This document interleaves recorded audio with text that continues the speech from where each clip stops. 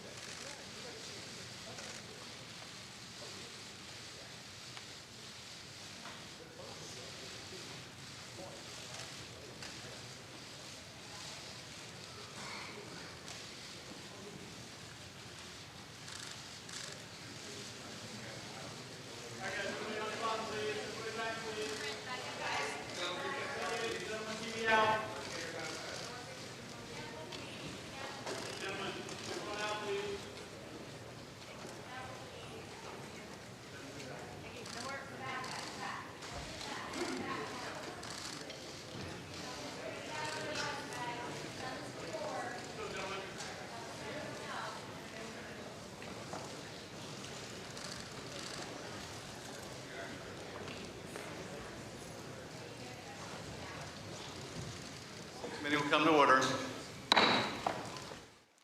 Good morning, everyone. This is the third in a series of public hearings the committee will be holding as part of the House of Representatives impeachment inquiry. Without objection, the chair is authorized to declare a recess of the committee at any time. There is a quorum present. We will proceed today in the same fashion as our first hearing. I will make an opening statement, and then Ranking Member Nunes will have the opportunity to make a statement. Then we will turn to our witnesses for their opening statements and then to questions. For audience members, we welcome you and respect your interest in being here. In turn, we ask for your respect as we proceed with today's hearing. It is the intention of the committee to proceed without disruptions. As chairman, I'll take all necessary and appropriate steps to maintain order and ensure that the committee is run in accordance with House Rules and House Resolution 660. With that, I now recognize myself to give an opening statement in the impeachment inquiry into Donald J. Trump, the 45th President of the United States. Last week, we heard from three experienced diplomats who testified about President Trump's scheme to condition official acts, a White House meeting, and hundreds of millions of dollars of U.S. military aid to fight the Russians on a deliverable by the new Ukrainian President Zelensky, two politically motivated investigations that Trump believed would help his re-election campaign. One of those investigations involved the Bidens, and the other involved a discredited conspiracy theory that Ukraine and not Russia was responsible for interfering in our 2016 election. As Ambassador Sondland would later tell career Foreign Service Officer David Holmes immediately after speaking to the president, Trump did not give he then used an expletive, about Ukraine. He cares about big stuff that benefits the president, like the Biden investigation that Giuliani was pushing.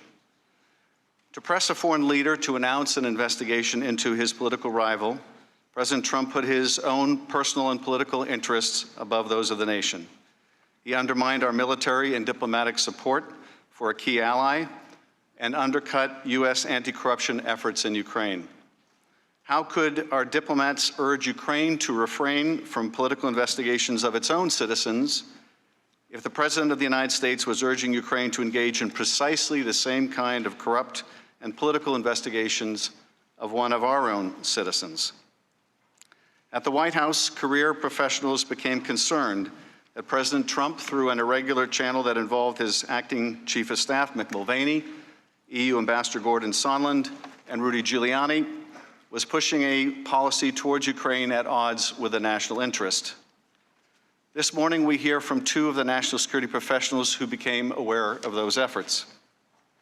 Lieutenant Colonel Alex Vindman, whose family fled oppression in the Soviet Union when he was a toddler, is a career Army officer, an Iraq War veteran who was awarded a Purple Heart, and an expert in Russia and Ukraine who has worked at the highest levels of the Pentagon. In July 2018, he was detailed to the White House in part to coordinate policy on Ukraine. Jennifer Williams is a career Foreign Service officer who is currently detailed to the Office of the Vice President and responsible for Europe and Eurasia-related issues.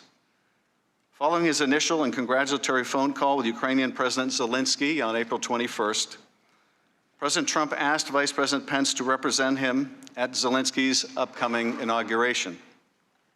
Ms. Williams was working on logistics for the trip. Pence would be a coveted attendee, second in significance only to the president, and would have sent an important signal of support to the new Ukrainian president. In early May, however, Rudy Giuliani had been planning to go to Ukraine to pursue the president's interest in having the Bidens investigated, but had to call off the trip after it became public. Among others, Giuliani blamed people around Zelensky for having to cancel and claimed that they were antagonistic to Trump. 3 days later, the president called off the vice president's attendance at Zelensky's inauguration. Instead, a lower-level delegation was named: Energy Secretary Rick Perry, Ambassador Sondland, and Ambassador Kurt Volker, the three amigos. Senator Ron Johnson and Lieutenant Colonel Vindman would also attend. After returning from the inauguration, several members of the delegation briefed President Trump on their encouraging first interactions with Zelensky. They urged Trump to meet with the Ukrainian president, but Trump instead criticized Ukraine and instructed them to work with Rudy. A few weeks later, On July 10th, Ambassador Sondland met at the White House with a group of U.S. and Ukrainian officials, including Colonel Vindman, and informed the group that according to Chief of Staff Mulvaney, the White House meeting sought by the Ukrainian president with Trump would happen if Ukraine undertook certain investigations.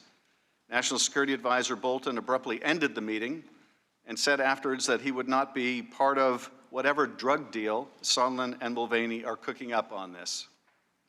Undeterred, Sondland brought the Ukrainian delegation downstairs to another part of the White House and was more explicit, according to witnesses. Ukraine needed to investigate the Bidens or Burisma if they were to get a White House meeting with Trump. After this discussion, which Vindman witnessed, he went to the National Security Council's top lawyer to report the matter. Vindman was told to return in the future with any concerns. He would soon find the need to do so. A week later, on July 18th, the representative of the Office of Management and Budget announced on a video conference call that Mulvaney, at Trump's direction, was freezing nearly $400 million in military assistance to Ukraine, which was appropriated by Congress and enjoyed the support of the entirety of the U.S. national security establishment. And 1 week after that, Trump would have the now infamous July 25th phone call with Zelensky. During that call, Trump complained that the U.S. relationship with Ukraine had not been reciprocal.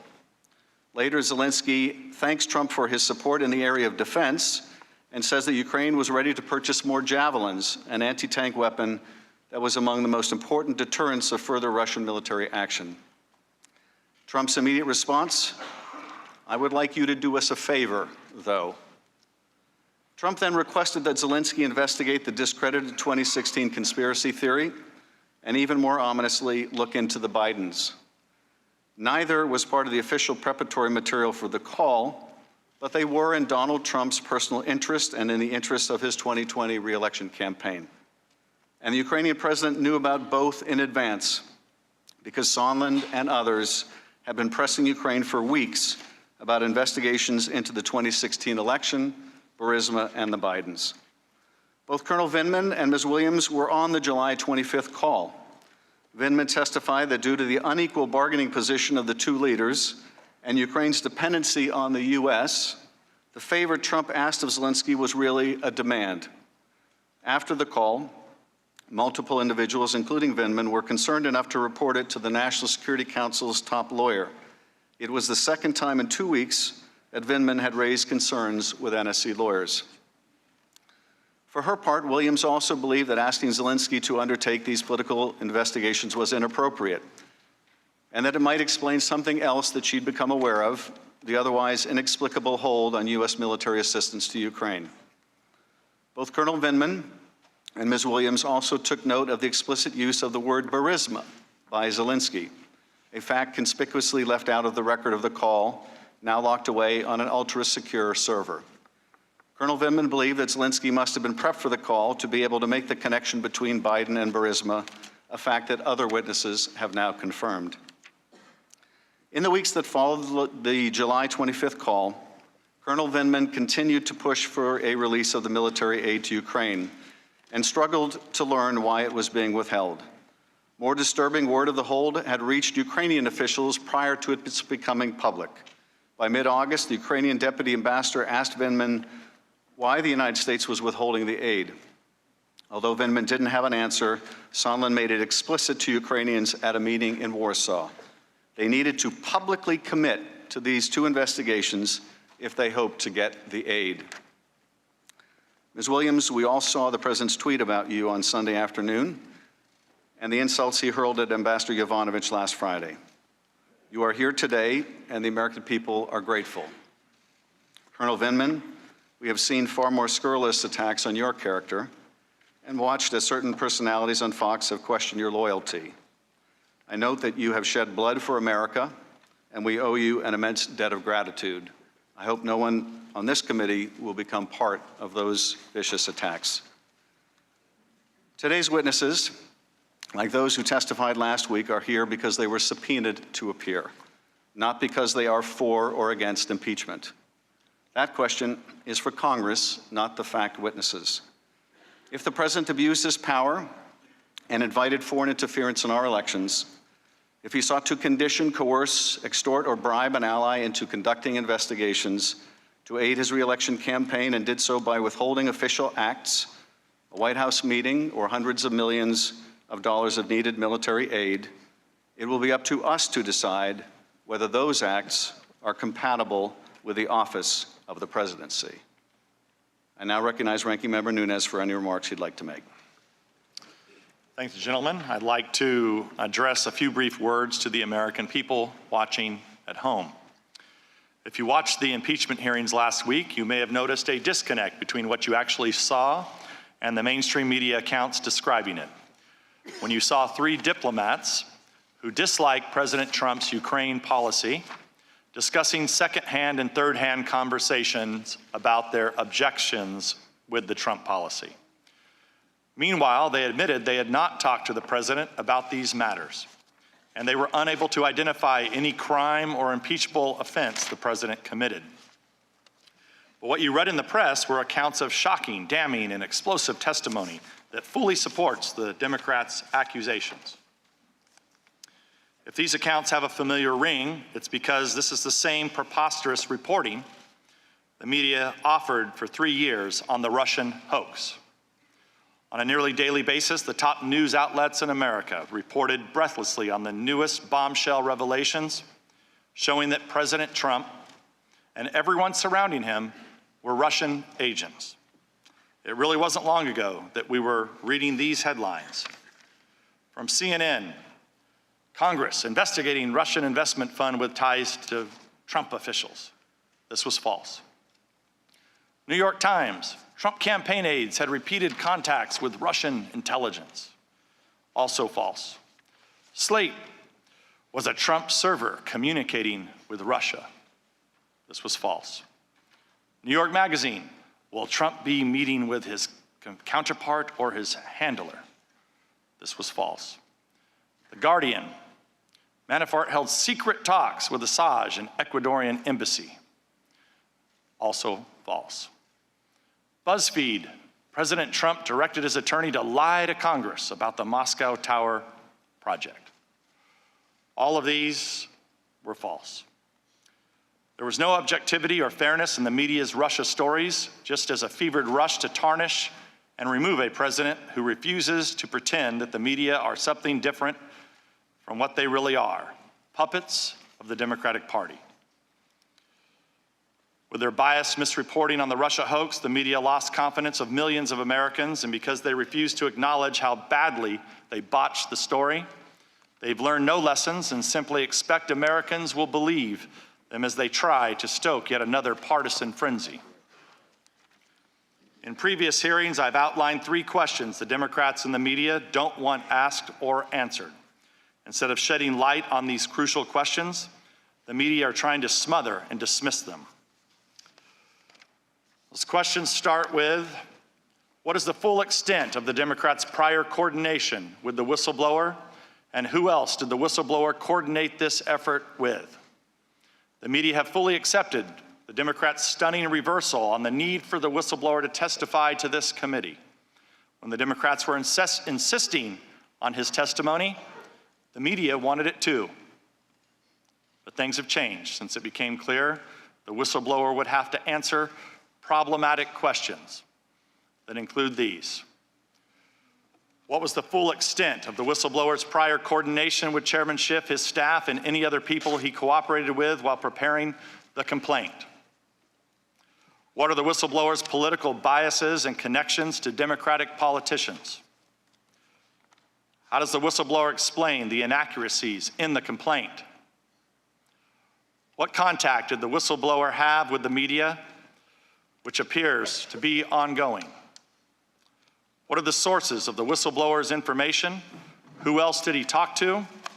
And was the whistleblower prohibited by law from receiving or conveying any of that information? The media have joined the Democrats in dismissing the importance of cross-examining this crucial witness. Now that the whistleblower has successfully kick-started impeachment, he has disappeared from the story, as if the Democrats put the whistleblower in their own witness protection program. My second question, what was the full extent of Ukraine's election meddling against the Trump campaign? In these depositions and hearings, Republicans have cited numerous indications of Ukraine meddling in the 2016 elections to oppose the Trump campaign. Many of these instances were reported, including the posting of many primary source documents by veteran investigative journalist John Solomon. Since the Democrats switched from Russia to Ukraine for their impeachment crusade, Solomon's reporting on Burisma, Hunter Biden, and Ukraine election meddling has become inconvenient for the Democratic narrative, and so the media is furiously smearing and libeling Solomon. In fact, the publication The Hill told its staff yesterday it would conduct a review of Solomon's Ukraine reporting. Coincidentally, the decision comes just 3 days after a Democrat on this committee told a Hill writer that she would stop speaking to The Hill because it had run Solomon's stories. And she urged the writer to relay her concerns to Hill's management. So now that Solomon's reporting is a problem for the Democrats, it's a problem for the media as well. I'd like to submit for the record John Solomon's October 31st story entitled "Debunking Some of Ukraine's Scandal Myths About Biden and Election Interference."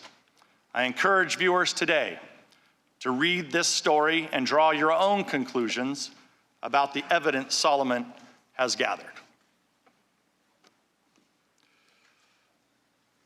Ask unanimous consent that we put this into the record, Mr. Chair. Without objection.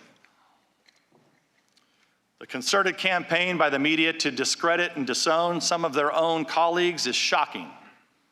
And we see it again in the sudden denunciations of New York Times reporter Ken Vogel as a conspiracy theorist after he covered similar issues, including a 2017 Politico piece entitled "Ukrainian Efforts to Sabotage Trump Backfire."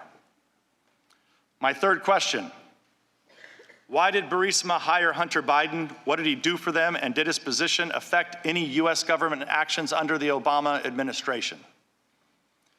We have now heard testimony from the Democrats' own witnesses that diplomats were concerned about a conflict of interest involving Hunter Biden. That's because he had secured a well-paid position despite having no qualifications on the board of a corrupt Ukrainian company, while his father was vice president charged with overseeing Ukrainian issues. After trying out several different accusations against President Trump, the Democrats have recently settled on bribery. According to widespread reports, they replaced their quid pro quo allegation because it wasn't polling well. But if the Democrats and the media are suddenly so deeply concerned about bribery, you would think they would take some interest in Burisma paying Hunter Biden $83,000 a month. And you think they would be interested in Joe Biden threatening to withhold U.S. loan guarantees unless the Ukrainians fired a prosecutor who was investigating Burisma. That would be a textbook example of bribery.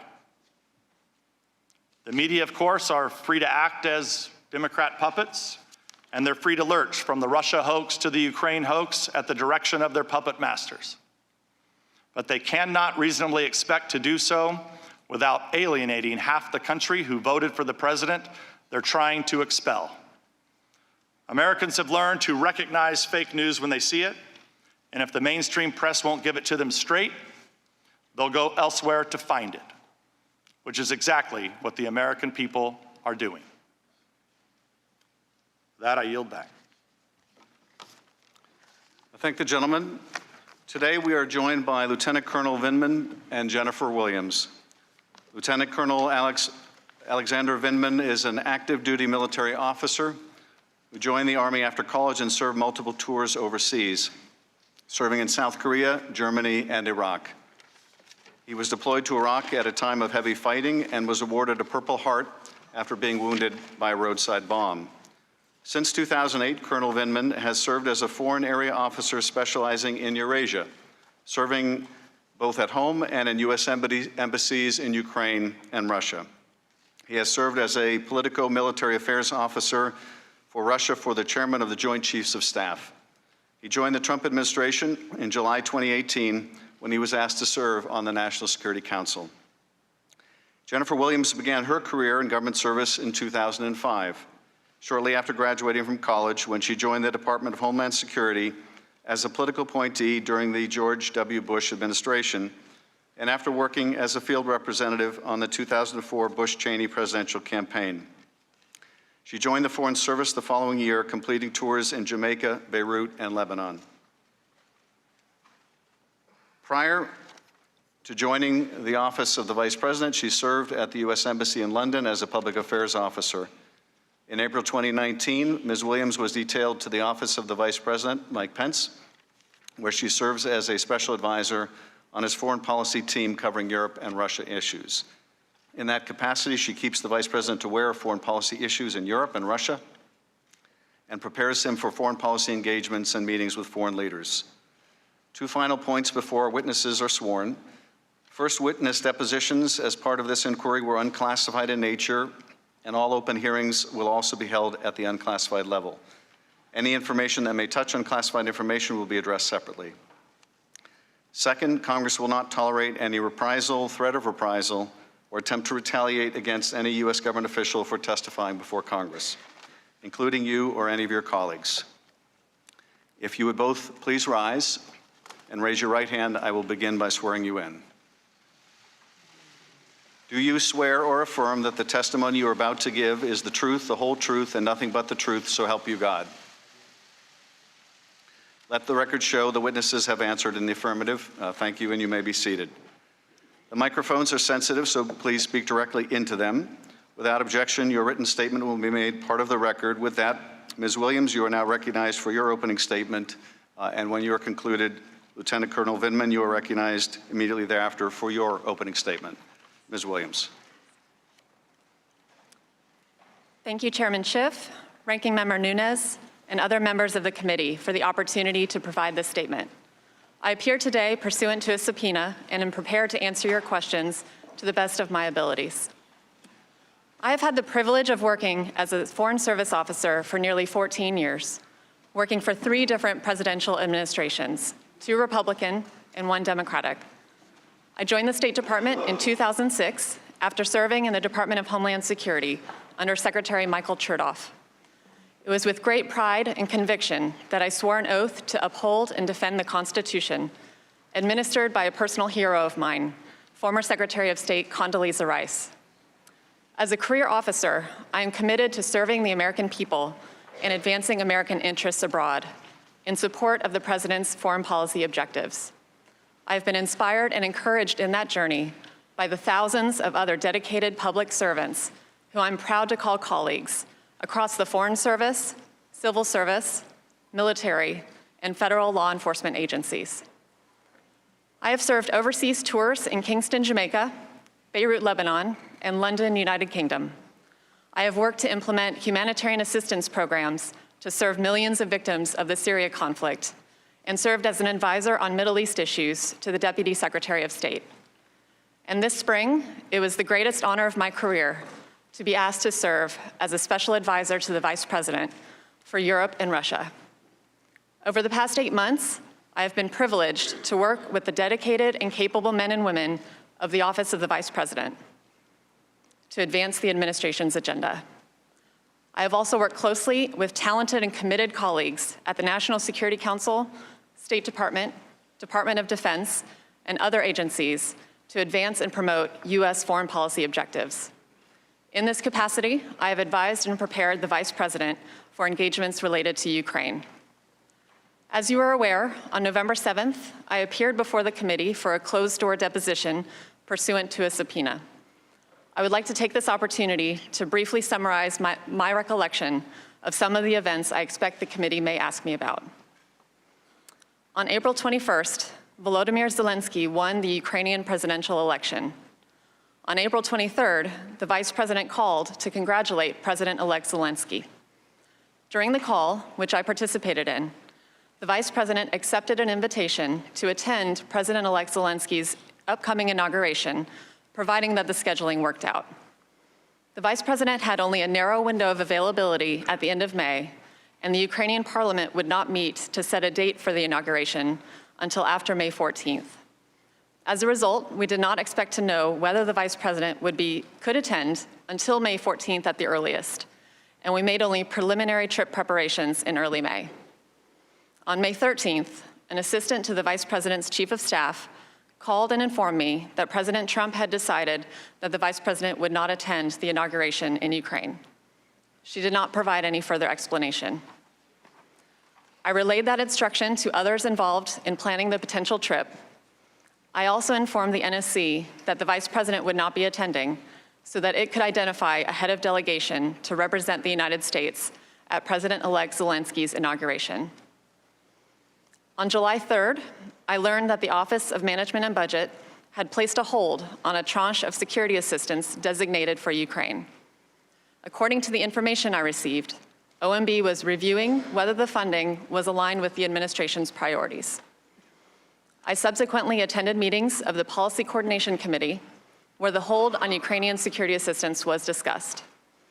During those meetings, representatives of the state and defense departments advocated that the hold should be lifted, and OMB representatives reported that the White House Chief of Staff had directed that the hold should remain in place. On September 11th, I learned that the hold on security assistance for Ukraine had been released. I have never learned what prompted that decision. On July 25th, along with several of my colleagues, I listened to a call between President Trump and President Zelensky, the content of which has since been publicly reported.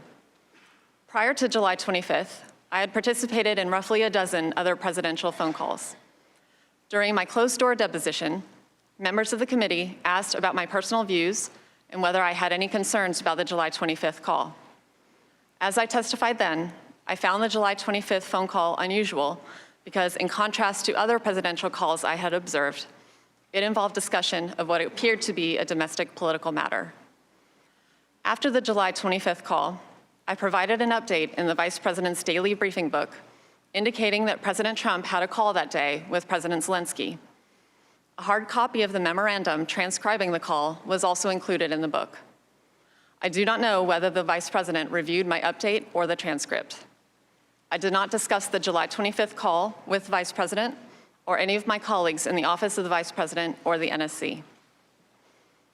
On August 29th, I learned that the Vice President would be traveling to Poland to meet with President Zelensky on September 1st. At the September 1st meeting, which I attended, President Zelensky asked the Vice President about news articles reporting a hold on U.S. security assistance for Ukraine. The Vice President responded that Ukraine had the United States' unwavering support and promised to relay their conversation to President Trump that night. During the September 1st meeting, neither the Vice President nor President Zelensky mentioned the specific investigations discussed during the July 25th phone call. Thank you again for the opportunity to provide this statement. I'd be happy to answer any questions.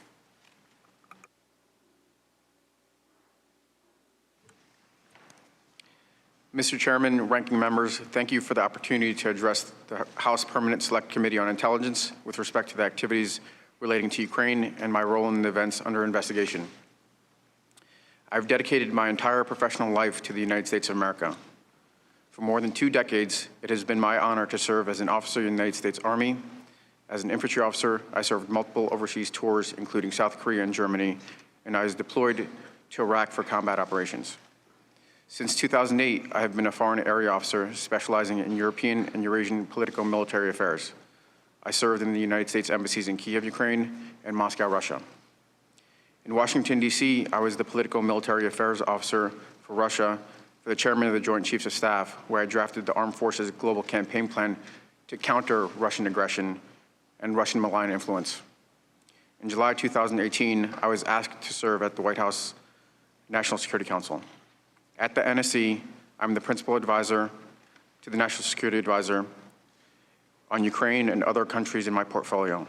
My role at the NSC is to develop, coordinate, and implement plans and policies to manage the full range of diplomatic, informational, military, and economic national security issues for the countries in my portfolio. My core function is to coordinate policy with departments and agencies. The committee has heard from many of my colleagues about the strategic importance of Ukraine as a bulwark against Russian aggression. It is important to note that our country's policy of supporting Ukrainian sovereignty and territorial integrity, promoting Ukrainian prosperity, and strengthening a free and democratic Ukraine as a counter to Russian aggression has been a consistent, bipartisan foreign policy objective and strategy across various administrations, both Democratic and Republican, and that President Zelensky's election in April 2019 created an unprecedented opportunity to realize our strategic objectives. In the spring of 2019, I became aware of two disruptive actors, primarily Ukraine's then prosecutor Yuri Lutsenko and former Mayor Rudolph Giuliani, President's personal attorney, promoting false narratives that undermined the United States-Ukraine policy. The NSC and its interagency partners, including the State Department, grew increasingly concerned about the impact that such information was having on our country's ability to achieve our national security objectives. On April 21st, 2019, Volodymyr Zelensky was elected president of Ukraine in a landslide victory on a unity, reform, and anti-corruption platform. President Trump called President Zelensky on April 21st, 2019 to congratulate him on his victory. I was the staff officer who produced the call materials and was one of the staff officers who listened to the call. The call was positive, and President Trump expressed his desire to work with President Zelensky and extended an invitation to visit the White House. In May, I attended the inauguration of President Zelensky as part of the presidential delegation led by Secretary Perry. Following the visit, the members of the delegation provided President Trump a debriefing offering a positive assessment of President Zelensky and his team. After this debriefing, President Trump signed a congratulatory letter to President Zelensky and extended another invitation to visit the White House. On July 10, 2019, Alexander Danylyuk, then Ukraine's National Security Advisor, visited Washington, D.C. for a meeting with National Security Advisor Bolton. Ambassadors Volker and Sondland, and Secretary Rick Perry also attended the meeting. I attended with Dr. Hill. We fully anticipated the Ukrainians would raise the issue of a meeting between the presidents. Ambassador Bolton cut the meeting short when Ambassador Sondland started to speak about the requirement that Ukraine deliver specific investigations in order to secure the meeting with President Trump. Following this meeting, there was a short debriefing during which Ambassador Sondland emphasized the importance of Ukraine delivering the investigations into the 2016 elections, the Bidens, and Burisma. I stated to Ambassador Sondland that this was inappropriate and had nothing to do with national security. Dr. Hill also asserted his comments were improper. Following the meeting, Dr. Hill and I agreed to report the incident to NSC's lead counsel, Mr. John Eisenberg. On July 21st, 2019, President Zelensky won a parliamentary election in another landslide victory. The NSC proposed that President Trump call President Zelensky to congratulate him. On July 25th, 2019, the call occurred. I listened on the call in the Situation Room with White House colleagues. I was concerned by the call. What I heard was inappropriate, and I reported my concerns to Mr. Eisenberg. It is improper for the President of the United States to demand a foreign government investigate a U.S. citizen and a political opponent. I was also clear that if Ukraine pursued an investigation, it was also clear that if Ukraine pursued an investigation into the 2016 elections, the Bidens and Burisma, it would be interpreted as a partisan play. This would undoubtedly result in Ukraine losing bipartisan support, undermining U.S. national security, and advancing Russia's strategic objectives in the region. I want to emphasize to the committee that when I reported my concerns on July 10th relating to Ambassador Sondland, and on July 25th relating to the President, I did so out of a sense of duty. I privately reported my concerns in official channels to the proper authority in the chain of command. My intent was to raise these concerns because they had significant national security implications for our country. I never thought that I'd be sitting here testifying in front of this committee and the American public about my actions. When I reported my concerns, my only thought was to act properly and to carry out my duty. Following each of my reports to Mr. Eisenberg, I immediately returned to work to advance the President's and our country's foreign policy objectives. I focused on what I have done throughout my military career, promoting America's national security interests. I want to take a moment to recognize the courage of my colleagues who have appeared and are scheduled to appear before this committee. I want to state that the character attacks on these distinguished and honorable public servants is reprehensible. It is natural to disagree and engage in spirited debate, and this has been the custom of our country since the time of our founding fathers. But we are better than personal attacks. The uniform I wear today is that of the United States Army. The members of our all-volunteer force are made up of a patchwork of people from all ethnicities, regions, socioeconomic backgrounds who come together under a common oath to protect and defend the Constitution of the United States of America. We do not serve any political party, we serve the nation. I am humbled to come before you today as one of many who serve in the most distinguished and able military in the world. The Army is the only profession I have ever known. As a young man, I decided I wanted to spend my life serving this nation and gave my family refuge from authoritarian oppression. For the last 20 years, it has been an honor to represent and protect this great country. Next month will mark 40 years since my family arrived in the United States as refugees. When my father was 47 years old, he left behind his entire life and the only home he had ever known to start over in the United States so his 3 sons could have a better and safer lives. His courageous decision inspired a deep sense of gratitude in my brothers and myself and instilled in us a sense of duty and service. All 3 of us have served or are currently serving in the military. My little brother sits behind me here today.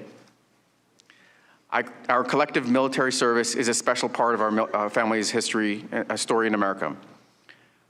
I also recognize that my simple act of appearing here today, just like the courage of my colleagues who have also truthfully testified before this committee, would not be tolerated in many places around the world. In Russia, my act of expressing concern to the chain of command in an official and private channel would have severe personal and professional repercussions, and offering public testimony involving the president would surely cost me my life.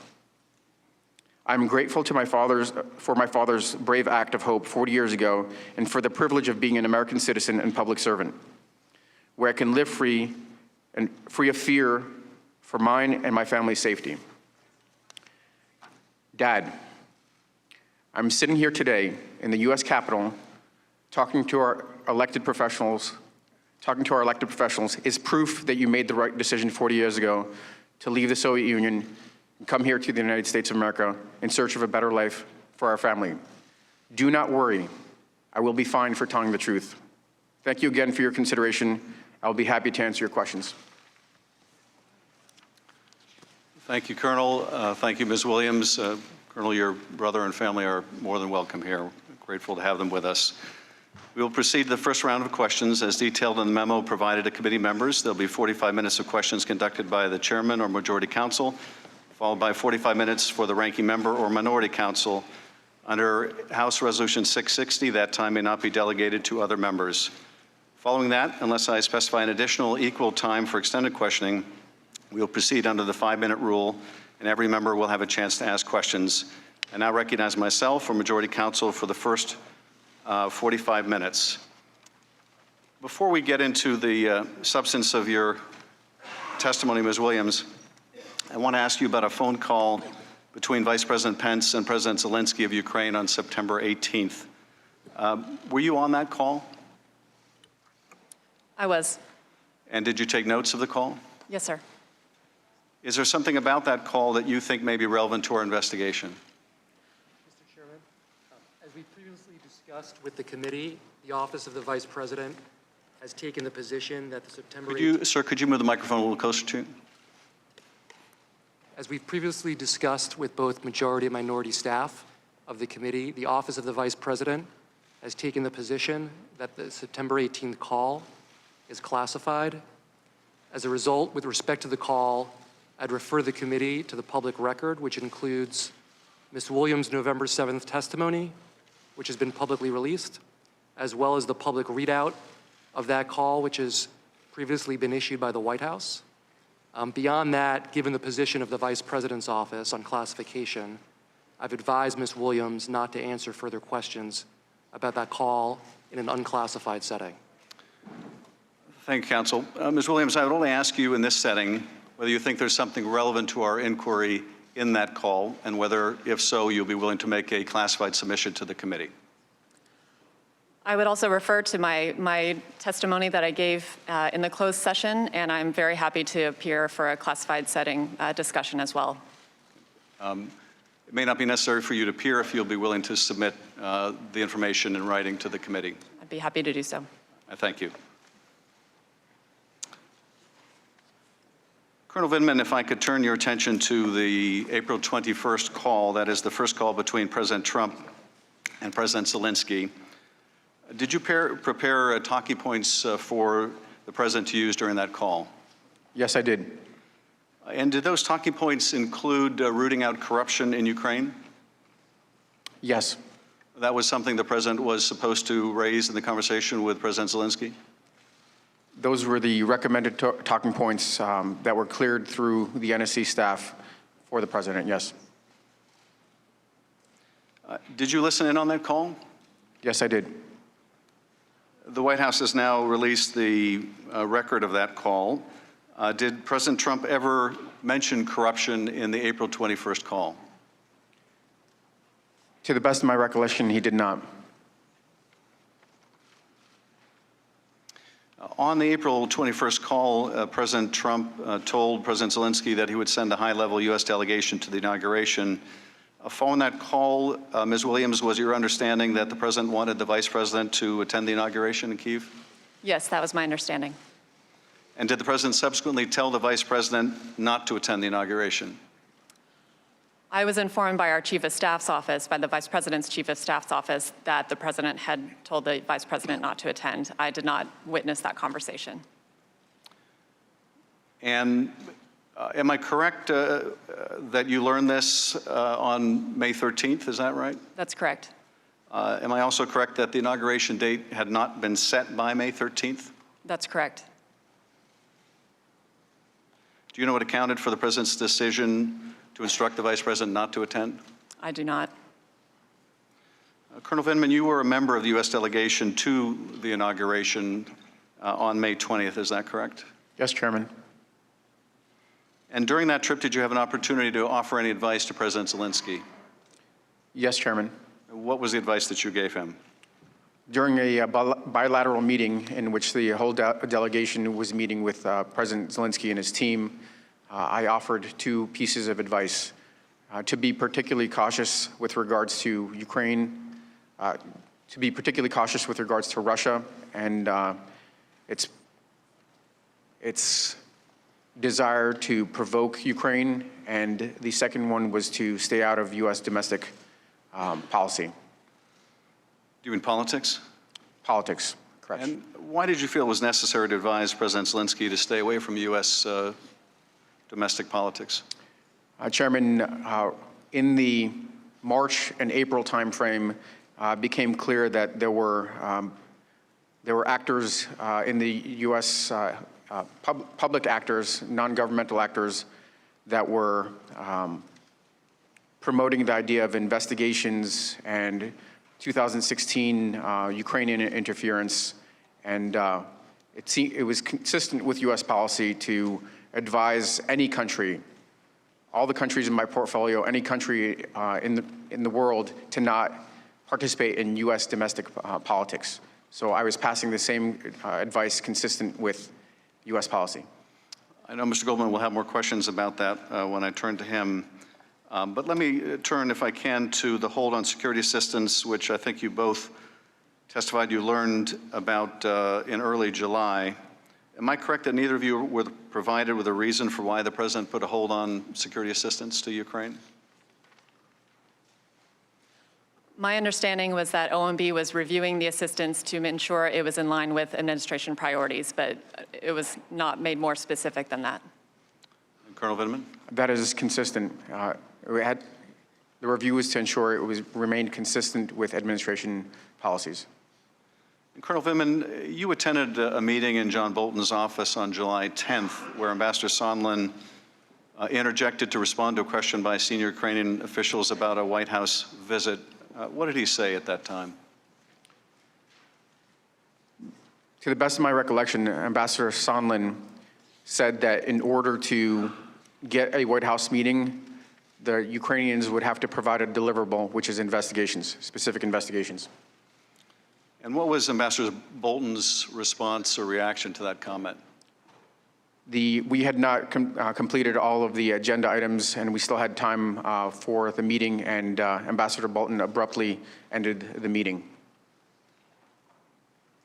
Did you report this incident to the National Security Council lawyers? Yes, I did. Based on Ambassador Sondland's remark at the July 10th meeting, was it your clear understanding that the Ukrainians understood they had to commit to investigations President Trump wanted in order to get the White House meeting? It may have not been entirely clear at that moment. Certainly, Ambassador Sondland was calling for these meetings, and he had stated that this was developed per a conversation with the Chief of Staff, Mr. Mick Mulvaney, but the connection to the President wasn't clear at that point. But the import of what Ambassador Sondland said during that meeting was that there was an agreement with Mick Mulvaney that Zelensky would get the meeting if they would undertake these investigations. That is correct. About 2 weeks after that July 10th meeting, President Trump and President Zelensky had their second call, the now infamous July 25th call. Colonel Vindman, what was your real-time reaction to hearing that call?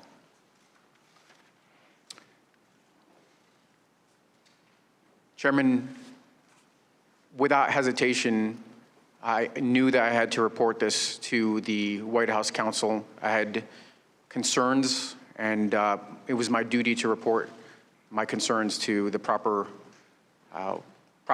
people in the chain of command. And what was your concern? Well, Chairman, as I said in my statement, it was inappropriate, it was improper for the President to request to demand an investigation into a political opponent, especially a foreign power where there's at best dubious belief that this would be a completely impartial investigation, and that this would have significant implications if it became public knowledge, and it would be perceived as a partisan play. It would undermine our Ukraine policy, and it would undermine our national security. Now, Colonel, you've described this as a demand, this favor that the President asked. What is it about the relationship between the President of the United States and the President of Ukraine that leads you to conclude that when the President of the United States asks a favor like this, it's really a demand? Chairman, the culture I come from, the military culture, when a senior asks you to do something, even if it's polite and pleasant, it's not to be taken as a request. It's to be taken as an order. In this case, the power disparity between the two leaders, my impression is that in order to get the White House meeting, President Zelensky would have to deliver these investigations. Ms. Williams, I think you described your reaction in your deposition as, when you listened to the call, as you found it unusual and inappropriate. But I was struck by something else you said in your deposition. You said that it shed some light on possible other motivations behind a security assistance hold. What did you mean by that? Mr. Chairman, I was asked during the closed-door testimony how I felt about the call, and in reflecting on what I was thinking in that moment, it was the first time I had heard internally the President reference particular investigations that previously I had only heard about through Mr. Giuliani's press interviews in press reporting. So in that moment, it was not clear whether there was a direct connection or linkage between the ongoing hold on security assistance and what the President may be asking President Zelensky to undertake in regard to investigations.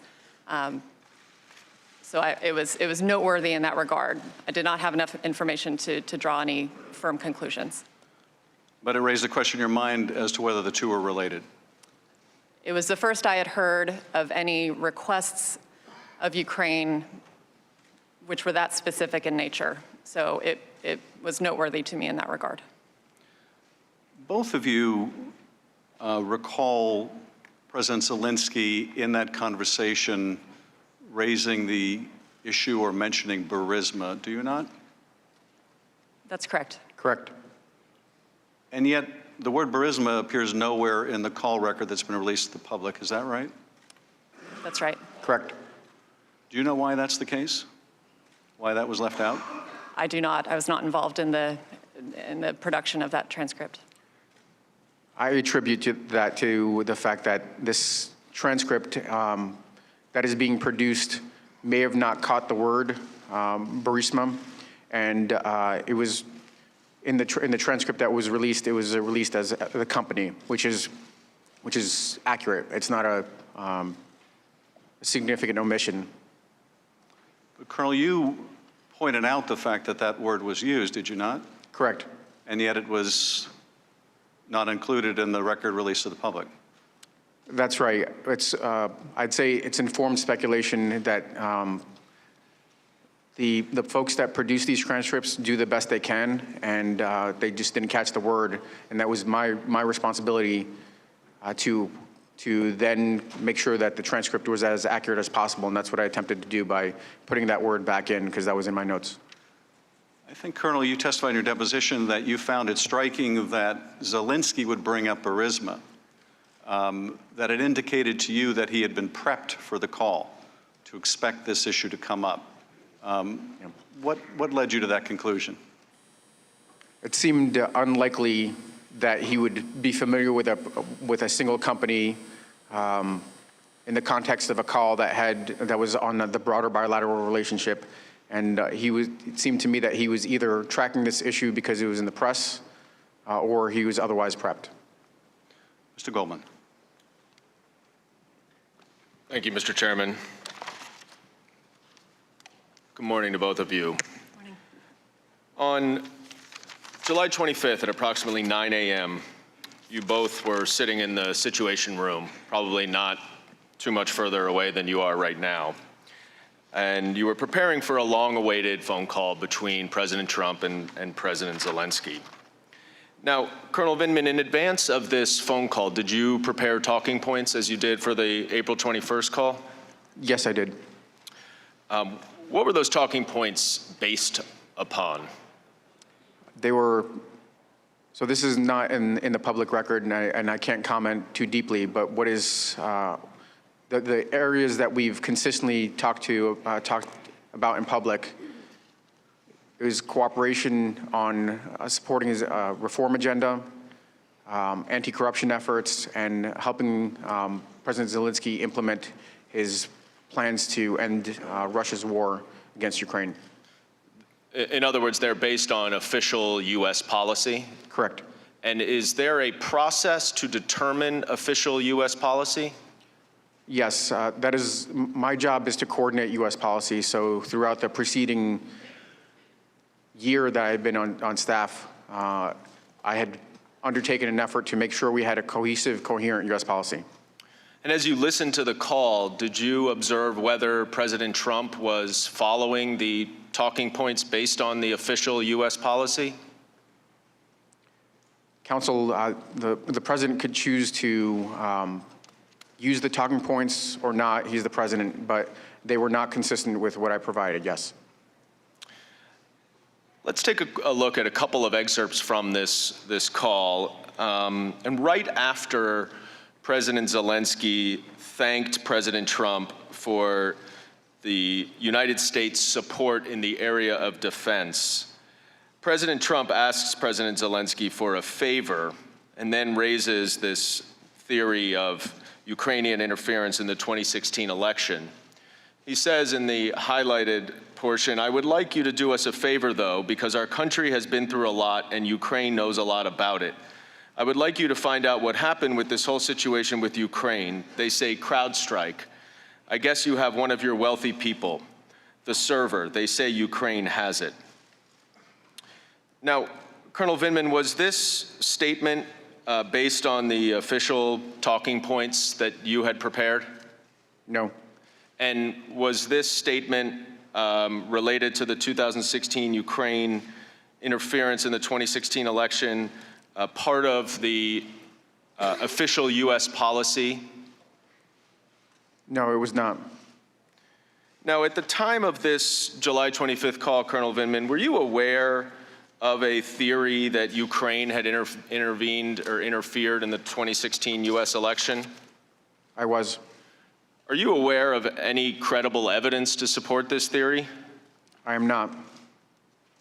Are you also aware that Vladimir Putin had promoted this theory of Ukrainian interference in the 2016 election? I am well aware of that fact. And ultimately, which country did U.S. intelligence services determine to have interfered in the 2016 election? It is the consensus of the entire intelligence community that the Russians interfered in U.S. elections in 2016. Let's go to another excerpt from this call where President Trump asked President Zelensky to investigate his political opponent, Vice President Joe Biden. Here, President Trump says, "The other thing, there's a lot of talk about Biden's son, that Biden stopped the prosecution, and a lot of people want to find out about that. So whatever you can do with the Attorney General would be great. Biden went around bragging that he stopped the prosecution, so if you can look into it." It sounds horrible to me, he said. Again, Colonel Vindman, was this included in your talking points? It was not. Is such a request to investigate a political opponent consistent with official U.S. policy? It was not consistent with the policy as I understood it. Now, are you aware of any credible allegations or evidence to support this notion that Vice President Biden did something wrong or against U.S. policy with regard to Ukraine? I am not. Ms. Williams, are you familiar with any credible evidence to support this theory against Vice President Biden? No, I'm not. Now, Ms. Williams, prior to the July 25th call, approximately how many calls between the President of the United States and foreign leaders had you listened to? I would say roughly a dozen. Had you ever heard a call like this? As I testified before, I believe what I found unusual or different about this call was the president's reference to specific investigations, and that struck me as different than other calls I had listened to. You testified that you thought it was political in nature. Why did you think that? I thought that the references to specific individuals and investigations, such as former Vice President Biden and his son, struck me as political in nature, given that the former Vice President is a political opponent of the President. And so you thought that it could potentially be designed to assist President Trump's reelection effort? I can't speak to what the President's motivation was in referencing it, but I just noted that the reference to Biden sounded political to me. Colonel Vindman, you said in your deposition that it doesn't take a rocket scientist to see the political benefits of the president's demands. For those of us who are not rocket scientists, can you explain what you meant by that? So my understanding is that it was the connection to investigate into a political opponent was inappropriate and improper. I made that connection as soon as the president brought up the Biden investigation. Colonel Vindman, you testified that the President Trump's request for a favor from President Zelensky would be considered as a demand to President Zelensky.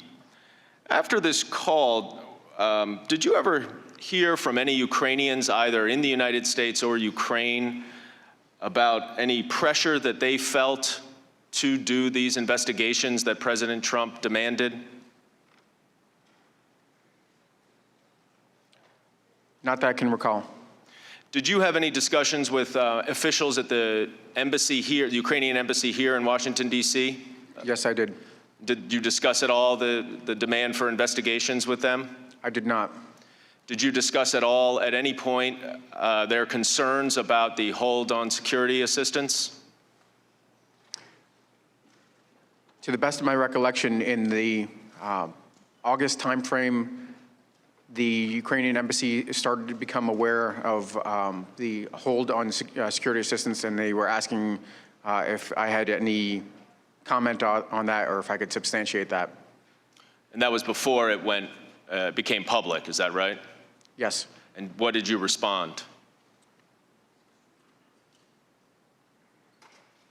I believe I said that I don't recall, frankly. I don't recall what I said, but I believe it may have been something along the lines of I'm not aware of it. You testified that one of your concerns about the request for investigations related to U.S. domestic politics was that Ukraine may lose bipartisan support. Why was that a concern of yours? Ukraine is in a war with Russia, and the security assistance that we provide Ukraine is significant. Absent that security assistance, and maybe even more importantly, the signal of support for Ukrainian sovereignty and territorial integrity, that would likely encourage Russia to pursue, to potentially escalate, to pursue further aggression, further undermining Ukrainian sovereignty, European security, and U.S. security. So in other words, Ukraine is heavily dependent on United States support, both diplomatically, financially, and also militarily. Correct. Colonel Vindman, what languages do you speak? I speak Russian and Ukrainian, and a little bit of English. Do you recall what language President Zelensky spoke on this July 25th phone call? I know he made a valiant effort to speak English. He had been practicing up his English, but he also spoke Ukrainian. I want to look at the third excerpt from the July 25th call. And Chairman Schiff addressed this with you in his questioning. And you see in the highlighted portion, it says specifically to the company that you mentioned in this issue. Is that the portion of the call record that, Colonel Vindman, you thought President Zelensky actually said Burisma? Correct. And you testified earlier that his use of, or his understanding that when President Trump mentioned the Bidens, that referred to the company Burisma, sounded to you like he was prepped or prepared for this call. Is that right? That is correct. I want to go to the next slide, if we could, which is actually a text message that neither of you is on, but this is from Ambassador Kurt Volker to Andrei Yermak. And Colonel Vindman, who's Andrei Yermak? Andrei Yermak is a senior advisor within the presidential administration to Ukrainian presidential administration. He's a senior advisor to President Zelensky.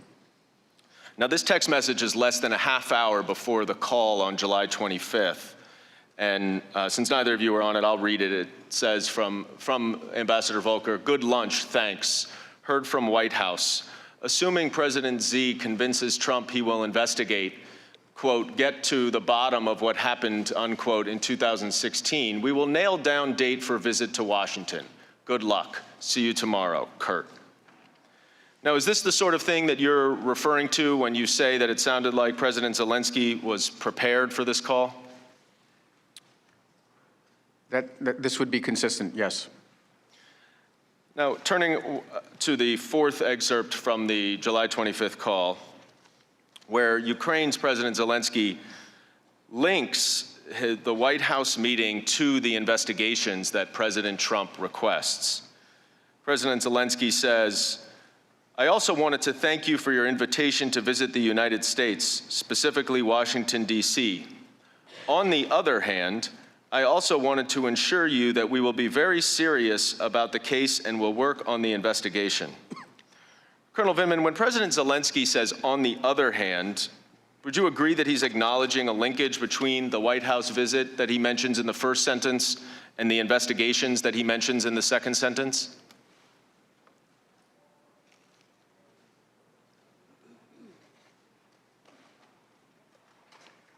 It could be taken that way.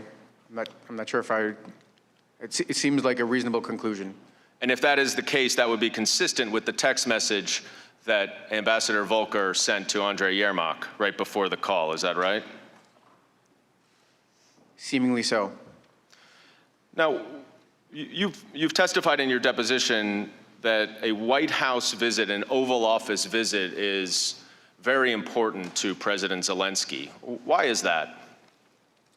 The show of support for President Zelensky, still a brand new president, frankly, a new politician on the Ukrainian political scene, looking to establish his bona fides as a regional and maybe even a world leader, would want to have a meeting with the United States, the most powerful country in the world, and Ukraine's most significant benefactor, in order to be able to implement his agenda.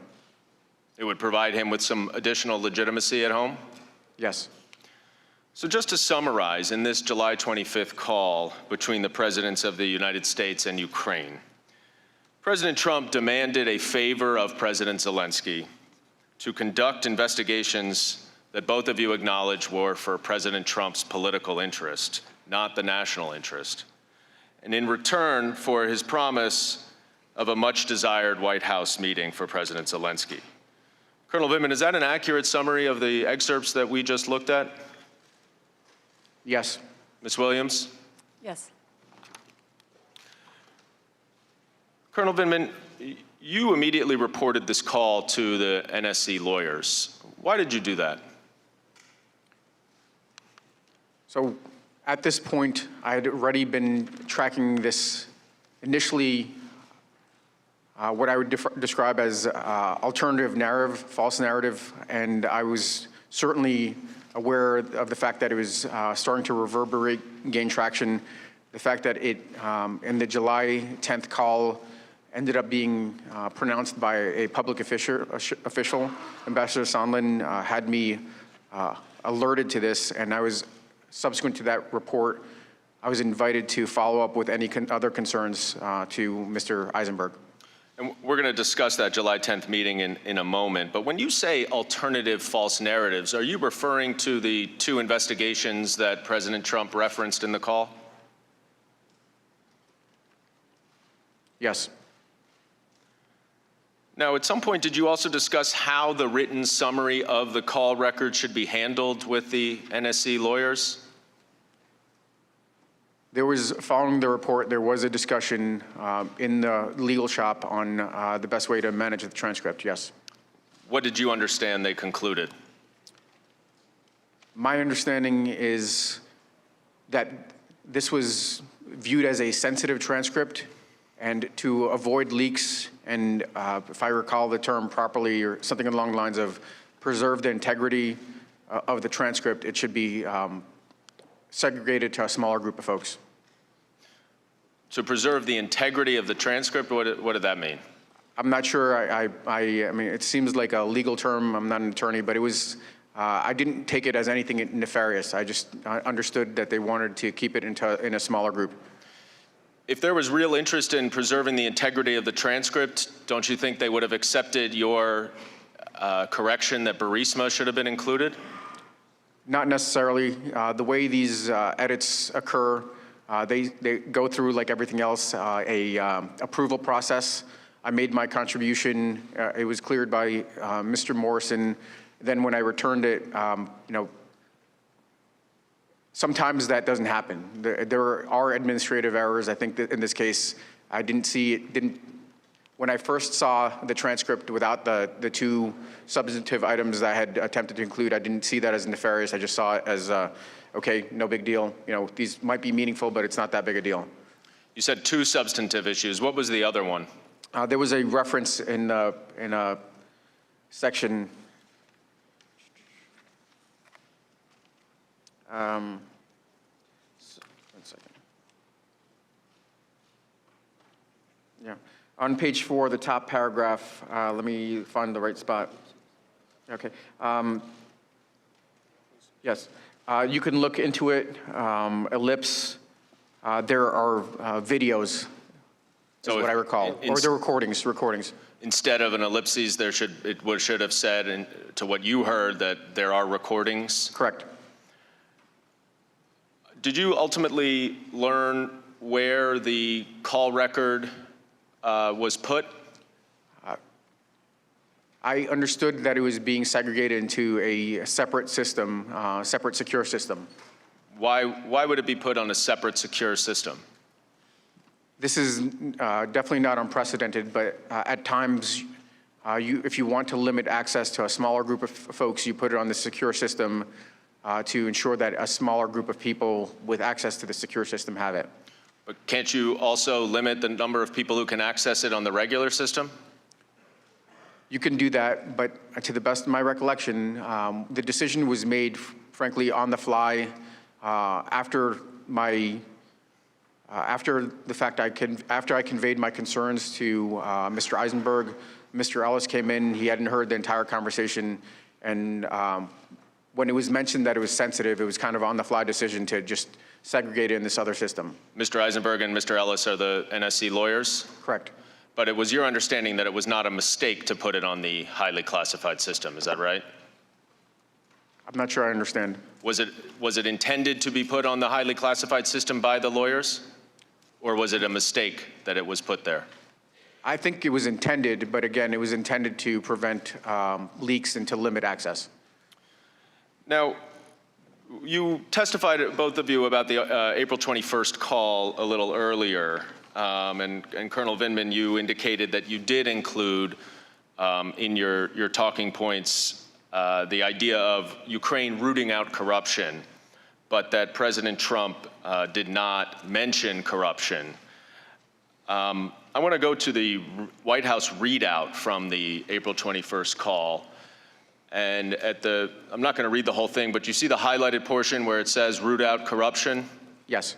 So in the end, this readout was false, is that right?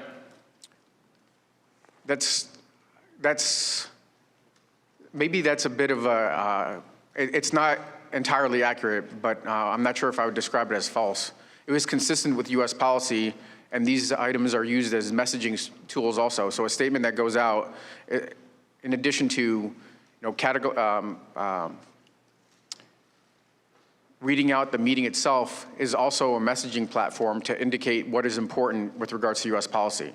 So it is a part of U.S. official policy that Ukraine should root out corruption, even if President Trump did not mention it in that April 21st phone call. Is that right? Certainly.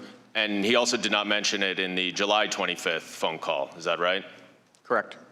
So even though it was included in his talking points for the April 21st call, and presumably even though you can't talk about it for the July 21st call, it was not included in either. Is that right? For the April 21st call. He did not mention it in either, rather. Correct. So when the president says now that he held up security assistance because he was concerned about rooting out corruption in Ukraine, that concern was not expressed in the 2 phone conversations that he had with President Zelensky earlier this year. Is that right? Correct. Now, Ms. Williams, you testified that earlier that after this April 21st call, President Trump asked Vice President Pence to attend President Zelensky's inauguration. Is that right? That's correct. And that on May 13th, you were just informed by the Chief of Staff's office that Vice President Pence will not be going per request of the president. Is that right? That's what I was informed, yes. And you didn't know what had changed from April 21st to May 13th. Is that right? No, not in terms of that decision. Well, Colonel Vindman, since you in particular are a little bit more perhaps than Ms. Williams, who has a broader portfolio, focuses on Ukraine, I want to ask you if you were aware of the following things that happened from April 21st to May 13th. Were you aware that Ambassador Yovanovitch was abruptly recalled from Ukraine in that time? Yes. Were you aware that President Trump... I'm sorry, to correct it. So she was recalled prior, let me see. So the notification occurred towards the end of April, and she was finally recalled in May timeframe, I think May 20th, if I recall correctly. So she learned about it after April 21st, on April 24th, is that right? Correct. And were you aware that President Trump had a telephone call with President Putin during this time period in early May? I was. And were you aware that Rudy Giuliani had planned a trip to go to Ukraine to pressure the Ukrainians to initiate the 2 investigations that President Trump mentioned on the July 25th call in this time period? I was aware that he was traveling there and that he had been promoting the idea of these investigations. I want to move now to that July 10th meeting that you referenced, Colonel Vindman. What exactly did Ambassador Sondland say when the Ukrainian officials raised the idea of a White House meeting? As I recall, he referred to specific investigations that Ukrainians would have to deliver in order to get these meetings. And what happened to the White House meeting? What happened to the broader meeting after he made that reference? Ambassador Bolton very abruptly ended the meeting. And did you have any conversations with Ambassador Bolton about this meeting? No, I did not. Did you follow Ambassador Sondland and the others to the wardroom for a meeting follow-up? There was a photo opportunity that we leveraged in order to demonstrate U.S. support. So the White House visit, demonstrating U.S. support for Ukraine, and the new National Security Advisor, who's a technocrat. And then after that, we went down to a short post-meeting huddle or debrief. Were the investigations, the specific investigations that Ambassador Sondland referenced in the larger meeting, also discussed in the wardroom meeting? They were. And what did Ambassador Sondland say? Ambassador Sondland referred to investigations into the Biden's Burisma in 2016. How did you respond, if at all? I said that this request to conduct these meetings was inappropriate. These investigations was inappropriate and had nothing to do with national security policy. Was Ambassador Volker in this meeting as well? I don't recall specifically. I believe he was there for at least a portion of the time. I don't recall if he was there for that the whole meeting. Was this statement made in front of the Ukrainian officials? I believe there was some discussion prior to the Ukrainians leaving, when it was apparent there was some discord between the senior folks, Ambassador Sondland, and other White House staff, myself. They were asked to step out. So I don't recall if they were there for the entire discussion. The senior White House staff you're referring to, does that include Fiona Hill, your immediate supervisor at the time? Correct. Now, you said you also reported this incident to the NSC lawyers, is that right? Correct. And what was their response? John Eisenberg said that he took notes while I was talking, and he said that he would look into it. Why did you report this meeting and this conversation to the NSC lawyers? Because it was inappropriate, and following the meeting, I had a short conversation, following the post-meeting meeting in the wardroom, I had a short conversation with Dr. Hill, and we discussed the idea of needing to report this. So am I correct, Colonel Vindman, that at least no later than that July 10th meeting, the Ukrainians had understood, or at least heard, that the Oval Office meeting that they so desperately wanted was conditioned on these specific investigations into Burisma and the 2016 election? That was the first time I was aware of the Ukrainians being approached directly by a government official. And directly linking the White House meeting to the investigations? Correct.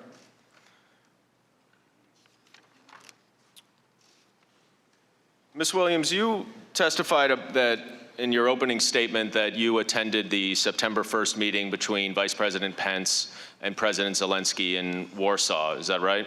That's correct.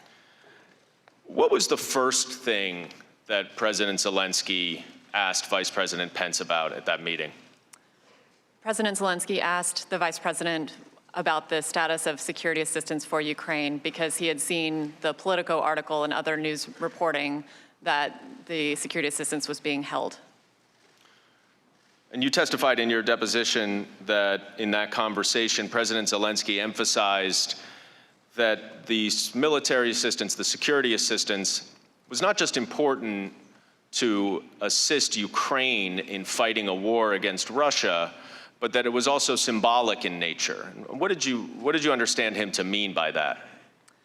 President Zelensky explained that more than, or just equally with the financial and physical value of the assistance, that it was the symbolic nature of that assistance that really was the show of U.S. support for Ukraine and for Ukraine's sovereignty and territorial integrity.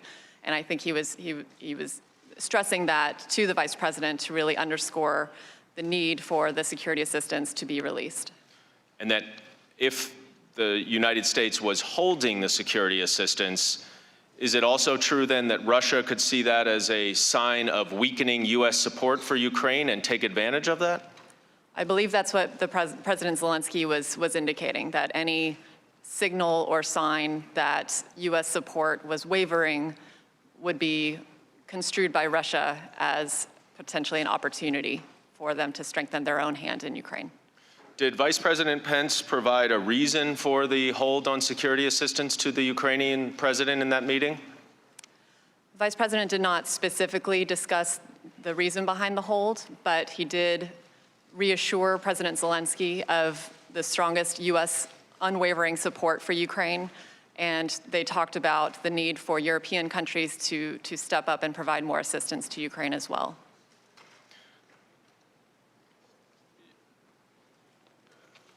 Did Vice President Pence report back to President Trump on that meeting, to your knowledge? The Vice President conveyed to President Zelensky that he would follow up with President Trump that evening and convey to President Trump what he had heard from President Zelensky with regard to his efforts to implement reforms in Ukraine. I am aware that the Vice President spoke to President Trump that evening, but I was not privy to the conversation.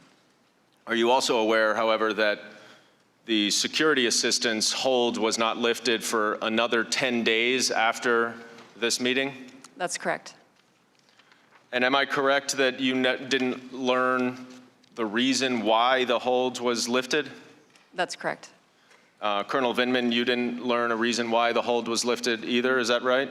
Correct.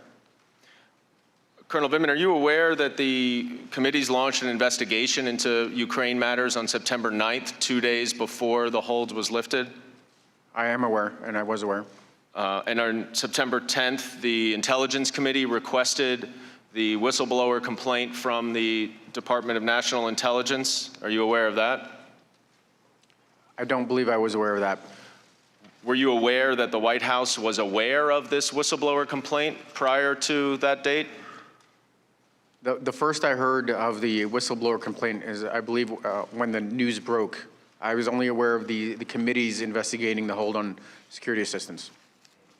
So is it accurate to say, Colonel Vindman, that whatever reason that was provided for the hold, including the administrative policies, which would support the hold, is that, I mean, would support the security assistance, is that right, to your understanding?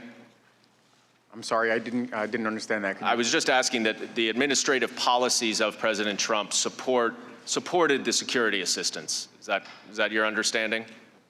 So the interagency policy was to support security assistance for Ukraine. Thank you. I yield back. Now recognize Ranking Member Nunes or Minority Counsel for 45 minutes. Thank you. Ms. Williams, welcome. I want to just establish a few basic facts about your knowledge of Ukraine, Burisma, and the role of the Bidens. Yes, sir. You spend an extraordinary amount of your time on Ukraine, correct?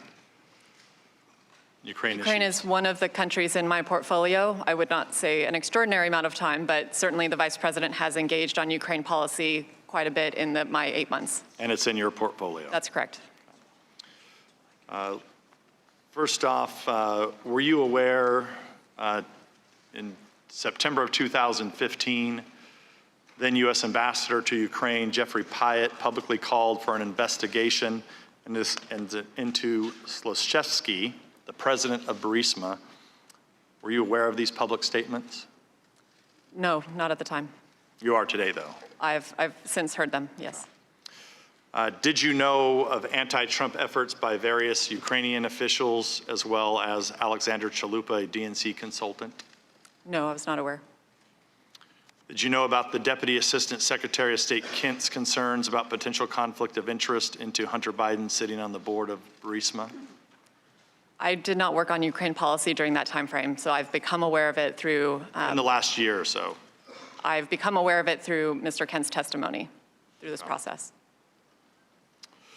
Did you know that financial records show a Ukrainian natural gas company, Burisma, routed more than $3 million to American accounts tied to Hunter Biden? No, I was not aware Until until you prepared for this hearing? others have been testifying in more detail on those issues. That's correct. You've been following it more closely. Correct. Did you know that Burisma's American legal representatives met with Ukrainian officials just days after Vice President Biden forced the firing of the country's chief prosecutor? Again, sir, I was not working on Ukraine policy during that time. So Yeah, and no, I was none not. of these are trick questions. I'm just trying to get through them. I on understand. the record. Yeah. Did you know that Burisma lawyers pressured the State Department in February 2016 after the raid and month before the firing of Shokin, and that they invoked Hunter Biden's name as a reason to intervene? I was not aware. Did you know that Joe Biden called Ukrainian President Poroshenko at least 3 times in February 2016 after the president and owner of Burisma's home was raided on February 2nd by the state prosecutor's office? Not at the time. Again, I've become aware of that through this proceeding. Thank you, Ms. Williams. Lieutenant Colonel Vindman, I'm going to ask you same questions just to establish some basic facts about your knowledge about Ukraine, Burisma, and the role of the Bidens. In September 2015, U.S. Ambassador to Ukraine, Jeffrey Pyatt, publicly called for an investigation into Slashevsky, the president of Burisma. Were you aware of these public statements? I wasn't aware of them at the time. When did you become aware of them? During the course of the testimony and the depositions after this impeachment inquiry began. Did you know of anti-Trump efforts by various Ukrainian government officials as well as Alexander Chalupa, a DNC consultant? I'm not aware of any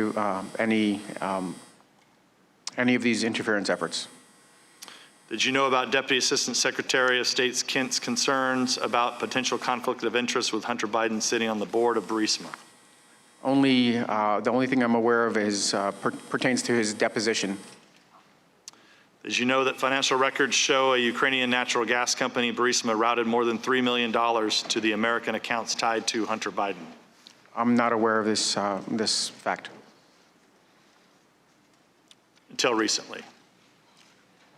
I guess I didn't independently look into it. I'm just not aware of what kind of payments Mr. Biden may have received. This is not something I'm aware of. Did you know that Burisma's American legal representatives met with Ukrainian officials just days after Vice President Biden forced the firing of the country's chief prosecutor? I'm not aware of these meetings. Did you know that Burisma lawyers pressured the State Department in February 2016 after the raid and a month before the firing of Shokin, and that they invoked Hunter Biden's name as a reason to intervene? I'm not aware of any of these facts. Did you know that Joe Biden called Ukrainian President Poroshenko at least 3 times in February 2016 after the president and owner of Burisma's home was raided on February 2nd by the state prosecutor's office? I'm aware of the fact that President Biden, or Vice President Biden, was very engaged on Ukraine and had numerous engagements. That's what I'm aware of.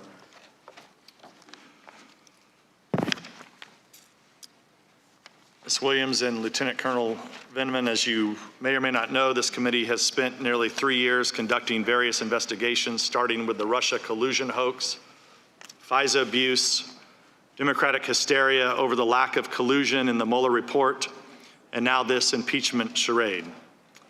One of the most concerning things regarding all of these investigations is the amount of classified or otherwise sensitive information I read in the press that derive either from this committee or sources in the administration. To be clear, I'm not accusing either one of you of leaking information. However, given that you are the first witnesses who actually have some firsthand knowledge of the president's call by listening in on July 25th, it's imperative to the American public's understanding of the events that we get a few matters out of the way first. Ms. Williams, let me just go to you first. For the purposes of the following questions, I'm only asking about the time period from July 25th to September 25th. Okay. Did you discuss the July 25th phone call between President Trump and President Zelensky or any matters associated with the phone call with any members of the press? No. To be clear, you never discussed these matters with the New York Times, the Washington Post, Politico, CNN, or any other media outlet? No, I did not. Did you ask or encourage any individual to share the substance of the July 25th phone call or any matter associated with the call with any member of the press? I did not. Do you know of any individual who discussed the substance of the July 25th phone call or matter associated with the call with any member of the press? No, I do not. Lieutenant Colonel Vindman, the same questions for you. Did you discuss the July 25th phone call between President Trump and President Zelensky or any matter associated with the phone call with any member of the press? I did not. Just to be clear, you did not discuss this with the New York Times, the Washington Post, Politico, CNN, or any other media outlet? I did not. Did you ask or encourage any individual to share the substance of the July 25th phone call or any matter associated with the call with any member of the press? I did not. Do you know of any individual who discussed the substance of the July 25th phone call or any matter associated with the call with any member of the press? We have an NSC press shop, and they field any of these types of questions. I do not engage with the press at all. Let me ask the question again. Do you know of any individual who discussed the substance of the July 25th phone call or any matter associated with the call with any member of the press? We have an NSC press shop whose job is to engage on any of these types of questions. I am not aware, but it is possible and likely that the press shop would field these types of questions. Right, but the question is, I'm sorry. The question is, do you know any individual, do you personally know any individual who discussed the substance of the July 25th phone call or any matter associated with the call with any member of the press? Thank you, Ranking Member, for clarifying. I do not. Thank you. Ms. Williams, did you discuss the July 25th phone call with anyone outside the White House on July 25th or July 26th, and if so, with whom?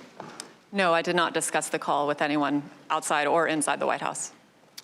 Ms. Williams, during your time on the NSC, have you ever accessed a colleague's work computer without their prior authorization or approval? I have not, and just to clarify, I'm in the Office of the Vice President, so not on the NSC. Right, but representing No, the I have Vice not. President. No. Thank you for that clarification. Lieutenant Colonel Vindman, did you discuss the July 25th phone call with anyone outside the White House on July 25th or the 26th? And if so, with whom? Yes, I did. My core function is to coordinate U.S. government policy, interagency policy, and I spoke to two individuals with regards to providing some sort of readout of the call. Two individuals that were not in the White House. Not in the White House, cleared U.S. government officials with appropriate need to know. And what agencies were these officials with? Department of State, Deputy Assistant Secretary George Kent, who is responsible for the portfolio Eastern Europe, including Ukraine, and an individual from the office of an individual in the intelligence community. As you know, the intelligence community has 17 different agencies. What agency was this individual from? If I could interject here, we don't want to use these proceedings. It's our time, I know, Mr. Chair. but we need to protect the whistleblower. Please stop. I want to make sure that there's no effort to out the whistleblower through the use of these proceedings. If the witness has a good faith belief that this may reveal the identity of the whistleblower. That is not the purpose that we are here for, and I want to advise the witness accordingly. Mr. Vindman, you testified in your deposition that you did not know the whistleblower. Ranking Member, it's Lieutenant Colonel Vindman, please. Lieutenant Colonel Vindman, you testified in the deposition that you did not know who the whistleblower was or is. I do not know who the whistleblower is. That is So how is it possible for you to name these people and then out the whistleblower? Per the advice of my counsel, I've been advised not to answer specific questions about members of the intelligence community. Are you aware that this is the Intelligence Committee that's conducting an impeachment hearing? Of course I am. Wouldn't the appropriate place for you to come to testify would be the Intelligence Committee about someone within the intelligence community? Ranking Member, per the advice of my counsel and the instructions from the chairman, I've been advised not to provide any specifics on who I have spoken to inside the intelligence community. What I can offer is that these were properly cleared individuals, or was a properly cleared individual with a need to know. Well, this is, I mean, you can plead the fifth, but you're here to answer questions, and you're here under subpoena. So you can either answer the question or you can plead the fifth. Excuse me. On behalf of my client, we are following the rule of the committee, the rule of the chair with regard to this issue, and this does not call for an answer that is invoking the fifth or any theoretical issue like that. We're following the ruling of the chair. Counselor, what ruling is that? If I could interject, counsel is correct. Whistleblower has the right, statutory right to anonymity. These proceedings will not be used to out the whistleblower. And I've advised my client accordingly, and he's going to follow the ruling of the chair. If there's an alternative or you want to work something out with the chair, that's up to you, Mr. Nunes. Well, we've attempted to subpoena the whistleblower to sit for a deposition. The chair has tabled that motion and then has been unwilling to recognize those motions over the last few days of this impeachment inquisition process. With that, I'll go to Mr. Castor. Thank you, Ranking Member Nunes. The call transcript as published on September 25th is complete and accurate. Will both of you attest to that, Ms. Williams? I didn't take a word-for-word accounting. When I first saw the publicly released version, it looked substantively correct to me. And Colonel Vindman? I think I certainly would describe it as substantively correct. I think in your testimony, your deposition, you said very accurate? Correct. Okay. And you flagged a couple edits, Colonel Vindman. I think you had Burisma on page 4, where President Zelensky was talking about the company mentioned in the issue. I'm sorry, could you say that question I believe in again? your testimony you explained that you offered an edit that on page 4 of the transcript that was ultimately published, you thought President Zelensky mentioned the word Burisma. Oh, I had it in my notes. I know that's what he said, yes. Okay. And Ms. Williams, and that was on page 4, correct? Correct. And Ms. Williams, I believe after your deposition, you went back and checked your notes and you had President Zelensky using the term Burisma as well. Is that correct? That's correct. But that came up on a different part of the transcript than what Colonel Vindman was relating to, correct? Yes, I believe so. Yours came up on page 5, and it would have been in substitution for the word case? That's right. That's where I have it in my notes. Okay. Colonel Vindman, we've had some discussion earlier today and also at your deposition about whether the president had a demand for President Zelensky. And, you know, I suggested to you in the deposition that the president's words are in fact ambiguous. And he uses some phrases that certainly could be characterized as hedging. On page 3, in the first paragraph, he talks about whatever you can do. He talks about if that's possible. On page 4, he mentions if you could speak to him. He's talking about the Attorney General. or Rudy Giuliani. And then at the end of the first paragraph on page 4, he says, whatever you can do. The president also says, if you can look into it. And I asked you during your deposition whether you saw or acknowledged the fact that certain people could read that to be ambiguous. And I said, correct, yes. And I believe you said, I think people want to hear what they have already preconceived. Is that what you testified? Actually, if I could ask for just a page site, 256. 256 Yeah. and a line. Thank you. Just a minute, please. And Just a minute, please.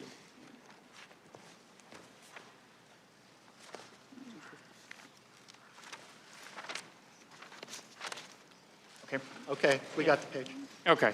And then you went on to say, yeah, you agreed with me. You said, yeah, I guess you could interpret it different ways. Is that correct? Yes. Okay. Turning attention to the preparation of the transcript, that followed in the ordinary process, correct? So I think it followed the appropriate process in terms of making sure that eventually it came around for clearances, for accuracy, Okay. but it was in a different system, so. Well, I'll get to that in a second. That relates to the storage of it. You had some concerns. Mr. Morrison articulated his concerns about if the transcript was leaked out.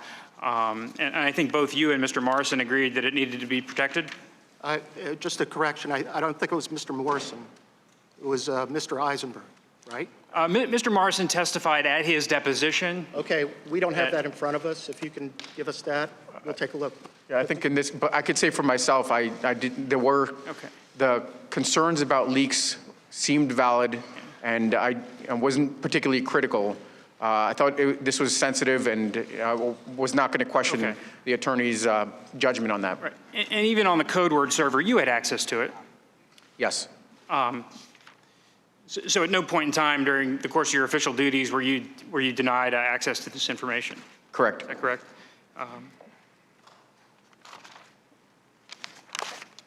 Ms. Williams, I want to turn to you for a moment.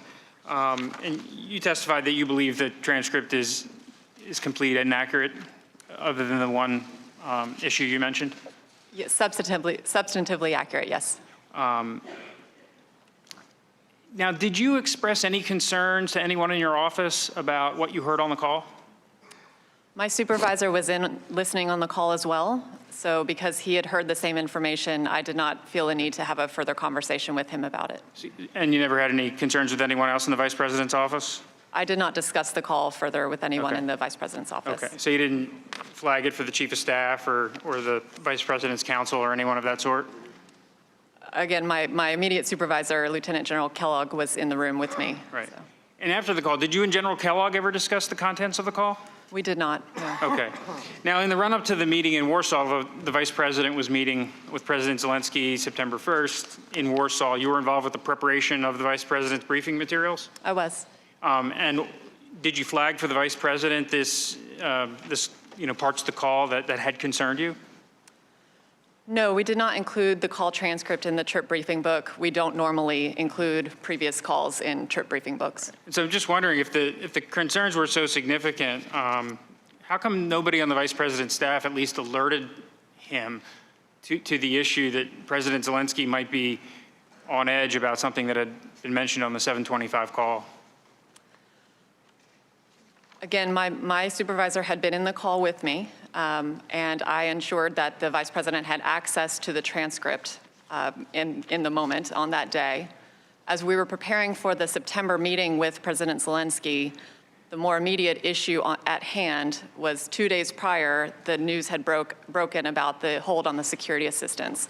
So we were much more focused on the discussion that was likely to occur about the hold on security assistance for that meeting. And to your recollection, you were in the meeting with President Zelensky and Vice President Pence? I was. And Burisma didn't come up, or the Bidens, or No. any of these investigations? No, I did not.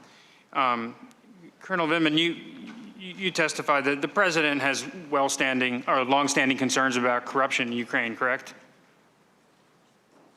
I don't recall, but there are concerns. There are broad concerns about corruption, yes. But you would agree that if the U.S. is giving hundreds of millions of dollars to a foreign nation, that has a corruption problem. That's certainly something that the U.S. government officials and the president would want to be concerned about. Yes. And if a foreign country has a problem with oligarchs taking money, taking U.S. taxpayer dollars, that's something that the president ought to be concerned about in advance of dispensing the aid? Yes. And I believe you did testify that corruption is endemic in Ukraine? Correct.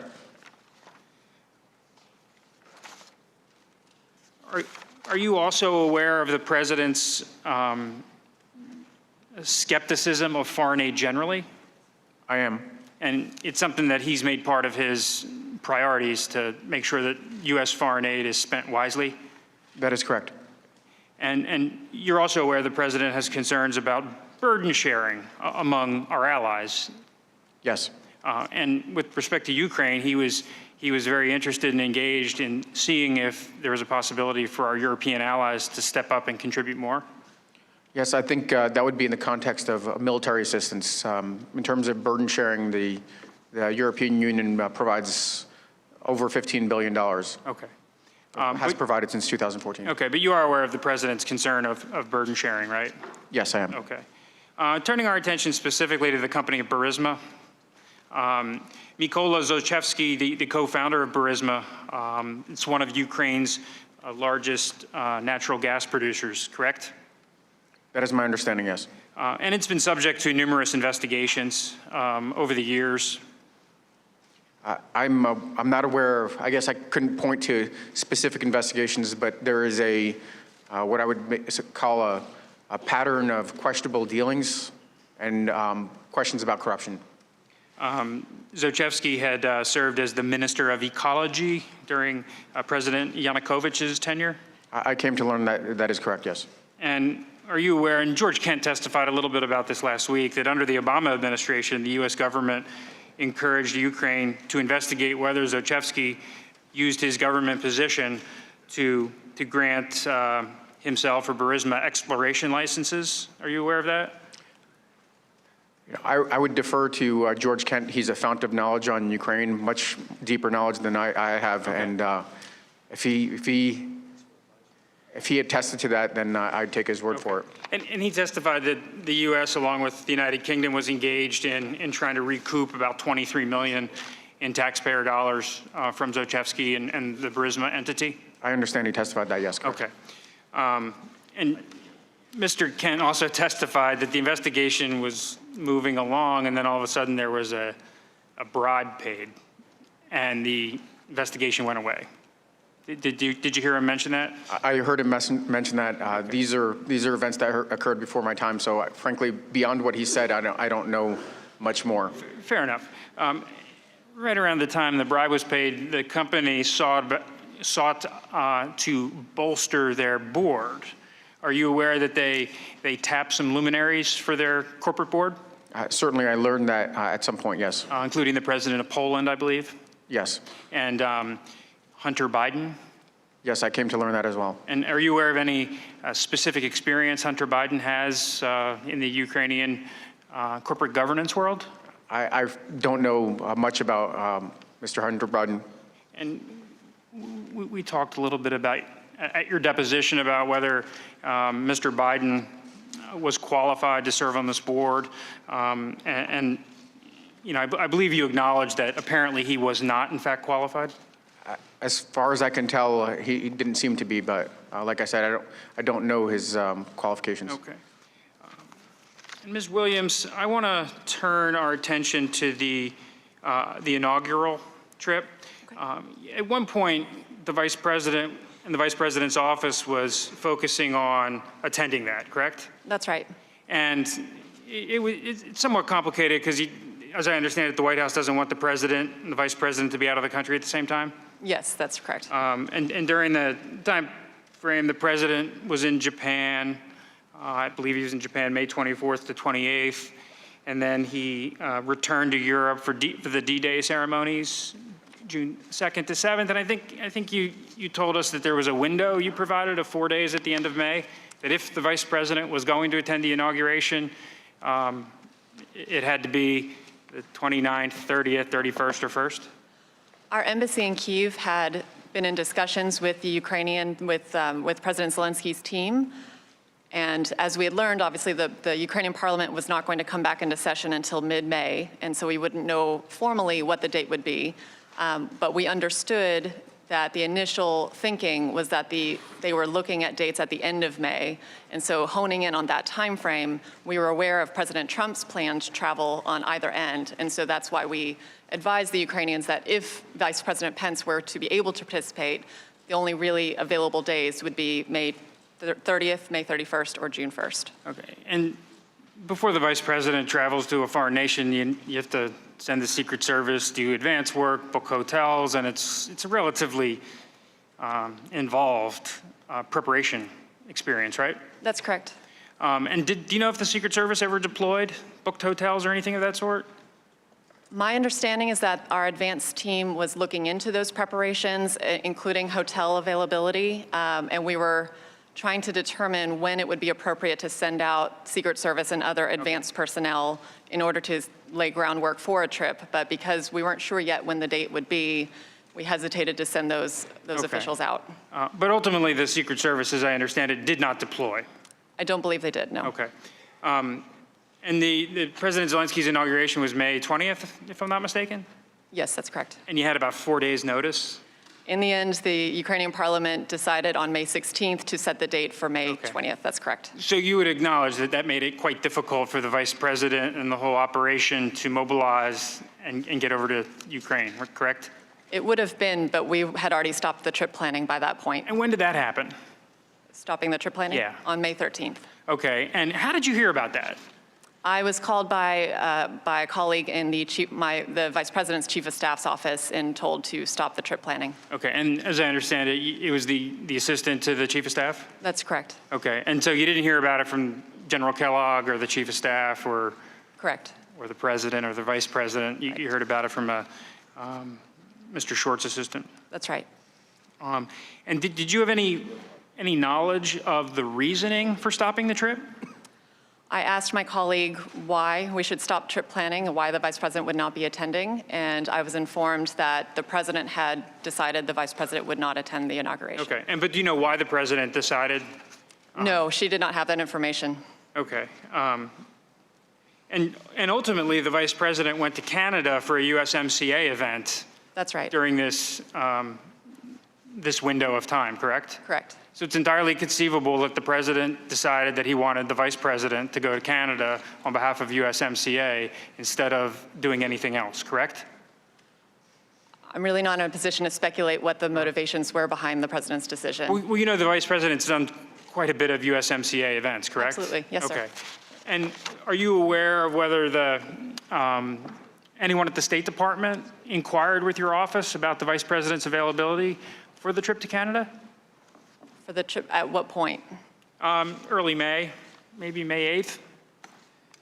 I was not involved in the trip planning for Canada. Mm-hmm. One of my colleagues who covers Western Hemisphere was in charge of that, so I'm not aware of specific requests about the vice president's availability. I was aware from my colleague who was planning that trip that we had competing trips potentially for the same window, but I was told that the Ukraine trip would take priority. Okay, but ultimately you don't know. I don't know about the Canada trip? You don't know the reason as to why the vice president was sent to Canada for a USMCA event instead of going to the Ukraine? I would say I don't know the reason behind why the president directed the vice president not to go to Ukraine. I can't speak to the motivations or about the Canada trip. Okay. Colonel Vindman, I'd like to turn a little bit to the July 10th meeting in Ambassador Bolton's office and the subsequent post-meeting in the wardroom. Who all was in the July 10th meeting, to the best of your recollection? Are we talking about the boardroom, or are we talking about the actual meeting with Ambassador Bolton? We'll start with the first meeting in the ambassador's office. So from the U.S. side, we had Ambassador Bolton, Dr. Hill.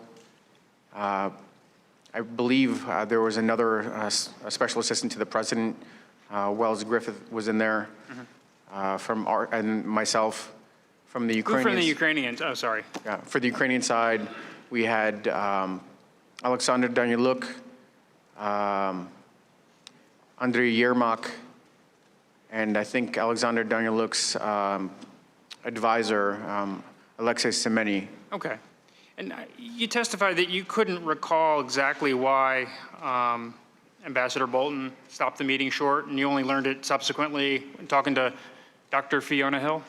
Yeah, I noted that, it ended abruptly, but I didn't, frankly, I didn't exactly know why. And in the Bolton meeting, you don't remember Ambassador Sondland using the word Biden? He did not, Okay. to the best of my recollection, I don't think he did. And then the group decamped to take a photo, correct? Correct. Okay. So the general feeling of the group was a positive one at that time, even though it may have ended abruptly. I think Ambassador Bolton was exceptionally qualified. He understood the strategic communications opportunity of having a photo, and we prompted him to before we completely adjourned, to see if he was willing to do a photo, and he did. Okay, so you went out to West Executive Ave or wherever in the White House and you took a photo. I think you said you took it? I certainly took a couple of them, yes. Okay. And in the photo is Secretary Perry, Ambassador Bolton, Ambassador Volker, Oh, that's right. Yeah. Mr. Daniluk, and Mr. Yarmark? Yes, and I apologize. When I was running through the U.S. side, of course, Ambassador Bolton, Volker, and Sondland were there, and Secretary Perry was there. Okay. Now, you testified that before the July 10th meeting, you had developed concerns about the narrative, involving Rudy Giuliani. Is that correct? That is correct. And had you heard like a firsthand account from anyone on the inside, or had you just been following news accounts? So I certainly was following news accounts, and that's from the Ukrainian side, Ukrainian press, and U.S. press. Okay. And my colleagues in the interagency also were concerned about this, as this had started in the March timeframe, kind of emanating from the John Solomon story all the way through. So there had been ongoing conversations, so several different sources, Counsel. Okay. And so when Ambassador Sondland mentioned the investigations, you sort of had a little bit of a clue of what the issue was? Oh, definitely. Okay. And then you took the photo, a very nice photo, and then you went to the wardroom? Correct. And do you remember, I think you conceded to us that you had a hard time remembering exactly what was said in the wardroom. Again, it's 4 months ago. It's hard to be precise about whether Sondland, what specific words he used, whether he used Burisma, 2016 investigations. Yeah, so I believe it's in the deposition, the three elements, Burisma, Biden's, and the 2016 elections were all mentioned. In the wardroom? Correct. I think we can maybe go back to this, but I think on page 64 of your testimony, you told us that you don't remember him using 2016 in the wardroom? I believe that I actually followed up, and because this question was asked multiple times, I said that all three elements were in there, so okay, maybe so you picked out a when we point asked the where I didn't. question, it sort of refreshed your recollection? Yes, I guess that's a term now. There was some discussion of, whether when Mr. Morrison took over the portfolio for Dr. Hill, whether you were sidelined at all. Did you feel like you were? So I certainly was excluded or didn't participate in the trip to Ukraine, Moldova, Belarus at the end of August. And I wasn't initially, before it changed from a POTUS trip to a vice president trip to Warsaw, I wasn't participating in that one. So I didn't miss that, no. Okay. Did you express any concerns to Mr. Morrison about why you weren't included on those trips? So Mr. Morrison, I was on leave. I was supposed to be on leave from the 3rd of August through about the 16th or so of August. And he called me and asked me to return. There was obviously high priority travel to the region. He needed my assistance to help plan for it. And in asking me to return early from leave, which I take infrequently, I assumed that I'd be going on the trip. So when I was After returning from leave early, when I was told I wasn't going, I inquired about it, correct. Okay. And what feedback did he give you? He initially told me that the aircraft that was acquired, the Mil Air, was too small and there wasn't enough room. Had you ever had any discussions with Mr. Morrison about concerns that he or Dr. Hill had with your judgment? Did I ever have any conversations with Mr. Morrison about it? Yeah. No. Okay. Did Mr. Morrison ever express concerns to you that he thought maybe you weren't following the chain of command in all instances? He did not. And did Dr. Hill or Mr. Morrison ever ask you questions about whether you were trying to access information outside of your lane? They did not. And another, aspect of the Ukraine portfolio that you were not a part of were some of the communications Mr. Morrison was having with Ambassador Taylor. Correct. And did you ever express concern that he was leaving you off those calls? Well, certainly it was concerning. He had just come on board. He didn't have the, he wasn't steeped in all the items that we were working on, including the policy that we developed over the preceding months. And I thought I could contribute to that, to the performance of his duties. Okay. When you went to Ukraine for the inauguration? Correct. May 20th. At any point during that trip, did Mr. Daniluk offer you a position of defense minister with the Ukrainian government? He did. And how many times did he do that? I believe it was 3 times. And do you have any reason why he asked you to do that? I don't know, but every single time I dismissed it. Upon returning, I notified my chain of command and the appropriate counterintelligence folks about the offer. I mean, Ukraine's a country that's experienced a war with Russia. Certainly their Minister of Defense is a pretty key position. Yeah. For the Ukrainians, President Zelensky, Mr. Daniluk, to bestow that honor on you, at least asking you. I mean, that was a big honor, correct? I think it would be a great honor, and frankly, I'm aware of service members that have left service to help nurture the developing democracies in that part of the world, certainly in the Baltics. Former officers, and if I recall correctly, it was an Air Force officer that became Minister of Defense. But I'm an American. I came here when I was a toddler, and I immediately dismissed these offers, did not entertain them. When he made this offer to you initially, did you leave the door open? Was there a reason that he had to come back and ask a second and third time, or was he just trying to convince you? Yeah, Counsel, you know what? It's the whole notion is rather comical that I was being asked to consider whether I'd want to be the Minister of Defense. I did not leave the door open at all. Okay. But it is pretty funny for a Lieutenant Colonel in the United States Army, which really is not that senior, to be offered that illustrious a position. When he made this offer to you, was he speaking in English or Ukrainian? Oh, Mr. Daniluk is a absolutely flawless English speaker who's speaking in English. Okay. And just to be clear, there were 2 other staff officers, Embassy Kiev staff officers, that were sitting next to me when this offer was made. Okay. Yeah. And who were they? So one of them you may have met. It was Mr. David Holmes, and the other one was, I don't know. I mean, I guess it's another Foreign Service officer, Keith Bean. Okay. Yeah, we met Mr. Holmes last Friday evening. I understand. Yeah. He's a delightful fellow.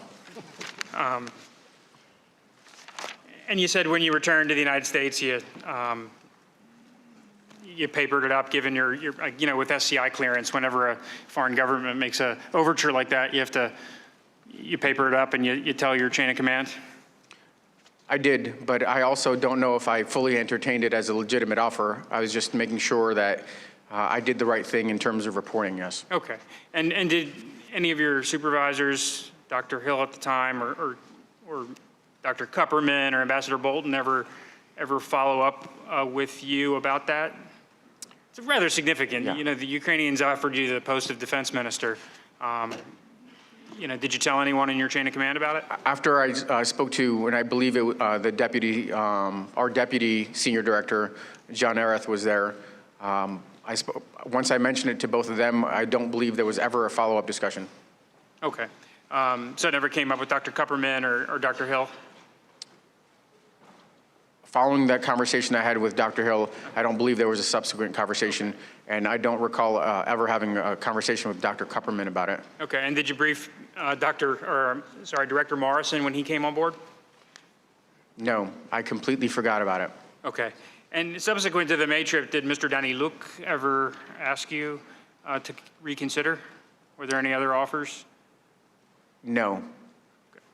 When he visited for the July 10th meeting with Ambassador Bolton, did it come up again? It never came up again. Okay. And did you ever think that possibly if this information was, got out, that it might create at least the perception of a conflict, that the Ukrainians thought so highly of you to offer you the defense ministry post, on one hand, but on the other hand, you're responsible for Ukrainian policy at the National Security Council? So frankly, it's more important about what my American leadership, my American chain of command thinks than any of the, and this is, these are honorable people. I'm not sure if he meant it as a joke or not, but it's much more important what my civilian White House National Security Council chain of command thinks more so than anybody else. And frankly, if they were concerned about me being able to continue my duties, Of course. they would have brought that to my attention. Dr. Hill stayed on for several more months, and we could continue to work to advance U.S. policy. Okay. And during the times relevant of the committee's investigation, did you have any communications with Mr. Yarmouk or Danny Luke outside of the July 10th meeting? I recall a courtesy note from Mr. Yermak within days of his return to July, in which he wanted to preserve an open channel communication, and I said, please feel free to contact me with any concerns. And were you following this? There's sort of two tracks. Ambassador Taylor walked us through it during his testimony last Wednesday. He called it a regular channel, and then he called it an irregular but not outlandish channel with Ambassador Sondland and Ambassador Volker. Were you tracking the Sondland and Volker channel during this time period? Yeah, so I'm trying to recall at which point I became aware of Ambassador. Certainly, I was aware of the fact that they were working together. Ambassador Sondland, Ambassador Volker, and Secretary Perry were working together to advance U.S. policy interests that were in support of what had been agreed to. But I didn't really learn, like I said, until the July 10th. Actually, there may have been a slightly earlier point. I recall a meeting in which Ambassador Bolton facilitated a meeting between Ambassador Volker and Ambassador Bolton in the June timeframe. And there may have been some discussion about this external channel, but okay. I frankly didn't become aware of these particular U.S. government officials being involved in this alternate track until July 10th. Okay, and I think we had some discussion that Mr. Giuliani was promoting a negative narrative about the Ukraine, and certain officials were trying to help the president understand that with Zelensky, it was a new day, and Ukraine's going to be different. Is that your understanding? That is correct. That is exactly what was being reported by the intelligence community, by the policy channels within the NSC, and the concerted voices of the various people that have actually met with them, including foreign officials. And to the extent that you're aware of what Ambassador Sondland's goals were here and Ambassador Volker's goals were here, you think they were just trying to do the best they could and try to advocate in the best interest of the United States? That is what I believed, and that is what I still believe, frankly. And so to the extent Mr. Giuliani may have had differing views, they were trying to help him understand that it was time to change those views? I think they were trying to bring him into the tent and have him kind of support the direction that we had settled on. And you never conferred with Mr. Giuliani? No. You never had any meetings, phone calls, or anything of that sort? I did not. And did you have any? I only know him as New York's finest mayor. America's mayor. America's mayor. And did you have any discussions, communications during this relevant time period with the president? I've never had any contact with the President of the United States. My time's expired, Mr. Chairman. Thank you. I thank the gentleman. We're going to now move to the 5-minute member rounds. Are you good to go forward, or do you need a break? I think we'll elect to take a short break. Okay, let's try to take a 5 or 10-minute break, and we will resume with the 5-minute rounds. Oh, if I could ask the audience and members to please allow the witnesses to leave the room first. Committee is in recess.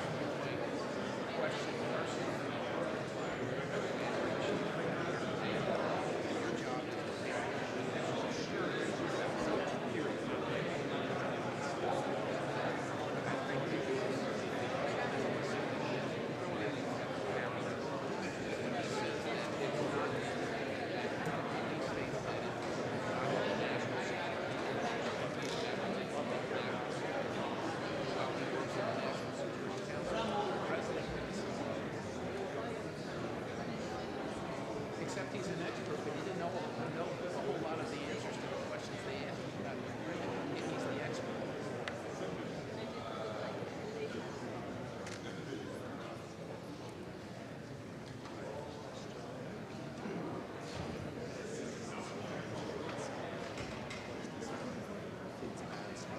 I think it's pretty clear at this point that the chairman's not going to answer questions and certain discussions.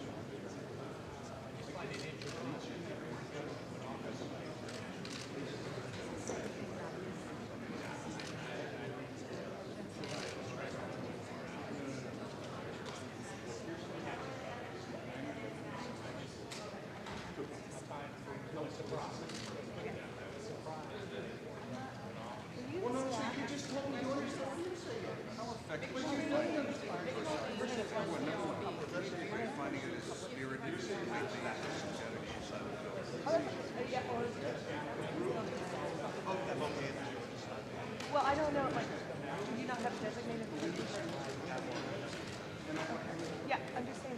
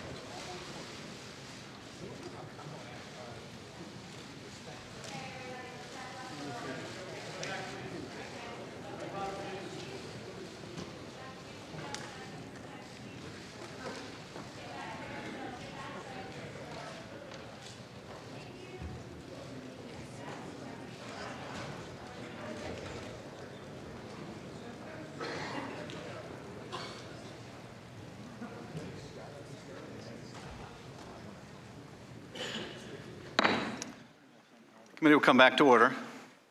We'll now begin a period of 5-minute questions from the members. I recognize myself for 5 minutes. I want to ask you both about some of the questions you were asked by my colleagues in the minority. First, if I could ask you, Ms. Williams and Colonel Vindman, you were asked a series of questions by the ranking member at the outset. Were you aware of the fact that, and then there was a recitation of information about Burisma, Zlochevsky, the Bidens. Is it fair to say you have no firsthand knowledge of any of the matters that were asked in those questions? That's correct. That is correct. Ms. Williams, you were also asked a series of questions about the Vice President's schedule and whether he could have made the inauguration or was the President traveling or the trip to Canada. But let's be clear about something. The President, you were instructed that the President had told the Vice President not to go before you even knew the date of the inauguration. Is that correct? Yes, that's correct. So at the time he was told not to go, there was no calculation about where he might be or where the President might be because the date hadn't even been set yet. Is that right? That's right. The date had not been set, so we were weighing a number of different scenarios of when the inauguration might fall. Now, I think you said that originally the President had told him to go, and then you received the instruction that the President no longer wanted him to go. Were you aware in the interim between the President telling him to go and the President telling him not to go that Rudy Giuliani had to abort a trip that he was going to make to Ukraine? I had seen that in the press, yes. And had you seen in the press that Rudy Giuliani blamed people around Zelensky for having to cancel the trip? For having to cancel his trip? Yes. I had read that in the press reporting, yes. And did you read in the press reporting also that Giuliani wanted to go to Ukraine to, as he put it, not meddle in an election, but meddle in investigations? I did read that, yes. And that occurred prior to the President canceling the Vice President's trip to the inauguration? It did. I believe it was around May 10th or so. Colonel Vindman, you were asked by the Minority Council about the President's words in the July 25th call and whether the President's words were ambiguous. Was there any ambiguity about the President's use of the word Biden? There was not. It was pretty clear that the president wanted Zelensky to commit to investigating the Bidens, was it not? That is correct. That is one of the favors that you thought should be properly characterized as a demand? That is correct. And there's no ambiguity about that. In my mind, there was not. It's also true, is it not, that these two investigations that the president asked Zelensky for into 2016 and into the Bidens were precisely the two investigations that Rudy Giuliani was calling for publicly, were they not? That is correct. So when people suggest, well, maybe Rudy Giuliani was acting on his own and maybe he was a freelancer or whatever, the president referred to exactly the same two investigations Rudy Giuliani was out pushing on his behalf. Is that correct? That is correct. Now, Ms. Williams, you were asked about the meeting the vice president had with Zelensky in September, in which the Ukrainians brought up their concern about the hold on the security assistance. Is that right? That's right. And you were asked about whether in that meeting between the Vice President and Zelensky, the Bidens or Burisma came up, and I think you said they did not, correct? That's correct. They did not come up. Now, that bilateral meeting was a large meeting that involved 2 or 3 dozen people, wasn't it? It was. So in the context of this meeting with 2 or 3 dozen people, the Vice President didn't bring up those investigations, correct? No, he did not bring up those investigations. He's never brought up those investigations. Were you aware that immediately, and I mean immediately after that meeting broke up, Ambassador Sondland has said that he went over to Mr. Yermak, one of the top advisors to Zelensky, and told Yermak that if they wanted the military aid, they were going to have to do these investigations, or words to that effect? I was not aware at the time of any meetings, side meetings that Ambassador Sondland had following the Vice President's meeting with President Zelensky. I've only learned that through Ambassador Sondland's testimony. So at the big public meeting, it didn't come up, and you can't speak to the private meeting that was held immediately thereafter? Correct. The Vice President moved on with his schedule immediately after his meeting with President Zelensky. Now, Colonel Vindman, I want to go back to that July 10th meeting or meetings, the one with Ambassador Bolton and then the one in the wardroom that followed quickly on its heels. Were you aware that Ambassador Bolton instructed your superior, Dr. Hill, to go talk to the lawyers after that meeting? I learned shortly after she was finished talking to Ambassador Bolton, and after we wrapped up with the wardroom, that she did have a meeting with him, and that's what was expressed. Now, you thought you should go talk to the lawyers on your own, correct? That is my recollection, yes. But Bolton also thought that Dr. Hill should go talk to the lawyers because of his concern over this drug deal that Sondland and Mulvaney were cooking up. Is that right? That is my understanding. And in fact, this drug deal, as Bolton called it, involved this conditioning of the White House meeting on these investigations that Sondland brought up. Is that right? That is my understanding. And in fact, this same conditioning or the same issue of wanting these political investigations and tying it to the White House meeting, this came up in the July 25th call, did it not, when the president asked for these investigations? That is correct. So the very same issue that Bolton said to Hill, go talk to the lawyers, the very same issue that prompted you to go talk to the lawyers, ends up coming up in that call with the president. Is that right? That is correct. And it was that conversation that once again led you back to the lawyer's office. That is correct. Now I yield to the ranking member. Parliamentary inquiry, Mr. Chairman, you took 7 minutes, so I assume you're going to give us equal time. Yes, Mr. Nunes. Thank you, gentlemen. Lieutenant Colonel Vindelman, before I turn to Mr. Jordan, I asked Ms. Williams about this, about if she had ever accessed, without authorization, fellow employees' computer system.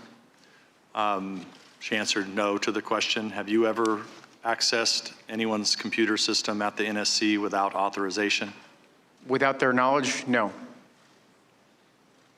Knowledge or authorization? I'm sorry? Knowledge or authorization. You never accessed someone's computer without their knowledge or authorization. Correct. Mr. Jordan. I thank the ranking member. Colonel, I want to thank you for your service and sacrifice to our great country. This afternoon, your former boss, Mr. Morrison, is going to be sitting right where you're sitting, and he's going to testify. And I want to give you a chance. I think we're bringing you a copy. I want to give you a chance to respond to some of the things Mr. Morrison said in his deposition, page 82 of the transcript from Mr. Morrison.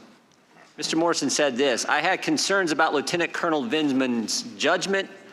Among the discussions I had with Dr. Hill in the transition was our team, its strength, its weaknesses, and Fiona and others had raised concerns about Alex's judgment.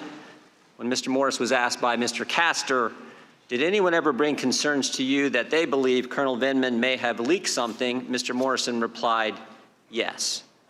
So your boss had concerns about your judgment. Your former boss, Dr. Hill, had concerns about your judgment. Your colleagues had concerns about your judgment, and your colleagues felt that there were times when you leaked information. Any idea why they have those impressions, Colonel Vindman?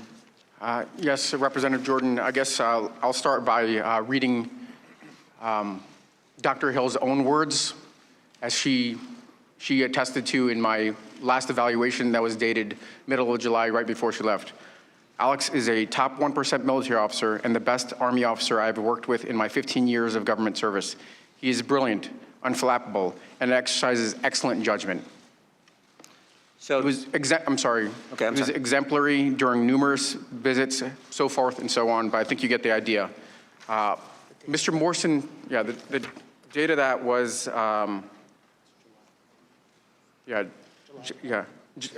let's see, I'm sorry. July 13th. So, Mr. Jordan, I would say that I can't say what Mr. Morrison, why Mr. Morrison questioned my judgment. We had only recently started working together. He wasn't there very long, and we were just trying to figure out our relationship. Maybe it was a different cultures, military culture versus. And Colonel, you never leaked information? I never did, never would. That is preposterous that I would do that. Okay. Colonel, it's interesting. We deposed a lot of people in the bunker in the basement of the Capitol over the last several weeks, but of all those depositions, only 3 of the individuals we deposed were actually on the now somewhat famous July 25th phone call between President Trump and President Zelensky. There was you, the individual sitting beside you, Ms. Williams, and then there, of course, was your boss, Mr. Morrison, who I just read from his deposition. When we asked Ms. Williams, who she spoke to after the call about the call, she was willing to answer our questions, and Chairman Schiff allowed her to answer our questions. When we asked Mr. Morrison, who he spoke to after the call about the call, he was willing to answer our question, and Mr. Schiff Chairman Schiff allowed him to answer our question. But when we asked you, you first told us 3 individuals at the NSC, your brother and the 2 lawyers. And then you said there was a group of other people you communicated with, but you would only give us 1 individual in that group, Secretary Kent. And the chairman would only allow you to give us that name. When we asked you who else you communicated with, you would not tell us. So I want to know first, how many other people are in that group of people you communicated with outside the 4 individuals I just named? Yes, Mr. Jordan, on call readout, certainly after the first call, there were probably a half a dozen or more people that I read out. Those are people with the proper clearance and the need to know. In this case, because of the sensitivity of the call and Mr. Eisenberg told me not to speak to anybody else, I only read out, outside of the NSC, 2 individuals. 2 individuals. Das Kent and 1 other person. And you're not willing to tell us who that other individual is? Mr. Chairman, point of order. Mr. Chairman. Mr. Chairman, point of order. The gentleman will suspend. Counsel. Mr. Chairman, I would ask you to enforce the rule with regard to the disclosure with regard to the intelligence office. Thank you, counsel. You know, as I indicated before, this committee will not be used to out the whistleblower. That same Mr. Chairman, necessity can you of first stop the time whistleblower so I don't lose the will time? persist. You are recognized again, Mr. Jordan. Mr. Chairman, I don't see how this is outing the whistleblower. The witness has testified in his deposition that he doesn't know who the whistleblower is. You have said even though no one believes you. You have said you don't know who the whistleblower is. So how is this outing the whistleblower to find out who this individual is? Jordan, this is your time for questioning. You can use it any way you like, but your question should be addressed to the I'd like witness. to- And your question should not be addressed to trying to out the whistleblower. Well, okay. Colonel Vindman, there's another thing Mr. Morrison told us in his deposition. He said he was not concerned about the call itself. He said there was nothing illegal or improper on the call, but he was concerned about the call leaking, the contents of the call leaking. He said this, he was concerned how it would play out in Washington's polarized environment, how the contents would be used in Washington's political process. Mr. Morrison was right. Excuse me, Mr. Jordan, could I get a page? Page 44. Thank Mr. you. Morrison was right. The call leaks. The whistleblower goes to Chairman Schiff, staff. Then he runs off to the lawyer, the same lawyer who said in January of 2017 the coup has started against President Trump. The one thing the Democrats they didn't count on. One thing they didn't count on was the president releasing the call transcript and letting us all see what he said. They didn't count on that. Transcript shows no linkage. The two individuals on the call have both said no pressure, no pushing, no linkage, but security assistance dollars to an investigation. Ms. Williams, after the call on the 25th, we know that Colonel Vindman talked to several people. After the call on the 25th, how many people did you talk to about the call? I did not speak to anybody about the call. Didn't speak to anybody. No. I yield back. Mr. Himes. Thank you, Mr. Chairman. Mr. Chairman, I ask unanimous consent to enter the Lieutenant Colonel's performance review into the record.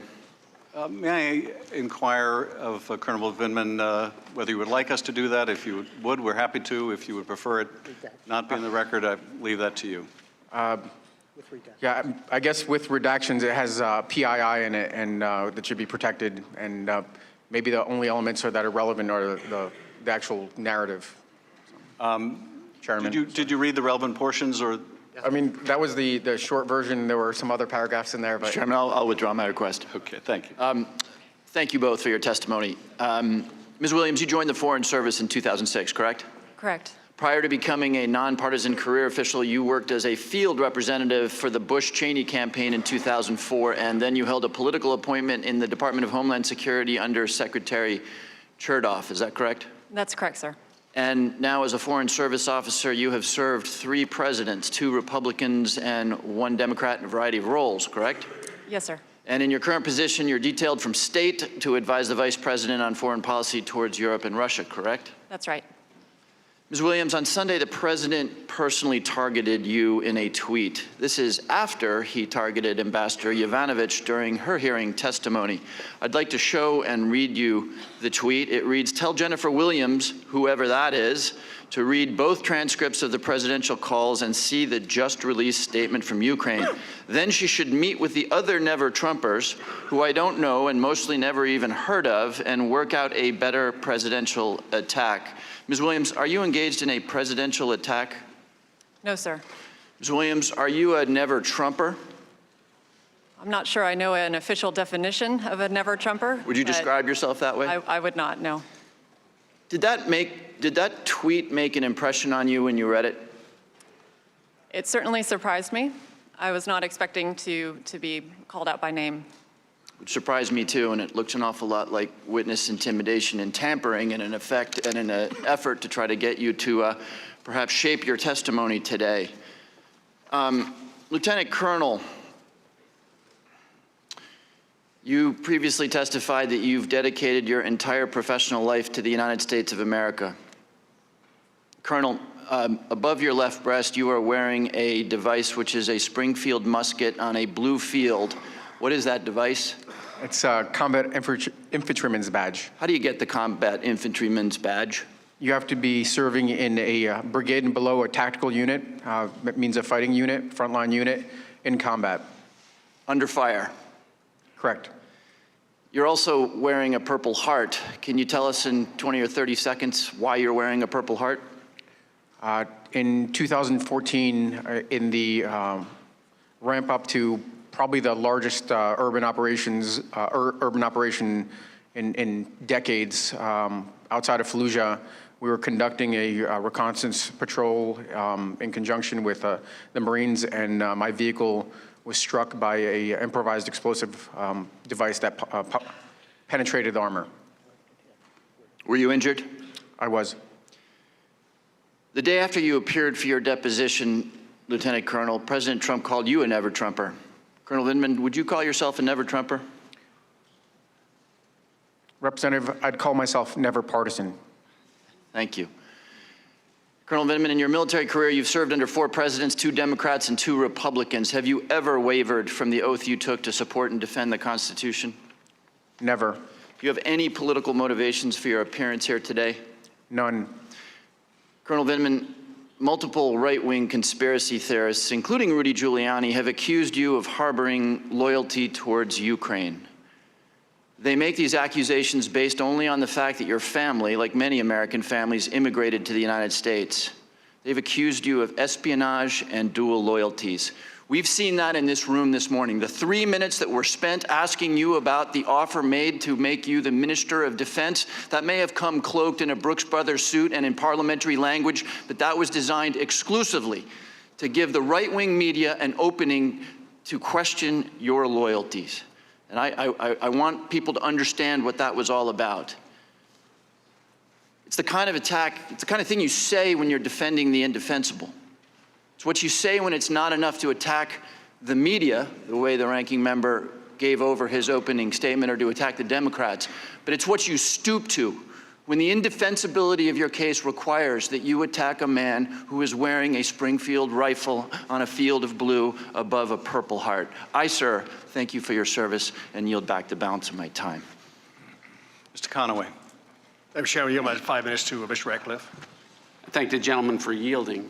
In a press conference last Thursday, Speaker of the House Nancy Pelosi said that President Trump committed the impeachable offense of bribery, evidenced in his July 25th call transcript with President Zelensky. In concert with that, multiple Democratic members of this committee gave TV and radio interviews over this past week discussing how the president's conduct supported his impeachment for committing bribery, all of which struck me as very odd, because for the longest time this was all about quid pro quo, according to the whistleblower complaint. But after witness began saying there was no quid pro quo, or even that quid pro quo was not even possible, we saw a shift from the Democrats. They briefly started to refer to the president's conduct on the July 25th call as extortion. And now it's shifted again last week to bribery. Ms. Williams, you used the word unusual to describe the president's call on July 25th. Lieutenant Colonel Vindman, you used the word inappropriate and proper. Now, I've word searched each of your transcripts, and the word bribery or bribe doesn't appear anywhere in that. Ms. Williams, you've never used the word bribery or bribe to explain President Trump's conduct, correct? No, sir. Colonel Vindman, you haven't either. That is correct. The problem is, in an impeachment inquiry that the Speaker of the House says is all about bribery, where bribery is the impeachable offense, no witness has used the word bribery to describe President Trump's conduct. None of them. These aren't all of the deposition transcripts. These are just the 10 that have been released. 6 weeks of witness interviews in this impeachment inquiry, hundreds of hours of testimony, thousands of questions asked, thousands of answers given.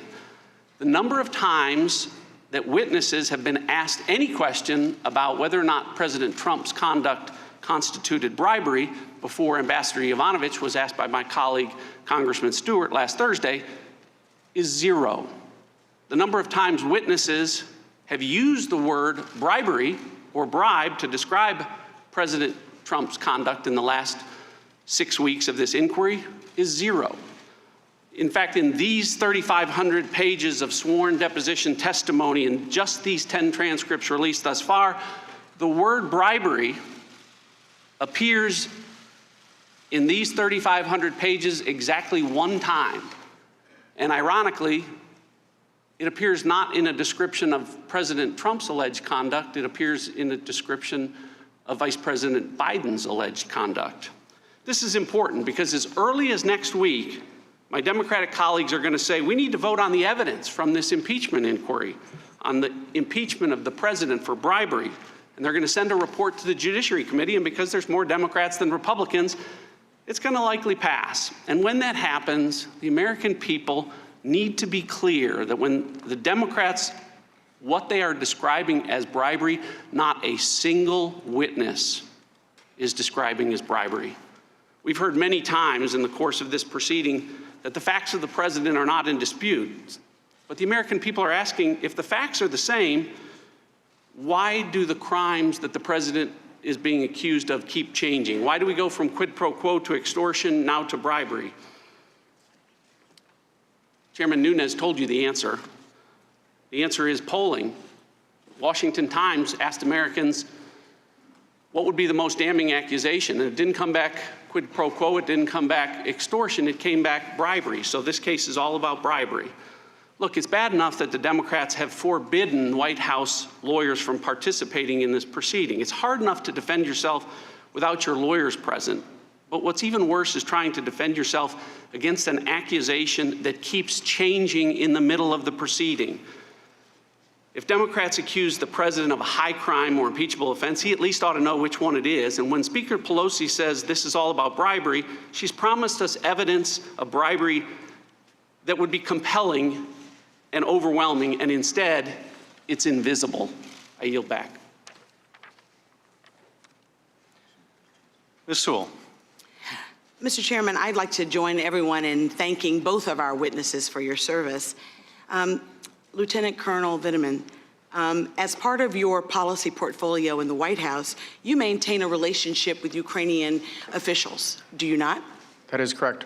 You explained earlier in your testimony that your job within the White House was to coordinate United States and Ukraine policy. Is that right? It is to coordinate United States policy vis-a-vis Ukraine, correct. You testified in the spring of this year that these officials, these Ukrainian officials, began asking you, quote, advice on how to respond to Mr. Giuliani's advances, end quote. Is that correct? That is correct. What do you understand they meant by Mr. Giuliani's advances? I understood that to mean both his public commentary, so publicly calling for investigations into 2016, Burisma and Hunter Biden, as well as his direct overtures to the government of Ukraine, directly and through proxies. That's what I understood. And as you understand it, under whose authority do you think Mr. Giuliani was acting under? Congresswoman, I don't know.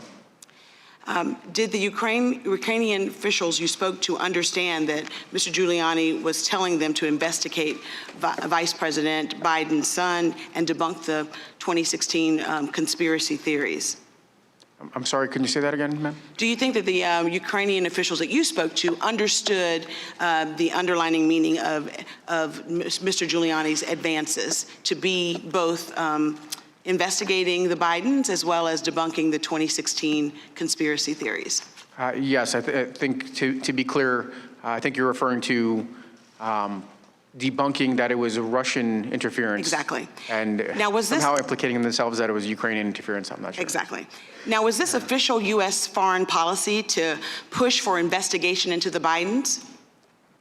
It was not part of any process that I participated in. Now, Ms. Williams, do you agree that pressing these two investigations was inconsistent with official U.S.-Ukraine policy? Obviously, anti-corruption reforms is a big part of our policy. I understand. I was not in a position to determine whether these particular investigations were appropriate. That's fair. Colonel, is it true that President Trump directed the Ukrainian president on the call on July 25th to work with Mr. Giuliani on these investigations? That is correct. In fact, Mr. Giuliani has made no secret of the fact that he is acting on behalf of President Trump. As Mr. Giuliani told the New York Times, and I'm going to put this on the screen, he told them, quote, "My only client is the President of the United States. He's the one I have the obligation to report to, tell him what happens." He added that the investigations would be, quote, "very, very helpful to my client and may turn out to be helpful to my government," end quote. Colonel, is it fair to say that the Ukrainian officials that you are on a daily basis, well, you're in contact with, given your portfolio, were concerned about Mr. Giuliani's advances? Yes, they were. In your assessment, did they understand the political nature of the request being asked of them? I believe they did. Did they understand that it was affecting U.S. domestic policy? I'm not sure what they frankly understood about U.S. I think they understood the implications, yes. Now, you testified earlier that you warned the Ukrainians not to get involved in U.S. domestic policy. Is that right? I counseled them, yes. Counseled them. In fact, you testified that you felt like it was important that you were espousing not just what you thought, but tradition and policy of the United States to say that. It is what I knew for a fact to be U.S. policy. Now, why do you think it's important that for foreign governments not to get involved in political affairs of a nation like the United States? Congresswoman, the first thought that comes to mind is Russian interference in 2016, the impact that had on internal politics, and the consequences it had for Russia itself. Exactly. This administration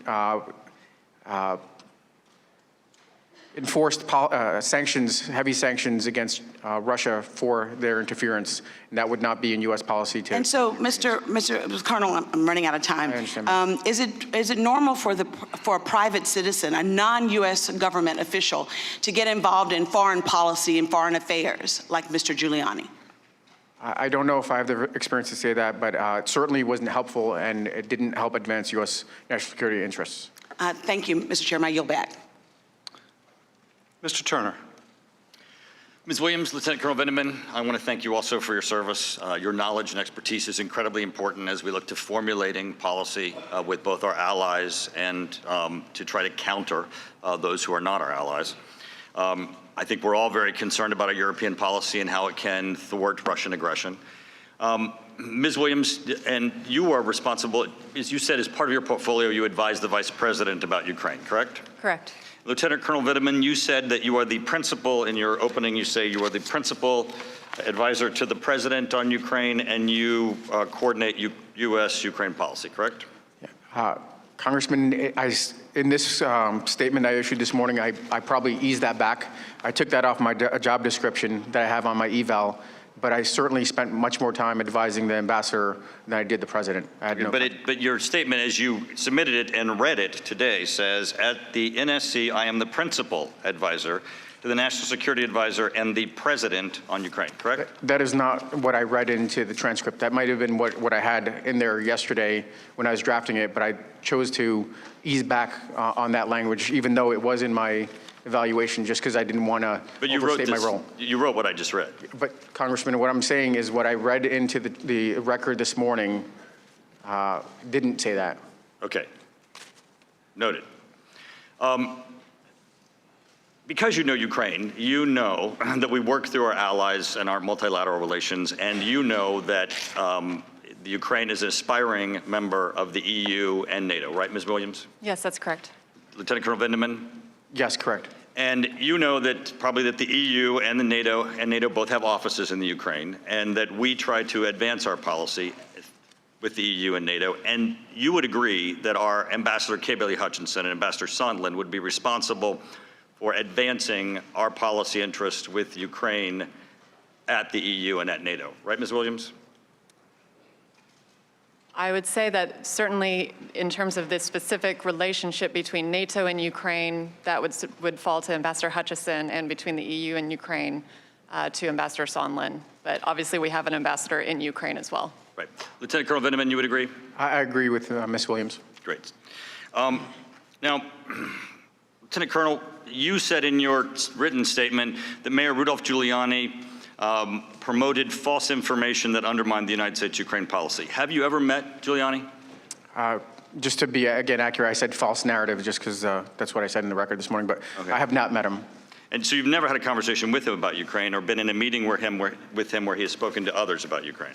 No, just what I saw him, his comments on TV. So news and in reports. news, yes. And similarly, you've never met the President of the United States, right?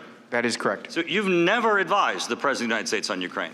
I advised him indirectly. I made all his preparations for the calls and. But for his you've engagement. never spoken to the President of the United States and told him advice on Ukraine? That is correct.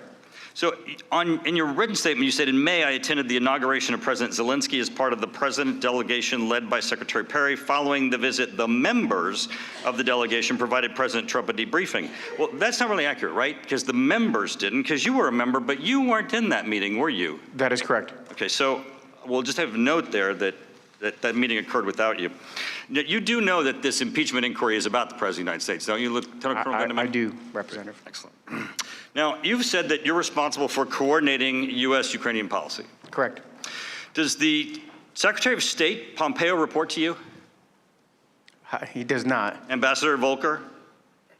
He does not. We coordinate. Ambassador of Ukraine, EU, NATO, Assistant Secretary for Europe, anyone at DOD report to you with respect to your responsibilities of coordinating U.S. policy with Ukraine? Congressman, at my level, I convene what's called a sub-policy coordinating committee. That's Deputy Assistant Secretary. I chair those meetings. And Does anybody need your approval in your role on Ukraine policy to formulate Ukraine policy? Do they seek your approval? According to the NSPM4, the policy signed by the President, so he policy gets to should do be it. coordinated by the NSC, correct? We help Ms. advise. Williams, do you have any information that any person who has testified as part of this impeachment inquiry, either in secret or in public, has either perjured themselves or lied to this committee? I have not read the other testimonies, and So you do not. Do you have any evidence, though, that they have perjured themselves or lied? No, because I have not read them. Lieutenant Colonel Vindeman, do you have any evidence that anyone who has testified before this committee in the impeachment inquiry has perjured themselves or lied to this committee? Not that I'm aware of. Thank you. I yield back. Mr. Carson. Thank you, Chairman Schiff. I yield to the chairman. I thank the gentleman for yielding.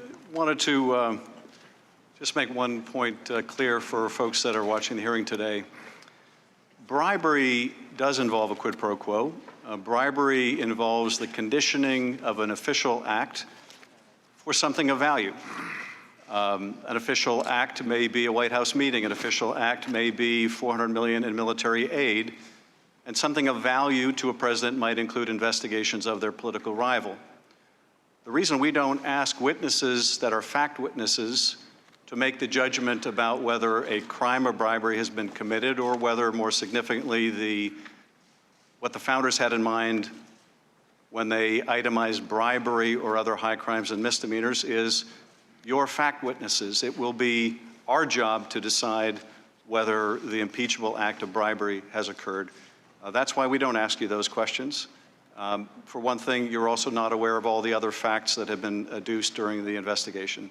With that, I yield back to Mr. Carson. Thank you, Chairman. Thank you both for your service. Colonel Vindman, you were in a July 10th White House meeting in Ambassador Bolton's office. Isn't that right, sir? I'm sorry, could you say that again? You were in a July 10th White House meeting with Ambassador Bolton. Correct. In that meeting, the Ukrainians asked about when they would get their Oval Office meeting, and Ambassador Sondland replied that they need to, quote, speak about Ukraine delivering specific investigations in order to secure a meeting with the president, end quote. Is that correct, sir? That is correct. Colonel Vindman, did you later learn why Ambassador Bolton cut the meeting short?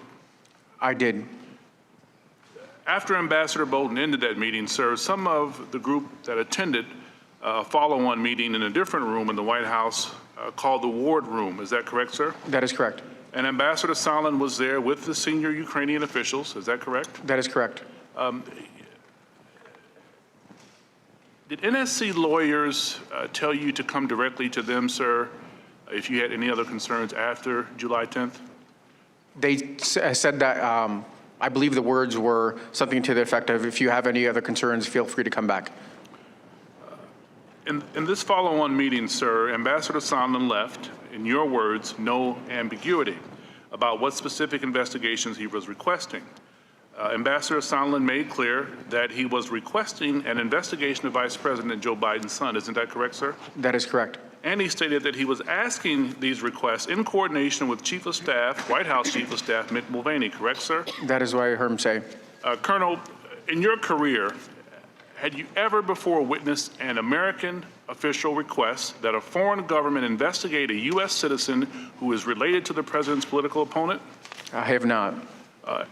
And Colonel, you immediately raised concerns about this, correct, sir? That is correct. What exactly happened? After I reported it to the, I'm sorry. Oh, I'm sorry. Could you say that again? I apologize. You raised concerns about this, correct, sir? Correct. What happened? To Ambassador Sondland, if I understood you correctly, I stated that it was inappropriate and had nothing to do with national security policy. Did you also raise concern that day with White House lawyers? I did. What did you tell them? I reported the same thing. That I reported the content of the conversation with Ambassador Sondland. At that point, I wasn't aware that Dr. Hill had a conversation with Ambassador Bolton. So I just relayed what I had, what I experienced to the attorney, lead legal counsel. As we are now aware, sir, Ambassador Bolton expressed his concerns and instructed Dr. Fiona Hill, your supervisor, to also meet with the same White House lawyers to tell them what happened. Colonel Vindman, I agree that there is no question that Ambassador Sondland was proposing a transaction to Ukrainian officials trading White House meetings for specific investigations, with the full awareness of the President's Chief of Staff, White House attorneys, and his National Security Advisor. In my view, sir, that's appalling. Thank you both for your service. I yield back to the chairman. Thank the gentleman. I would just point out as well that when the matter does move to the Judiciary Committee and no decision has been made about the ultimate resolution, the White House, through its counsel, will have the opportunity to submit or make a submission to the Judiciary Committee. I now turn to Dr. Wenstrup. Thank you, Mr. Chairman. Lieutenant Colonel Vindman, thank you very much for being here. As an Army colonel who served a year in Iraq, I appreciate your service and the sacrifice that you made during that time, and I know the environment. And I understand and appreciate the importance of chain of command. In your deposition, you emphasized the importance of chain of command. You were a direct report to Dr. Fiona Hill and then Mr. Tim Morrison, and they were your seniors, correct? That is correct. When you had concerns about the 725 call between the two presidents, you didn't go to Mr. Morrison about that, did you? I immediately went to John Eisenberg, the lead legal counsel. So that doesn't seem like change of command. So in the deposition with Mr. Morrison, page 58 to 60. Congressman, excuse me, please allow Colonel Vindman to answer. Yeah. So I reported it to John Eisenberg. I attempted to report it to Mr. Morrison. Okay, thank you. He didn't avail himself. And at that point, I was told not to speak to anybody else by Jack. Well, he did avail himself, and I'll get into that. Please allow the witness to finish. Colonel, are you finished with your answer? Yes. Thank you. Okay.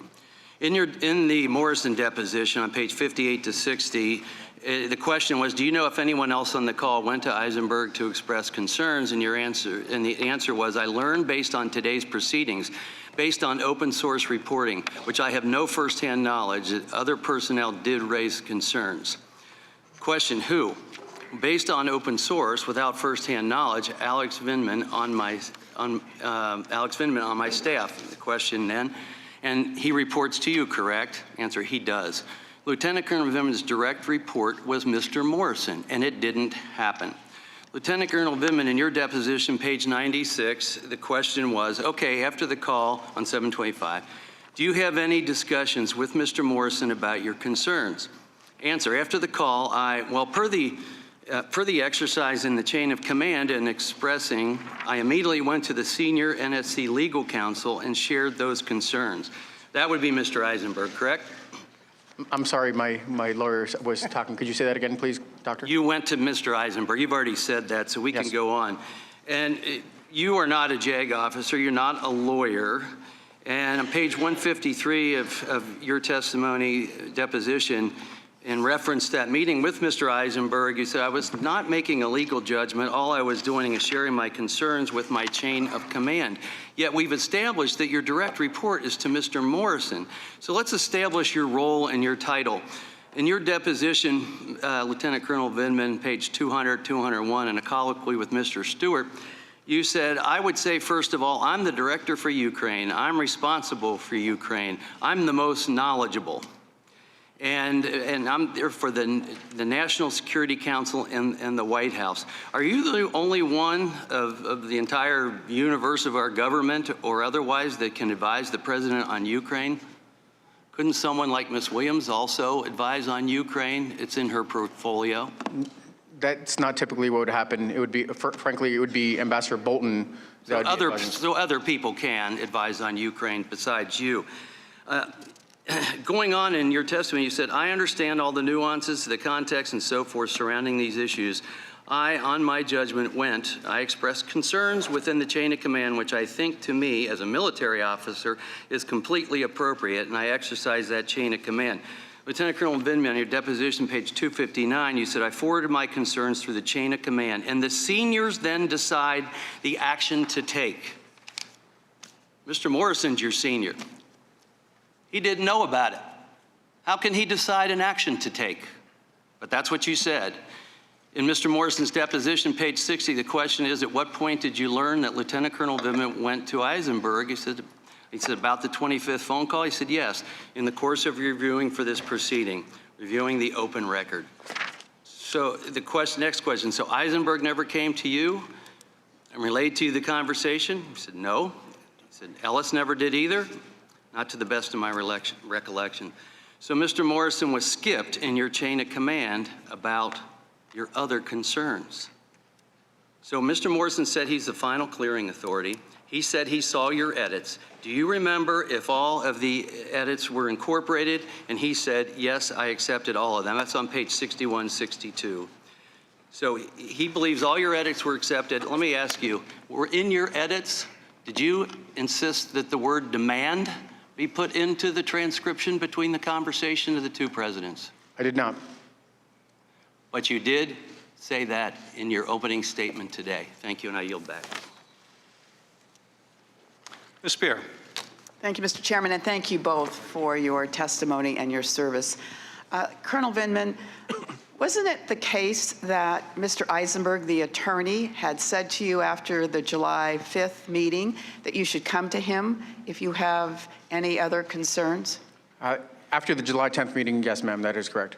And it is not going outside the chain of command to speak to the lawyer within the institution, is that correct? No, he is the senior between the two, certainly. All right. Our colleagues on the other side of the aisle have been complaining about other witnesses having only secondhand information.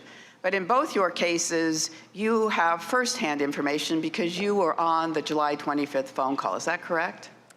That's correct. That is correct. Now, Colonel, you in your comments today said, I want to state that the vile character attacks on these distinguished and honorable public servants is reprehensible. Would you like to expand on that at all? Ma'am, I think they stand on their own. I don't think it's necessary to expand on it. So in both your situations, since you have given depositions, since those depositions have been made public, have you seen your experience in your respective jobs changed, or have you been treated any differently? I have not, no. Since the report on the July 25th, as I stated, I did notice I was being excluded from several meetings that would have been appropriate for my position. So in some respects, then, there have been reprisals. I'm not sure if I could make that judgment. I could say that it was out of the course of normal affairs to not have me participate in some of these events. Thank you. In preparation for the July 25th phone call, it's standard for the National Security Council to provide talking points. Is that correct? Correct. Because the words of the president carry incredible weight. Is that not correct? That is correct. So it's important to ensure that everyone has carefully considered the implications of what the president might say to a foreign leader. That is correct. Colonel Vindman, you are the National Security Council's director for Ukraine. Did you participate in preparing the talking points for the president's call? I did. I prepared them. So you prepared them. They were then reviewed and edited by multiple senior officers at the NSC and the White House. Is that correct? That is correct. Did the talking points for the president contain any discussion of investigations into the 2016 election, the Bidens, or Burisma? They did not. Are you aware of any written product from the National Security Council suggesting that investigations into the 2016 election, the Bidens, or Burisma are part of the official policy of the United States? No, I'm not. Some of President Trump's allies have suggested that the president requested these investigations for official policy reasons as part of some plan to root out corruption in Ukraine. In your experience, did the official policies of the United States include asking Ukraine to specifically open investigations into the Bidens and interference by Ukraine in the 2016 election? Nothing that we prepared or had discussed up until that point included any of these elements. Would it ever be U.S. policy, in your experience, to ask a foreign leader to open a political investigation? There are proper procedures in which to do that. Certainly, the president is well within his right to do that. It is not something the NSC, certainly a director at the NSC, would do. As a matter of fact, we are prohibited from being involved in any transaction between Department of Justice and a foreign power to ensure that there is no perception of manipulation from the White House. So it is not something that we participate in. Ms. Williams, in your experience, did the official policies of the United States include asking Ukraine to open investigations into the Bidens? I had not seen any reference to those particular cases in our policy formulation process. All right, let me just say to you, Lieutenant Colonel Vindman, that in listening to your opening statement, I had chills up and down my spine. And I think most Americans recognize what an extraordinary hero you are to our country. And I would say to your father, he did well. I yield back. Mr. Stewart. Thank you, Ms. Williams, Lieutenant Colonel Vindman. Thank both of you for being here today. Lieutenant Colonel Vindman, I see you're wearing your dress uniform. Knowing that's not the uniform of the day, you normally wear a suit to the White House. I think it's a great reminder of your military service. I, too, come from a military family. These are my father's Air Force wings. He was a pilot in World War II. 5 of his sons served in the military. So as one military family to another, thank you and your brothers for your service. Your example here. Very quickly, I'm curious, when Ranking Member Nunes referred to you as Mr. Vindman, you quickly corrected him and wanted to be called Lieutenant Colonel Vindman. Do you always insist on civilians calling you by your rank? Mr. Stewart, Representative Stewart, I'm in uniform wearing my military rank. I just thought it was appropriate to stick with that. Well, I'm sorry, Mr. Stewart.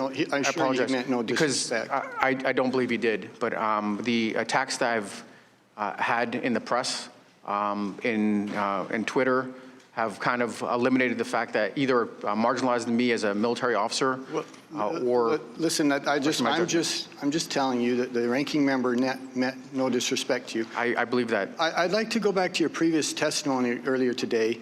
Much has been talked about, as we've discussed, between the President Trump and President Zelensky and the word favor, and this being interpreted as a basis for impeachment.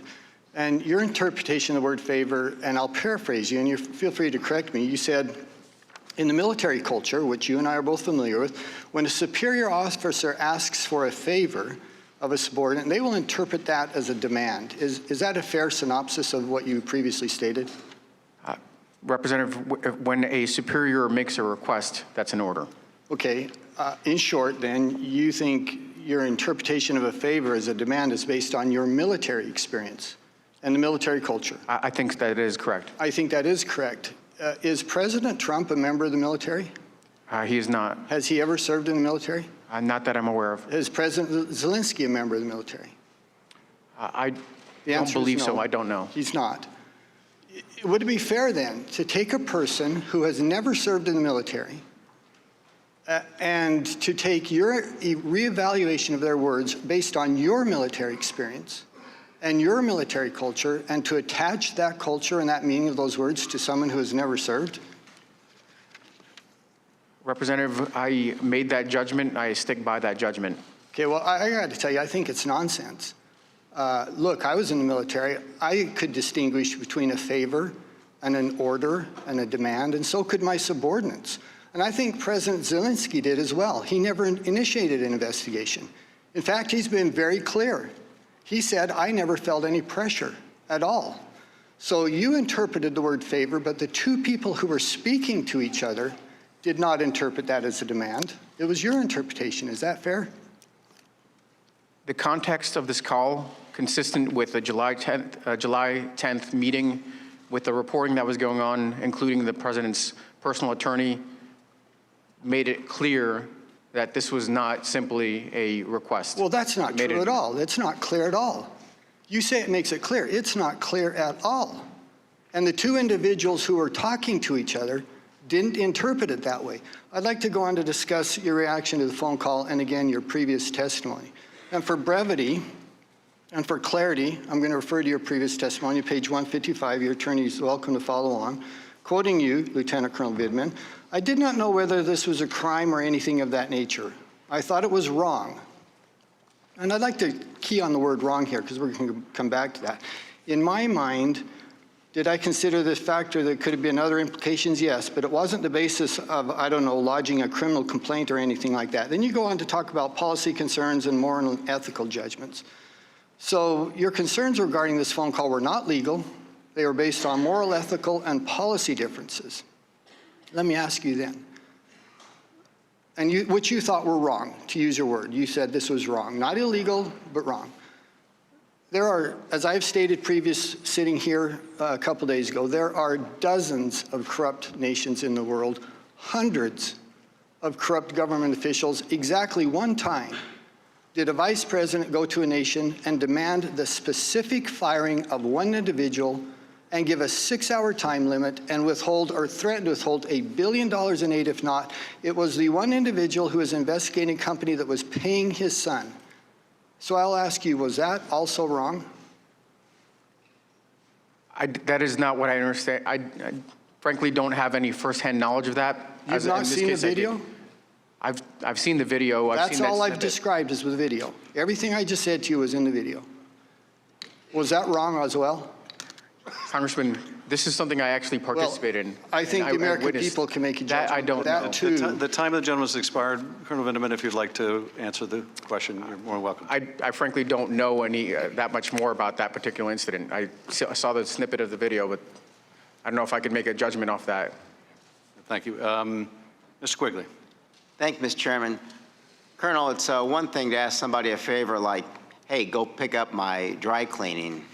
And it's another when the commander-in-chief of the most powerful army in the world asks an ally who's in a vulnerable position to do him a favor, is it not? Yes. Let me go back to that military assistance, if I could. Ms. Williams, again, when did you first learn that the security assistance was being held up, the nearly $400 million that was referenced? July 3rd. And were you aware of any additional, or did you attend any additional meetings in which that military assistance being withheld was discussed? I did. I attended meetings on July 23rd and July 26th where the security assistance hold was discussed. I believe it may have also been discussed on July 31st. And at that point, did anyone provide a specific reason for the hold? In those meetings, the OMB representative reported that the assistance was being held at the direction of the White House Chief of Staff. And did they give reasons beyond that it was being withheld by the White House Chief of Staff? Not specifically. The reason given was that there was an ongoing review whether the funding was still in line with administration priorities. Did anyone in any of those meetings or in any other subsequent discussion you had discuss the legality of withholding that aid? There were discussions, I believe, in the July 31st meeting and possibly prior as well, in terms of Defense and State Department officials were looking into how they would handle a situation in which earmarked funding from Congress that was designated for Ukraine would be resolved if the funding continued to be held as we approach the end of the fiscal year. And from what you witnessed, did anybody in the national security community support withholding the assistance? No. Colonel, again, just for the record, when did you first learn the security assistance was being withheld? On or about July 3rd.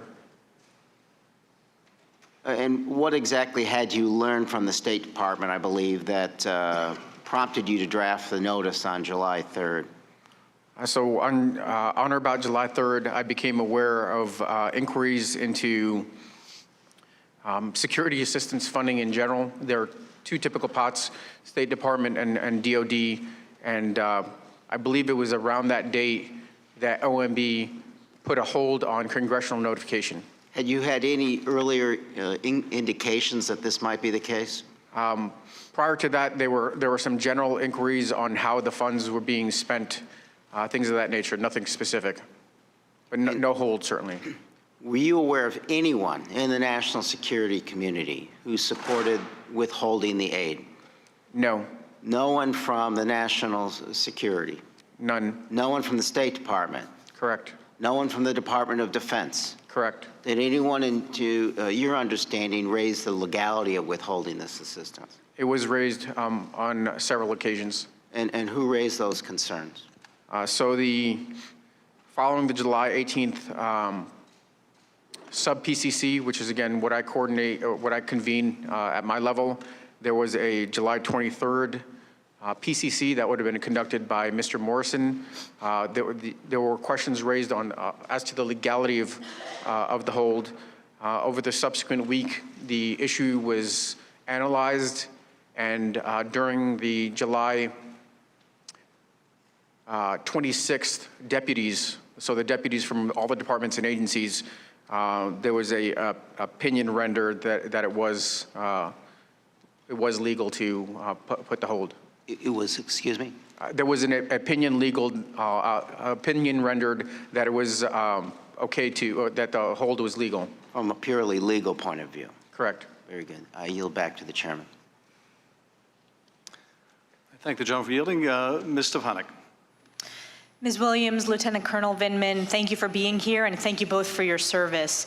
As millions of Americans are watching throughout the hysteria and frenzied media coverage, two key facts have not changed that are critical to these impeachment proceedings. One, Ukraine in fact received the aid, and two, there was no investigation into the Bidens. My question to both of you today will focus on the following: systemic corruption in Ukraine. Two, highlighting for the public that by law, aid to Ukraine requires anti-corruption efforts. And three, who in our government has the decision-making authority when it comes to foreign policy and national security matters? So on corruption in Ukraine, as Ambassador Yovanovitch testified, one of the key reasons why President Zelensky was overwhelmingly elected by the Ukrainian people was that they were finally standing up to rampant corruption in their country. Would you both agree with the ambassador's assessment? Yes. Yes. And Ms. Williams, corruption was such a critical issue from your perspective that when you prepared the Vice President for his congratulatory call with President Zelensky, you testified that the points you wanted to communicate on the call were the following: quote, looked forward to seeing President Zelensky really implement the agenda on which he had run related to anti-corruption reforms. That's correct. That is, yes. And Lieutenant Colonel Vindman, would you agree that this focus on anti-corruption is a critical aspect of our policy towards Ukraine? I would. And Lieutenant Colonel Vindman, you are aware that in 2014, during the Obama administration, the first anti-corruption investigation partnered between the U.S., the U.K., and Ukraine was into the owner of the company Burisma. I'm aware of it now. And Lieutenant Colonel Vindman, you testified that you were aware that Burisma had questionable business dealings. That's part of its track record. That is correct. You also testified that regarding Burisma, money laundering, tax evasion comports with your understanding of how business is done in Ukraine. Is that correct? I'm not aware of specific incidents, but my understanding is that it would not be out of out of the realm of the possible for Burisma. Well, that's page 207 from your testimony, but I'll move on. You are aware that Hunter Biden did sit on the board of Burisma at this time? I am. Well, I know that my constituents in New York 21 have many concerns about the fact that Hunter Biden, the son of the vice president, sat on the board of a corrupt company like Burisma.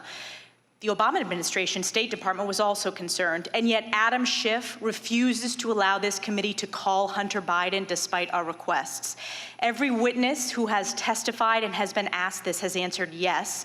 Do you agree that Hunter Biden on the board of Burisma has the potential for the appearance of a conflict of interest? Certainly the potential, yes. And Ms. Williams? Yes. Now, shifting to the legal requirements that our aid to Ukraine is conditioned on anti-corruption. Lieutenant Colonel Vindman, you testified that you understood that Congress had passed, under the Ukrainian Security Assistance Initiative, a legal obligation to certify that corruption is being addressed. That is correct. And you also testified that it is required by the National Defense Authorization Act. That is correct.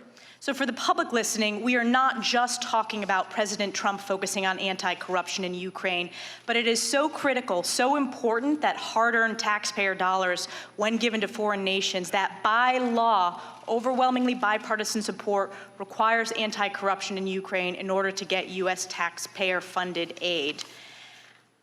Lieutenant Colonel Vindman, you spoke extensively about the importance of defensive lethal aid to Ukraine, specifically javelins. This was in your deposition. Correct. And you testified that the Javelin in particular, because of its effectiveness in terms of influencing the Russian decision calculus for aggression, it is one of the most important tools we have when it comes to providing defensive lethal aid. The system itself and the signaling of U.S. support, yes. And it is a fact that that aid was provided under President Trump and not President Obama. That is correct. And my last question, Lieutenant Colonel Vindman, I know you serve at the NSC in the White House. I served in the West Wing of the White House for President Bush on the Domestic Policy Council and in the Chief of Staff's office, so I'm very familiar with the policy process. I also know that as a staff member, the person who sets the policy of the United States is the president, not the staff. And you testified that the president sets the policy, correct? That is correct. And I respect your deep expertise, your tremendous service to our country. We can never repay those that have worn the military uniform and served our nation. But I was struck when you testified in your deposition. I would say, first of all, I'm the director for Ukraine. I'm responsible for Ukraine. I'm the most knowledgeable. I'm the authority for Ukraine, for the National Security Council, and the White House. I just want a clarification. You report to Tim Morrison, correct? In my Your advisory, direct report is Tim Morrison, in correct? my advisory, just to clarify, only in my advisory capacity, I advise up through the chain of command. That's what I do. And the chain of command is Tim Morrison to Ambassador John Bolton, the National Security Advisor to the President of the United States. Correct. Mm-hmm. And do you agree that the President sets the policy as Commander-in-Chief, as you testified previously? Absolutely. Thank you. My time's expired. Mr. Swalwell. Thank you both. Lieutenant Colonel Vindman, I think the follow-up question that my colleague from New York did not ask you, but is relevant for everyone at home. Isn't it true that the Department of Defense had certified that the anti-corruption requirements of Ukraine had been met when the hold was put on by the president? That is correct.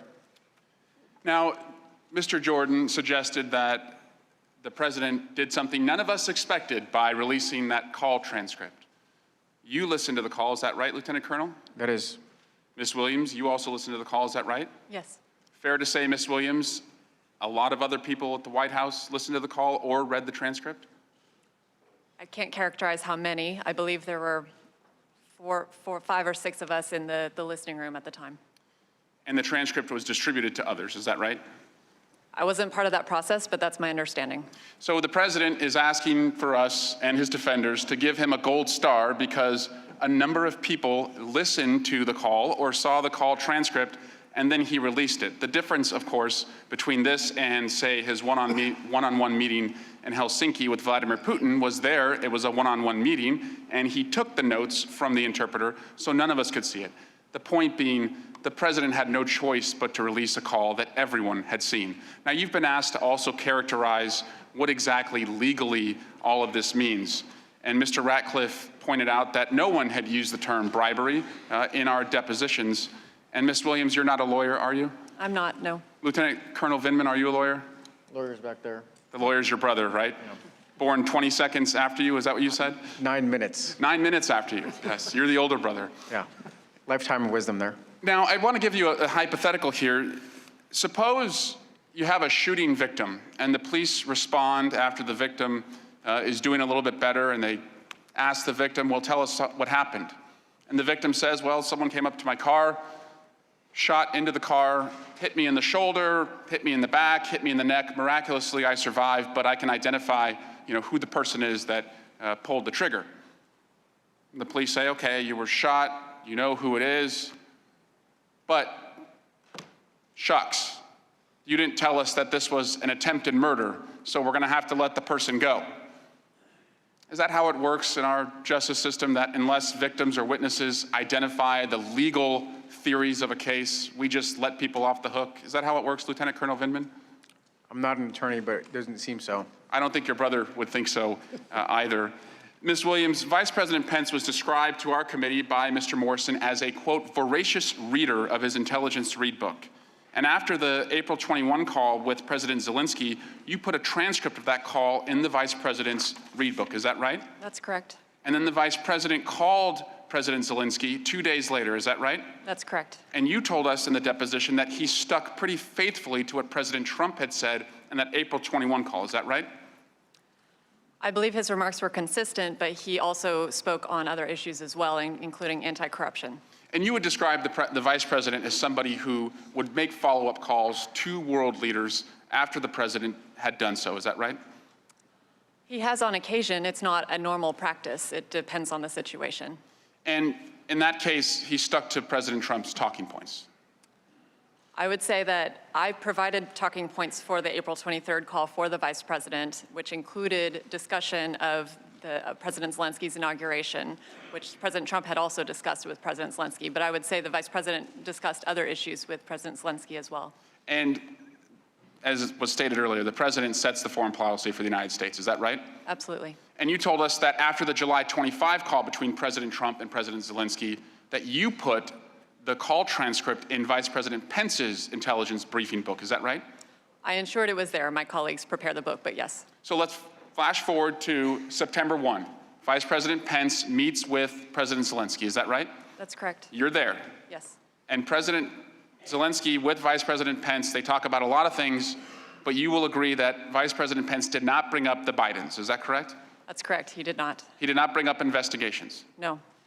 Is one reasonable explanation that although Vice President Pence will do a lot of things for President Trump, that he was not willing to bring up investigations in Biden's because he thought it was wrong? I'm not in a position to speculate. We had not discussed those particular investigations in any of the preparatory sessions with the Vice President. But you didn't bring it up with the Ukrainians after the July 25 call, right? He did not in that meeting, no. And you did not either? No. And Lieutenant Colonel Vindman, did you ever ask the Ukrainians to do what President Trump was asking them to do after the July 25 phone call? I did not. I didn't render any opinion on what was asked in the 25. Thank you. Yield back. Mr. Hurd. Ms. Williams, I want to join my colleagues in thanking you for your service. We share a personal hero in Dr. Rice, so great minds think alike. Did you participate in or overhear any conversations about how potential information collected from the Ukrainians on the Bidens would be used for political gain? No, I did not participate or overhear any conversations along those lines. Thank you. Lieutenant Colonel Vindman, I think all of us would agree that your father made the right move to come here, and we're glad that he did. You've talked about how part of your responsibilities is developing talking points for your principals. Is that correct? That is correct.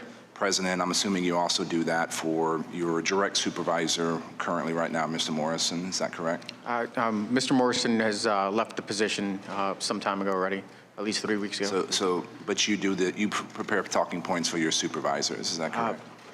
Typically, frankly, at that level, they don't really take talking points, especially if they have expertise.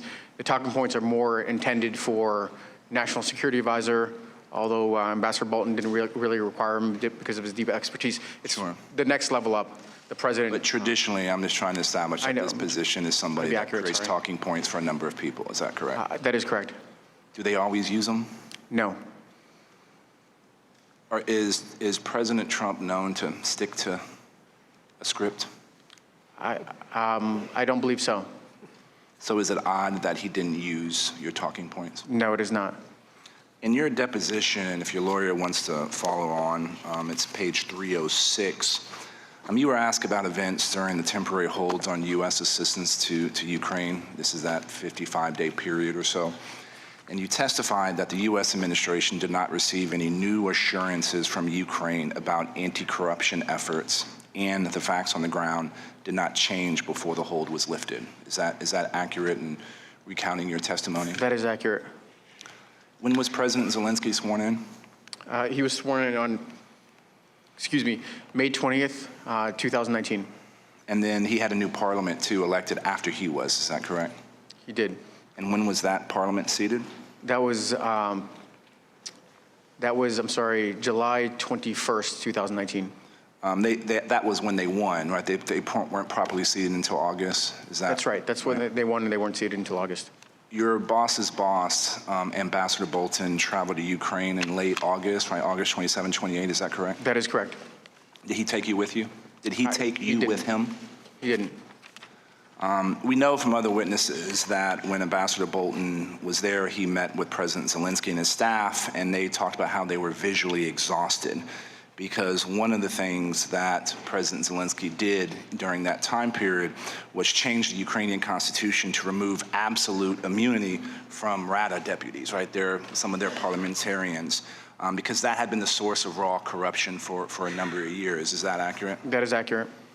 Were you aware of this important change to Ukrainian law? Of course. Yep. And you don't believe that's a significant anti-corruption effort? No, it is significant. It's pretty significant, correct. Also, Ambassador Taylor testified that President Zelensky, with this new parliament, opened Ukraine's high anti-corruption court. Right? This had been an initiative that many folks and in our State Department had been pushing to happen, and that was established in that time frame. Were you aware of this? Yes. Do you think this is a significant anti-corruption? I do. When you talked about, how many times have you met President Zelensky? I think it was just the one time from the presidential delegation, multiple engagements, but just the one trip. And that's a one-on-one meeting? That was in a larger bilateral format. Then there were a couple of smaller venues. They were all in, there was never a one-on-one, but there were a couple of, again, touch points. So the bilateral meeting, handshake, meet and greet, he had a short. So there was a lot of people in the room. Yeah. When you met with them. Yes, but you still advised the Ukrainian president to watch out for the Russians. Yes. And and everybody else in the room, I'm assuming the National Security Advisor was there. I believe in this case, you had other members of the administration. Were your points pre-approved? Did they know you were going to bring up those points? We did have a huddle beforehand, and it's possible I flagged them, but I don't recall specifically. It's possible I didn't. And you counseled the Ukrainian president to stay out of U.S. politics? Correct. Mr. Chairman, I yield back the time I do not have. Gentleman yields back. Mr. Castro. Thank you, Chairman. Ms. Williams, thank you for your service to the country. Colonel Vindman, thank you for your service. And it's great to talk to a fellow identical twin. I hope that your brother's nicer to you than mine is to me. It doesn't make you grow a beard. You both listened in real time to the July 25th call. In particular, you would have heard President Trump ask the president of Ukraine, quote, "I'd like you to find out what happened with this whole situation with Ukraine. They say CrowdStrike," and quote, "the server, they say Ukraine has it." This is a debunked conspiracy theory that has no basis in fact.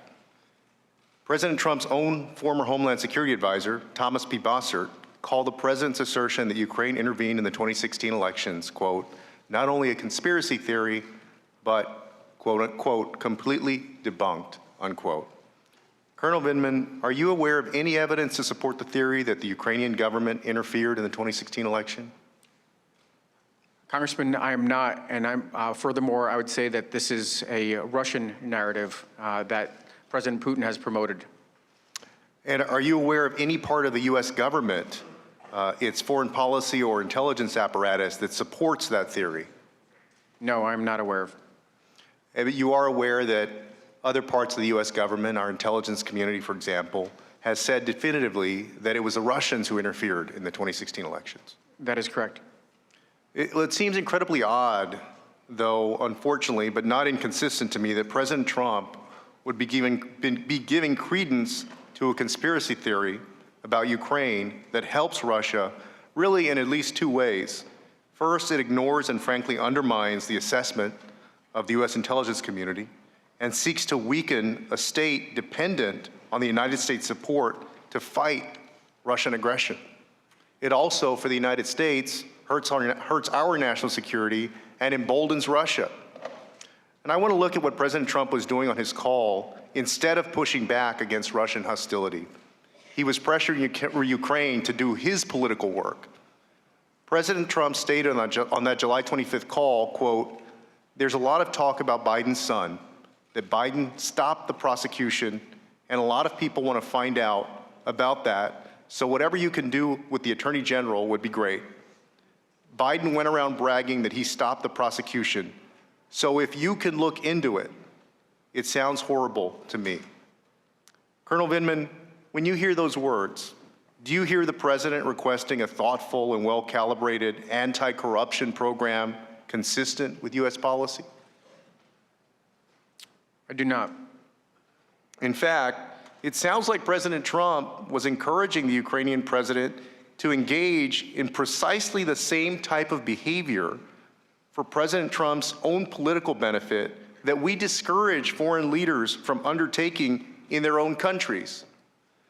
And discouraging other countries from undertaking politically motivated investigation is, in fact, a major part of official U.S. anti-corruption policy. Is that correct? That is correct. And are you, in fact, aware of any evidence that Vice President Biden improperly interfered in an investigation of his family members? I am not. These false narratives, it should be said, are damaging our country. They poison our politics and distract from the truth. And pressing another country to engage in corruption is antithetical to who we are as a nation. You also mentioned that this request, well, you felt this request was wrong. And you've also said that corruption in Ukraine is endemic to Ukraine, just as it is in other places around the world. Can you speak to what is the danger of a president of the United States, whether it's Donald Trump or any future president, asking another nation where there's rampant corruption to investigate a political rival or just any other American citizen? What would be the danger to that American?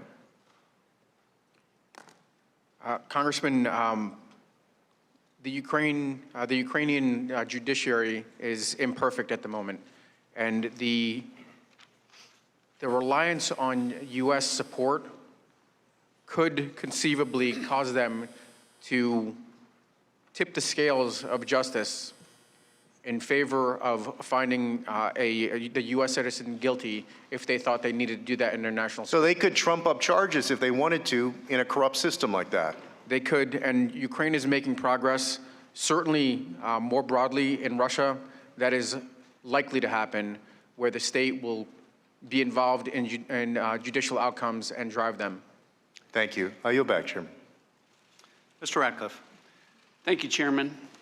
Ms. Williams, you testified that what you noted as being unusual about the call that took place on July 25th was that the president raised what appeared to be a domestic political issue, correct? Correct. But raising an issue, even one that you thought was unusual, is different than making a demand. Would you agree? Yes. And as I read your deposition, it didn't sound like from your testimony that you heard what took place on that call as a demand for investigations. Is that fair? I don't believe I'm in a position to characterize it further than the president did in terms of asking for a favor. You didn't hear a demand?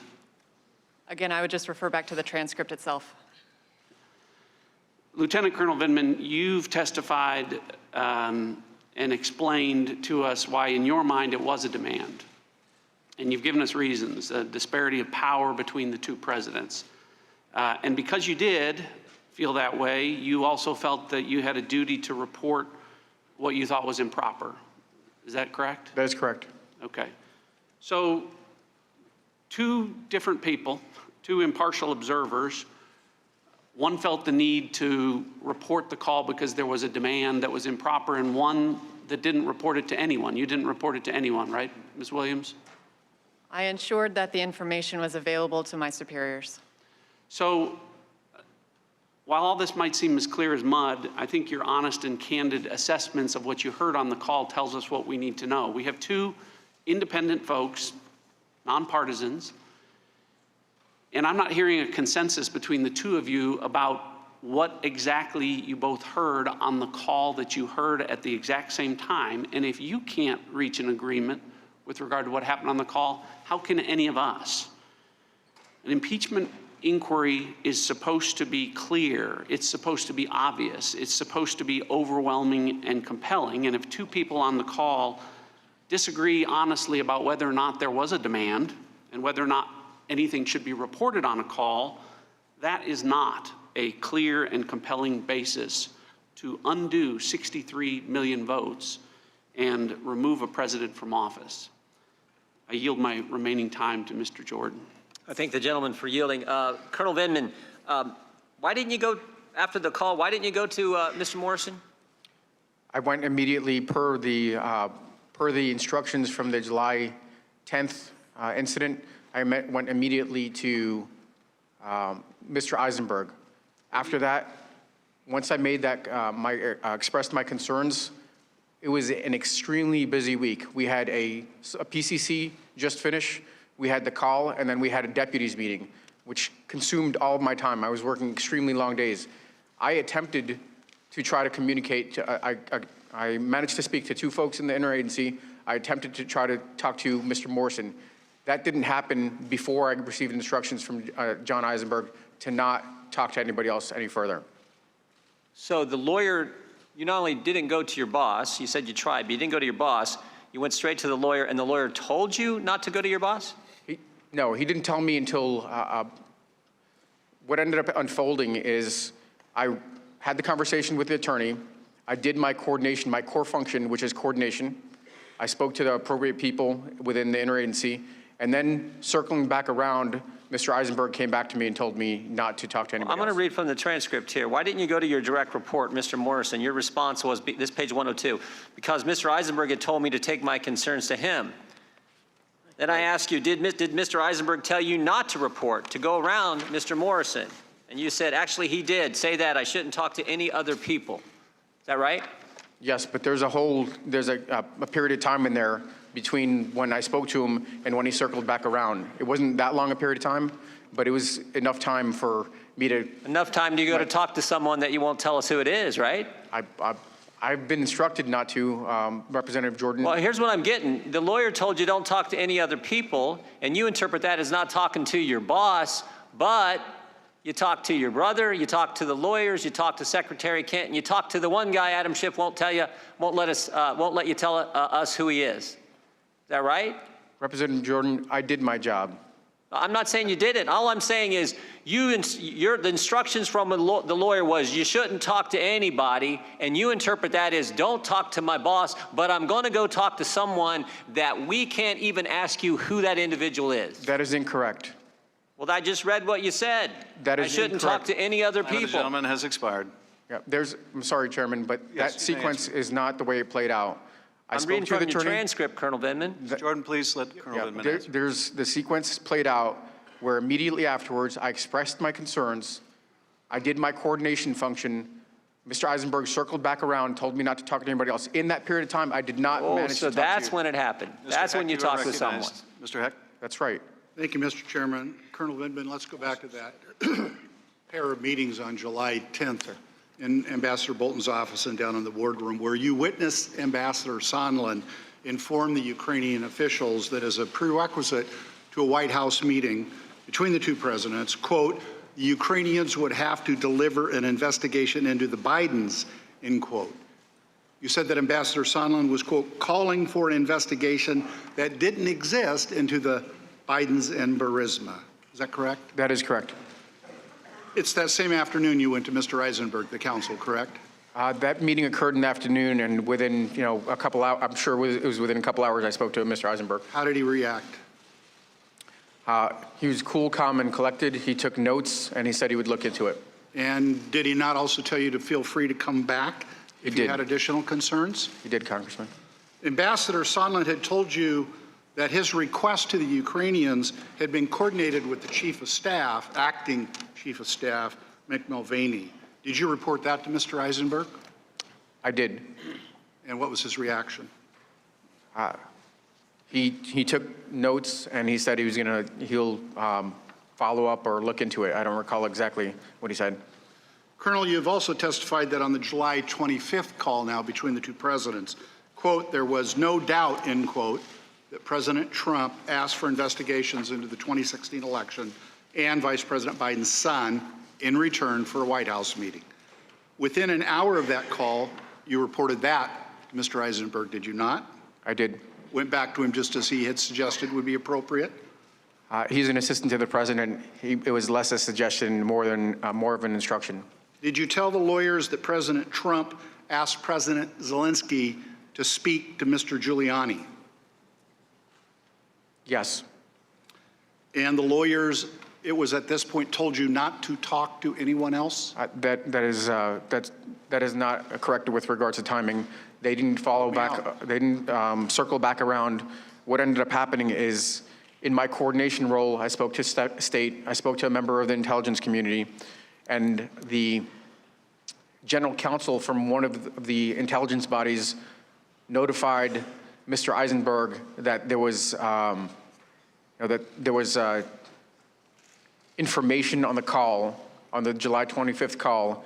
At that point, Mr. Eisenberg told me I shouldn't talk to anybody else about it.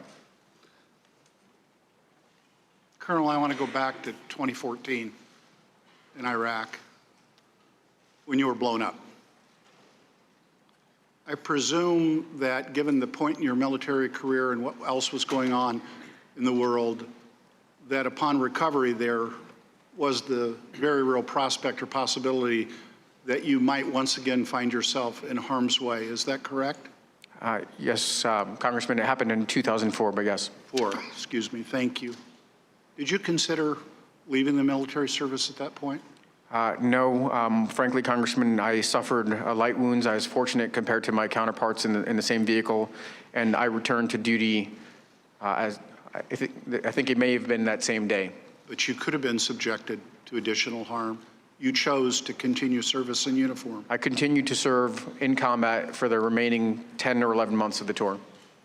You know, Colonel, I have to say, I find it a rich but incredibly painful irony that within a week of the president, contrary to all advice of the senior military officials, he pardons those who were convicted of war crimes, which was widely decried in the military community.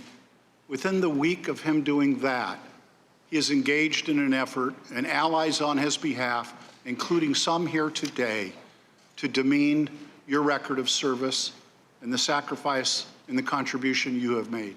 Indeed, sir, less than 20 minutes ago, the White House officially quoted out of context, the comments referred to earlier by Mr. Morrison in your judgment. I can only conclude, sir, that what we thought was just the president as the subject of our deliberations in this inquiry isn't sufficient to capture what's happening here. Indeed, what's subject to this inquiry and what is at peril is our Constitution and the very values upon which it is based. I want to say thank you for your service, but you know, thank you doesn't cut it. Please know, however, that it comes from the bottom of my heart, and I know on the bottoms of the heart of countless other Americans. Thank you for your service, sir. I yield back. Mr. Jordan. Thank you, Mr. Chairman. Sunday, the Speaker of the United States House of Representatives called the President of the United States an imposter Speaker of the House called the president an imposter. The guy 63 million people voted for, the guy who won an electoral college landslide, the Speaker calls an imposter. That's what's happened to our country, to this Congress. The Speaker's statement says it all. The Democrats have never accepted the will of the American people. Democrats don't trust the American people. The American people who wanted to send someone to this town who was willing to shake it up a bit, they don't trust that. And they have tried to do everything they can to undo what the American people decided on November 8th, 2016. They've been out to get the president since the day he was elected. The whistleblower's lawyer, the whistleblower's legal team said this, January 30th, 2017, president been in office about a week. Coup has started. First of many steps. Next sentence, impeachment will follow ultimately. I guess we're in the final step. Started 3.5 years ago. Congressman Tlaib started this Congress. First day of Congress said, impeach the president. Representative Green said, if we don't impeach him, the president's going to win re-election. We got to do it. Most importantly, 5 Democrat members of this committee voted to move forward with impeachment before the phone call ever happened. The truth is, the attacks actually started before the inauguration, even before the election. The ranking member talked about this in his opening statement. July 2016, FBI opens an investigation, so-called Trump-Russia coordination, collusion, which was never there. Opened an investigation, spied on 2 American citizens associated with the presidential campaign. My guess is that's probably never happened in American history, but they did it. And for 10 months, Jim Comey's FBI investigated the president. Guess what? After 10 months, they had nothing. And you know why we know that? Because when we deposed Mr. Comey last Congress, he told us they didn't have a thing. No matter, Special Counsel Mueller gets appointed, and they do a 2-year, $40 million, 19-lawyer, unbelievable investigation. And guess what? They come back, and they got nothing. But the Democrats don't care. So now we get this. Bunch of depositions in the bunker in the basement of the Capitol. Witnesses who aren't allowed to answer questions about who they talked to about the phone call. We get this. All based on some anonymous whistleblower, no firsthand knowledge, bias against the president. These facts have never changed. We learned these right away. Who worked with Vice President Biden, who wrote a memo the day after somebody talked to him about the call, but waited 18 days to file a complaint. 18 days to file a complaint. What did he do in those 18 days? We all know. Ran off and talked with Chairman Schiff's staff. And then hired the legal team that I just talked about.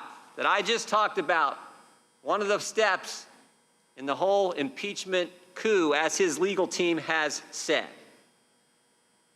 This is scary what these guys are putting our country through. It is sad, it is scary, it is wrong. And the good news is the American people see through it all.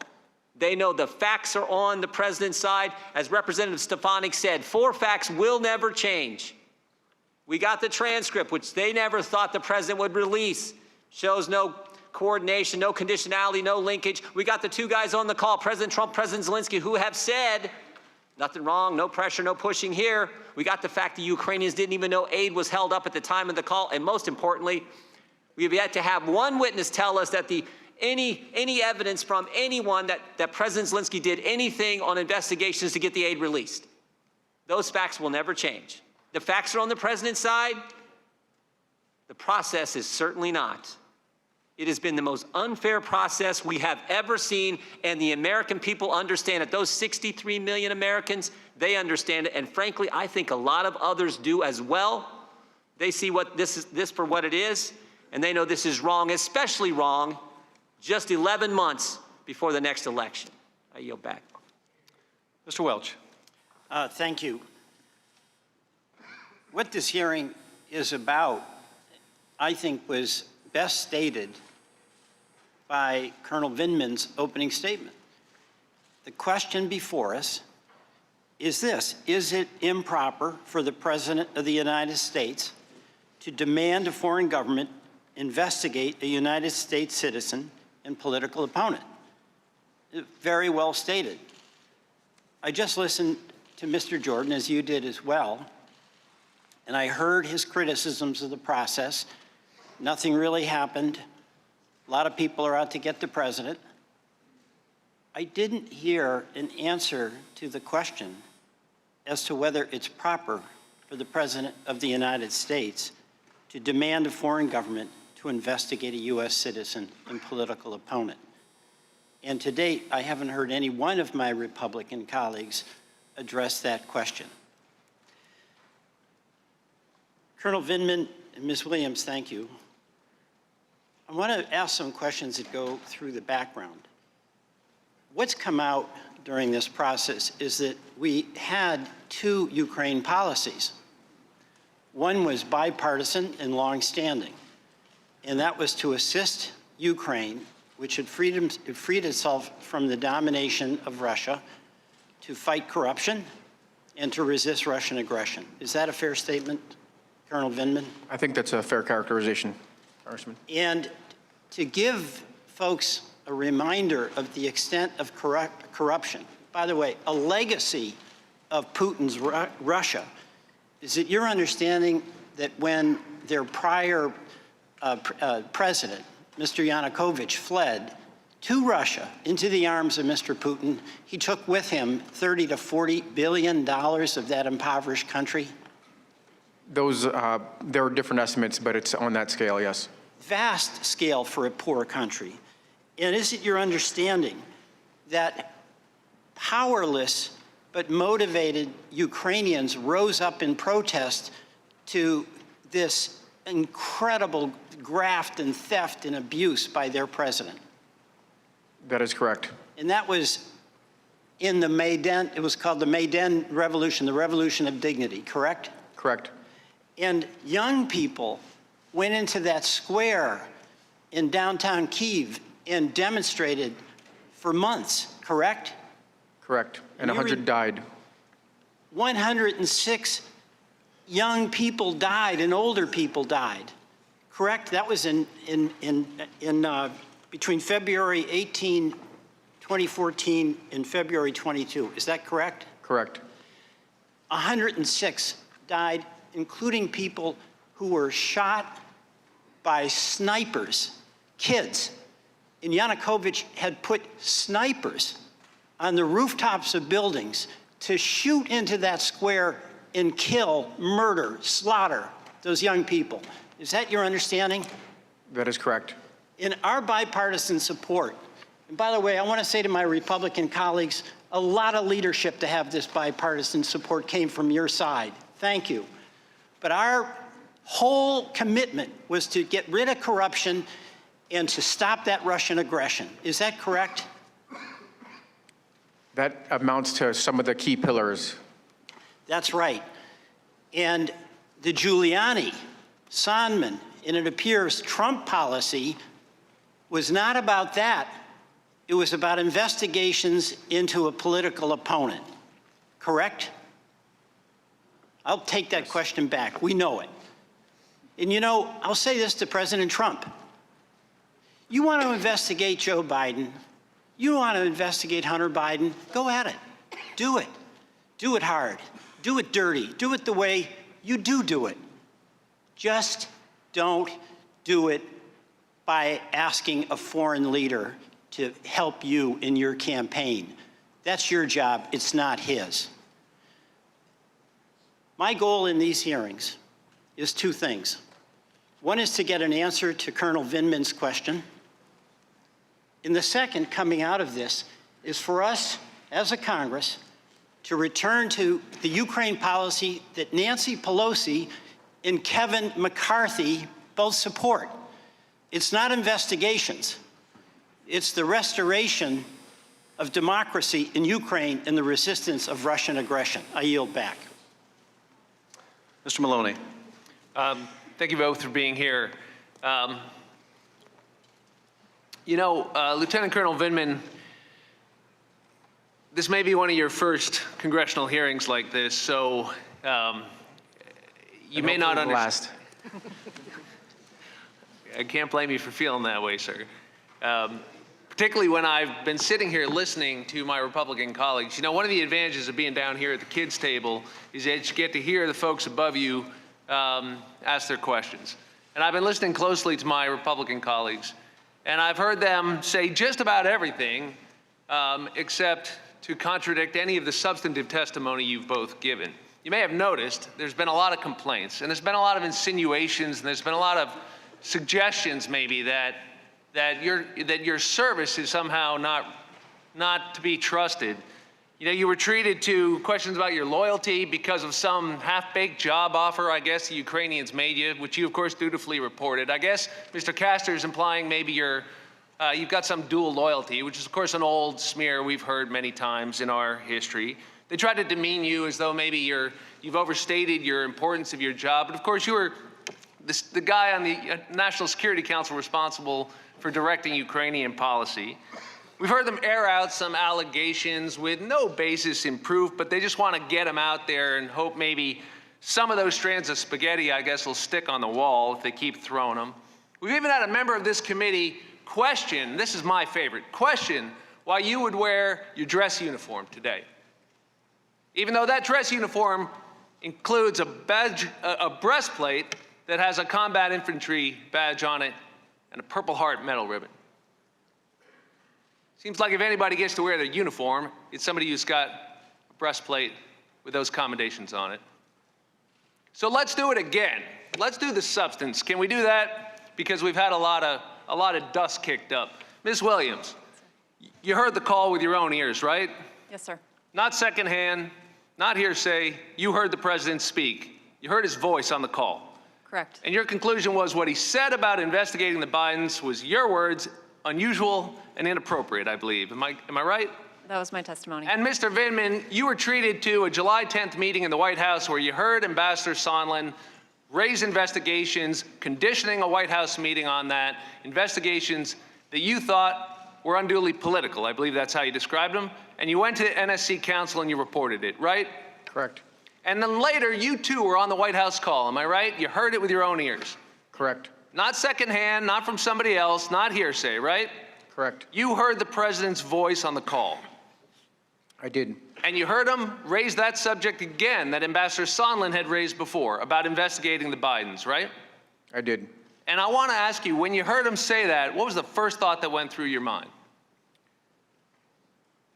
Frankly, I couldn't believe what I was hearing. It was probably an element of shock that maybe in certain regards my worst fear of how our Ukraine policy could play out was playing out, and how this was likely to have significant implications for U.S. national security.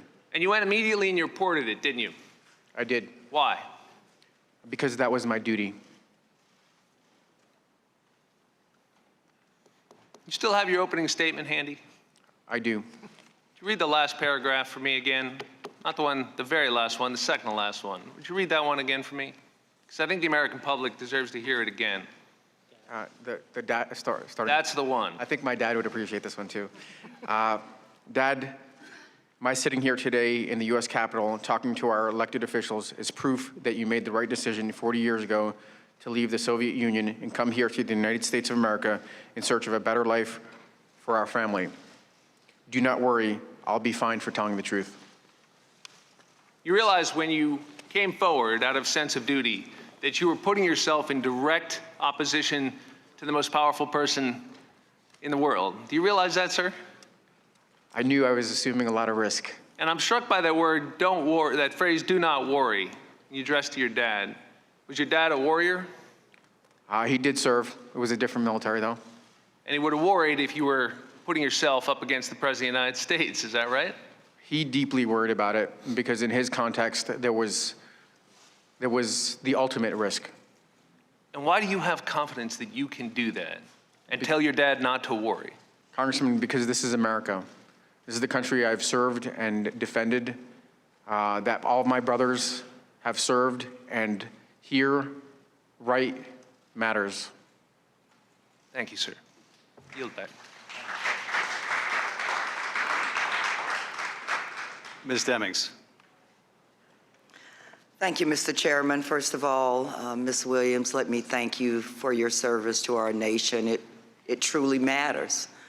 Lieutenant Colonel Vindman, I had the honor of speaking to a group of veterans this past weekend. And what I said to them was that no words are really adequate or sufficient to fully express our gratitude for their service to our nation. So Lieutenant Colonel Vindman, today I say to you, there are no words that are sufficient to fully express our gratitude to you for what you have done for our nation and amazingly what you are still willing to do for our nation.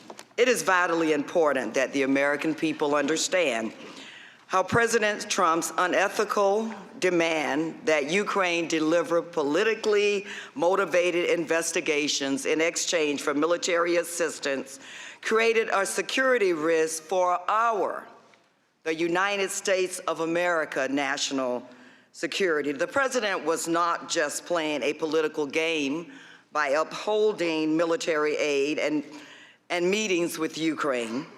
Threatening the hundreds of millions of dollars of military assistance that Congress had appropriated has real-life consequences for Ukraine and for the USA. In your deposition, Colonel Vindman, you testified, and I quote, "A strong and independent Ukraine is critical to our security interests." Could you please explain why a strong and independent Ukraine is so critical and why it is so vital to U.S. interests? We sometimes refer to Ukraine as a frontline state. It's on the front line of Europe. They have actually described to me, the Ukrainians, that they consider themselves as a barrier between Russian aggression and Europe. And what I've heard them describe is the need for U.S. support in order to serve this role, in order to protect European and Western security. Lieutenant Colonel, this is not just a theoretical conflict between Ukraine and Russia. You've already said this morning that Russia is actively fighting to expand into Ukraine, that Ukraine is in a hot war with Russia right now. Is that correct? It's stable, but it's still a hot war. And isn't it true, Lieutenant Colonel, that even if the security assistance was eventually delivered to Ukraine, the fact that it was delayed, just that fact, could signal to Russia that the bond between Ukraine and the U.S. was weakening? That was the concern of myself and my colleagues. And was the risk of even the appearance that the U.S.-Ukraine bond is shaky is that it could embolden Russia to act with more aggression? Would you say that's correct? I believe that was my testimony. Just last month during an interview, President Putin joked about interfering in our political elections. I can only guess that's what we have become to Russia and its president. I think he felt emboldened by the president's reckless actions, both attempts to hold critical military aid from Ukraine and President Trump's effort to blame Ukraine, not Russia, for election interference. Ms. Williams and Lieutenant Colonel Vindman, I can only say that every American, regardless of our politics, should be critically concerned about that. And let me just say this. Yes, we do trust the American people. But you know what? The American people trust us, too, as members of Congress, to support, protect, and defend the Constitution of the United States against all enemies, foreign and domestic. And we intend to do just that. Thank you again for your service. Mr. Chairman, I yield back. Mr. Krishnamurthy. Good afternoon, Lieutenant Colonel Vindman and Ms. Williams. Thank you for your service. Lieutenant Colonel Vindman, I'm concerned that your loyalty has been questioned not just because you're bringing forward evidence of wrongdoing against the President of the United States, but because you're an immigrant. Recently, Fox News host Brian Kilmeade said he, meaning you, were born in the Soviet Union, emigrated with his family young. He tends to feel simpatico with the Ukraine. I find this statement reprehensible because it appears that your immigrant heritage is being used against you. Lieutenant Colonel, I came to this country when I was 3 months old. Your family fled the Soviet Union and moved to America when you were just 3.5 years old, right? Correct. And I understand that your father worked multiple jobs while also learning English, right? Correct. Your father stressed the importance of embracing what it means to be an American, correct? That is correct. All your childhood memories relate to being an American, correct? That is correct. You and your family faced difficult times during your childhood, correct? Yes. I can relate, that's my story too. But your father went on to become an engineer, right? He reestablished himself in his former profession in the United States. I can relate, I got a BS in engineering. Of course, some people claim I practice the BS part now. Your father never gave up working hard to build his very own American dream, did he? He did not. Well, Lieutenant Colonel Vindman, your father achieved the American dream, and so did you and your family. From one immigrant American to another immigrant American, I want to say to you that you and your family represent the very best of America. I assume that you are as proud to be an American as I am, correct? Yes, sir. Sir, I want to turn your attention to Yuri Lutsenko. You called him a disruptive actor in your opening statement, correct? Correct. Mr. Lutsenko, the former prosecutor general in Ukraine, has made various claims about various Americans, right? Correct. You are unaware of any factual basis for his accusations against Ambassador Yovanovitch, right? Correct. He also was a source for an article by John Solomon in The Hill, right? That is correct. And you said that key elements of that article, as well as his accusations, are false, right? Correct. Lutsenko is not a credible source, correct? Correct. Sir, the other side claims that there was absolutely no pressure on this July 25th phone call. I think that's what we heard earlier, right? I believe so. And you have termed what President Trump asked in terms of investigations on that phone call as a demand, correct? Correct. And you've pointed out the large power disparity between President Trump on the one hand and President Zelensky on the other, correct? Yes. There was pressure on that phone call, right? The Ukrainians needed the meeting. The Ukrainians subsequently, when they found out about it, needed the security assistance. So pressure was brought to bear on them, correct? I believe so. Sir, Colonel Vindman, last week we heard a decorated military veteran, namely Ambassador Bill Taylor, come before us. You interacted regularly with Ambassador Taylor, and you know him to be a man of integrity, and he's a patriotic American, isn't that right? Superb individual. I asked Ambassador Taylor a series of questions based on his experience as an infantry commander. I asked him, quote, is an officer allowed to hold up action placing his troops at risk until someone provides them a personal benefit? Ambassador Taylor responded, no, sir. Colonel Vindman, do you agree with Ambassador Taylor? I do. I then asked Ambassador Taylor, quote, is that because they would be betraying their responsibility to the nation? Ambassador Taylor responded, yes, sir. Colonel Vindman, do you agree with Ambassador Taylor? I do. I then asked Ambassador Taylor, quote, could that type of conduct trigger a court-martial? Ambassador Taylor said, yes, sir. Do you agree with Ambassador Taylor, Colonel Vindman? I do. Thank you for your service. Concludes the member questioning. Representative Nunes, you're recognized for any concluding remarks. Well, Act 1 of today's circus is over. For those of you who have been watching it at home, the Democrats are no closer to impeachment than where they were 3 years ago. In the process, the Department of Justice, FBI, State Department, elements within the IC, the ICIG, have all suffered long-term damage. The Democrats can continue to poison the American people with this nonsense. We sit here all morning without any evidence for impeachment, which would be a very serious crime, high crime and misdemeanors, as it says in the Constitution. No such thing. Policy disagreements and the Democrats' failure to acknowledge their involvement in the 2016 election, I would say it's astonishing, but that would be putting too little emphasis on their actions. With that, I yield back the balance of my time.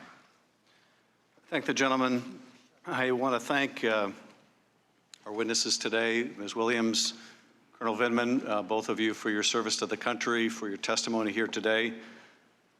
And I just want to address briefly some of the evidence you presented, as well as others thus far in the impeachment inquiry. First of all, I want to join my colleagues in thanking you, Colonel Vindman, for your military service. And I should tell you that notwithstanding all of the questions you got on why didn't you go talk to your supervisor, why didn't you go talk to Mr. Morrison, why did you go to the national security lawyer, as if there's something wrong with going to the national security lawyer. Are you aware that we asked Mr. Morrison whether he went to the national security lawyer right after the call, and that he did? I am. And are you aware also that we asked him, well, if you had this problem with Colonel Vindman not going to you instead of the lawyer, naturally you must have gone to your supervisor, and you know what his answer was? He didn't go to his supervisor either.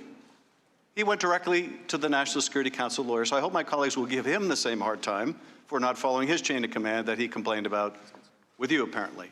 The president may attack you, and has. Others on right-wing TV might attack you, and they have. But I thought you should know, and maybe you know already, that this is what the former chairman of the Joint Chiefs of Staff had to say about you, Colonel Vindman. He is a professional, competent, patriotic, and loyal officer. He has made an extraordinary contribution to the security of our nation in both peacetime and combat. I'm sure your dad is proud to hear that. My colleagues have tried to make the argument here today, and we've heard it before, that the president was just interested in fighting corruption. That's our goal, fighting corruption in Ukraine, this terribly corrupt country. The problem, of course, with that is there's no evidence of the president trying to fight corruption. The evidence all points in the other direction. The evidence points in the direction of the president inviting Ukraine to engage in the corrupt act of investigating a U.S. political opponent. Ambassador Yovanovitch was known as a strong fighter of corruption, so what does the president do? He recalls her from her post. Ambassador Yovanovitch, in fact, was at a meeting celebrating other anti-corruption fighters, including a woman who had acid thrown in her face on the day she was told to get on the next plane back to Washington. You prepared talking points for the president's first conversation with Zelensky. He's supposed to talk about rooting out corruption. If this president had such a deep interest in rooting out corruption in Ukraine, surely he would have brought it up on the call, but of course we now know that he did not. We then see Rudy Giuliani not fighting corruption, but asking for an investigation of the Bidens. And my colleagues say, well, maybe he was acting on his own. Even though he says he's acting as the president's lawyer, maybe he was really acting on his own. But the two investigations that Rudy Giuliani wanted come up in the meeting you participate in on July 10th at the White House, when Ambassador Sondland brings up the Bidens and Burisma in 2016, tells the Ukrainians who want that meeting at the White House, you got to do these investigations. Now, they would say Ambassador Sondland was acting on his own, but that doesn't quite work either, because we have the call record from July 25th, which the president was forced to release, in which the president doesn't bring up corruption. He doesn't say how those anti-corruption courts going or great work in the RADA. Of course not. What does the president say? I want you to investigate the Bidens and this debunk conspiracy theory pushed by Vladimir Putin. That also helps me in my reelection. So much for fighting corruption. The message to Ukraine, the real message to Ukraine, our U.S. policy message is, don't engage in political investigations. The message from the president, however, was the exact opposite. Do engage in political investigations and do it for my reelection. And it's also made clear if they want the White House meeting and ultimately if they want $400 million in U.S. aid, this is what they have to do. The only lament I hear from my colleagues is it wasn't successful. They got caught. They didn't get the political investigations, and they still had to release the money. Now, they still haven't gotten the White House meeting, but they had to release the money because a whistleblower blew the whistle. Whistleblower the president wants to punish. And because Congress announced it was doing investigations, and very soon thereafter, the president was forced to lift the hold on the aid. They argue, well, this makes it okay that it was a failed effort to bribe Ukraine, a failed effort to extort Ukraine. That doesn't make it better. It's no less odious because it was discovered and it was stopped. And we have courageous people like yourself who come forward, who report things, who do what they should do, who have a sense, as you put it, Colonel, of duty. Of duty. Not to the person of the president, but to the presidency and to the country. And we thank you for that.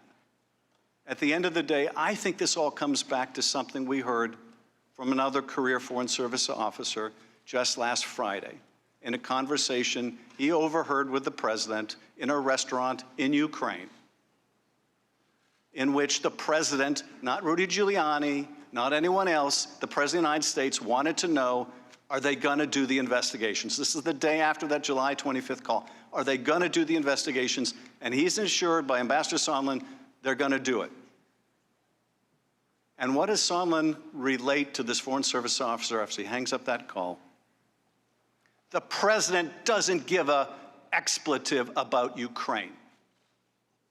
He only cares about the big things that help his personal interests. That's all you need to know. And it isn't just about Ukraine, of course. Ukraine is fighting our fight against the Russians, against their expansionism. That's our fight too. That's our fight too. At least we thought so on a bipartisan basis. That's our fight too. That's why we support Ukraine with the military aid that we have. Well, the president may not care about it, but we do. We care about our defense, we care about the defense of our allies, and we darn well care about our Constitution. We are adjourned. I please ask the audience to allow the witnesses and the members who have to go vote to leave first.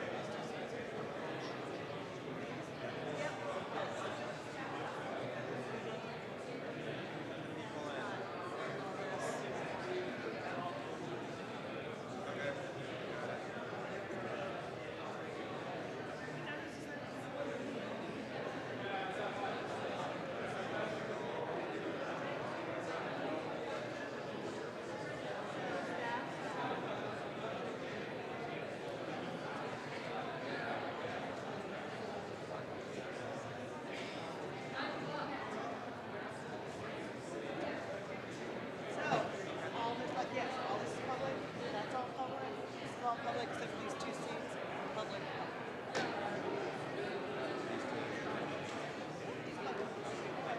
It's the ones behind you. Can't see. And then these guys, like, there's a couple of them. I agree.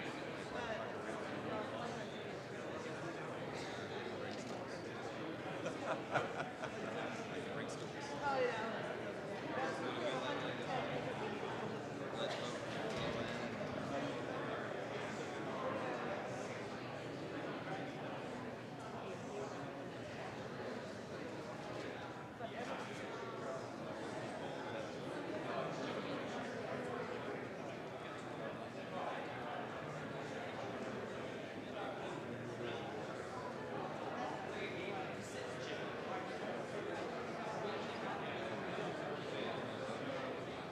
I know, but you know what, just, I'll tell you this.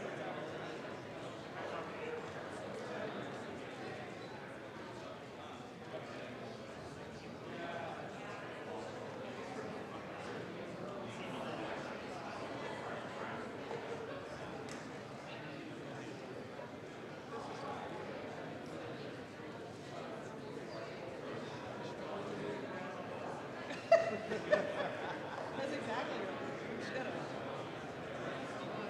But I would say take a look, maybe.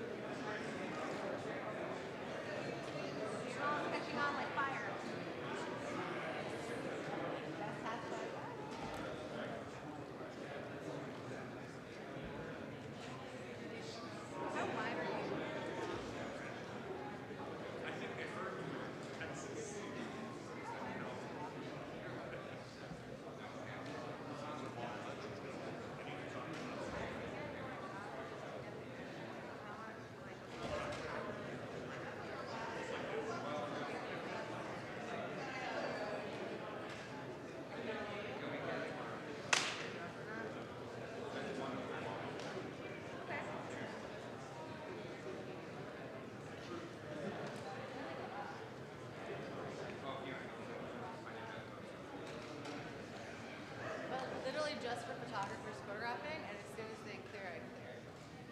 I'm like, yeah? In a bad way or like a positive way? It wouldn't be for long. Like literally just to like wax it. All right, cool. No, I'm not staying. That would be weird. I don't know if the police will even let me do this more. I know. Excuse me, I can't say.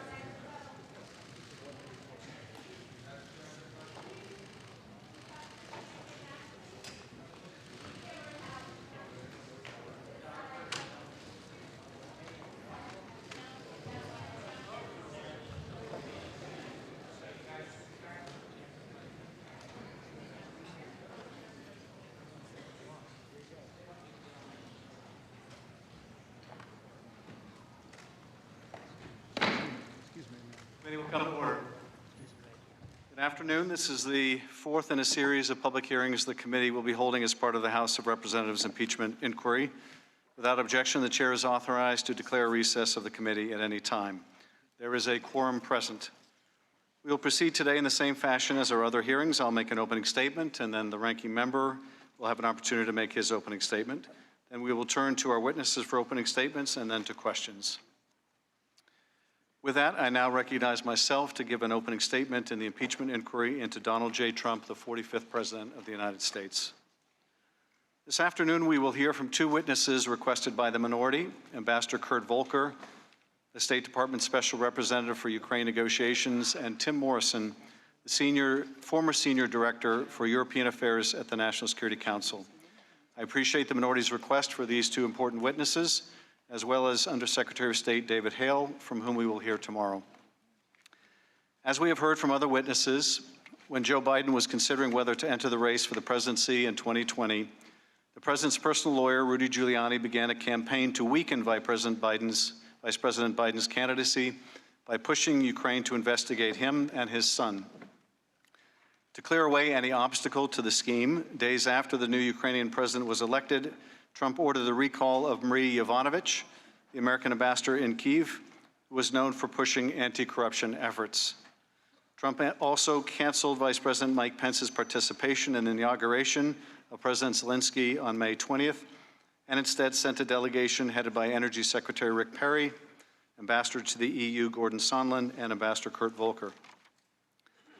These three returned from Kyiv and briefed President Trump on their encouraging first interactions with the new Ukrainian administration. Hopes that Trump would agree to an early meeting with the Ukrainian president were soon diminished, however, when Trump pushed back. According to Volker, he just didn't believe it. He was skeptical, and he also said, "That's not what I hear. I hear, he's got some terrible people around him." President Trump also told them he believed that Ukraine tried to take him down. He told the three amigos, "Talk to Rudy." And they did. One of those interactions took place a week before the July 25th phone call between Trump and Zelensky, when Ambassador Volker had breakfast with Rudy Giuliani at the Trump Hotel. Volker testified that he pushed back on Giuliani's accusation against Joe Biden. On July 22nd, just days before Trump would talk to Zelensky, Ambassador Volker had a telephone conference with Giuliani and Andrei Yermak, a top advisor to the Ukrainian president, so that Giuliani could be introduced to Yermak. On July 25th, the same day as the call between President Trump and Zelensky, but before it took place, Ambassador Volker sent a text message to Yermak. Quote, heard from the White House, assuming President Z convinces Trump he will investigate/get to the bottom of what happened in 2016, we will nail down date for a visit to Washington. Good luck, exclamation point. Later that day, Donald Trump would have the now infamous phone call with Zelensky, in which he responded to Ukraine's appreciation for U.S. defense support and a request by President Zelensky to buy more Javelin anti-tank missiles by saying, I would like you to do us a favor, though. And the favor involved the two investigations that Giuliani had been pushing for into the Bidens in 2016. Ambassador Volker was not on the call, but when asked about what it reflected, he testified, no president of the United States should ask a foreign leader to help interfere in a U.S. election. Among those listening in on the July 25th call was Tim Morrison, who had taken over as the NSC's senior director for European affairs at the NSC only days before, but had been briefed by his predecessor, Fiona Hill, about the irregular second channel that was operating in parallel to the official one. Lieutenant Colonel Vindman and Ms. Williams, from whom we heard this morning, like them, Morrison emerged from the call troubled. He was concerned enough about what he heard on the July 25th call that he went to see the NSC legal advisor soon after it had ended. Colonel Vindman's fear was that the president had broken the law, potentially, but Morrison said of his concern that his concern was that the call could be damaging if it were leaked. Soon after this discussion with lawyers at the NSC, the call record was hidden away on a secure server used to store highly classified intelligence, where it remained until late September when the call record was publicly released. Following the July 25th call, Ambassador Volker worked with Sondland and the Ukrainian president's close advisor Yermak on a statement that would satisfy Giuliani.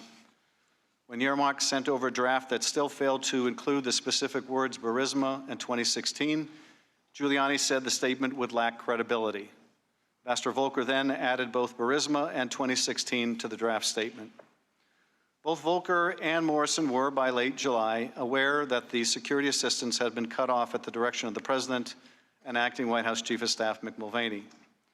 As the Ukrainians became aware of the suspension of security assistance and the negotiations over the scheduling of a White House meeting between Trump and Zelensky dragged on, the pressure increased and any pretense that there was no linkage soon dropped away. Morrison accompanied Vice President Pence to Warsaw on September 1st, where Pence and Zelensky met, and Zelensky raised the suspended security assistance. Following that meeting, Sondland approached Yermak to tell him that he believed that what could help move the aid was if the Ukrainian prosecutor general would go to the mic and announce that he was opening the Burisma investigation. On September 7th, Ambassador Sondland had a telephone call with Trump and asked him what he wanted from Ukraine. According to Morrison, who spoke with Sondland after the call, Trump insisted that there was no quid pro quo, but President Zelensky must personally announce the opening of the investigations, and he should want to do it. Sondland also said that if President Zelensky didn't agree to make a public statement about the investigations, the U.S. and Ukraine would be at a stalemate, meaning it would not receive the much-needed security assistance. Morrison had a sinking feeling after the call, as he realized that the ask was now being directed at Zelensky himself and not the prosecutor general, as Sondland had relayed to a senior Ukrainian aide in Warsaw on September 1st. While President Trump claimed there was no quid pro quo, his insistence that Zelensky himself must publicly announce the investigations or they'd be at a stalemate made clear that at least two official acts, a White House meeting and $400 million in military aid, were conditioned on receipt of what Trump wanted, the investigations to help his campaign. The efforts to secure the investigations would continue for several more days, but appear to have abruptly ended soon after the three committees of Congress announced an investigation into the Trump-Giuliani-Ukraine scheme.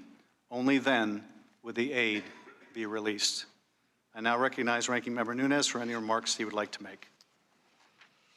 Welcome back to Act 2 of today's circus, ladies and gentlemen. We are here to continue what the Democrats tell us is a serious, somber, and even prayerful process of attempting to overthrow a duly elected president. If they're successful, the end result would be to disenfranchise tens of millions of Americans who thought the president is chosen by the American people, not by 13 Democrat partisans on a committee that's supposed to be overseeing the government's intelligence agencies. And isn't it strange how we've morphed into the impeachment committee, presiding over a matter that has no intelligence component whatsoever? Impeachment, of course, is the jurisdiction of the Judiciary Committee, not the Intelligence Committee. But putting this farce in our court provides two main advantages for the Democrats. It made it easier for them to shroud their depositions in secrecy, and it allowed them to avoid giving too big of a role in this spectacle to another Democrat committee chairman in whom the Democrat leaders obviously have no confidence. Who can possibly view these proceedings as fair and impartial? They are being conducted by Democrats who spent 3 years saturating the airwaves with dire warnings that President Trump is a Russian agent. And these outlandish attacks continue to this very day. Just this weekend, in front of a crowd of Democratic Party activists, the chairman of this committee denounced President Trump as a profound threat to our democracy and vowed that we will send that charlatan in the White House back to the golden throne he came from. How can anyone believe that people who would utter such dramatic absurdities are conducting a fair impeachment process and are only trying to discover the truth? It's obvious the Democrats are trying to topple the president solely because they despise him, because they've promised since Election Day to impeach him, and because they're afraid he will win re-election next year.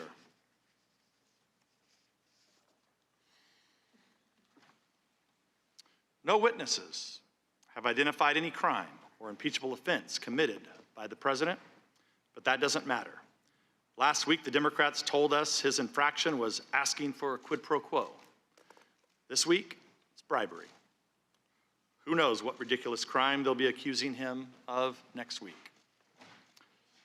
As witnesses, the Democrats have called a parade of government officials who don't like President Trump's Ukraine policy, even though they acknowledge he provided Ukraine with lethal military aid after the Obama administration refused to do so. They also resent his conduct of policy through channels outside their own authority and control. These actions, they argue, contradict the so-called interagency consensus. They don't seem to understand that the president alone is constitutionally vested with the authority to set the policy. The American people elect a president, not an interagency consensus. And of course, our previous witnesses had very little new information to share in these hearings. That's because these hearings are not designed to uncover new information. They're meant to showcase a hand-picked group of witnesses who the Democrats determined through their secret audition process will provide testimony most conducive and conducive to their accusations. In fact, by the time any witness says anything here, people are actually hearing it for the third time. They heard it first through the Democrats' cherry-picked leaks to their media sympathizers during the secret depositions. And second, when the Democrats published those deposition transcripts in a highly staged manner. Of course, there are no transcripts from crucial witnesses like Hunter Biden, who could testify about his well-paying job on the board of a corrupt Ukrainian company, or Alexander Chalupa, who worked on an election meddling scheme with Ukrainian officials on behalf of the Democratic National Committee and the Clinton campaign. That's because the Democrats refused to let us hear from them. As for evidence, what we're left with is the transcript of the Trump-Zelensky phone call, which the president made public. That means Americans can read for themselves an unremarkable conversation with President Zelensky, who repeatedly expressed satisfaction with the call afterward. The Democrats, however, claim President Zelensky was being bribed, and therefore he must be lying when he says the call was friendly and posed no problems. There's some irony here. For weeks, we've heard the Democrats bemoan the damage President Trump supposedly caused to the U.S.-Ukrainian relations. But when the Ukrainian president contradicts their accusations, they publicly dismiss him as a liar.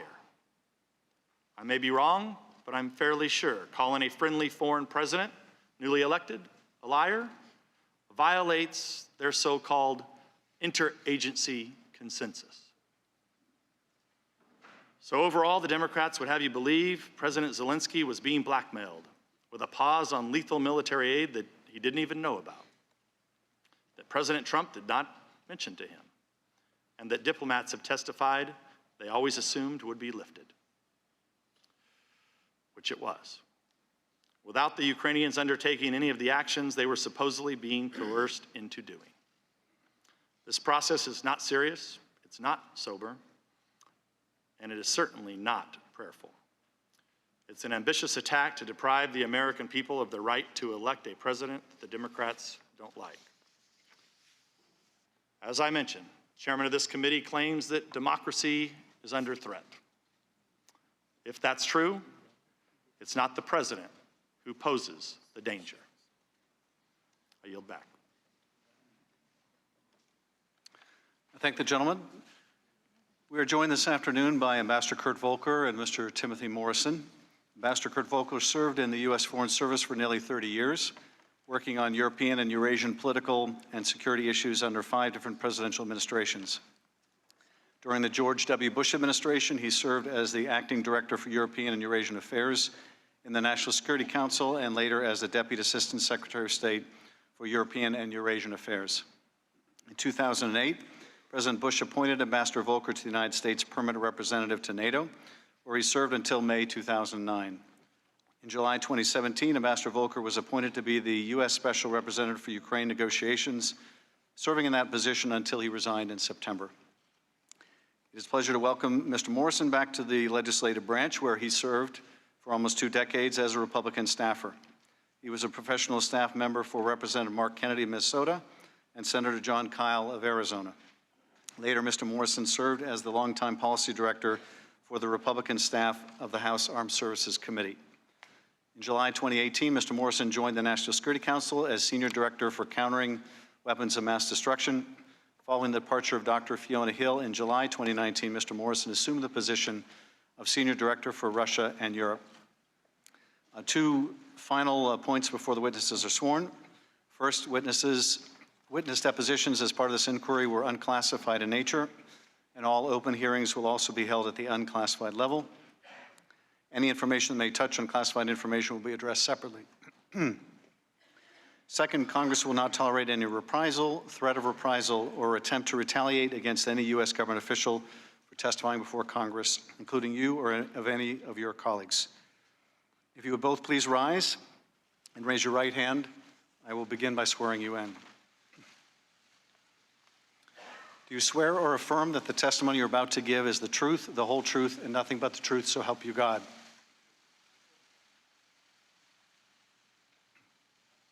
Let the record show that the witness has answered in the affirmative. Thank you, and please be seated. The microphones are sensitive, so please speak directly into them. Without objection, your written statements will also be made part of the record. With that, Mr. Morrison, you are recognized for your opening statement, and immediately thereafter, Ambassador Volker, you are recognized for your opening statement. Chairman Schiff, Ranking Member Nunes, and members of the committee, I appear before you today under subpoena to answer your questions about my time as Senior Director for European Affairs at the White House and the National Security Council, as related to Ukraine and U.S. security sector assistance to that country. I will provide you the most complete and accurate information I can, consistent with my obligations to protect classified and privileged information. Whether the conduct that is the subject of this inquiry merits impeachment is a question for the U.S. House of Representatives. I appear here today only to provide factual information based upon my knowledge and recollection of events. I will not waste time restating the details of my opening statement from my deposition on October 31, 2019, which has recently been made public. However, I will highlight the following key points. First, as I previously stated, I do not know who the whistleblower is, nor do I intend to speculate as to who the individual may be. Second, I have great respect for my former colleagues from the NSC and the rest of the interagency. I am not here today to question their character or integrity. My recollections and judgments are my own. Some of my colleagues' recollections of conversations and interactions may differ from mine, but I do not view those differences as the result of an untoward purpose. Third, I continue to believe Ukraine is on the front lines of a strategic competition between the West and Vladimir Putin's revanchist Russia. Russia is a failing power, but it is still a dangerous one. The United States aids Ukraine and her people so they can fight Russia over there, and we don't have to fight Russia here. Support for Ukraine's territorial integrity and sovereignty has been a bipartisan objective since Russia's military invasion in 2014. It must continue to be. As I stated during my deposition, I feared at the time of the call on July 25th how its disclosure would play in Washington's political climate. My fears have been realized. I understand the gravity of these proceedings, but I beg you not to lose sight of the military conflict underway in eastern Ukraine today, the ongoing illegal occupation of Crimea, and the importance of reform of Ukraine's politics and economy. Every day that the focus of discussion involving Ukraine is centered on these proceedings instead of those matters is a day when we are not focused on the interests Ukraine, the United States, and Western-style liberalism share. Finally, I concluded my active service at the National Security Council the day after I last appeared before you. I left the NSC completely of my own volition. I felt no pressure to resign, nor have I feared any retaliation for my testimony. I made this career choice sometime before I decided to testify on October 31st. I'm prepared to answer your questions to the best of my ability and recollection. Thank you. Ambassador Volker. Thank you very much, Mr. Chairman, Ranking Member. Thank you very much for the opportunity to provide this testimony today. As you know, I was the first person to come forward to testify as part of this inquiry. I did so voluntarily, and likewise voluntarily provided relevant documentation in my possession in order to be as cooperative, clear, and complete as possible. I am here today voluntarily, and I remain committed to cooperating fully and truthfully with this committee. All I can do is provide the facts as I understood them at the time. I did this on October 3rd in private, and I will do so again today. Like many others who have testified in this inquiry, I'm a career foreign policy professional.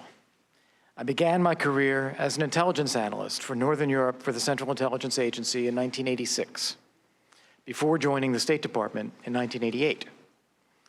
I served in diplomatic postings primarily focused on European political and security issues for over 20 years under Presidents Ronald Reagan, George H.W. Bush, Bill Clinton, George W. Bush, and Barack Obama. My last three positions before leaving the Senior Foreign Service in 2009 were as Director for NATO and West European Affairs at the National Security Council, Principal Deputy Assistant Secretary of State for European Affairs at the State Department, and finally, as U.S. Ambassador to NATO. In the spring of 2017, then Secretary of State Tillerson asked if I would come back to government service as U.S. Special Representative for Ukraine negotiations. I did this on a part-time, voluntary basis with no salary paid by the U.S. taxpayer, simply because I believed it was important to serve our country in this way. I believed I could steer U.S. policy in the right direction. For over 2 years, as U.S. Special Representative for Ukraine negotiations, my singular focus was advancing the foreign policy and national security interests of the United States. In particular, that meant pushing back on Russian aggression and supporting the development of a strong, resilient, democratic, and prosperous Ukraine, one that overcomes a legacy of corruption and becomes integrated into a wider transatlantic community. This is critically important for U.S. national security. If we can stop and reverse Russian aggression in Ukraine, we can prevent it elsewhere. If Ukraine, the cradle of Slavic civilization predating Moscow, succeeds as a freedom-loving, prosperous, and secure democracy, it gives us enormous hope that Russia may one day change, providing a better life for Russian people and overcoming its current plague of authoritarianism, corruption, aggression toward neighbors, and threats to NATO and the United States. The stakes for the United States in a successful Ukraine could not be higher. At no time was I aware of or knowingly took part in an effort to urge Ukraine to investigate former Vice President Biden. As you know from the extensive real-time documentation I have provided, Vice President Biden was not a topic of our discussions. I was not on the July 25th phone call between President Trump and President Zelensky. I was not made aware of any reference to Vice President Biden or his son by President Trump until the transcript of that call was released on September 25th, 2019. From July 7, 2017 until September 27th, 2019, I was the lead U.S. diplomat dealing with Russia's war on Ukraine. My role was not some irregular channel, but the official channel. I reported directly to Secretaries of State Tillerson and Pompeo, kept the National Security Advisor and Secretary of Defense well informed of my efforts, and worked closely with Ambassador Masha Yovanovitch, NSC Senior Director Hill and her successor Tim Morrison, then Assistant Secretary Wes Mitchell and his successor, Acting Assistant Secretary Phil Reeker, Deputy Assistant Secretary George Kent, Deputy Assistant Secretary of Defense Laura Cooper, NSC Director Alex Vindman, and many, many others. I have known many of them for several years. It was a team effort. When Ambassador Yovanovitch left Kyiv, I identified and recommended Bill Taylor to Secretary Pompeo, so we would still have a strong, seasoned professional on the ground. For 2 years before the events at the heart of this investigation took place, I was the most senior U.S. diplomat visiting the conflict zone, meeting with victims of Russia's aggression, urging increased U.S. security assistance, including lethal defensive weapons, working with Ukrainian President Poroshenko and then his successor, President Zelensky, and their teams, working with France and Germany in the so-called Normandy process, pressing for support from NATO, the EU, and OSCE, supporting the OSCE's special monitoring mission, and engaging in negotiations and other contacts with Russian officials. At the time I took the position in the summer of 2017, there were major complicated questions swirling in public debate about the direction of U.S. policy toward Ukraine. Would the administration lift sanctions against Russia? Would it make some kind of grand bargain with Russia in which it would trade recognition of Russia's seizure of Ukrainian territory for some other deal in Syria or elsewhere? Would the administration recognize Russia's claimed annexation of Crimea? Will this just become another frozen conflict? There were also a vast number of vacancies in key diplomatic positions, so no one was really representing the United States in the negotiating process about ending the war in eastern Ukraine. During over 2 years of my tenure as U.S. Special Representative, we fundamentally turned U.S. policy around. U.S. policy toward Ukraine was strong, consistent, and enjoyed support across the administration, bipartisan support in Congress, and support among our allies and Ukraine. We changed the language commonly used to describe Russia's aggression. I was the administration's most outspoken public figure highlighting Russia's invasion and occupation of parts of Ukraine, calling out Russia's responsibility to end the war. I visited the war zone 3 times, meeting with soldiers and civilians alike, always bringing media with me to try to raise the public visibility of Russia's aggression and the humanitarian impact on the lives of the citizens of the Donbass. We coordinated closely with our European allies in Canada to maintain a united front against Russian aggression and for Ukraine's democracy, reform, sovereignty, and territorial integrity. Ukraine policy is perhaps the one area where the U.S. and its European allies had been in lockstep. This coordination helped to strengthen U.S. sanctions against Russia and to maintain EU sanctions as well. Along with others in the administration, I strongly advocated for lifting the ban on the sale of lethal defensive weapons, or lethal defensive arms to Ukraine, advocated for increasing U.S. security assistance to Ukraine, and urged other countries to follow suit. My team and I drafted the Pompeo Declaration of July 25th, 2018, in which the Secretary clearly and definitively laid out the U.S. policy of non-recognition of Russia's claimed annexation of Crimea. I engaged with our allies, with Ukraine, and with Russia in negotiations to implement the Minsk agreements, holding a firm line on insisting on the withdrawal of Russian forces, dismantling of the so-called People's Republics, and restoring Ukrainian sovereignty and territorial integrity.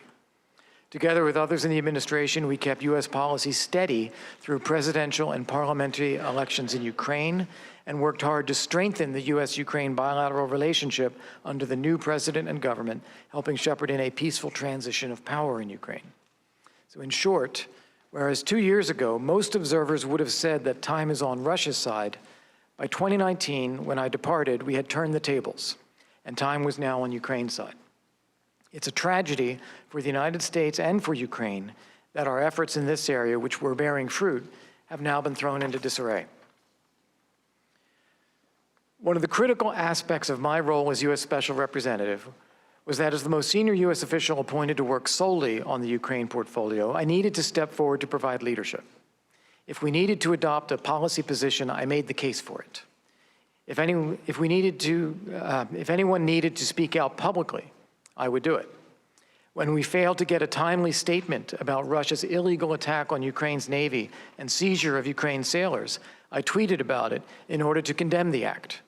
If a problem arose, I knew it was my job to try to fix it. That was my perspective when I learned in May 2019 that we had a significant problem that was impeding our ability to strengthen our support for Ukraine's new president in his effort to ramp up Ukraine's fight against corruption and implementation of needed reforms. I found myself faced with a choice: to be aware of a problem and to ignore it, or to accept that it was my responsibility to try to fix it. I tried to fix it. The problem was that despite the unanimous positive assessment and recommendations of those of us who were part of the U.S. presidential delegation that attended the inauguration of President Zelensky, President Trump was receiving a different negative narrative about Ukraine and President Zelensky. That narrative was fueled by accusations from Ukraine's then Prosecutor General and conveyed to the President by former Mayor Rudy Giuliani. As I previously told this committee, I became aware of the negative impact this was having on our policy efforts when 4 of us, who were part of the presidential delegation to the inauguration, met as a group with President Trump on May 23rd. We stressed our finding that President Zelensky represented the best chance for getting Ukraine out of the mire of corruption it had been in for over 20 years. We urged him to invite President Zelensky to the White House. The president was very skeptical. Given Ukraine's history of corruption, that's understandable. He said that Ukraine was a corrupt country full of terrible people. He said, "They tried to take me down." In the course of that conversation, he referenced conversations with Mayor Giuliani.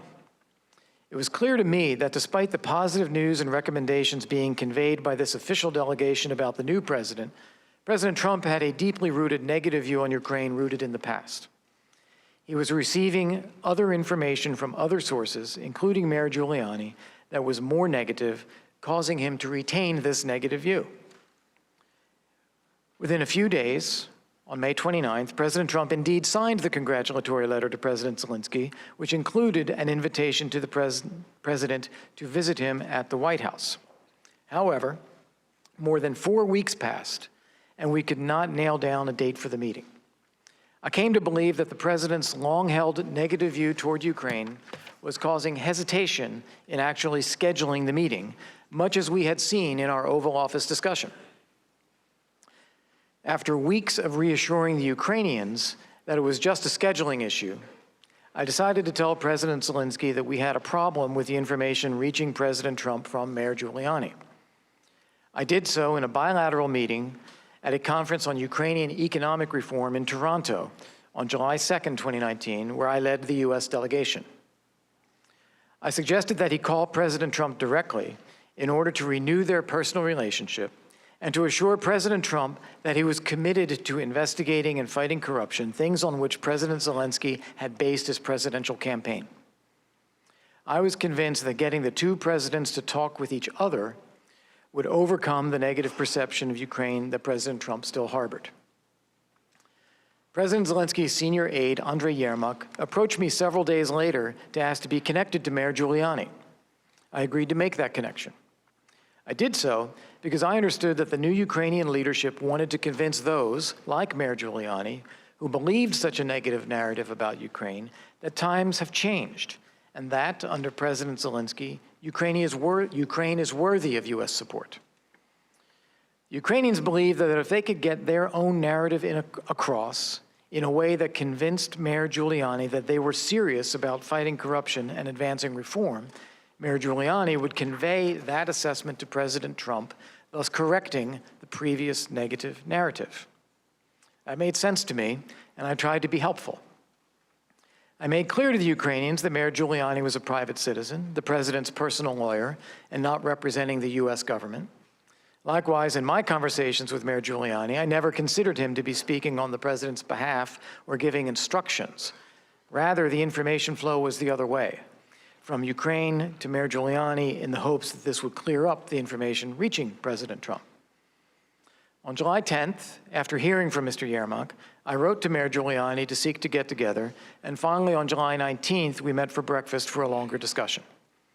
At that meeting, I told Mr. Giuliani that in my view, the prosecutor general with whom he had been speaking, Mr. Lutsenko, was not credible and was acting in a self-serving capacity. To my surprise, Mayor Giuliani said that he had already come to that same conclusion. Mr. Giuliani also mentioned both the accusations about Vice President Biden and about interference in the 2016 election, and stressed that all he wanted to see was for Ukraine to investigate what happened in the past and apply its own laws. Concerning the allegations, I stressed that no one in the new team governing Ukraine had anything to do with anything that may have happened in 2016. They were making television shows at the time. I also said that it's not credible to me that former Vice President Biden would have been influenced in any way by financial or personal motives in carrying out his duties as Vice President. A different issue is whether some individual Ukrainians may have attempted to influence the 2016 election or thought they could buy influence. That is at least plausible, given Ukraine's reputation for corruption. But the accusation that Vice President Biden acted inappropriately did not seem at all credible to me.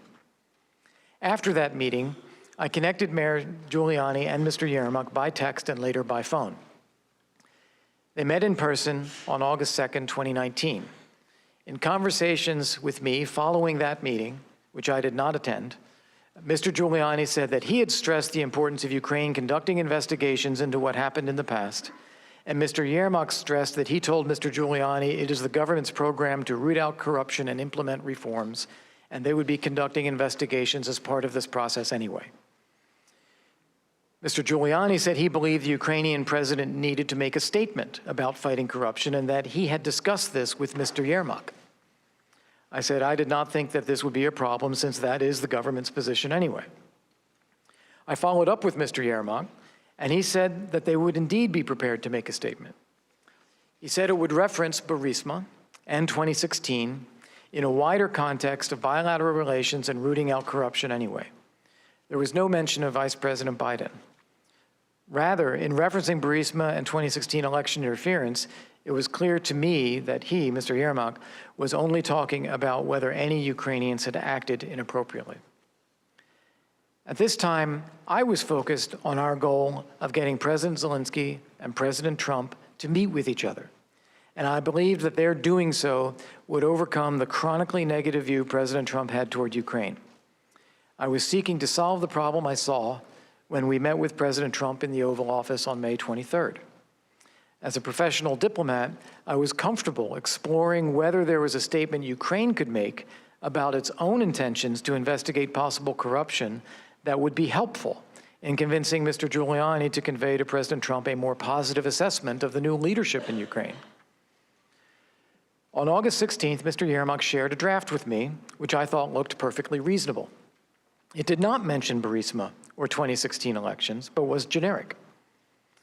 Ambassador Sondland and I had a further conversation with Mr. Giuliani, who said that in his view, in order to be convincing that this government represented real change in Ukraine, the statement should include specific reference to Burisma and 2016.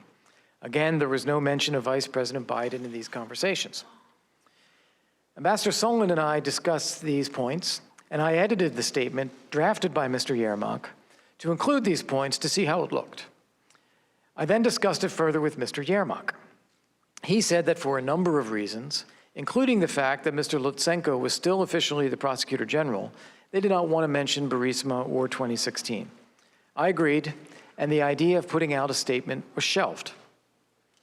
These were the last conversations I had about this statement, which were on or about August 17 to 18. My last contact with Mr. Giuliani, according to my records, was on August 13th, until he tried to reach me on September 20th after the impeachment inquiry was launched. At this time, that is to say, in the middle of August, I thought the idea of issuing this statement had been definitively scrapped.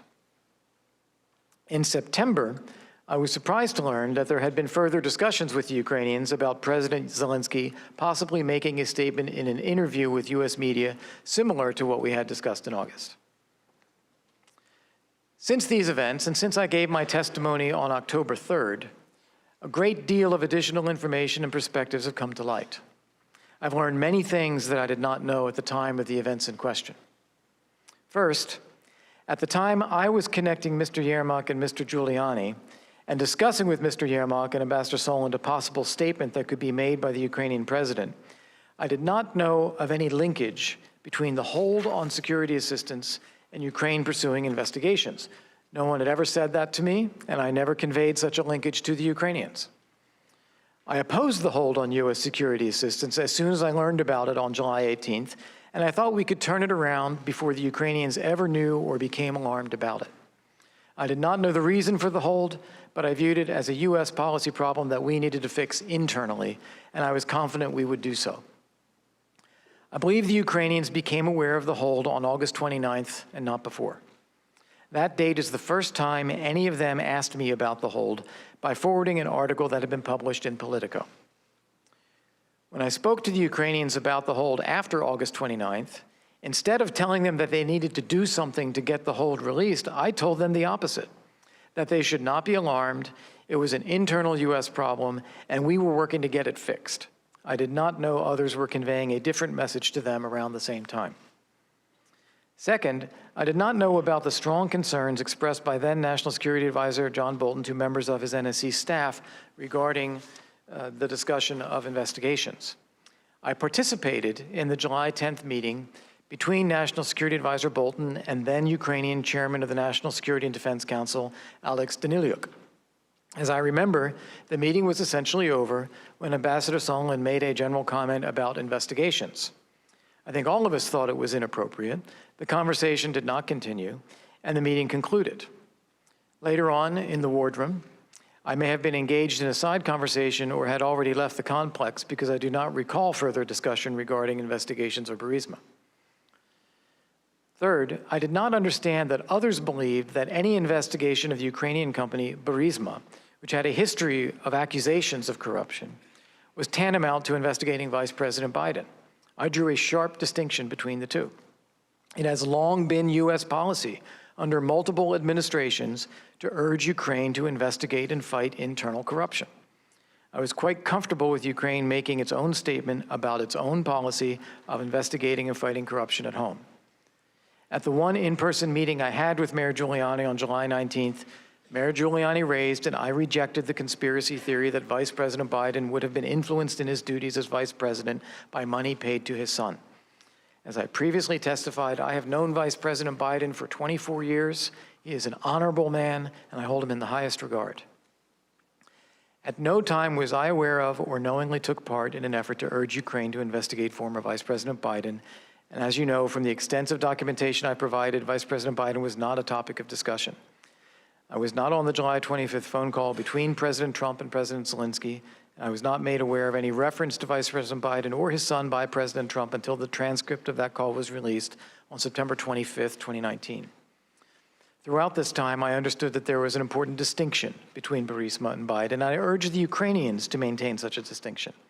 I did not know that President Trump or others had raised Vice President Biden with the Ukrainians, or had conflated the investigation of possible Ukrainian corruption with investigation of the former vice president. In retrospect, for the Ukrainians, it would clearly have been confusing. In hindsight, I now understand that others saw the idea of investigating possible corruption involving the Ukrainian company Burisma as equivalent to investigating former Vice President Biden. I saw them as very different, the former being appropriate and unremarkable, the latter being unacceptable. In retrospect, I should have seen that connection differently, and had I done so, I would have raised my own objections. Fourth, much has been made of the term Three Amigos in reference to Secretary Perry, Ambassador Sondland, and myself. I've never used that term and frankly cringe when I hear it because for me, the three amigos will always refer to Senator McCain, Senator Lieberman, and Senator Graham in reference to their work to support the surge in Iraq. Moreover, I was never aware of any designation by President Trump or anyone else putting Ambassador Sondland or the three of us as a group in charge of Ukraine policy.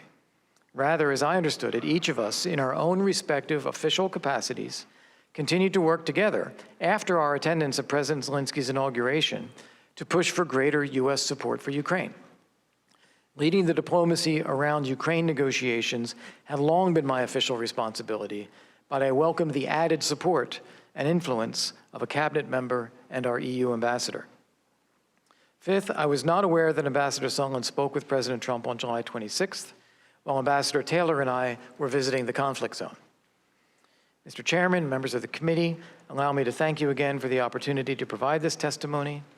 I believe that U.S. foreign policy and national security interests in Ukraine are of critical importance, and I would be pleased to answer your questions. Thank you. Thank you, gentlemen, for your opening statements. We'll now proceed to the first round of questions. As detailed in the memo provided to committee members, there'll be 45 minutes of questions conducted by the chairman or majority counsel, followed by 45 minutes for the ranking member or minority counsel. Following that, unless I specify additional equal time for extended questioning, we'll proceed under the 5-minute rule, and every member will have a chance to ask questions.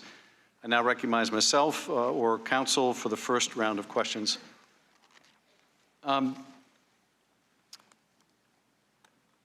Volker, I was going to just yield to the minority counsel, but there are a couple points that you made in your opening statement that I wanted to ask about first. First, you said that now former Attorney General Lutsenko was not credible. Mr. Lutsenko is the author of a number of allegations against Ambassador Yovanovitch, a number of allegations that were shared with John Solomon of the Hill, a number of allegations that have been repeatedly brought up by my Republican colleagues. Why is it that you found Mr. Lutsenko not credible and told Mr. Giuliani so? Thank you, Mr. Chairman. First off, the allegations themselves, including those against Ambassador Yovanovitch, did not appear to me to be credible at all. I know her to be an incredibly competent professional, someone I've worked with for many, many years. The suggestions that she was acting in some inappropriate manner were not credible to me. I've known Vice President Biden for a long time. Those accusations were not credible. And then separate from that, I also was aware of the political situation in Ukraine.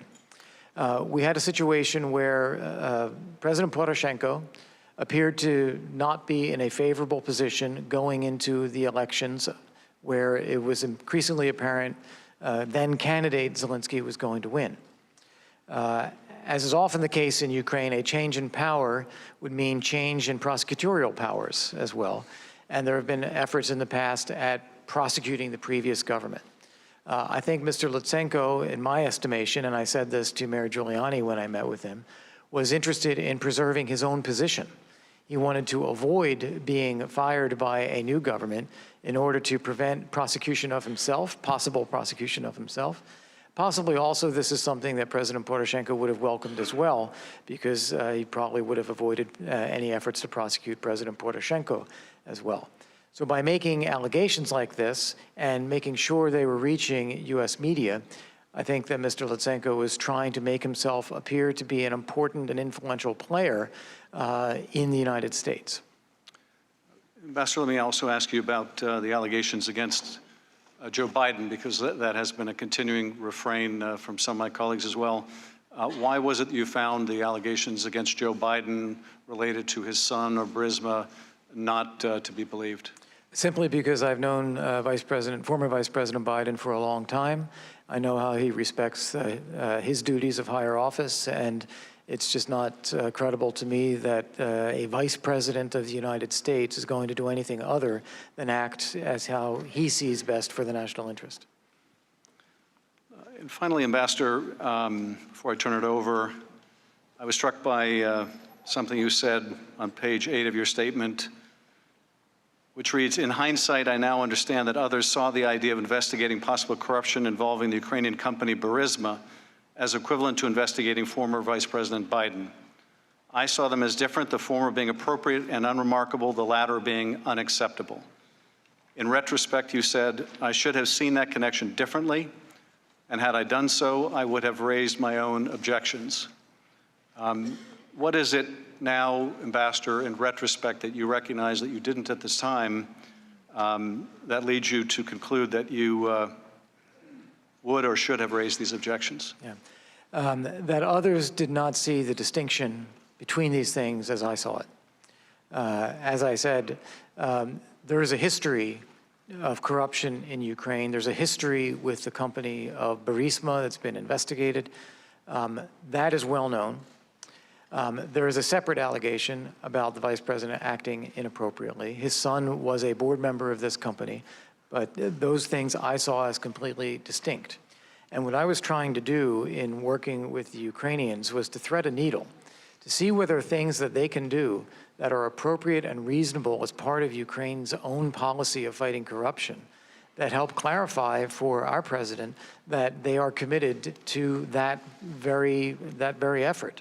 If there's a way to thread that needle, I thought it was worth the effort to try to solve that problem. As it turns out, I now understand that most of the other people didn't see or didn't consider this distinction, that for them it was synonymous. Well, one of those people who saw it synonymous turns out to be the President of the United States.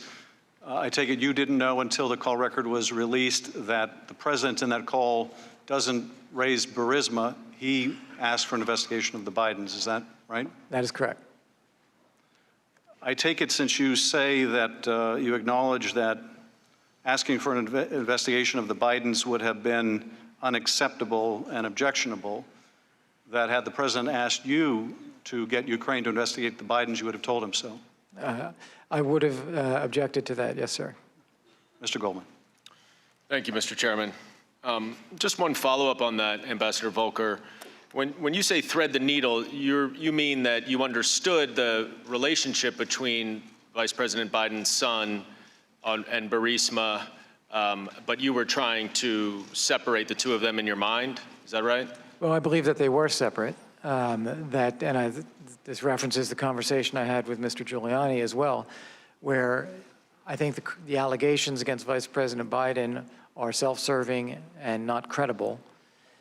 Separate question is whether it is appropriate for Ukraine to investigate possible corruption of Ukrainians that may have tried to corrupt things or buy influence.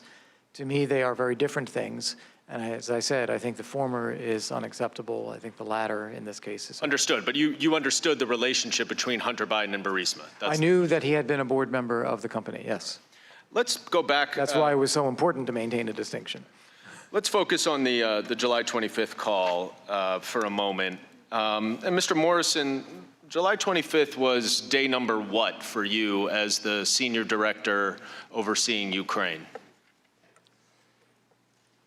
I officially took over on the 15th, approximately 10 days, very few days actually in the office. You testified in your deposition that you received an email on the morning of July 25th from Ambassador Sondland shortly before the call. Is that right? Yes. And I believe in that email, Ambassador Sondland told you that he had briefed President Trump about in advance of the call. Is that right? Yes. And you also testified that Ambassador Sondland had told you on another occasion that he could call the president whenever he wanted. Is that right? Yes. And on July 25th, did you in fact make an effort to confirm whether or not the phone call between Ambassador Sondland and President Trump actually occurred? I did. And did it happen? Yes. On other occasions, when Ambassador Sondland told you that he spoke with President Trump, on some other occasions, did you also seek confirmation of that fact? On some, yes. And on those occasions when you did seek to confirm that they had spoken, what did you find? They had. Now I want to pull up a text message on the morning of July 25th between, well, it should be another one. Ambassador Sondland with you, Ambassador Volker, And at 7:54 in the morning, Ambassador Sondland says, call ASAP. Then at 9:35, Ambassador Volker, you respond. Is the screen working in front of you or just to the side? Yeah. So if you could go ahead and read what you said. Yes. At 9:35. Yes, so I say, hi, Gordon, got your message. Had a great lunch with Yermak and then passed your message to him.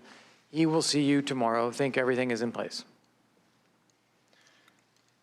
And who is Yermak? Andriy Yermak is the senior advisor to President Zelensky of Ukraine. Now, what was the message that you had received? That President Zelensky should be clear, convincing, forthright with President Trump about his commitment to fighting corruption, investigating what happened in the past, get to the bottom of things, whatever there is. And if he does that, President Trump was prepared to be reassured that he would say, yes, come on, let's get this date for this visit scheduled. And did you understand from that message that Ambassador Sondland had spoken to President Trump? I wasn't sure whether he had or not. He, as Mr. Morrison just said that he does speak with President Trump. I knew that he had conversations in general. I didn't know specifically about one leading up to this. Now on the screen in front of you is another text message from you that same morning. Yes. At 8:36 in the morning to Andriy Yermak. Yes, I believe because of the time difference, this is actually in the afternoon in Ukraine. In Ukraine, and so this is East Coast time, that's right. So this is slightly less than a half hour before the call between President Trump and President Zelensky. Right. And can you just read what you wrote there? Yes, and just after the lunch that I had with Andriy Yermak. It says, good lunch, thanks. Heard from White House. Assuming President Z convinces Trump he will investigate, get to the bottom of what happened in 2016, we will nail down date for a visit to Washington. Good luck. See you tomorrow, Kurt. And does this accurately relay the message that you had received from Ambassador Sondland? Yes. Now, Mr. Morrison, did the National Security Council also prepare talking points for President Trump for this call? The NSC staff did, yes. And per usual custom, were these talking points based on the official United States policy objectives? They were. And since there's been a little bit of dispute about what that means, can you explain how official U.S. policy is determined through the interagency process? We operate under what's known as NSPM 4, National Security Presidential Memorandum 4. It's available on the internet. That lays out how the president wants to be provided options for his decision. And there's an extensive process to finalize any policy, is that right? Sometimes. Did you, Mr. Morrison, you listened to this call on the 25th, is that right? I did. Where did you listen from? The White House Situation Room. In your deposition, you testified that the call was not what you were hoping to hear. What did you mean by that? I was hoping for a more full-throated statement of support from the president concerning President Zelensky's reform agenda, given where we were at the time with respect to the overwhelming mandate President Zelensky's servant of the party people had received in the Rada election. And that Rada, which is the Ukrainian parliament, that election had occurred 4 days earlier? Sounds right. And President Zelensky's party won in a landslide, is that right? They received more than a majority in their own right. So at least in Ukraine, there was tremendous support for Zelensky's anti-corruption agenda, is that right? At the time. And within the interagency, within the national security agencies here in the United States, was there broad support for President Zelensky? There was broad support for giving President Zelensky a chance. And to that point, he had shown that he had at least put his money where his mouth was for the 3 months that he had been in office. Is that right? Approximately 3 months, yes. Now, I want to show a couple of excerpts from this call record to each of you. The first is President Trump responding to a comment by President Zelensky related to defense support from the United States and the purchase of javelins And President Trump then says, I would like you to do us a favor, though, because our country has been through a lot, and Ukraine knows a lot about it. I would like you to find out what happened with this whole situation with Ukraine. They say CrowdStrike. I guess you have one of your wealthy people, the server. They say Ukraine has it. And if we could go to the next excerpt, where President Trump says, the other thing, there's a lot of talk about Biden's son, that Biden stopped the prosecution, and a lot of people want to find out about that. So whatever you can do with the Attorney General would be great. Biden went around bragging that he stopped the prosecution, so if you can look into it, it sounds horrible to me. Now, Mr. Morrison, were these references to CrowdStrike, the server, the 2016 election, and to Vice President Biden and his son, were they included in the president's talking points? They were not.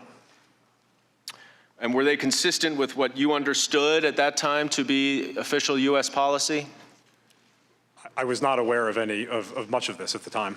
And in fact, subsequent to this call, you did nothing to implement the investigations that President Trump, implement the request for the investigations that President Trump asked for. Is that right? I did not understand any instruction to do so. And you were not aware of anyone else within you coordinate the interagency process, and you were not aware of anyone else who was doing that either, is that right? Correct. Now, you testified in your deposition that hearing this call confirmed what you called the parallel process that your predecessor, Fiona Hill, had warned you about. What did you mean by that? During the period in which Dr. Hill and I were conducting handoff meetings so that I could be up to speed on the various things that were occurring in the portfolio at the time, she mentioned the traditional NSPM4 process and the parallel process. And in the context of discussing the parallel process, she mentioned issues like Burisma, which were noteworthy to me at the time because I had never heard of them before. And upon hearing them in the call, it wound up confirming, okay, there's something here. And who did she inform you was involved in this parallel process? As I recall, it was definitely Ambassador Sondland and I believe Mr. Giuliani. And after she informed you of this company Burisma, what, if anything, did you do to determine what that was? After that particular handoff meeting, I proceeded to look it up on the internet. I Googled it. And did you find that it had some association with Hunter Biden? Yes.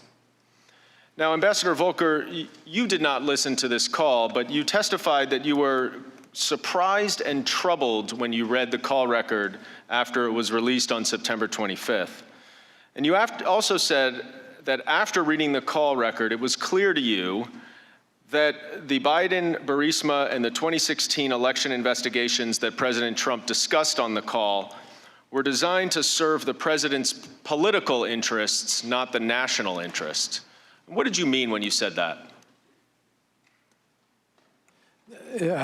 So I don't recall that language from my testimony. It's from my October 3rd testimony? Yes, it was. Thank you. Well, what I do mean by that, and I'd like to phrase it in my own words now, is I don't think that raising 2016 elections or Vice President Biden or these things I consider to be conspiracy theories that have been circulated by the Ukrainians, particularly the former prosecutor general, are sort of, they're not things that we should be pursuing as part of our national security strategy with Ukraine. We should be supporting Ukraine's democracy, reforms, its own fight against corruption domestically, its struggle against Russia, its defense capabilities. These are the heart of what we should be doing, and I don't think pursuing these things serves a national interest. Now, Mr. Morrison, shortly after you heard the July 25th call, you testified that you alerted the NSC legal advisor, John Eisenberg, pretty much right away. Is that right? Correct. And you indicated in your opening statement, or at least from your deposition, that you went to Mr. Eisenberg out of concern over the potential political fallout if the call record became public and not because you thought it was illegal. Is that right? Correct.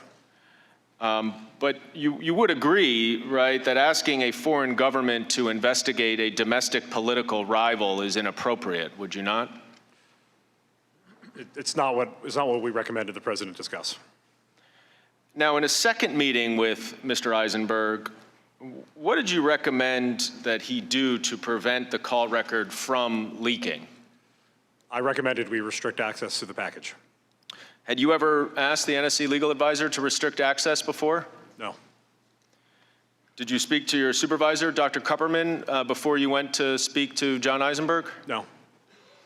Did you subsequently learn that the call record had been put in a highly classified system? I did. And what reason did Mr. Eisenberg give you for why the call record was put in the highly classified system? It was a mistake. He said it was just a mistake? It was an administrative error. Now, isn't it also true, though, that you had authority to restrict access on the regular system if you wanted to? I believe I could have instructed the appropriate staff to do so, yes. So why did you go to the NSC legal advisor to recommend that? Well, I was also concerned that based on the participants in the listening room that day, I did not then, and I do not now recall any representatives from the NSC legal advisor's office, as they were often on head of state calls, but not always. And I wanted to make sure that John Eisenberg, as the legal advisor, and his deputy were aware to review this particular transcript. And you wanted them to review it because you were concerned about the potential political consequences, not because of anything was wrong? Correct. And political consequences was an umbrella term I used in my statement to describe a series of effects I feared about what would happen if and when the content of the transcript or the content of the MEMCON leaked. So just to make sure I understand this correctly, Mr. Morrison, you heard the call. You recognize that President Trump was not discussing the talking points that the NSC had prepared based on official U.S. policy, and was instead talking about the investigations that Fiona Hill had warned you about, and then you reported it immediately to the NSC legal advisor. Is that the correct chain of events here? That's correct. Now, Ambassador Volker, in the July 25th call, President Zelensky volunteers to President Trump that Rudy Giuliani had already spoken with one of his associates and that President Zelensky hopes Giuliani will come to Ukraine. Then in response, President Trump proceeds to mention Mr. Giuliani on 3 separate occasions during this call. You testified about a May 23rd meeting in the Oval Office where the president spoke quite negatively about Ukraine and how it would try to take him down, and that he also repeated some of the allegations that Mr. Giuliani was making. Is that correct? Yes. Okay, and those allegations were in the media, were they not? Yes. And during that meeting, President Trump told you and Ambassador Sondland and Secretary Perry to talk to Giuliani. Isn't that correct? I didn't take it as an instruction. I want to be clear about that. He said, that's not what I hear. You know, when we were giving him our assessment about President Zelensky and where Ukraine is headed, that's not what I hear. I hear terrible things. He's got terrible people around him. Talk to Rudy. And I understood in that context him just saying that's where he hears it from. I didn't take it as an instruction. So when he said talk to Rudy, you didn't take it for him to mean for you to talk to Rudy? No, I didn't take it that way. I took it as that just part of the dialogue that I hear other things. I hear them from Rudy Giuliani, I hear them from other people. That's not what's going on. He's surrounded by terrible people. Talk to Rudy. You know, it just seemed like part of the dialogue. Well, after that meeting, did you in fact talk to Rudy?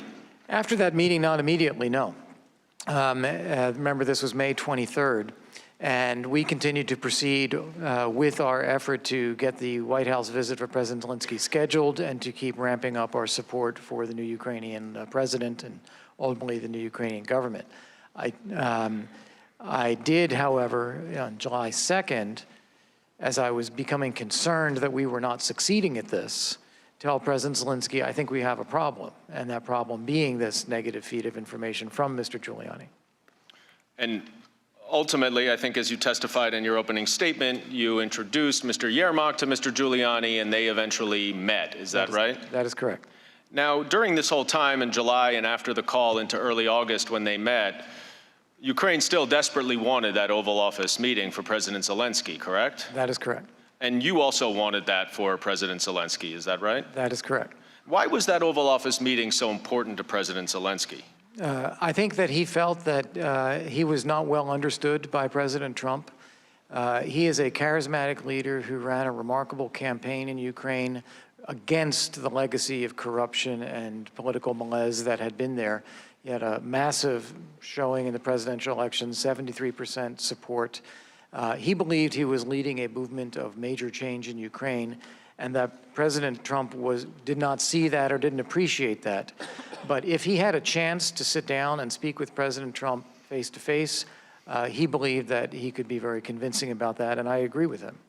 That certainly was your assessment, right? It was my assessment, and I believe it was also what President Zelensky believed. And certainly that you understood from your experience in Ukraine that there would be a significant boost in legitimacy at home for President Zelensky if there were photos of him in the Oval Office, et cetera, right? Yes, that is correct.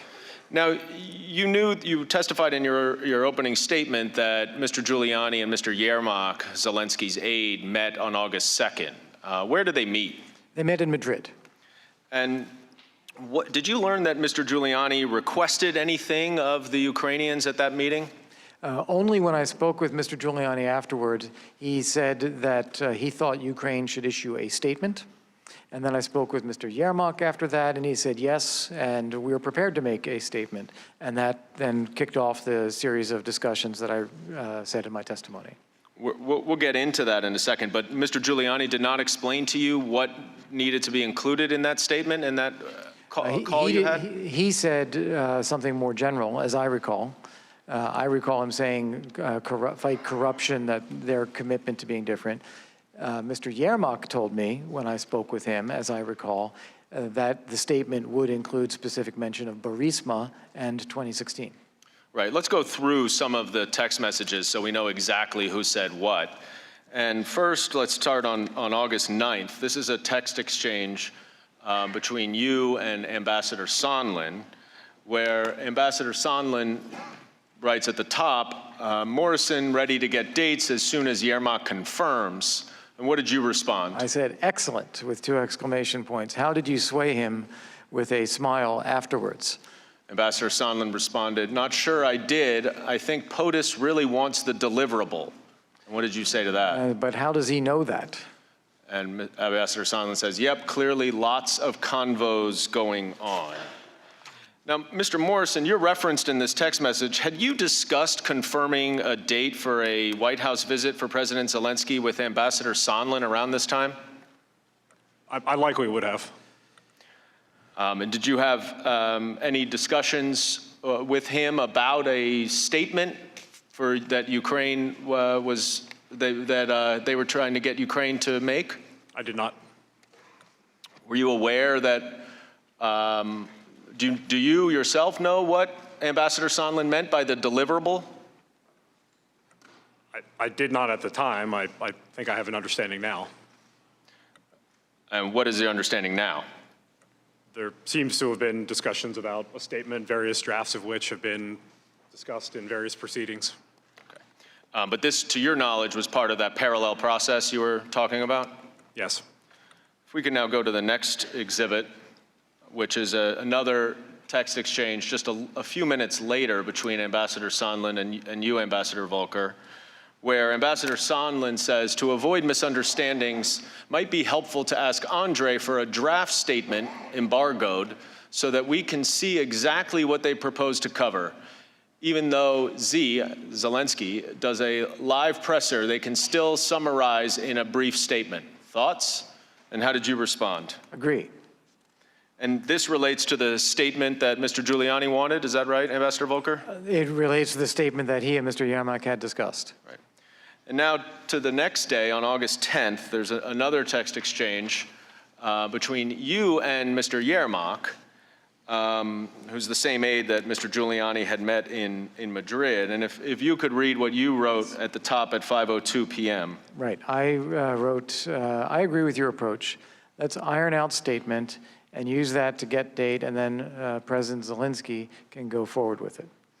And Mr. Yermak responds, once we have a date, we will call for a press briefing announcing upcoming visit and outlining vision for the reboot of U.S.-Ukraine relationship, including, among other things, Burisma and election meddling in investigations.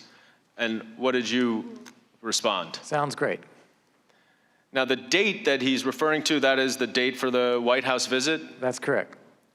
Now, 2 days later, on August 12th, you receive another text message from Mr. Yermak, which reads, special attention should be paid to the problem of interference in the political processes of the United States, especially with the alleged involvement of some Ukrainian politicians. I want to declare that this is unacceptable. We intend to initiate and complete a transparent and unbiased investigation of all available facts and episodes, which in turn will prevent the recurrence of this problem in the future. Now, Ambassador Volker, this was a draft, was it not, of the statement that you and Mr. Giuliani and Mr. Yermak and Ambassador Sondland had been discussing? This is the first draft of that from Mr. Yermak after the conversations that we had. And it does not mention Burisma or the 2016 election interference, correct? It does not. And you testified in your deposition that you and Ambassador Sondland and Mayor Giuliani had a conversation about this draft after you received it. Is that right? That is correct. And Mr. Giuliani said that if the statement did not include Burisma and 2016 election, it would not have any credibility. Is that right? That's correct. Now, this was the same Rudy Giuliani that President Trump was discussing in that May 23rd meeting and asked you to talk, you and the others to talk to, correct? That is the same Mr. Giuliani. And even at that point, on May 23rd, you were aware of these investigations that he was publicly promoting, correct? I knew that he had adopted or was interested in all of those conspiracy theories that had come from Lutsenko. Back in May, you knew that? Back in May. Now, he was insisting on a public commitment from President Zelensky to do these investigations, correct? Well, now, what do we mean by these investigations? Burisma and the 2016 election. Burisma in 2016, yes. And at the time that you were engaged in coordinating for this statement, did you find it unusual that there was such an emphasis on a public statement from President Zelensky to carry out the investigations that the president was seeking? I didn't find it that unusual. I think when you're dealing with a situation where I believe the president was highly skeptical about President Zelensky being committed to really changing Ukraine after his entirely negative view of the country, that he would want to hear something more from President Zelensky to be convinced that, okay, I'll give this guy a chance. And perhaps he also wanted a public statement because it would lock Mr. President Zelensky in to do these investigations that he thought might benefit him? Well, again, when we say these investigations, what I understood us to be talking about was Ukrainian corruption. Well, what we're talking about is Burisma and the 2016 election. Let's just, we can agree on that. And so when we're talking about these investigations, isn't it clear that a public statement would be important to Mr. Giuliani because it was politically useful to the president? The way I saw it is that it would be helpful. Right. It would be a way of being convincing to Mayor Giuliani and also the president that this team in Ukraine is serious about fighting corruption reform, that they are different. And if that would be helpful in getting a more positive attitude and the White House meeting scheduled, then that would be useful. And that would be helpful to get that White House meeting. Correct. In fact, it was a necessary condition, as you understood at that point, right? I wouldn't have called it a necessary condition. And in fact, when it became clear later that we were not able to agree on an agreement that the Ukrainians were comfortable with, I agree with the Ukrainians just to drop it. It's not worth it. No, I understand that, but is it your testimony that based on the text that you wrote, linking the investigations and the 2016 election on July 25th to the White House meeting. You're saying that by this point in August, with this back and forth, that you were unaware that this public statement was a condition for the White House meeting? I wouldn't have called it a condition. It's a nuance, I guess, but I viewed it as very helpful. If we could get this done, it would help improve the perception that President Trump and others had, and then we would get the date for a meeting. If we didn't have a statement, I wasn't giving up and thinking that, oh, well, then we'll never get a meeting. Let's go to the next day, where there's another text exchange. And at the top, could you just read the first text there? It says, "Hi, Andre, good talking. Following is text with insert at the end for the 2 key items. We will work on official request." And then you'll see the highlighted portion of the next text. The other is identical to your previous one, and then it just adds, including these involving Burisma and the 2016 elections. Is that right? That is correct. And that was what Mr. Giuliani insisted on adding to the statement? That's what he said would be necessary for that to be credible. And the Ukrainians ultimately did not issue this statement, is that right? That is correct. And President Zelensky ultimately did not get the Oval Office meeting either, did he? Not yet. Now, I want to move forward to September, in early September, when the security assistance begins to more overtly be used as leverage to pressure the Ukrainians to conduct these investigations that President Trump wanted. Mr. Morrison, you accompanied Vice President Pence to Warsaw when he met with President Zelensky, is that right? I was in Warsaw when the vice president was designated as the president's representative. I was accompanying Ambassador Bolton. Understood. But you were at the bilateral meeting with the vice president and President Zelensky, correct? I was. And in that meeting, were the Ukrainians concerned about the hold on military assistance, rather? Yes. What did they say? It was the first issue that President Zelensky raised with Vice President Pence. They were very interested. They talked about its importance to Ukraine, its importance to the relationship. And what was Vice President Pence's response?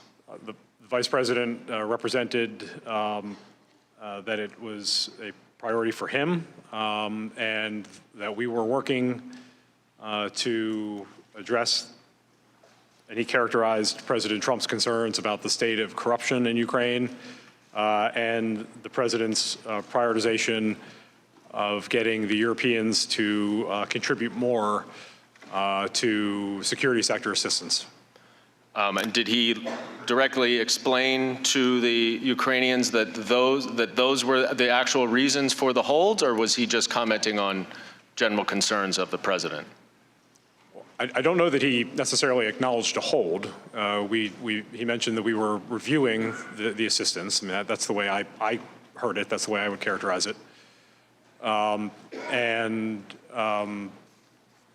those were the points he raised to help President Zelensky understand where we were in our process. And to your knowledge, though, on sort of the staff level, as the coordinator of all the interagency process, you were not aware of any review of the Ukraine security assistance money, were you? Well, we had been running a review. We had been running an interagency process to provide the president the information that I had been directed to generate for the president's consideration as to the state of interagency support for continuing Ukraine security sector assistance. And the entire interagency supported the continuation of the security assistance, isn't that right? That is correct. Now, after this larger meeting with Vice President Pence and President Zelensky, you testified at your deposition that you saw Ambassador Sondland immediately go over and pull Andrei Yermak aside and have a conversation. Is that right? I mean, it was President Zelensky left the room, Vice President Pence left the room, and in sort of an ante-room, Ambassador Sondland and Presidential Advisor Yermak had this discussion, yes. And what did Ambassador Sondland tell you that he told Mr. Yermak? That the Ukrainians would have to have the Prosecutor General make a statement with respect to the investigations as a condition of having the aid lifted. And you testified that you were not comfortable with what Ambassador Sondland had told you. Why not? Well, I was concerned about what I saw as essentially an additional hurdle to accomplishing what I had been directed to help accomplish, which was giving the president the information he needed to determine that the security sector assistance could go forward. So now there's a whole other wrinkle to it, right? There was the appearance of one based on what Ambassador Sondland represented. And you told Ambassador Taylor about this conversation as well, is that right? I promptly reached out to Ambassador Taylor to schedule a secure phone call. And in your deposition, you testified that his testimony, other than one small distinction between President Zelensky and the Prosecutor General, was accurate as to what you told him. Is that correct? About that conversation, yes. And generally speaking, you confirmed everything that Ambassador Taylor told you, except for that one thing and a small other ministerial matter relating to the location of a meeting. Is that correct? Correct. Now, did you tell Ambassador Bolton about this conversation as well? I reached out to him as well and requested his availability for a secure phone call. And what was his response when you explained to him what Ambassador Sondland had said? Tell the lawyers. Did you go tell the lawyers? When I returned to the States, yes. And did he explain to you why he wanted you to tell the lawyers? He did not. Now, a few days later, on September 7th, you spoke again to Ambassador Sondland, who told you that he had just gotten off the phone with President Trump. Isn't that right? That sounds correct, yes. What did Ambassador Sondland tell you that President Trump said to him? If I recall this conversation correctly, this was where Ambassador Sondland related that there was no quid pro quo, but President Zelensky had to make the statement and that he had to want to do it. And by that point, did you understand that the statement related to the Biden and 2016 investigations? I think I did, yes. And that was essentially a condition for the security assistance to be released? I understood that that's what Ambassador Sondland believed. After speaking with President Trump? That's what he represented. Now, you testified that hearing this information gave you a sinking feeling. Why was that? Well, I believe if we're on September 7th, the end of the fiscal year is September 30th.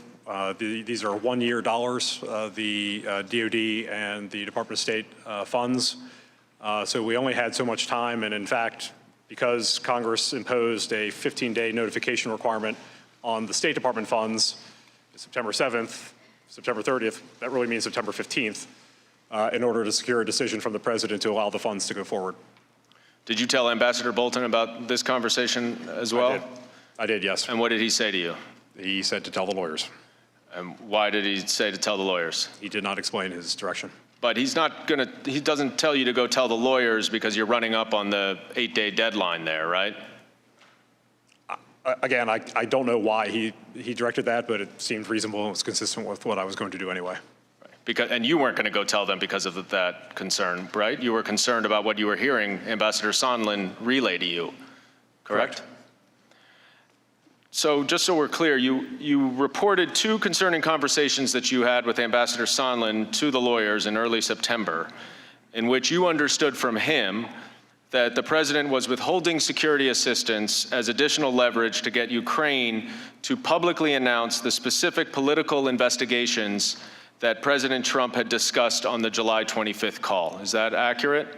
I was concerned about what Ambassador Sondland was saying were requirements, yes. Right. And you understood, though, that the investigations that Ambassador Sondland was referring to were the 2 that President Trump referenced on the July 25th call, correct? By this point, yes.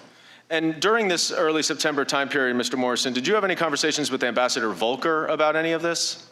I believe we had one conversation. And what do you recall about that conversation? I believe on or about September 6th, Ambassador Volker was in town to provide an update on some of his activities, and he provided that update, and then we had a one-on-one conversation about this track, this separate process. And what do you recall saying to him about the separate process? I think I was interested in understanding his understanding of events. Did you explain to him what your understanding of events was? I think I was primarily on receive mode. Okay. And Ambassador Volker, do you recall this conversation? Thank you. I do remember a conversation with Tim. I'm not sure about the timing. I left around that time to go on a trip, and so it may have been a little bit earlier. I'm not sure about the timing. And what I do remember the discussion being is Tim asking me, what is my impression of the role that Ambassador Sondland plays? And my response to that was, well, I find it helpful that he has political contacts in the White House. I don't have those contacts. I'm working the national security, the diplomatic front, but I don't have the political contacts. And so if he's able to use those to support the same goals that we are working toward, then I view that as helpful. Well, that's a good segue to our next exhibit, which is a September 8th text exchange with you and Ambassador Taylor and Ambassador Sondland. And at the top, Ambassador Sondland says, guys, multiple convos with Z, that's Zelensky, period, POTUS, period, let's talk. And then Ambassador Taylor, about 15, 16 minutes later, says, Gordon and I just spoke, I can brief you, meaning you, Ambassador Volker, if you and Gordon don't connect. Approximately 1 hour later, Ambassador Taylor says, the nightmare is they give the interview and don't get the security assistance. The Russians love it, and I quit. And then at the bottom, about 5 hours later, how do you respond? Say, I'm not in the loop. Talk Monday? So you were not in the loop in terms of all of these conversations that Ambassador Taylor, Mr. Morrison, Ambassador Sondland were having? Yes, that's correct. And now ultimately the hold was lifted on September 11th. Is that right, Ambassador Volker? That's my understanding. Okay. And Mr. Morrison, were you aware that prior to September 11th that the White House, that there was a whistleblower complaint circulating around the White House? I don't believe so, no. But you were aware of a request to preserve records, were you not? We received a number of those requests. I have a general recollection of one as it related to Ukraine. And one final question, when was the hold lifted? As I understand it, the president gave that direction the evening of September 11th. Which was 2 days after Congress announced an investigation. Were you aware of that? I believe I was familiar with the letter from the 3 committee chairmen. I yield. That concludes the majority 45 minutes. Before I turn to the minority, are you both and your counsel okay, or do you need a break? Okay. Ranking Member Nunes, you're recognized for 45 minutes. Well, Ambassador and Mr. Morrison, I have some bad news for you. TV ratings are way down, way down. Don't hold it personally. I don't think it's you guys. But whatever drug deal the Democrats are cooking up here on the dais, American people aren't buying it. I know you've both answered this in your opening statements, but I just want to bring a little more clarity to it. Mr. Morrison, I'll start with you. Did anyone ever ask you to bribe or extort anyone at any time during your time in the White House? No, sir. And you were the top person for Ukraine in the White House, correct? At the NSC level? I would argue Ambassador Bolton would be, but... Reporting to Ambassador Bolton. I was a senior official, yes, sir. Ambassador Volker, you have a storied career. We're very thankful for your service, and you were the special envoy to Ukraine. That is correct. Did anyone at the White House ever ask you to bribe or extort anything out of anyone at any time? No, sir. Thank you. I want to thank you both for being here, and I'll yield to Mr. Castor. Thank you, Mr. Nunes. Thank you both for being here today and also for participating in the lengthy depositions. Ambassador Volker, you were the first one on October 3rd, and Mr. Morrison, you were with us on Halloween. So thank you for your participation. Mr. Morrison, also want to thank you. You're a longtime Hill staffer. I certainly have appreciation for that, nearly 20 years. So thank you. And Ambassador Volker, Hatboro, Pennsylvania resident. Absolutely. It's an incredible part of the country. Very proud of it. Yeah, I'm from nearby. Just want to walk through some of your positions. You were Senate confirmed ambassador to NATO for a stint. That is correct. And then you were at the State Department, and your portfolio spanned much of what I believe George Kent has currently. I was the principal deputy assistant secretary, so I had all of, working for the assistant secretary, had all of Europe and Eurasia, and particular responsibility for NATO, Western Europe, and the European Union. And then you were involved with the National Security Council. You were the director for NATO and Western Europe. That is correct. And then you were the senior director for European and Eurasian affairs. I was acting for several months, 6 months or so. in that Okay, capacity. and much like Same the job job that that Tim had. Mr. Morrison had. And we'll note that all the witnesses that we have interacted with have just heaped praise on you. Ambassador Yovanovitch said you were a brilliant diplomat, so that's very high praise. And for over 2 years, you served as the special representative for Ukraine negotiations, That is correct. and you served for free. That is correct. You served on a voluntary basis. I did. And you put a lot of time and effort into that job, didn't you? Yes, I did. And the taxpayers certainly got their money's worth, didn't they? Not for me to say. You believe America's policy towards Ukraine has been strengthened during your tenure as the special representative? Absolutely. When I look back at the record, I think we did an awful lot to support Ukraine. And is it fair to say that's in part due to President Trump? President Trump approved each of the decisions made along the way, providing lethal defensive equipment and the non-recognition statement on Crimea, I think, being two of the most important ones. And for many years, there had been an initiative in the interagency to advocate for lethal defensive weaponry for Ukraine. Is that correct? That is correct. And it wasn't until President Trump and his administration came in that went through? That is correct. The delegation to President Zelensky's inauguration in May, I believe you testified it was one of the largest delegations. I believe it was, I can't be 100% sure, but I believe it was the largest national delegation. Okay, and included in the delegation was Secretary Perry. Secretary Perry, Ambassador Sondland, myself, Senator Ron Johnson was there, and also the charge d'affaires at the U.S. Embassy at the time, Joe Pennington. And we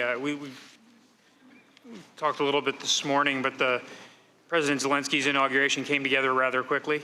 It did. I believe we had about 3 days' notice in which to put the delegation together. There's been some discussion about whether the vice president was going to be able to lead that effort, and as it turned out, he was not able to lead it. Do you have any information as to why the vice president was unable to join? I don't. And Mr. Morrison, do you have any information as to why the vice president was unable to participate in the delegation? No.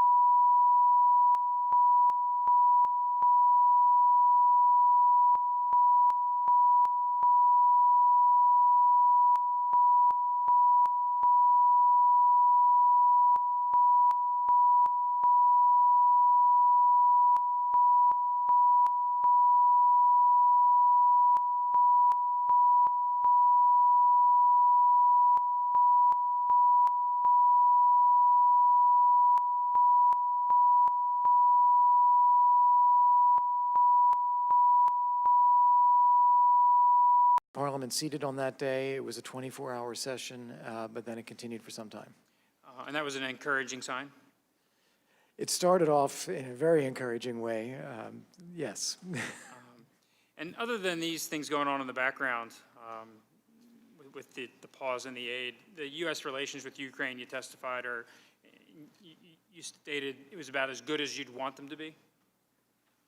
Can you repeat the question? I'm sorry. You testified at your deposition that once the aid was lifted, despite all the things going on in the background, that U.S.-Ukrainian relations were strong, were as good as you'd want them to be. Yes. And you referenced that the security sector assistance was lifted, any hold on that, that there was a positive meeting in New York. That's correct. At the UNGA, and there was momentum in putting pressure on the Russians. Is that correct? That is correct. In your deposition, you made it clear that President Trump had a deep-rooted negative view in Ukraine and their corruption environment. Yes.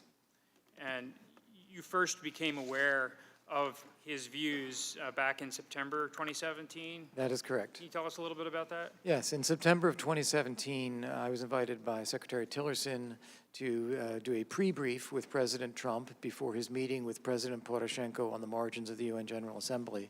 I did the pre-brief, and then I took part in the bilateral meeting. And so long before President Zelensky was elected, President Trump had a negative view of Yes, he had a very strongly negative view.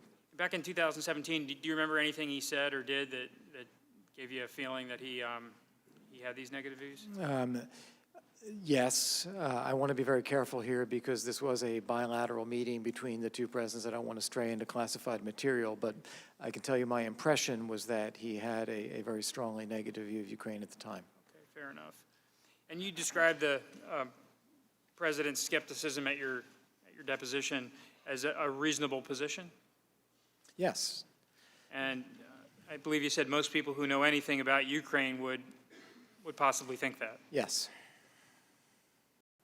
And you viewed it as part of your role to help change his mind, that President Zelensky was a genuine reformer, that he was not running for office for self-enrichment, that he was indeed a good person. That's correct.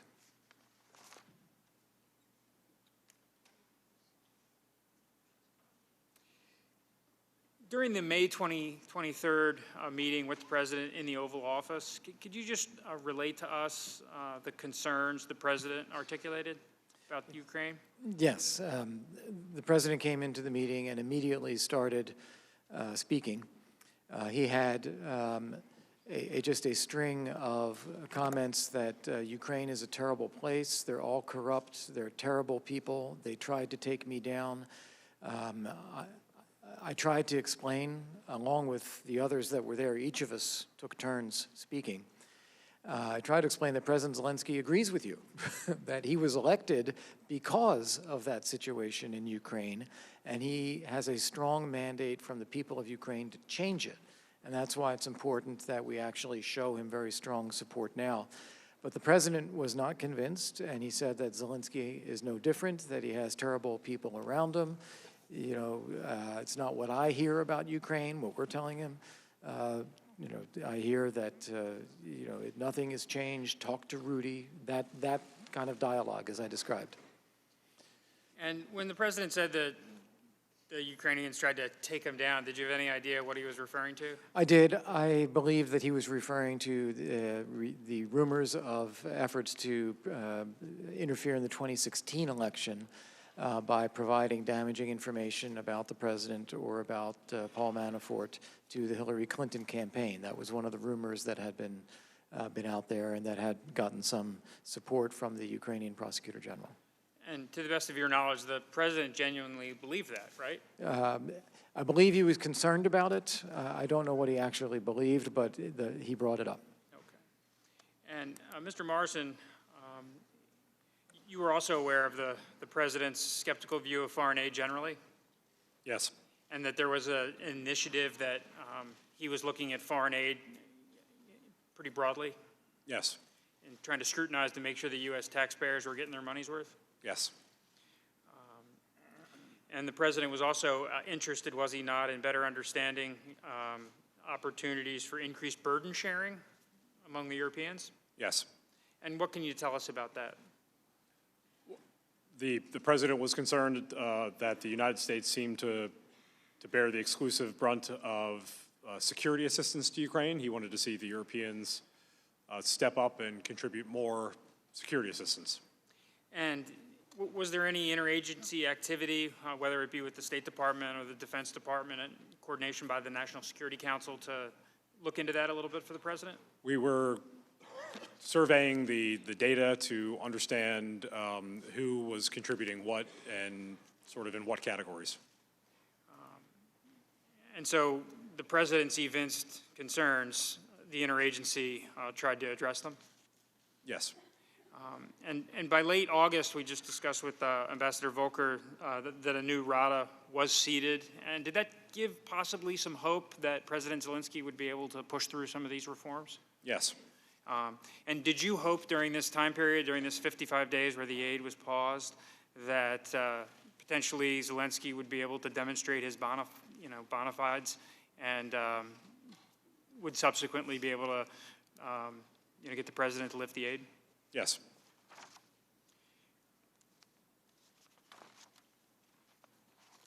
In fact, you traveled with Ambassador Bolton to the Ukraine right around Labor Day weekend, correct? Yes. And you met with President Zelensky on, I believe it was August 29th? Ambassador Bolton had a meeting with President Zelensky, and I staffed that meeting. And that's right around the time when the RADA had met and they had started to push through their reforms? As I recall, the date of the meeting between Ambassador Bolton and President Zelensky was actually the first day of the new RADA. And some of these reforms included naming a new prosecutor general. A new prosecutor general, a brand new cabinet, yes. And they pushed through some legislation that eliminated immunity for RADA members. Yes, eliminating a parliamentary immunity. And I believe you provided some color into this experience, this meeting, and you said that the Ukrainians had been up all night working on some of these legislative initiatives. Yes, the Ukrainians with whom we met were, by all appearances, exhausted from the pace of activity. And was Ambassador Bolton encouraged by the activity?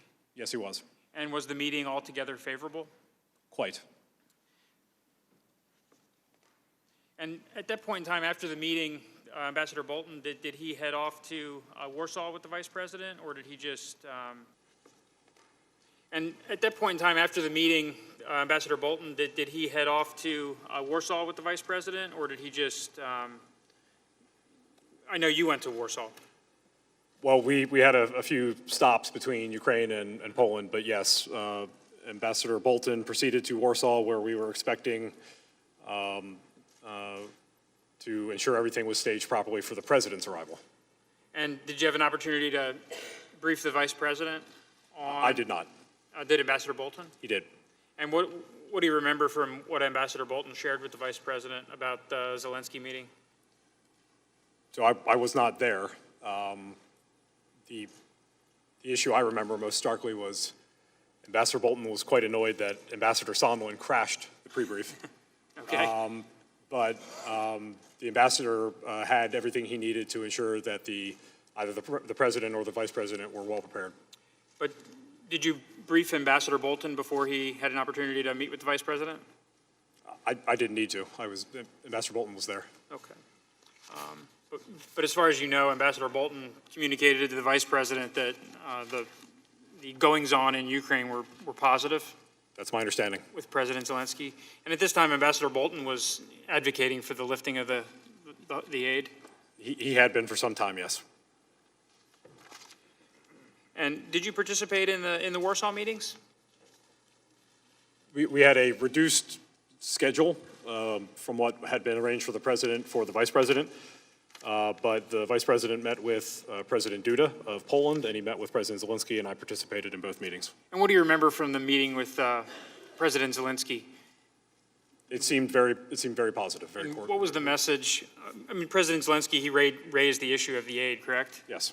And how did the vice president respond? He represented his support for the aid. He represented the strong commitment of the United States to Ukraine, and he explained that President Trump, because this is after the Politico article had come out that made clear there was a hold, he explained that what we were doing was the United States government, the interagency was examining what more Europe could do in the security space, and taking a look at how Ukraine was reforming what has been a history of corruption. And was there any discussion during the meeting with President Zelensky on the part of the Vice President about any of these investigations we've come to talk about? No. So Burisma wasn't raised? No. 2016 election wasn't raised? No. And the Vice President didn't mention any investigations at all, did he? No.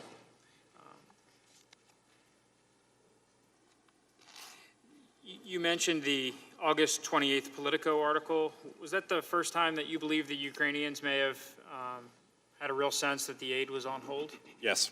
So from the 55-day period spanning July 18th through September 11th, it didn't really become public until August 28th? That's correct. Ambassador Taylor and I had a number of phone calls where we, in fact, talked about, do the Ukrainians know yet? Because we both felt very strongly it was important that we ensure that the president was able to make the decision to release the aid before the Ukrainians ever found out about it. Okay. And Ambassador Volker, is that also your recollection, Yes, it is. that it wasn't until the Politico article that? That's correct. I received a text message from one of my Ukrainian counterparts on August 29th forwarding that article, and that's the first they raised it with me. And can you share a little bit with us about your communications during that time period about the hold in the aid? Yes. I didn't have any communications with the Ukrainians about the hold on aid until after they raised it with me, for the same reason that Tim just gave, the hope that we could get it taken care of ourselves before it became something that they became aware of. Inside the U.S. government, I was aware that the hold was placed. I was aware of that on July 18th. It was referenced at an interagency meeting, and I got a readout from that meeting from one of my assistants.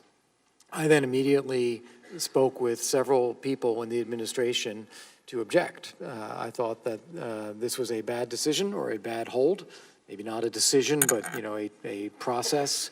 And I wanted to make sure that all the arguments were marshaled to get it lifted. And so I spoke with the Pentagon, with Laura Cooper. I spoke with Assistant Secretary of Mill Affairs at the State Department, who was going to represent the State Department at the next higher level meeting. I believe I spoke with officials in the European Bureau, with the National Security Council staff. So I was actively trying to convey that this needed to be lifted. And I wanted them to be able to use my name in doing so, because I felt that the best prospect for positioning ourselves for negotiations with Russia is the strongest defense capability for Ukraine. And during this time period, did you come to believe that any of these investigations were part of the holdup in the aid? No, I did not. Backtracking just a little bit, on July 3rd, you met in Tirana with President Zelensky, and there's been some, Ambassador Taylor and Mr. Kent provided some testimony that they had some apprehension that part of this irregular channel that Ambassador Taylor referenced would rear its head in Toronto. I'm just wondering if you can tell us whether that in fact happened. Yes, thank you. I can only tell you what I know. There may have been other conversations or other things, but I know that we had a conversation, Bill Taylor and I believe Gordon Sondland and I, around the 28th of June, that later connected to a conversation with President Zelensky, although I may not have been part of the latter. That being said, I was convinced after that conversation we had gotten nowhere. We had our White House briefing of President Trump on May 23rd. He signed a letter inviting President Zelensky to the White House on May 29th. And for several weeks, we were just temporizing with the Ukrainians, saying, well, we're working on it. It's a scheduling issue. We'll get there. Don't worry. And I told Bill and Gordon that I was going to see President Zelensky in Toronto, and I feel an obligation to tell him the truth, that we have a problem here. We're not getting a date scheduled. Here's what I think the problem is. It's the negative information flow from Mayor Giuliani. And that he would, also that I would advise him that he should call President Trump personally, because he needed to renew that personal relationship and be able to convey to President Trump that he was serious about fighting corruption, investigating things that happened in the past, and so forth. So I did all of that with President Zelensky in a pull-aside after our formal bilateral meeting. Okay. And during that meeting in Toronto, or the series of meetings, there was no discussion of preconditions, investigations of anything of that sort? No. And you were there with Mr. Kent? Yes, I believe so. And did you ever have any discussions with him about preconditions or investigations? Not at that time. I think later on these things came up about when we were talking about a statement, whether there were investigations. But I believe at this time in Toronto, it was really more referring to investigations generically, that is how you go about fighting corruption, and that President Zelensky should reaffirm his commitment to President Trump in a direct phone call. Okay. And at any point in time, had Mr. Kent raised any concerns to you about any of this? Not at that time. Next event I want to cover is the July 10th meeting in Ambassador Bolton's office. We talked a little bit about this morning. I don't know if you caught the coverage, but there was a testimony that at some point Ambassador Sondland mentioned investigations, and reportedly the meeting ended abruptly. What can you tell us about that fact? Thank you. And let me answer that question first. I'd like to come back to your prior question for a second, too, if I may. But on the July 10th meeting, this was a meeting that we had arranged between Alex Daniliuk, who is the head of the National Security and Defense Council, and National Security Advisor Bolton. Attending the meeting was also Secretary Perry, Ambassador Sondland, myself, I believe Fiona Hill, and also Andrei Yermak. The purpose was really a counterpart visit. I thought that this would be the best opportunity. It was the first high-level meeting that we were having in Washington with a senior U.S. official, Ambassador Bolton, after President Zelensky's inauguration. I thought it would be a great opportunity for the Ukrainians to make their case. They are the new team in town, real deal about fighting corruption. I was rather disappointed with the meeting as it transpired. It struck me as down in the weeds, talking about reform of national security structures in Ukraine and legislation that they were working on, and not the big picture and not the bilateral relationship. So I was a bit disappointed by that. At the end of the meeting, I do recall having seen some of the other testimony. I believe Ambassador Sondland did raise the point of investigations in a generic way. This was after the meeting was already wrapping up, and I think all of us thought it was inappropriate, and the conversation did not pick up from there. The meeting was over. We all went outside, and we had a picture taken in front of the White House. And then all of us, except Ambassador Bolton, went down to the wardroom to talk through follow-up about how do we follow up on this meeting to keep the momentum in the relationship. And I think we broke up into several small groups. I remember having a conversation with Secretary Perry and one of his assistants about energy reform as part of that. I don't recall other conversations following up on investigations or Burisma. And to the best of your knowledge, there certainly was no precondition discussed, right? No.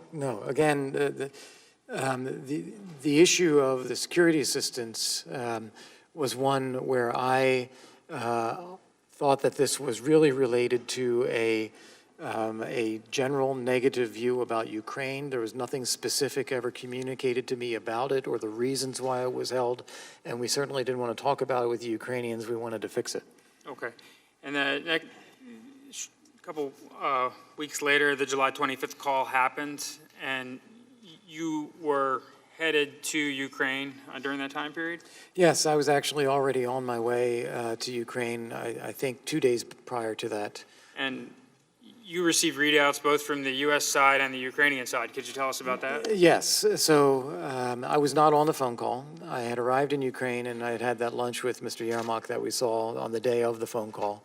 I had been pushing for the phone call because I thought it was important to renew the personal connection between the two leaders and to congratulate President Zelensky on the parliamentary election. The readout that I received from Mr. Yermak and then also from the U.S. side, although I'm not exactly sure who it was from on the U.S. side, but there was a U.S. and a Ukrainian readout, were largely the same, that it was a good call. It was a congratulatory phone call for the president's win in the parliamentary election. President Zelensky did reiterate his commitment to reform and fighting corruption in Ukraine, and President Trump did reiterate his invitation to President Zelensky to come visit him in the White House. It's exactly what I thought the phone call would be, so I was not surprised at getting that as the readout. And did you ever have any discussions with Ambassador Taylor about this? At that time, we were together in Ukraine at that time. We went the very next day to visit the conflict zone, and I'm sure he heard the same readout that I did. And you had a meeting with President Zelensky on the 26th? Yes, we had a meeting the day after the phone call on the 26th in the morning before heading out to the conflict And were zone. any of these concerning elements that some witnesses have raised about the call raised in the meeting with President Zelensky? No, only the very bare bones readout that I had received. That was also how it was discussed in the meeting with President Zelensky. So to the extent there's been assertions that President Zelensky was concerned about demands President Trump had made?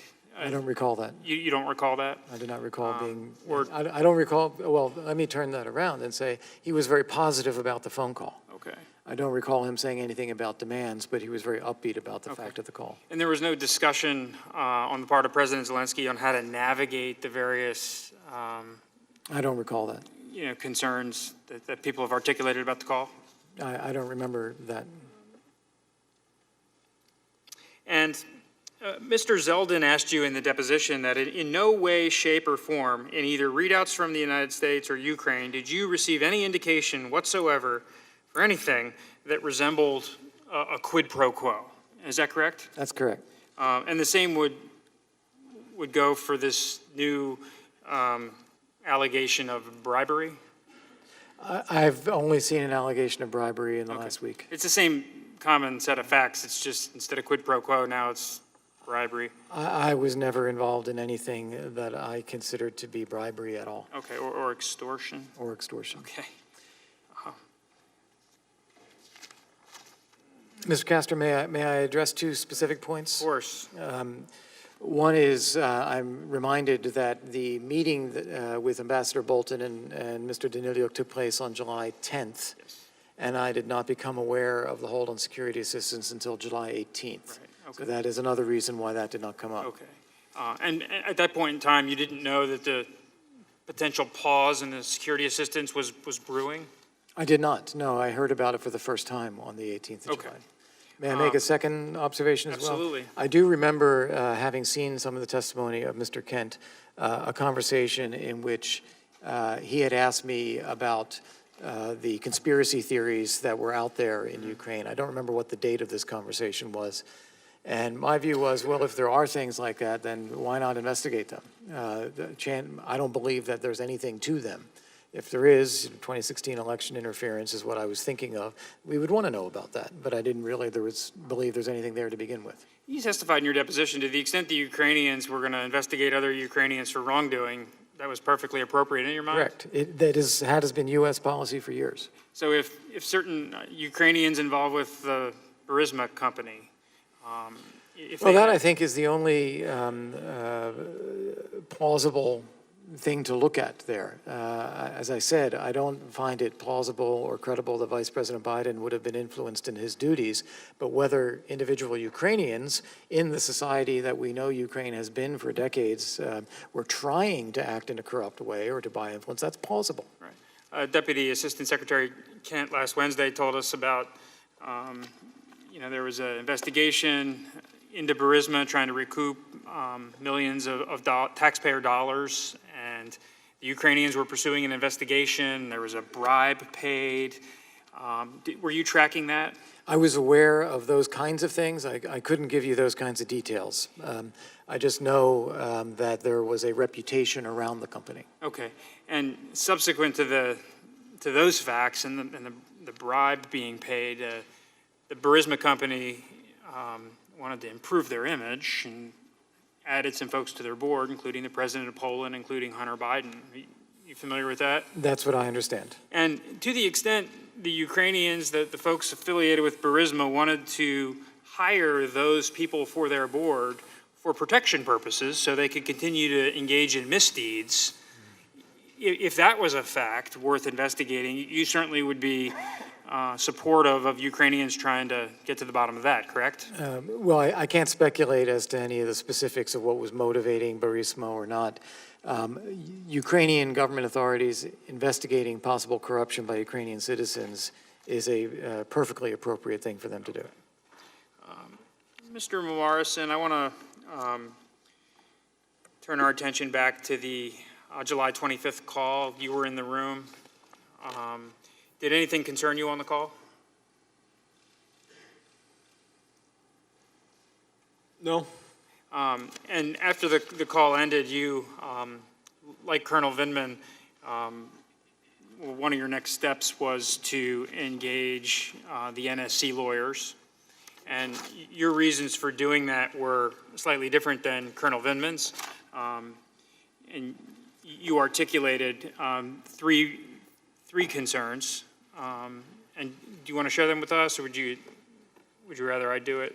So I think I articulated two concerns. If I'm forgetting one, please remind me. Okay. But the two concerns I had were, one, I did not see representatives of NSC Legal on the call.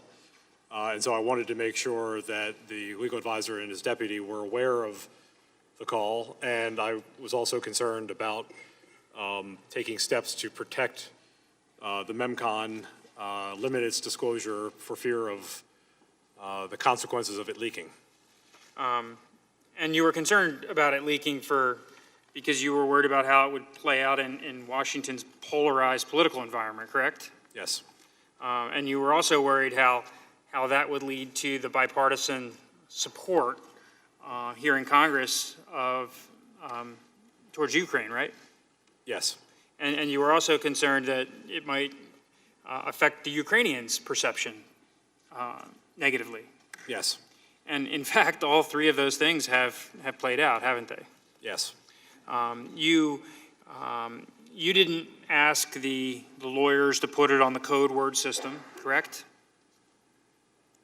I want to be precise about the lexicon here. I did not ask for it to be moved to a compartmented system. Okay. You just wanted the transcript to be controlled. I wanted access to be restricted. Okay. And when you learned that the transcript had been stored on the compartmented server, you believe that was a mistake, correct? Well, it was represented to me that it was a mistake. I was trying to pull up that MEMCON because we were in the process of pulling together Ambassador Bolton's materials and the President's materials for what was a planned bilat between POTUS and President Zelensky. And when I went to do that, I could not pull up the package in our system, and I did not understand why. I spoke with the NSC Executive Secretariat staff, asked them why, and they did their research, and they informed me it had been moved to the higher classification system at the direction of John Eisenberg, whom I then asked why. I mean, if that was the judgment he made, that's not necessarily mine to question, but I didn't understand it, and he essentially told me I gave no such direction. He did his own inquiry, and he represented back to me that his understanding was that it was a kind of administrative error, that when he also gave direction to restrict access, the Executive Secretariat staff understood that as an apprehension that there was something in the content of the MEMCON that could not exist on the lower classification system. So to the best of your knowledge, there's no malicious intent in moving the transcript to the compartmented server? Correct. And to your knowledge, anybody on the NSC staff that needed access to the transcript for their official duties always was able to access it, correct? People that had a need to know and a need to access it? Once it was moved to the compartmented system? Yeah. Yes. Okay. The MEMCON of the July 25th call was, in your experience, prepared normally? Yes. That there isn't an exact transcription of what's said on the call, correct? Correct. That there's note takers in the Situation Room, and then they prepare a draft and it's circulated among relevant parties? Essentially, yes. And you had responsibility for coordinating any edits? Yes, we look at the shorthand, we'll call it a transcript, but the memorandum of conversation, and we ensure that transcription is as close to accurate as possible given our requirements under the Presidential Records Act. Okay.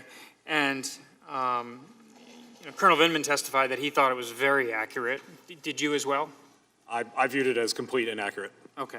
Colonel Vindman did articulate that he had a couple edits. He wanted Burisma inserted. I think it was on page 3 or 4, in place of the company in one of the sections where President Zelensky was talking. Are you aware of that edit request?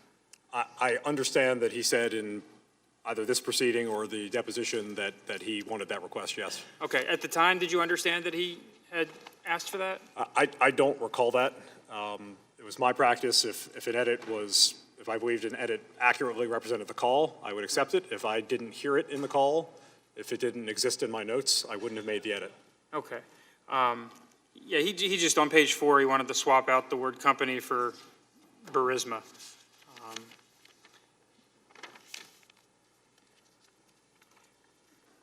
And when that edit from Colonel Vindman was not installed, did he give you any negative feedback that it was crucial that that edit get in the document? Not that I can recall. Okay. Did he ever raise any concerns to you about the accuracy of the transcript? Not that I can recall. Did he ever raise any concerns to you generally about the call? When we were discussing the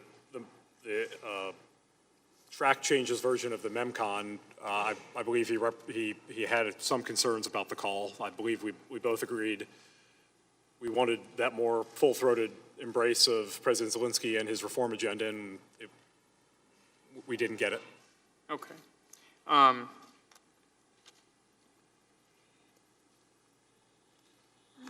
You indicated in your deposition that when you took over the portfolio for Dr. Hill, July 15th, you were alerted to potential issues in Colonel Vindman's judgment? Yes. Did she relay anything specifically to you? Why she thought that? Not as such. It was more of a overarching statement from her and her deputy, who became my deputy, that they had concerns about judgment. Okay. Did any other NSC personnel raise concerns with you about Mr. Vindman? Yes. Or, I'm sorry, Colonel Vindman? And what were some of those concerns that were brought to your attention? There were... I'm sorry, we are not going to, I'm going to instruct him not to answer. I'm going to instruct him not to answer because I think that it's beyond the scope of what you're asking for. These concerns, Mr. Castor, predated any involvement with Ukrainian sector assistance. Well, during the deposition, I asked you, Mr. Morrison, whether others raised the concern that Colonel Vindman may have leaked information. You did ask that, yes. Yeah, and your answer was? Others had represented that, yes. Okay.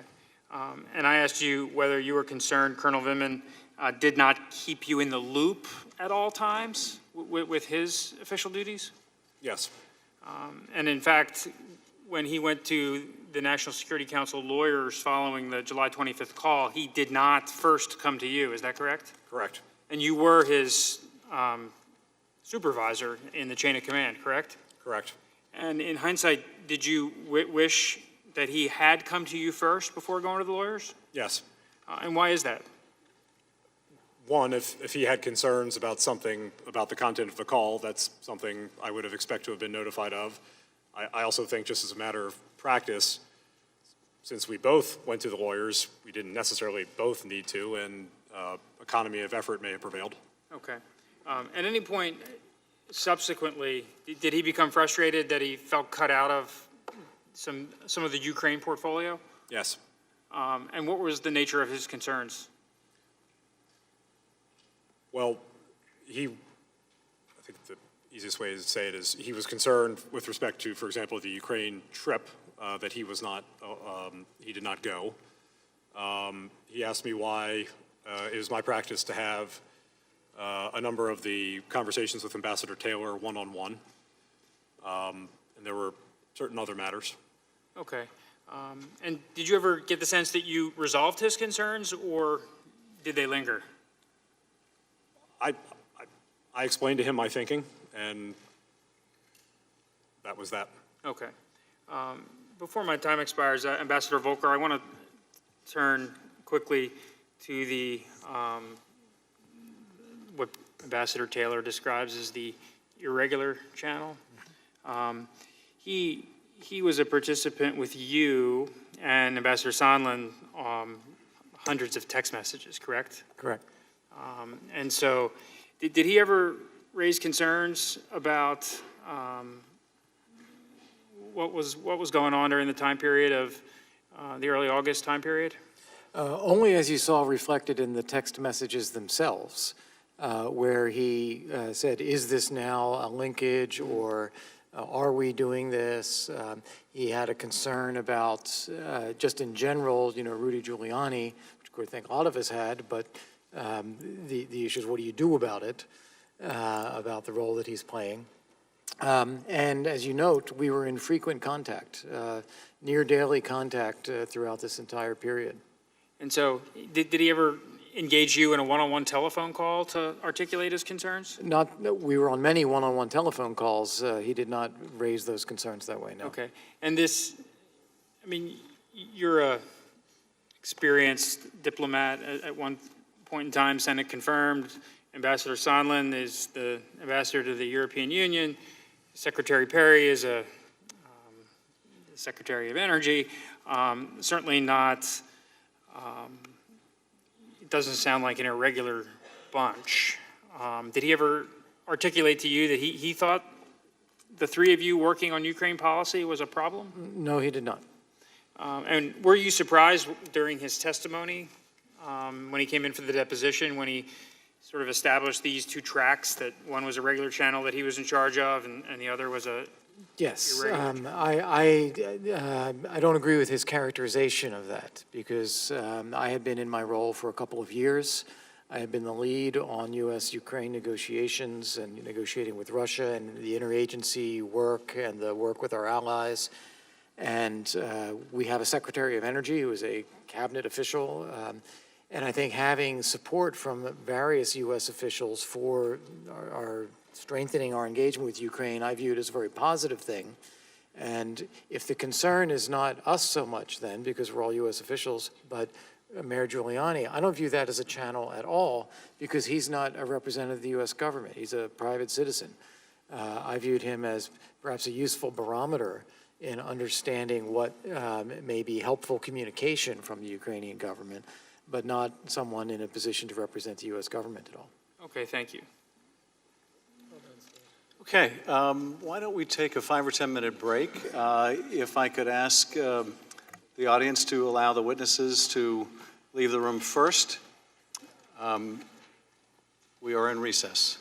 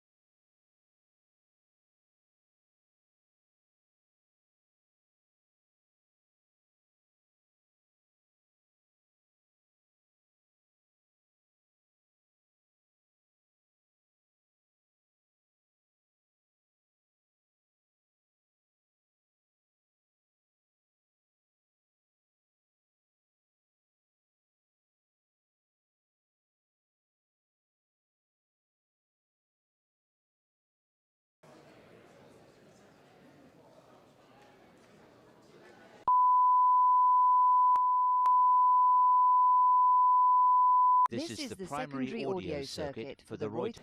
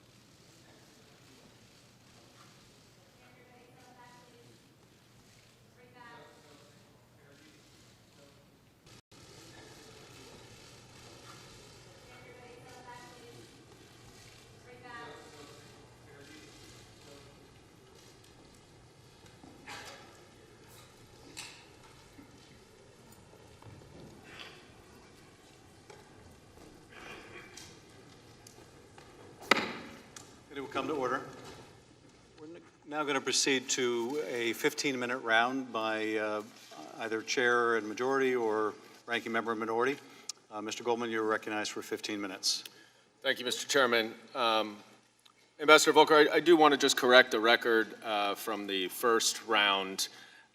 You were right to point out, you asked if a quote that I represented you made in the deposition was your words, and I actually read the wrong part in the quote. What you actually said was, it creates a problem, again, where all of the things that we're trying to do to advance the bilateral relationship, strengthen our support for Ukraine, strengthen the positioning against Russia, is now getting sucked into a domestic political debate in the U.S., domestic political narrative that overshadows that. So you were right to point that out, and I apologize for the mistake. I want to go back to a couple of things that you said during the minorities round. Can you repeat again with the readout that you got of the July 25th call? Yes, I received a readout from both Ukrainian colleague Andrei Yermak, as well as from a U.S. person. I don't now remember whether it was my staffer or someone from the embassy or where. And the readout was that it was a good phone call, that it was a congratulatory phone call for the president's win in the parliamentary election, that President Zelensky did reiterate his commitment to fighting corruption and advancing reform in Ukraine, and that President Trump renewed his invitation for President Zelensky to come to the White House. Okay. And I believe you said that readout was exactly as you expected the call to go. Is that right? Exactly. That's what we were trying to tee up. Okay. I just want to show you once again the July 25th text that you wrote to Andrei Yermak, which was the message that you were relaying to him so that he could prepare President Zelensky. And you'll recall this, right, where you said that this was the message: good lunch, thanks, heard from White House. Assuming President Z convinces Trump he will investigate, quote, get to the bottom of what happened in 2016, we will nail down date for visit to Washington. That's what you expected from the call, right? Yeah, I expected that President Zelensky would be convincing in his statements and comments with President Trump, that he was exactly that he would investigate, get to the bottom of things that had happened in 2016, and that if he was strong in conveying who he is as a person and doing that President Trump would be convinced and renew the invitation to the White House. Right, but you don't mention corruption in this text, do you? This is... the word corruption is not in this text, The word right? corruption is not there. Investigating things that have happened in the past that would be corrupt would be investigating corruption. You say a couple times in your opening statement, and you just said it again, that is, investigating things that happened in the past. You are aware, of course, that most investigations relate to things that happened in the past, right? Sure. Sorry? Yes. Okay, so that doesn't really move the needle, whether it's current or past, in terms of the subject of the investigation, the right? subject of the investigation are things that happened in the past. You also talked a little bit about the meeting that you had on July 26th with President Zelensky and Ambassador Sondland in Kiev, is that right? On the 26th, And we had a Ambassador meeting with Taylor. President Zelensky, yes. And I believe you testified that the topic of investigations did not come up at all, is that right? Yeah, I don't recall them coming up, just the general phone call. You didn't take notes of that call, of that meeting, right? No, I did not. Right, because you had, there were No, staffers there to do that. Correct. And so if there are two staffers who took notes of that meeting and testified that the subject of either sensitive topics or investigations came up, are we better off taking their word for it than yours? I have no reason to doubt their notes if they were notes taken contemporaneously at the meeting. Another witness testified before us, Laura Cooper, about a meeting that she had with you on August 20th. Do you recall having that meeting with her? Because you didn't mention it in your deposition. Yes, I did. I did mention that I had been making the rounds to weigh in on lifting the hold on security assistance, to do that with all of the interagency players. Mm-hmm. And she recalled with some specificity that meeting, which I believe was also based on her notes, that you described the statement that you were trying to get President Zelensky to make to, and I'll quote what she said, disavow interference in U.S. elections and commit to the prosecution of individuals involved in election interference. And if he were to agree to do that, she testified, then you thought that it might help to lift the hold on security assistance. Is that your recollection of the conversation as well? Not exactly. And so how does yours differ? I recall talking about the statement that we had discussed earlier, the one that had been in the subject of these exchanges between Mr. Yermak and myself, Ambassador Sondland, and Rudy Giuliani, and then back to Yermak. So I discussed that this is an effort we are doing, that this could be helpful in getting a reset of the thinking of the president, the negative view of Ukraine that he had. And if we did that, I thought that would also be helpful in unblocking whatever hold there was on security assistance. That if there's this negative presumption about Ukraine, getting this stuff on track would be helpful. All right, so that's a different interpretation, but you don't doubt that what she testified is inaccurate, do you? I believe she accurately reflected what she understood from the conversation. You testified a little bit about the June 28th conference call that you had with Ambassador Sondland, Ambassador Taylor. I'm not sure if Deputy Secretary Kent was on the line. I don't believe so. And Secretary Perry, before you looped in President Zelensky. Am I right about the participants of that, or was Secretary Perry not on it? Yeah, I am pretty sure that Deputy Assistant Secretary Kent was not on it. I don't remember whether Secretary Perry was on it, and I don't remember whether I stayed on for President Zelensky joining the call or not. Were two separate calls. Were there any staff members or note takers on the call? I don't believe so. Why? We were having a call among ourselves to talk about what were the messages we thought we needed to convey. And at that point, we've had other testimony from people who did take notes that there was a discussion about the investigations or what you needed to do, what President Zelensky needed to do in order to get the White House meeting. Do you recall that? I recall seeing that in Ambassador Taylor's testimony, and I believe there may have even been a text message to that effect.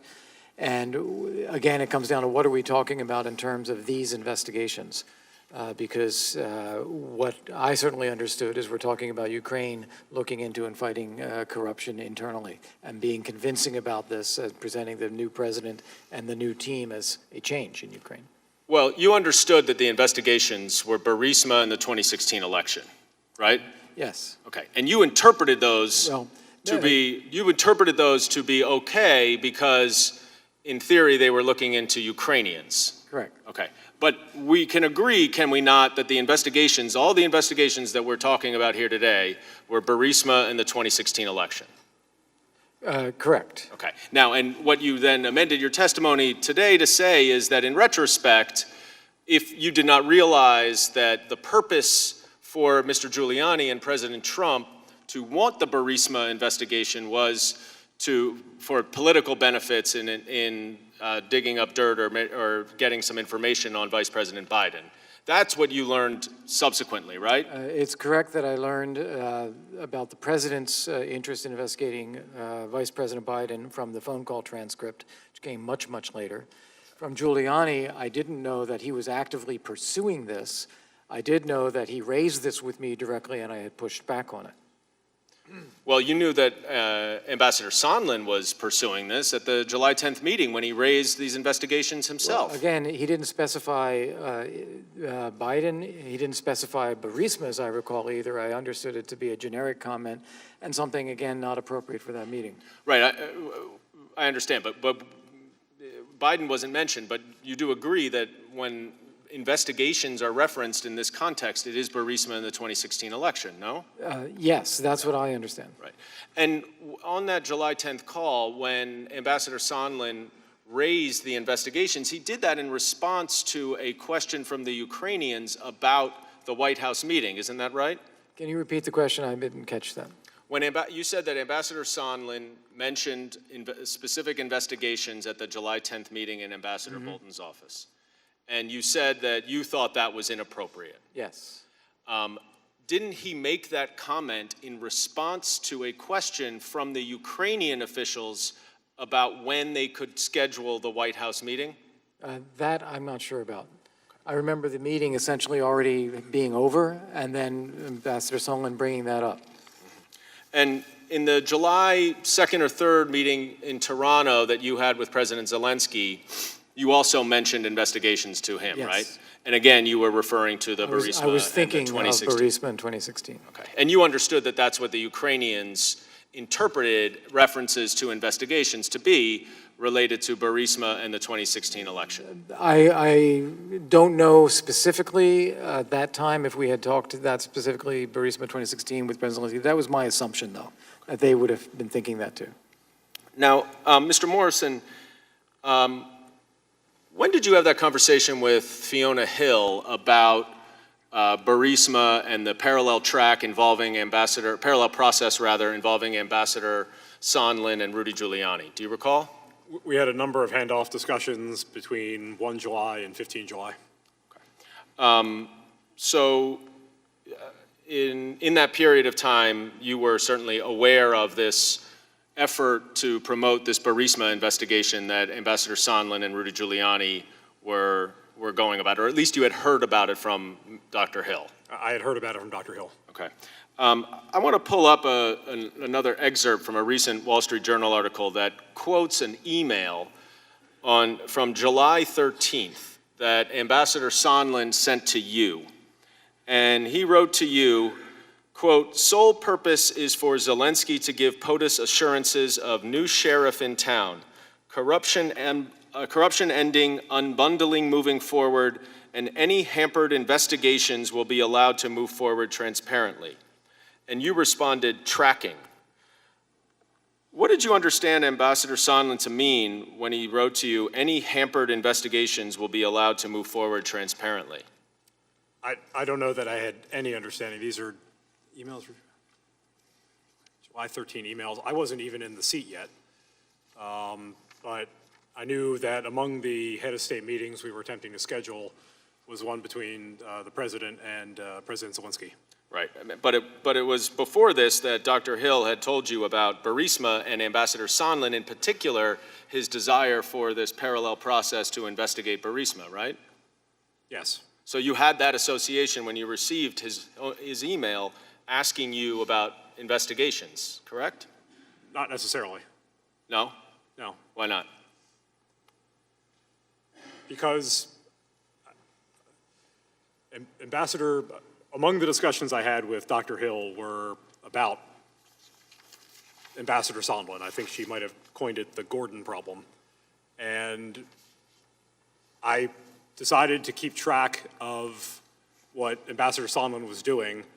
I didn't necessarily always act on things Gordon suggested he believed were important. So he wanted to get a meeting. I understood that the president wanted to do and had agreed to a meeting. And so I was tracking that we needed to schedule a meeting. You were not endorsing the notion of President Zelensky sending a message about investigations. Is that your testimony? That is my testimony. Ambassador Volker, I'm going to jump ahead. After the aid was released, you went to the YES conference, right, in Ukraine? And are you aware that Ambassador Taylor, who testified based on quite detailed notes, indicated that earlier, a few days before that, Ambassador Sondland had told him that President Trump is a businessman, and so before he writes a check, he likes to see people pay up, something to that effect. You're aware of that? I am familiar with that testimony. And you're also familiar that Ambassador Taylor said that you said something very similar to him when you were in Ukraine for the YES conference. Do you recall saying that to Ambassador Taylor? Yes, I do. I was repeating what Gordon Sondland had said to me to explain to Bill Taylor what that understanding was. And in what context did Ambassador Sondland say that to you? I think we were talking about the release of the hold on security assistance. Right. And he was saying that the president he's already, got a negative view of Ukraine. He sees a check on his desk that's going to the Ukrainians, not sure about them, so he wants to hold on to it until he's assured. Right, and the pay up before he writes the check is to get the investigations that he wants, isn't that right? That was not clear to me. What did you think it meant? I didn't think that there was a pay-up. As we said, the language was similar. I had heard from Gordon that he sees this check. He's not sure he wants it. He wants to make sure that he's got to deal with the Ukrainians. I didn't know specifically, other than the generic formulation. Mr. Chairman, I yield back. 15 minutes to Ranking Member Nunes. Parliamentary inquiry, Mr. Chair. Do you expect any more of these magical 15-minute devotions that you come up with in the back? I don't know how magical they are. They're prescribed by House Resolution 660, that we can have successive rounds of up to 45 minutes. So this is part of the prescribed procedure under the House resolution. Do you expect you're going to have more this evening? I do not expect more will be necessary. Thank the gentleman. So for everyone watching, this is another example of how out of control this process has become, where the Democrats just magically give themselves additional minutes, which they're right in the little special rule that they wrote they can do, but you'd at least think that they'd have the decency to just tell us that you're going to have 15 minutes more. And I would say that you can go 4 hours, we can go 5 hours. We'll give you all you want. You can keep digging if you want. The deeper the hole you dig, I think the more viewers will turn off because people just aren't buying the drug deal that you guys are trying to sell. I would add that since we are getting into prime time, these are two witnesses that were your witnesses that you called in to depose. We still ask for witnesses that you did not depose, including the whistleblower, who you and others claim not to know, which we still need to get to the bottom of that because it is the most important material fact witness to how this whole mess began in the first place. Secondly, we've asked for the DNC operatives that were working with Ukrainians to dig up dirt for what you call, or what the left calls, conspiracy theories, which they are right. They're conspiracy theories of dirt that they dug up to spin their own conspiracy theories to attack the Trump campaign in the 2016 election. So I have no more questions for these witnesses. I know our members do. Mr. Castor, you have a little bit of cleanup here. Thank you, Mr. Nunes. I'll try to be quick and yield some time back so we don't have to use every last minute. Ambassador Volker, are you aware of a statement just last week from Foreign Minister Prystaiko about he said that no one ever told the Ukrainians, certainly not him, that there was any linkage between the security assistance funds and investigations? Yeah, I saw that statement, yes. And do you know of the foreign minister? I do. And during times relevant, did you ever have any discussions with him about investigations and links to security? Not about investigations with him. I believe I kept that discussion to being with Mr. Yermak. And we did discuss with Foreign Minister Prystaiko, and at the time he was diplomatic advisor, security assistance after it was raised after August 29th, and I did discuss that with him. The primary person you worked with was Mr. Yermak? Yes. And Mr. Yermak also had some meetings with Ambassador Sondland. Did Mr. Yermak ever give you any feedback from his interactions with Ambassador Sondland? I can't say whether he did or didn't. We were in frequent contact, and we were just talking about the issues as we went along. The episode at Warsaw, where apparently Ambassador Sondland pulled Mr. Yermak aside, did Mr. Yermak give you any feedback on that meeting? I did not get anything specific after that. This was around, I believe, September 1st or 2nd. And it was at that time that I had been, I think, texted by Mr. Yermak and was subsequently in touch with him and Prystaiko, where I told them both, and also the defense minister. I told them all, don't worry, we know about this, we're trying to fix it. And I think I left the conversation at that. And those Ukrainian officials, to the best of your knowledge, they trusted you? Very much so. We had a very close relationship. And so when you made statements like that to them, do you think they believed you? I think they believed me. I think they would also have other conversations, and they would hear things from other people, but I also think that they knew I was sincere with them. And they also trusted Ambassador Taylor? Yes. Just like to demystify a little bit of the whole Mayor Giuliani role here. You met with him, I believe, one time? That's correct. And you exchanged some text messages with him, correct? Yes, between, I guess it was the 10th of July and around the 13th of August. Okay. And during your deposition, we sort of did an accounting of your communications with Mr. Giuliani, and it wasn't that, there weren't that many. We sort of accounted for them all. And then Ambassador Sondland, when he came in, he didn't have, he didn't have any one-on-one meetings with Mayor Giuliani, to your knowledge. Is that correct? I don't believe he did, but I don't know. And in fact, I think Ambassador Sondland testified that there were a couple conference calls that he may have been on with you. That is true. Okay.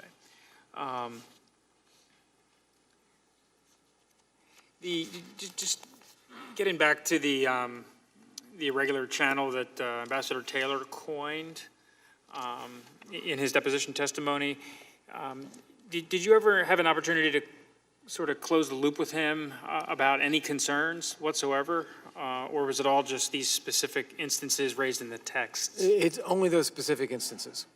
Do you think Ambassador Taylor, in your communications with him, believed that Mr. Giuliani was in far greater communication with yourself, Secretary Perry, and Ambassador Sondland? I don't know what he thought. Okay. I think that's all I have. Mr. Nunes, do you? I have nothing more. Would the gentleman allow us to use our magic minutes to yield to one of our members who'd like to go? The House rules don't permit that, Mr. Nunes. We yield back. We'll now go to 5-minute member questions. I recognize myself for 5 minutes. Ambassador Volker, I want to ask you about something in your opening statement. With respect to the July 10th meeting, you testify, I participated in the July 10 meeting between National Security Advisor Bolton and then Ukrainian Chairman of the National Security and Defense Council, Alex Danliuk. As I remember, the meeting was essentially over when Ambassador Sondland made a generic comment about investigations. I think all of us thought it was inappropriate.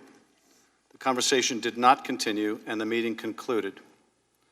Ambassador Volker, we asked you about that meeting during your deposition, and you told us nothing about this. I believe we asked you about why the meeting came to an end and why you had earlier indicated, I think, to Ambassador Taylor that it did not go well. And your answer was that Danliuk was in the weeds on national security policy. Why didn't you tell us about this? Because that's what I remembered from the meeting, what I provided in my October 3rd statement. As I said, I've learned other things, including seeing the statements from Alex Vindman and from Fiona Hill, and that reminded me that, yes, at the very end of that meeting, as it was recounted in Colonel Vindman's statement, I did remember that, yes, that's right, Gordon did bring that up, and that was it. So at the time we deposed you, and I think we were there for 6, 7, or 8 hours, and we were asking you specifically about what you knew about these investigations. You didn't remember that Gordon Sondland had brought this up in the July 10th meeting with Ukrainians, and Ambassador Bolton called an end to the meeting. Ambassador Bolton described that meeting as some drug deal that Sondland and Mulvaney cooked up. You had no recollection of that? Right, so in terms of Gordon bringing it up, no, I did not remember that at the time of my October 3rd testimony. I read the account by Alex, and that jogged my memory. I said, yes, that's right, that did happen. I do not, still to this point, recall it being an abrupt end to the meeting. The meeting was essentially over, and we got up, we went out to the little circle in front of the White House, we took a photograph. It did not strike me as abrupt. Now, Ambassador Volker, you said in your written testimony today, I think all of us thought it was inappropriate. Now, if, as you say, Ambassador Sondland only mentioned investigations in the Bolton meeting, and you don't recall hearing him be more specific, although others have testified that he was in the wardroom, why did you think it was inappropriate? Yeah, I thought it was put it this way, something of an eye roll moment where you have a meeting, you're trying to advance the substance of the bilateral relationship. We have the head of the National Security and Defense Council.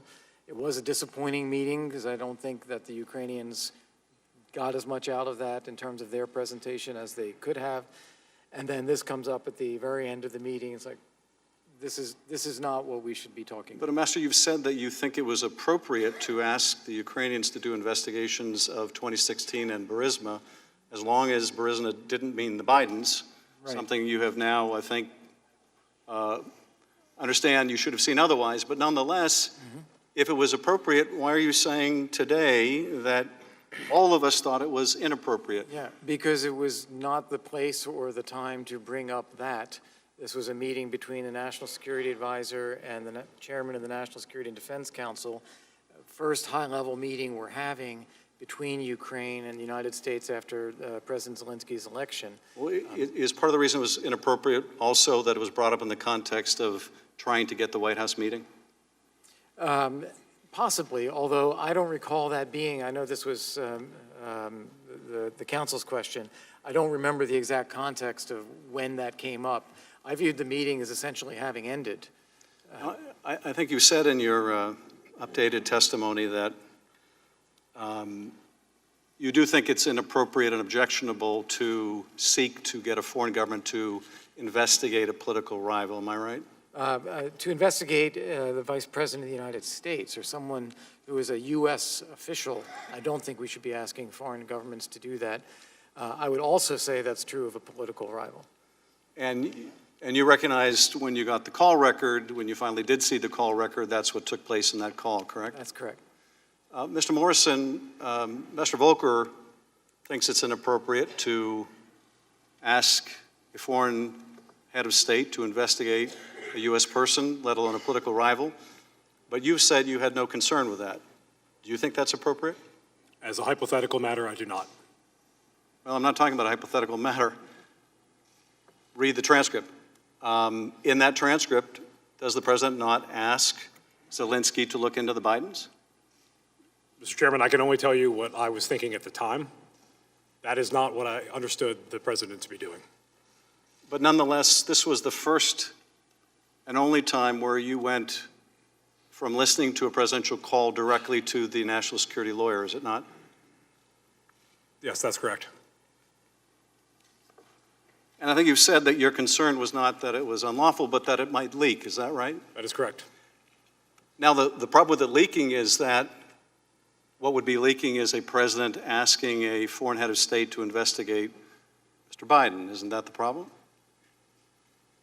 Well, I believe I stated I had sort of three concerns about what the impact of the call leaking might be. Well, if it was a perfect call, would you have had a concern of it leaking?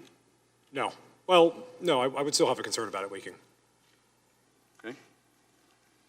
And would you have thought it was appropriate if President Trump had asked Zelensky to investigate John Kasich, or to investigate Nancy Pelosi, or to investigate Ambassador Volker? Would that be appropriate? In those hypothetical cases, no, not appropriate. But you're not sure about Joe Biden? Sir, again, I can only speak to what I understood at the time and why I acted the way I did at the time.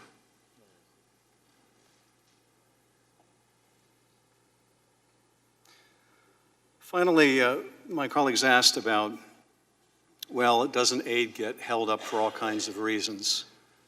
Ambassador Volker, have you ever seen military aid held up because a president wanted his rival investigated? No, I have not seen that. Have you ever seen that, Mr. Williams? Mr. Morrison, I'm sorry. No, Chairman. I yield to the ranking member. So you took 2 additional minutes. Are you giving our side 7 minutes? Of course. I recognize Mr. Turner. Thank you. Ambassador Volker, Mr. Morrison, good to see you again. I appreciate your service to your country and your service in government. Our country is safer today because of the work of both of you men. I want you to know that during all the testimony that we've had, no one has ever alleged that either of you have done anything inappropriate or improper. And everyone has spoken of both of you as having a high level of professionalism and a high degree of ethical standards. Ambassador Volker, I appreciated in your opening statement your comments of your work to focus on Russia as an invasion of Ukraine and an occupation, and your work on legal defensive arms. That would include the javelins, would it not, Ambassador Volker? Yes, that's right. And that made a big difference with Ukraine, did it not? A very big difference. Mr. Morrison, would you speak to, tell us about your military service? Mr. Turner, I'm a U.S. Naval Reserve officer. I'm an intelligence officer. And where did you go to law school? George Washington University. Now, gentlemen, there's been a lot of talk about a lot of people, and we're going to have to pick up the pace here because these are like short periods of time that we have now for this portions of questions. A lot of people talking about their perceptions, their beliefs, their feelings even, what they heard, and their understandings and their thoughts. Ambassador Taylor, Mr. Kent, Ambassador Yovanovitch, and Lieutenant Colonel Vendeman all had conversations with each other and with other people and all had a whole bunch of hearsay.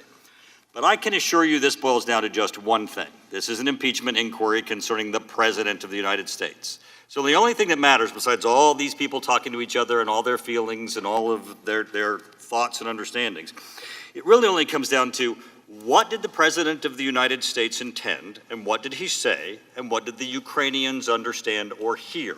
Ambassador Volker, you're one of the first people that we've had in these open public testimony that's had conversations with both. So I get to ask you, you had a meeting with the President of the United States, and you believe that the policy issues that he raised concerning Ukraine were valid, correct? Yes. Did the President of the United States ever say to you that he was not going to allow aid for the United States to go to the Ukraine unless there were investigations into Burisma, the Bidens, or the 2016 elections? No, he did not. Did the Ukrainians ever tell you that they understood that they would not get a meeting with the President of the United States, a phone call with the President of the United States, military aid, or foreign aid from the United States unless they undertook investigations of Burisma, the Bidens, or the 2016 elections? No, they did not. You know, pretty much, Ambassador Volker, you just took apart their entire case. I mean, if the President of the United States does not believe or intend it, and the Ukrainians don't understand it, and you're the only one who actually stands in between them. Now, I gotta ask you, Ambassador Volker, you know, the Three Amigo thing or whatever that they're trying to disparage you with, you're not part of an irregular channel, right, Ambassador Volker? Aren't you the official channel? That is correct. Explain that. Explain how you're the official channel and not an irregular channel. So I was appointed by the Secretary of State, Secretary Tillerson, in July of 2017 to be the U.S. Special Representative for Ukraine negotiations. That's a role that's different from Assistant Secretary of State or different from Ambassador in Ukraine. That role is particularly focused on the diplomatic activities surrounding the efforts to reverse Russia's invasion and occupation of Ukraine. It is Minsk Agreement implementation. It is the Normandy process with France and Germany. It is support from NATO. It is support for sanctions from the European Union. It's the OSCE and the monitoring missions. It is the efforts of individual allies like Poland, like the UK, like Canada that are supporting Ukraine. It is work at a senior level in the interagency with Secretary of Defense. Great description. I'm going to catch you off there. Ambassador Volker, you were also one of the few people who had actually spoken to Giuliani, the so-called irregular channel. Again, all these other people who had feelings and understandings about what Giuliani was doing. Did Giuliani ever tell you that United States aid or a meeting with the President of the United States would not occur for the Ukrainians until they agreed to an investigation of Burisma, the Bidens, of the 2016 election? Yeah, everything I heard from Giuliani, I took to be his opinion. Excellent. It was not So guidance. I would assume then that the Ukrainians never told you that Giuliani had told them that in order to get a meeting with the president, a phone call with the president, military aid or foreign aid from the United States, that they would have to do these investigations? No. Great. Okay. Mr. Morrison, you testified that you spoke to Ambassador Sondland, and he told you of a conversation that he had with the President of the United States.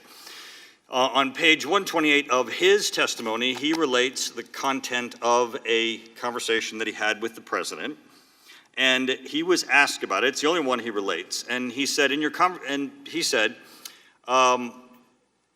he was asked whether or not there was a quid pro quo. He said, I didn't frame the question basically to the president that way as a link. I did not frame the question that way. I asked the open-ended question, what do you want? This is Mr. Sondland in his testimony asking this question to the President of the United States. And this is what he reports at the President of the United States. He said, I want nothing. I don't want to give them anything. I don't want anything from them. I want Zelensky to do the right thing. That's what he kept repeating, no quid pro quo, over and over again. Mr. Morrison, do you have any reason to believe that Mr. Sondland is not telling the truth as the content of his conversation with the President of the United States? No, Congressman. Now, do either of you have any information or evidence that anyone who has testified before this committee, either in the secret dungeon testimonies that have been released or in these open testimonies, has perjured themselves or has lied to this committee? I have no reason to think that. Mr. Morrison? No, sir. Mr. Morrison, Lieutenant Colonel Vindman reported to you, is that correct? He did, sir. Now, you have a legal background. He said that he listened to the phone call which you said you saw nothing that had occurred illegally. And he said that he believed the President of the United States demanded to President Zelensky that these investigations move forward. Do you believe, because he only was telling us his opinion, do you believe in your opinion that the President of the United States demanded that President Zelensky undertake these investigations? No, sir. To both of you.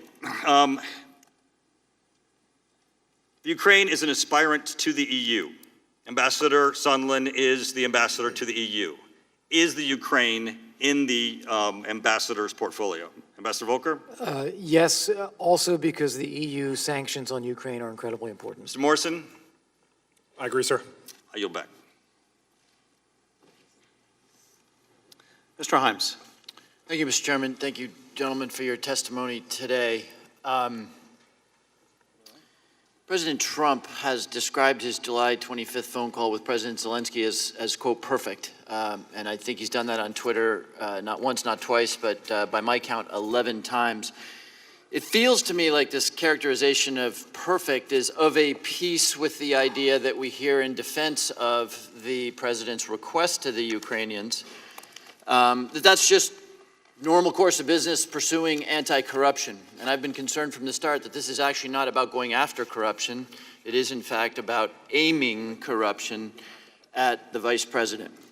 Mr. Morrison, you listened in on the call in the White House Situation Room. Did you hear the president mention the company CrowdStrike and the server? I believe so, yes, sir. Did you hear President Trump mention the Bidens? Yes, sir. Did you hear President Trump in the length of that phone call use the word corruption? No, sir.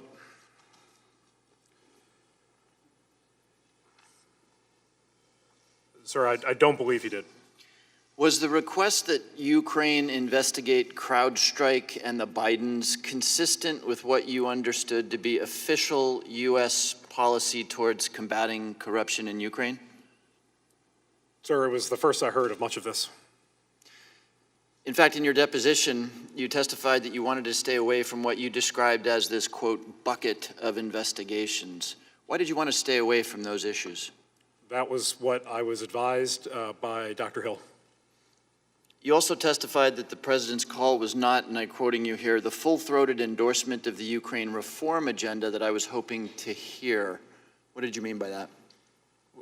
Sir, what we, myself, Colonel Vindman, others, what we prepared in the package we provided the president was background on President Zelensky, background on his positions about reforming Ukraine, reforming its institutions, rooting out corruption.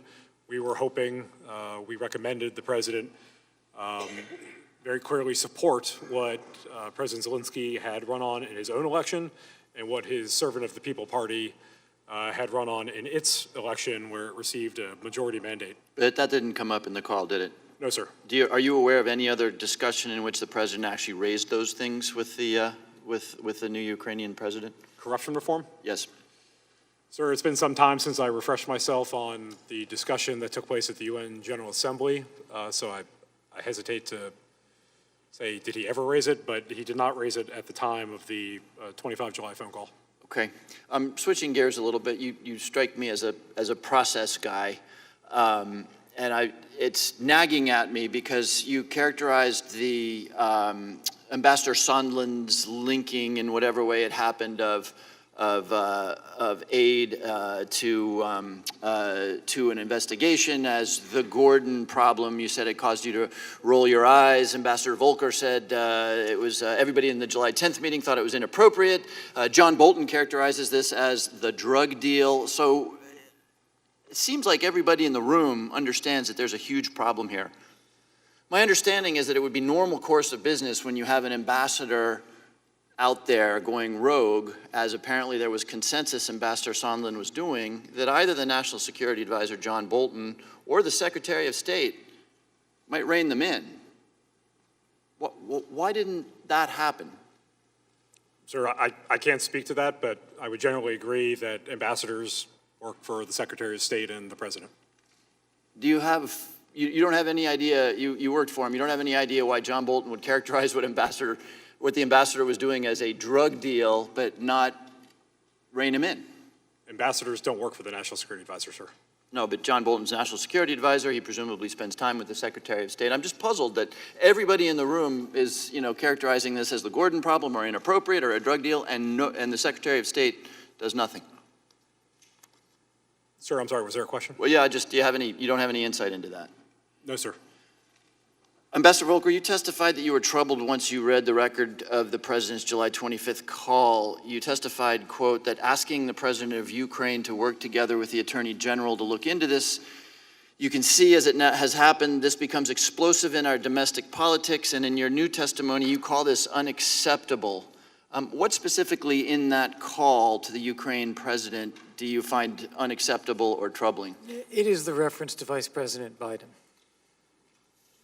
Thank you. I yield back the balance of my time. Mr. Conaway. Thank you, Mr. Chairman. This morning we heard much about the July 25th call in which the President asked for a favor. At least in Lieutenant Colonel Vindman's mind, that was equivalent to a demand, an order, or a requirement.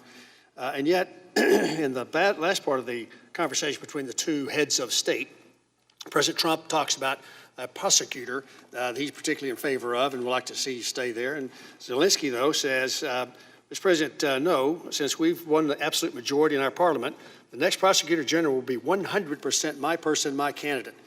Does that, to either one of you, does that sound like a head of state who's been cowed or bullied and is under the thumb of the President of the United States? Not at all. No, sir. All right. The impact of the pause that occurred, the 55-day pause in the lethal assistance or the security assistance, none of us have really understood exactly what happened during that time frame. No one knew about it other than internal U.S. folks until late August, and so the Russians would not necessarily have known about it. The potential impact that I agree with on Russia's interpretation of our support for Ukraine wasn't known until those last 14 days. But the impact on the lethal aid that they already had, should Russia had tried to move the line of contact further west with their tanks, would the lethal assistance that we'd already given been available to them to push back on that? Yes, it would. Mr. Morrison, comments? Sir, I agree with that, but I would also add the hold, as I understood it, applied to Ukraine security assistance, UASI, UASI, and FMF. It did not apply to FMS, and the Javelins were provided under FMS. Okay, so the most lethal weapon that President Trump provided to the Ukrainians, that President Obama in his his national policy, which he set, was available to them should the Russians have pushed their tanks west. The Javelins. Yes, sir. All right, throughout that process, even with the pause, even with all the stuff that was going on. Yes, sir. Okay. Associated Press is reporting that, Ambassador Volker, you mentioned it earlier, that the Russians in an act of war took 2 gunships and a tug and 24 sailors last November. And yet the Russians have now given the 24 sailors back in September, and the Associated Press is reporting today that they're giving the gunboats and the tug back. Does that sound like Ukraine is inept at being able to negotiate with the Russians because they're wounded in some way by our actions? No, I would not say that the Ukrainians are inept. All right, thank you, sir. Mr. Chairman, I would like, as a personal request, that you and/or one of your members of the committee that are lawyers to put into the record the federal statute that provides for the absolute immunity or right to immunity that you've exerted over and over and over. I don't think it's there, but if it is in fact a federal statute and/or a brief that you can cite, put that into the record so that we'll know that. And before you get mad and accuse me of wanting to out the whistleblower, you get upset every time somebody accuses you personally of knowing who the whistleblower is. I get upset every time you, anonymity, every time you accuse me of simply, because I want to know the whistleblower and we want to know what's going on, that we want to out that interviewer. That's unfair for you to make that accusation, and I get just as mad. This is about leveling the playing field between our two teams. Your team knows a whistleblower. They have intimate knowledge of who he or she is. The IGIC, ICIG even mentioned indicia of biases. Your team fully understands that. Our team should fully understand that. It's simply leveling the playing field. And I know that you've overrun my request for a closed-door subpoena. I understand that. But I do think that it's important that you put into the record the basis on which you continue to assert this absolute right to anonymity. Excuse me, I misspoke earlier. Anonymity by the whistleblower. Also, the Speaker on September the 23rd issued a, dear colleague, that's a document that we all use to talk to each other. It's went to 434 other members of Congress. It was intended to be the truth. It was intended to be straightforward.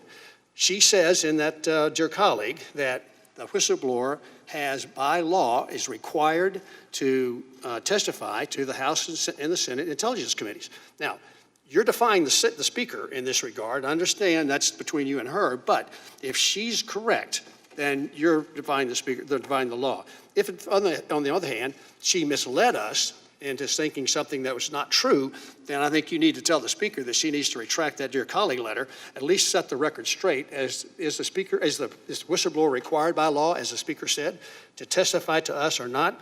And what is his absolute right to anonymity that you question? With that, I yield back.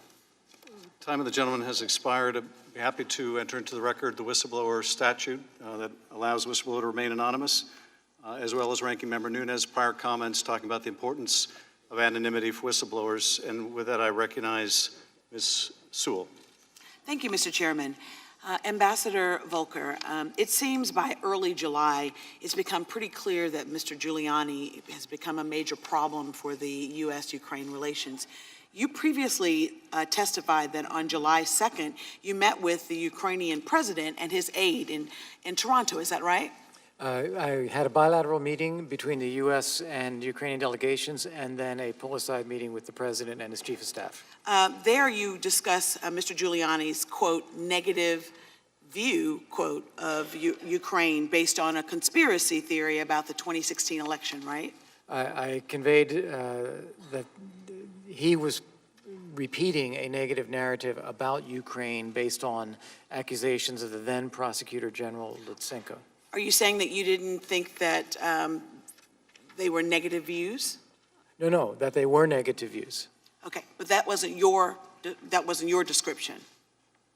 I'm sorry, I've lost the question. If you could repeat. Well, I was trying to get at who said the negative views, that you discussed negative so views. The Prosecutor General of Ukraine was putting out this series of conspiracy theories that I believe were self-serving and inaccurate.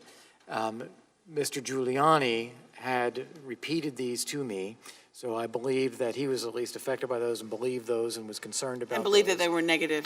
Believed that they were negative and was conveying them to the president. So was it problematic that he believed that they were negative views? Was it true? Yes, the whole thing was problematic. Ambassador Taylor testified that on July 2nd, you told Ukrainians that they needed to, quote, cooperate on investigations, end quote. You're now saying that you don't recall that saying those words. Is that correct? I don't believe I said the words cooperate on investigations. Did you say investigations? I believe I did, yes. And what did you mean by investigations? I meant Burisma in 2016 was in my mind, but I wanted to keep it general, and that Ukraine, in being convincing to Giuliani and hopefully also to the president that they are serious about fighting corruption, would engage in whatever investigations necessary to clean up the country. Now, moving to July 10th, Ambassador Volker sent you a text message. You sent a text message to Giuliani, and I think it's on the screen now. And you said, Mr. Mayor, could we meet for coffee or lunch in the next week or so? I'd like to update you on my conversations about Ukraine. I think we have an opportunity to get what you need. Did you say that? Is that an accurate? That is an accurate text message. And what did you mean by what you need? Contact with the actual government of Ukraine, the people who are now representing President Zelensky and his team. Later that day, you and Ambassador Sondland met with Ukraine officials at the White House. We heard from several witnesses that Ambassador Sondland told the Ukrainians that they needed to cooperate with the quote-unquote investigations in order to get the Oval Office meeting that's scheduled on the books. Were these investigations a part of the official U.S. policy towards Ukraine? U.S. policy toward Ukraine was about fighting corruption in Ukraine going But was it specifically about these kinds of investigation? You said the investigation was Burisma? Right. Okay. In order to fight corruption, you need to conduct investigations. You need to see what Ukrainian citizens have been up to and doing. But So was these that the purpose of that? Or was it because the president, you knew that, that the president wanted those investigations to be done as a condition for them to actually have a meeting in the White House? Well, first off, we have to be clear what we're talking about in terms of investigations. We're not talking about Vice President Biden. We're not talking about some of the Well, Burisma that has nothing to do with, you're saying that, I'm saying that whether Ukrainians within the company of Burisma had acted in a corrupt way or sought to buy influence, that's a legitimate thing for Ukraine to investigate. And if Ukraine can make a statement about their intentions on fighting corruption domestically, that is helpful in order to convince President Trump Well, ultimately that this is with all due respect, Ambassador Volker, we heard from 2 witnesses this morning that those investigations were not official U.S. policy. Ambassador Volker, I don't know if you understand what you were getting yourself into, but sitting here today, I trust you understand that pressuring Ukraine to involve itself in U.S. domestic policy is just simply wrong. I yield back the balance of my time. Mr. Turner. I yield my time to Jim Jordan. I thank the gentleman. Ambassador Volker, you were the special representative to Ukraine, is that right? That is correct. And prior to that, in your diplomatic service, you worked at the NSC, you were Deputy Assistant Secretary of State, you were Ambassador to NATO, Senate confirmed Ambassador to NATO in your distinguished diplomatic career. So it may not bother you when you're referred to as the irregular channel, but it bothers Representative Turner, it bothers me. You were the special envoy to Ukraine. And in that role, you said in your opening statement, you were the administration's most outspoken public figure highlighting Russia's invasion and occupation of Ukraine and calling out Russia's responsibility in the war. Is that right? That is correct. And in that capacity, you strongly advocated for lifting the ban on sale of lethal defensive arms to Ukraine. Is that right? That is correct. And President Trump did it, didn't he? That is correct. But in spite of that, President Trump was still skeptical of giving hard-earned tax dollars to Ukraine, right? Yes. You said that in your testimony as well. And the reason he's skeptical is, let's be honest, the guy doesn't like foreign aid, right? That's one reason, and then Ukraine's history of corruption is another. One of the 3rd most corrupt countries on the planet. And Europe isn't doing enough. And, oh, by the way, in the president's mind, he did think Ukraine was trying to influence the 2016 election. Yeah. Because things happened. The Democrats want to deny it, but when the ambassador from Ukraine here to the United States writes an op-ed on August 4th, 2016, criticizing then-candidate Trump, that's certainly trying to influence the election. When Mr. Avakov, a key minister in their government, says all kinds of negative things about candidate Trump, that certainly looks like it's trying to influence the election. And when Mr. Lyshenko states in the Financial Times during the campaign the majority of Ukrainian political figures want Hillary Clinton to win, that probably sticks in a candidate's mind. I know we all run campaigns. When people say bad things about us in the course of the campaign, we don't necessarily think great things about them. But you were convinced Zelensky was the real deal, right? That is correct. Because you spent a lot of time with the guy. And guess what? When aid was frozen, you knew if you could get these 2 guys together, it'd work out. When aid was frozen, what did you say? You told the Ukrainians, don't worry about it. Well, you didn't say it. You said, don't be alarmed, right? That is correct. And guess what happened? By the time when aid's frozen and when it's released, all kinds of interactions between President Zelensky and senior U.S. officials, right? Starts with the call. Starts with the call with President Trump and President Zelensky. Next day, you meet with President Zelensky in Ukraine. Then we have Ambassador Bolton meeting with him. Then we have Vice President Pence meeting with him. Then we have U.S. Senators Johnson and Murphy meeting with him. And guess what? In none of those meetings, not a single one, did security assistance dollars in exchange for an investigation, not once did they come up. Did that conversation come up? Is that right? That is correct. Not once. No discussion of aid for investigations. And, as you testified, you never believed aid for investigations was ever being talked about either in any of these conversations. That is correct. But what happened in those meetings? They all became convinced of the same thing you knew. They all saw the same darn thing. This guy was the real deal. He is a legitimate reformer. And they all came back and told the president, hey, Mr. President, this guy's real. Go ahead and release the dollars. Oh, by the way, in that same time frame, you know what else happened? Their parliament, their newly elected parliament, as Mr. Morrison testified to, stayed up all night to pass the reform measures, to get rid of the prosecutor, to put in the Supreme High Anti-Corruption Court, to get rid of this ability that no one in their Congress and their parliament could ever be hit with a crime. I mean, That's unbelievable. All that happens, and they come back and tell President Trump, hey, guess what? Time to release the dollars. And he did it, right? The dollars were released. Yeah, you did your job. You did your job. And you got to put up with all this because the Democrats are out to get this president. You did your job just the way Mr. Turner described. You did your job over all these years. All these years, and the Democrats put you through this. You have served our country well. The kind of diplomat we want serving. And here's the saddest, one of the saddest things about all this, that what the Democrats are putting us through. You two guys who are here telling it straight, you've both decided you're going to step out of government because of what these guys are doing. And that's the sad thing. People like Ambassador Volker and Tim Morrison, who have served our country so well, are now stepping out of our government because of what these guys are doing. And that's why Mr. Turner got so fired up a few minutes ago, why I'm so fired up too, because we appreciate what you guys did. I yield back. Mr. Carson. Thank you, Chairman Schiff. Ambassador Volker, I want to focus on the press statement that President Trump and Rudy Giuliani wanted Ukraine to make announcing investigations to benefit President Trump. On August 9th, sir, Ambassador Sondland and you had this exchange.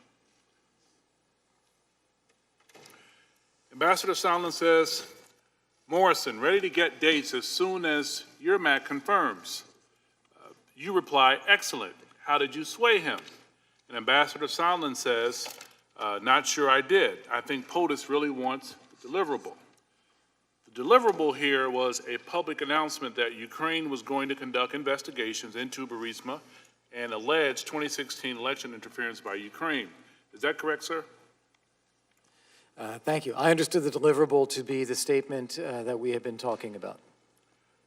On August 13th, you and Ambassador Sondland discussed a draft statement from Ukraine with Mr. Giuliani. Sir, why did you discuss the draft statement with Mr. Giuliani? Because the idea of the statement had come up from Mr. Yermak's meeting with Mr. Giuliani. You remember that Mr. Yermak asked me to connect him with Mr. Giuliani. I did. They had a meeting, and then they both called me afterwards. Mr. Giuliani said that he thought Ukraine should make a statement about fighting corruption. Mr. Yermak said, and we will say also specifically Burisma in 2016. Mr. Yermak provided me a draft statement, and I wanted to be assured that this statement would actually correct the perception that Mr. Giuliani had of Ukraine and what they stand for now, so that that would also be conveyed to President Trump and solve this problem that I had observed with our May 23rd meeting with the president. The problem being that he's getting a bad set of information. A statement like this could potentially correct that. So was Mr. Giuliani satisfied with this statement? No, he was not. Why not? He believed that it needed to say Burisma and 2016 specifically, or else it would not be credible, would not mean anything new. So in fact, Mr. Giuliani wanted a statement that referenced Burisma and the 2016 elections explicitly, one that would benefit essentially President Trump. Mr. Ambassador, here's the text you sent to the Ukrainian official on August 13th. Let's put that up on the screen. You said, hi, Andre, good talking. Following is the text with an insert at the end for the two key items. Mr. Ambassador, those two key items were specific references to investigations of Burisma and the 2016 elections. Isn't that right, sir? That is correct. Did Mr. Giuliani, sir, dictate those two key items to you, sir? Well, as you see, I had just had a conversation with Mr. Yermak to describe to him the conversation that we had just had with Mr. Giuliani. Mr. Giuliani said that it would need to include these things for it to be convincing to him. I put them in so we understood what he was talking about, and I shared it with Andre to say this is what he is talking about. And you included them in the proposal to the Ukrainians? I put it back in to be clear to the Ukrainians, this is what the conversation was. Mr. Ambassador, if you believe the statement that Mr. Giuliani dictated in August was not a good idea, sir, why were the Ukrainians still considering giving an interview with the same themes in September? Well, if I may, Congressman, I conveyed this to the Ukrainians in order to be clear, so we knew what the conversation was about, so this was following up on his prior conversation. The Ukrainians then said they had reasons not to do that, and they described those reasons, and I agreed with them, and we agreed to just scrap the statement. From that point on, I didn't have any further conversations about this statement. So I don't know how it came up or why it came up that there would be a possibility of President Zelensky doing an interview with U.S. media later saying something like this, and in the end, he didn't do that either. Thank you, sir. Mr. Morrison, you said that the president's requests during the July 25th call were not consistent with U.S. policy. I emphatically agree with you, sir.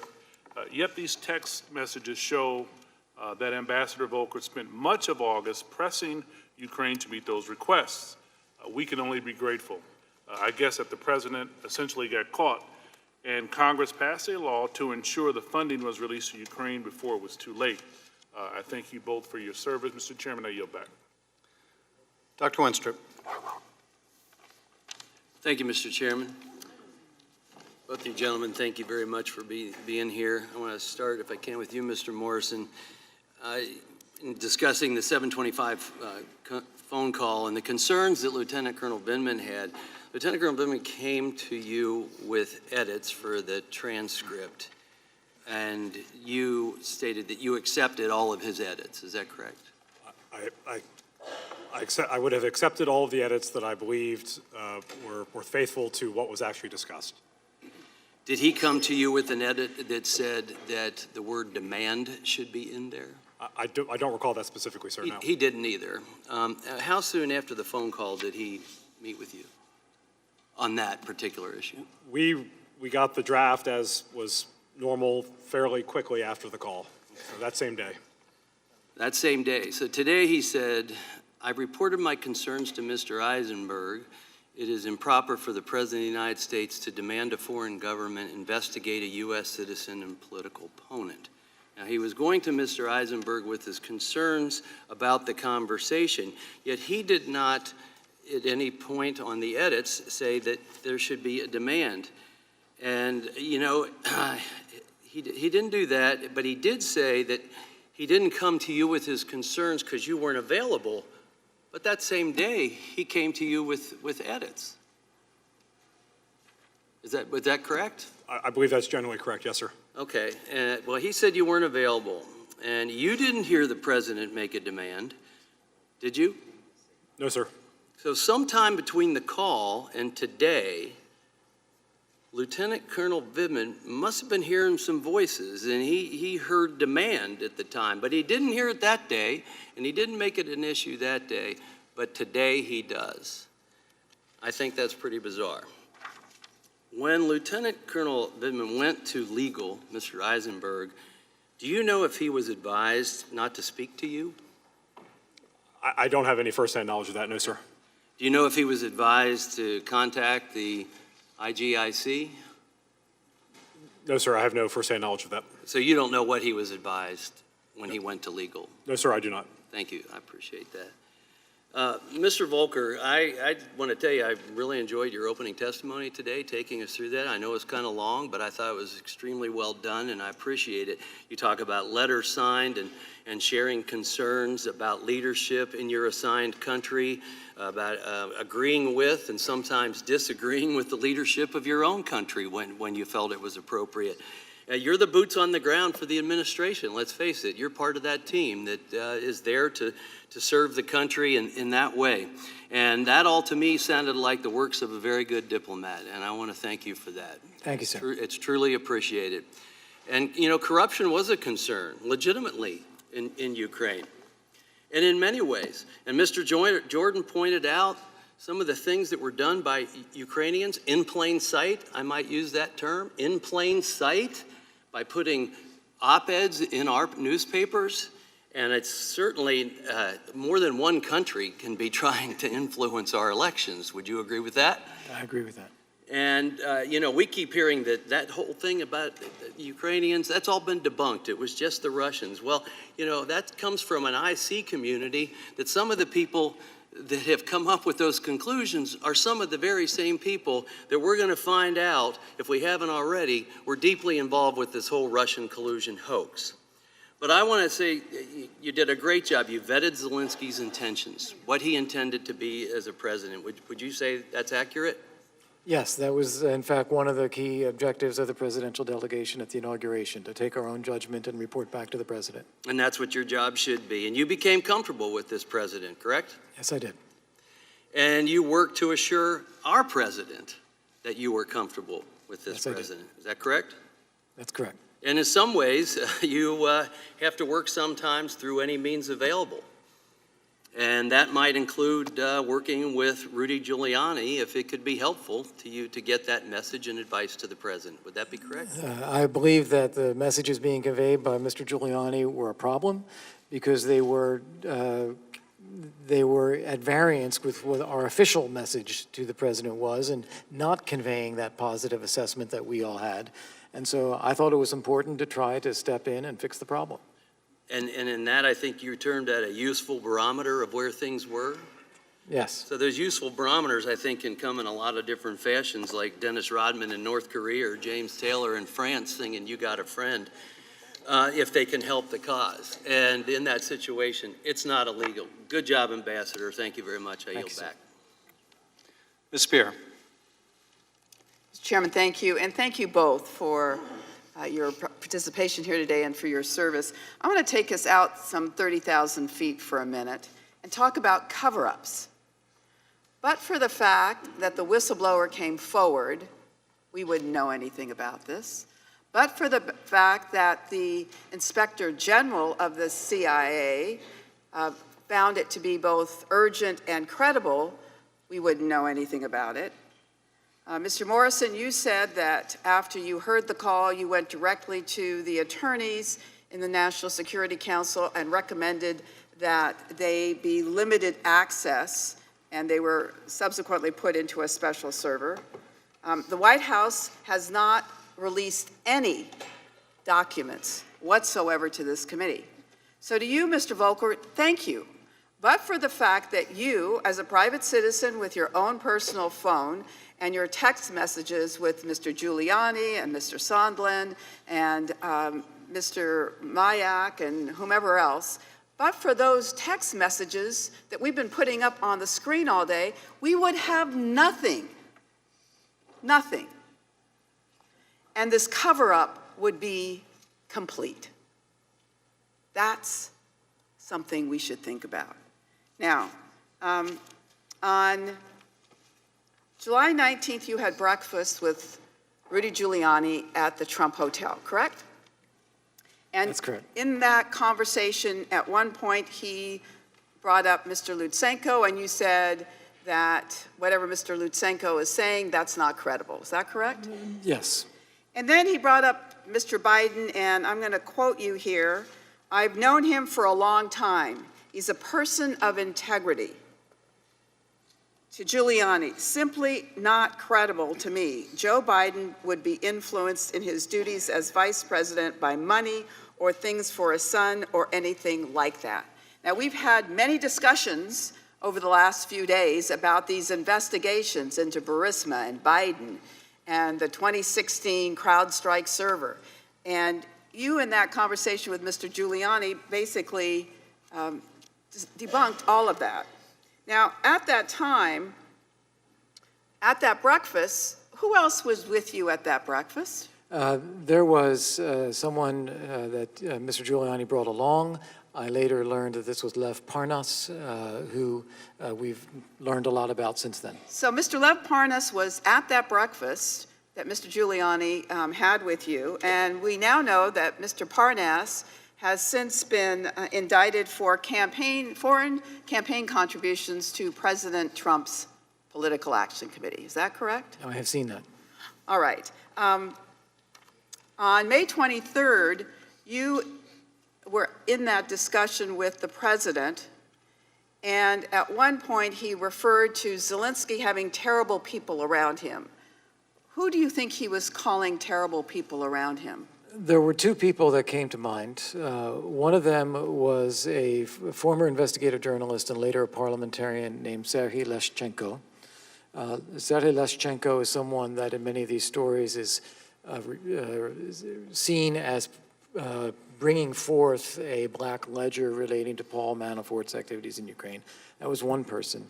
The other person I thought it could refer to was the person who was being named as President Zelensky's chief of presidential administration, Andriy Bogdan. He was known as a lawyer for one of the main oligarchs in Ukraine, Igor Kolomoisky, and there was a lot of controversy at the time about him being appointed to the administration. Do you call them, do you think of them as terrible people? I don't think either one of them is terrible people, no. All right, thank you.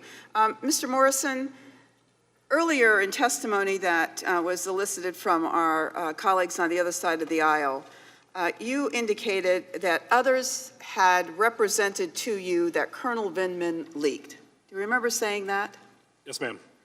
All right. Colonel Vindman this morning, under oath, said that he does not leak. Now, would you therefore want to maybe rearrange your comments about the references you made to Colonel Vindman? No, ma'am. So even though under oath he said that he has never leaked, you believing people who said to you that he may have leaked? Ma'am, I didn't believe or disbelieve them. I'm merely But you relating then what they told me. Well, they told you, and so then you decided to continue to put that forward, even though you had no No, ma'am. evidence. No, ma'am. Thank you. I yield back. Ma'am, I'm sorry. Chairman, if I could answer. No, ma'am, that's incorrect. They, Dr. Hill, Mr. Erath, others in the NSC raised concerns about Alex. Those concerns were noted. I didn't take them for face value. I treated them as representations of others. I was on alert, but I formed my own judgments. I took no action because of the statements of someone else that I couldn't independently validate. Mr. Stewart. Thank you, gentlemen. Welcome to Impeach-a-Palooza 2019, which is a Democratic plan to compel America to impeach President Donald J. Trump through the sheer force of boredom, because it's been a long day. And it turns out impeachment is very boring if you don't have any compelling or any condemning evidence. Good news and bad news. The good news is I'm going to be very, very brief. We're going on 10+ hours of this. I will yield back some of my time. The bad news is most of my colleagues after me won't, so we've still got some time to go.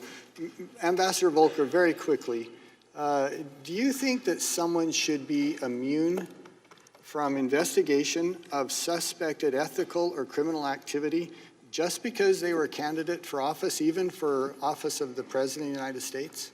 I don't think anyone should be above the law. Well, of course not. That would be absurd to suggest that, and I was certain that's how you would answer that question.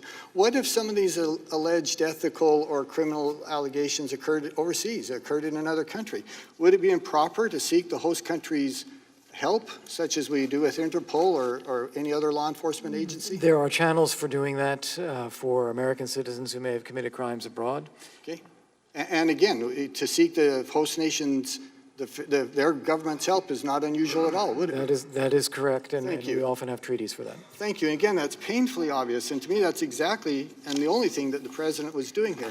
Mr. Morrison, I want to refer just briefly to Lieutenant Colonel Vindman's testimony where he described the 6 people, I believe it was 5 or 6 people, that were in the Situation Room listening to this phone call between the 2 presidents. Colonel Vindman described these individuals as exceptional. He stated that there was no reason to question their integrity or professionalism. This was an exchange that he and I had in the closed-door testimony. Do you agree with the description of these national security staff as exceptional people? Sir, they are patriots, yes. People of great integrity and professionalism? Yes, sir. Did any of these exceptional individuals, people of unquestioned integrity and professionalism, indicate to you that they had thought that the President of the United States engaged in any illegal or unethical behavior as a result of this phone call? Not that I'm aware of, Congressman. Did any of them suggest to you in any way that they thought the President was involved with bribery or any such thing associated with that? Not that I'm aware of, Congressman. You know, it only leaves 2 possible explanations. Either these individuals of what we've described as great integrity, either that's not true, which I don't believe, or they just interpreted an ambiguous conversation very differently than did Colonel Vindman. And I have one last thing, just as an aside, as an Air Force officer, I've never understood why President Obama was against providing lethal aid to Ukraine.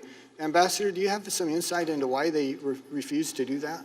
I would only point to the statements from the administration at the time.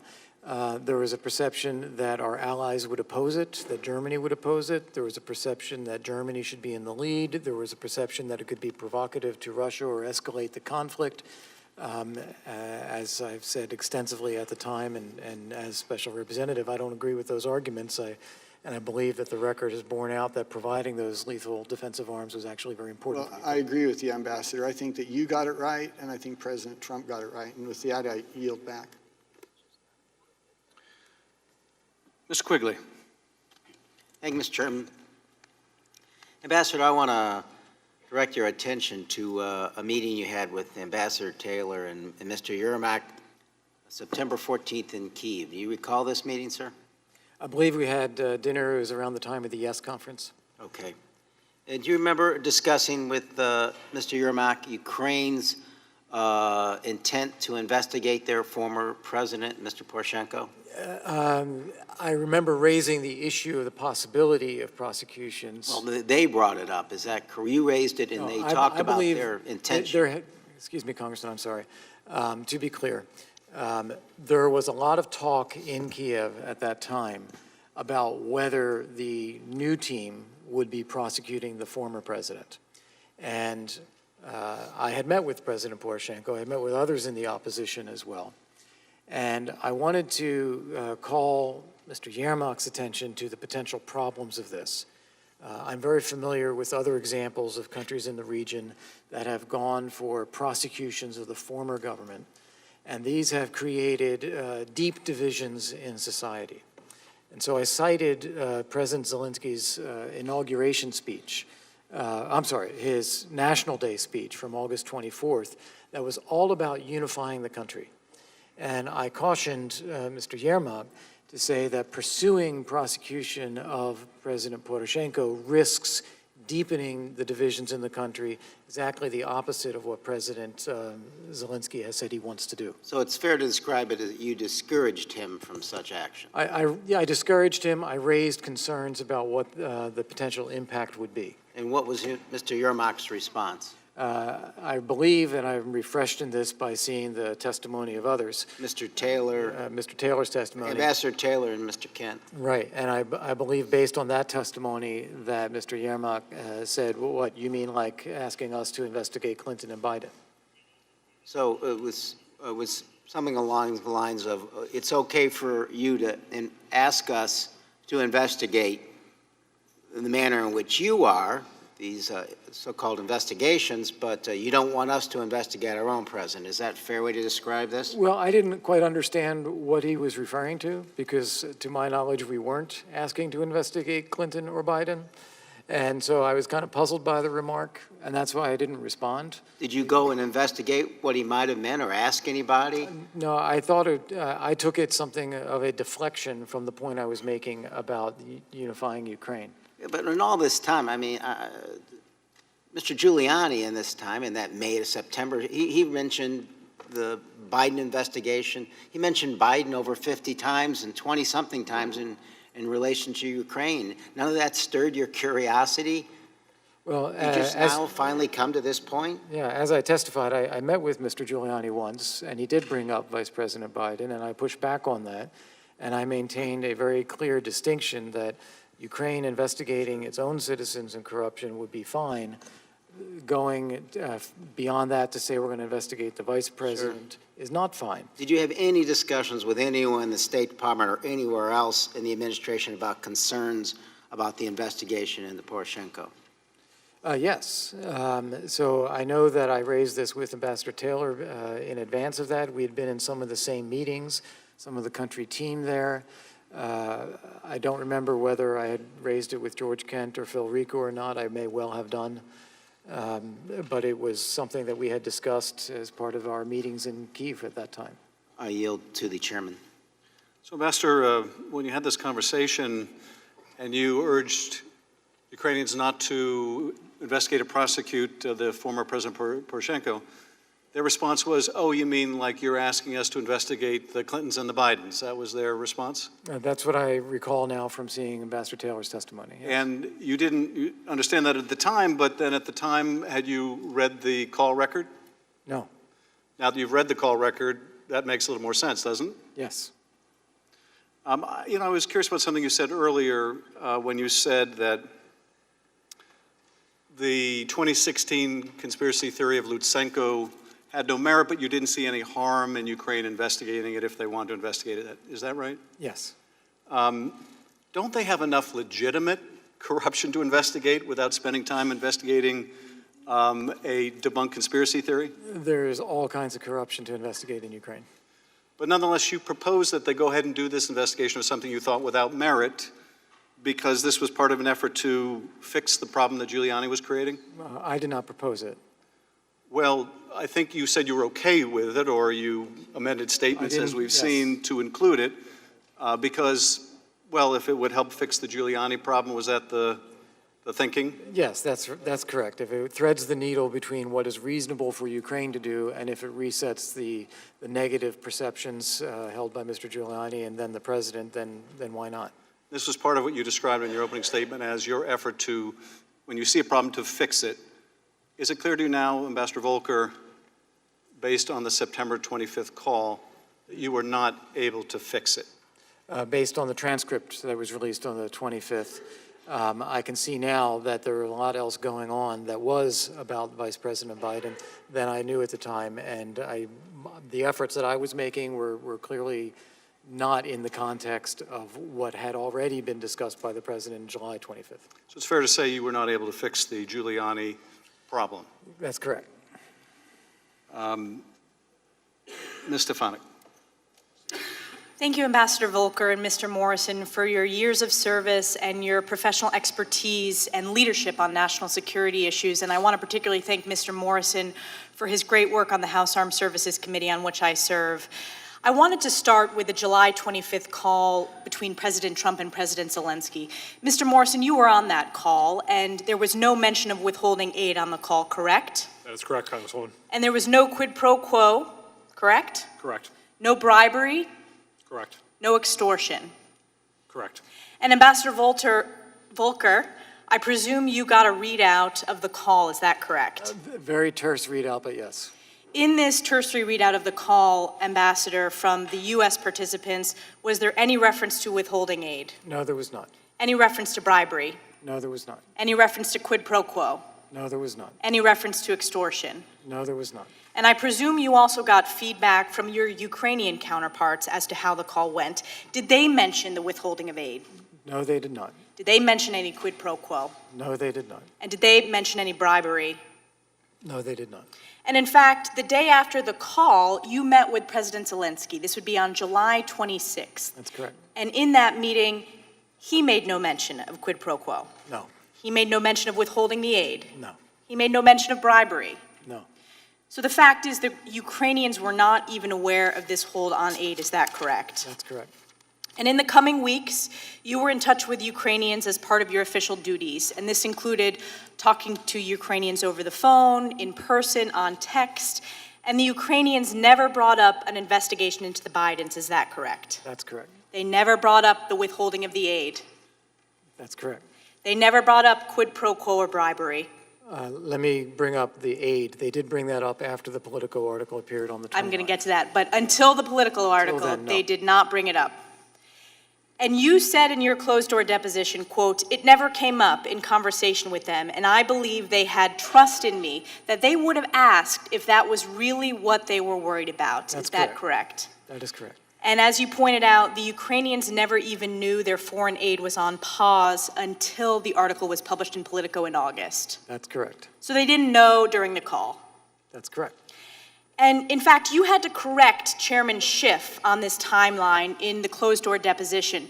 The chairman of this committee asked you, quote, "When they became aware that military assistance was being withheld for a reason you couldn't explain, no one could explain, weren't they under even greater pressure to give the president what he asked for on the call?"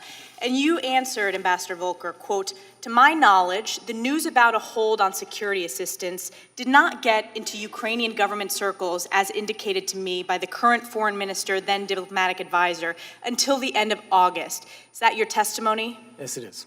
And Chairman Schiff also got the facts wrong again when he asked you this, quote, "At the point they learned their aid was paused, wouldn't that give them added urgency to meet the president's request on the Bidens?" And you answered, Ambassador Volker, quote, "I think the Ukrainians felt like they are going in the right direction, and they had not done anything. They had not done anything on an investigation," end quote.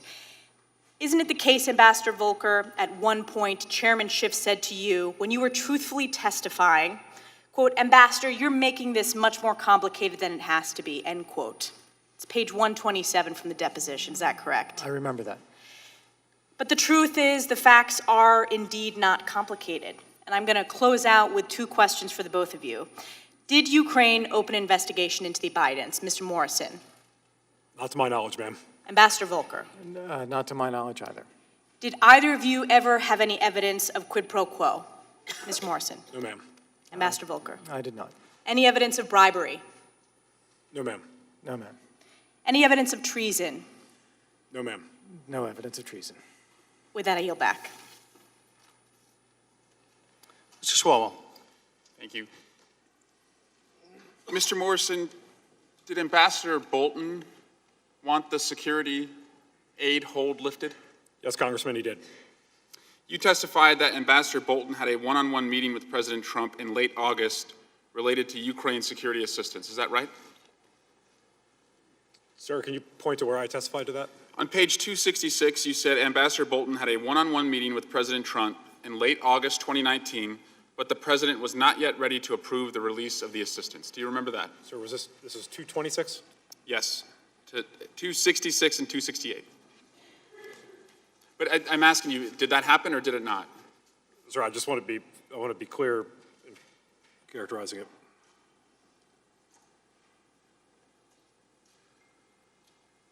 Okay, yes, sir, I see. And yes. You testified to that. What was Yes, the sir. outcome of that meeting between Ambassador Bolton and President Trump?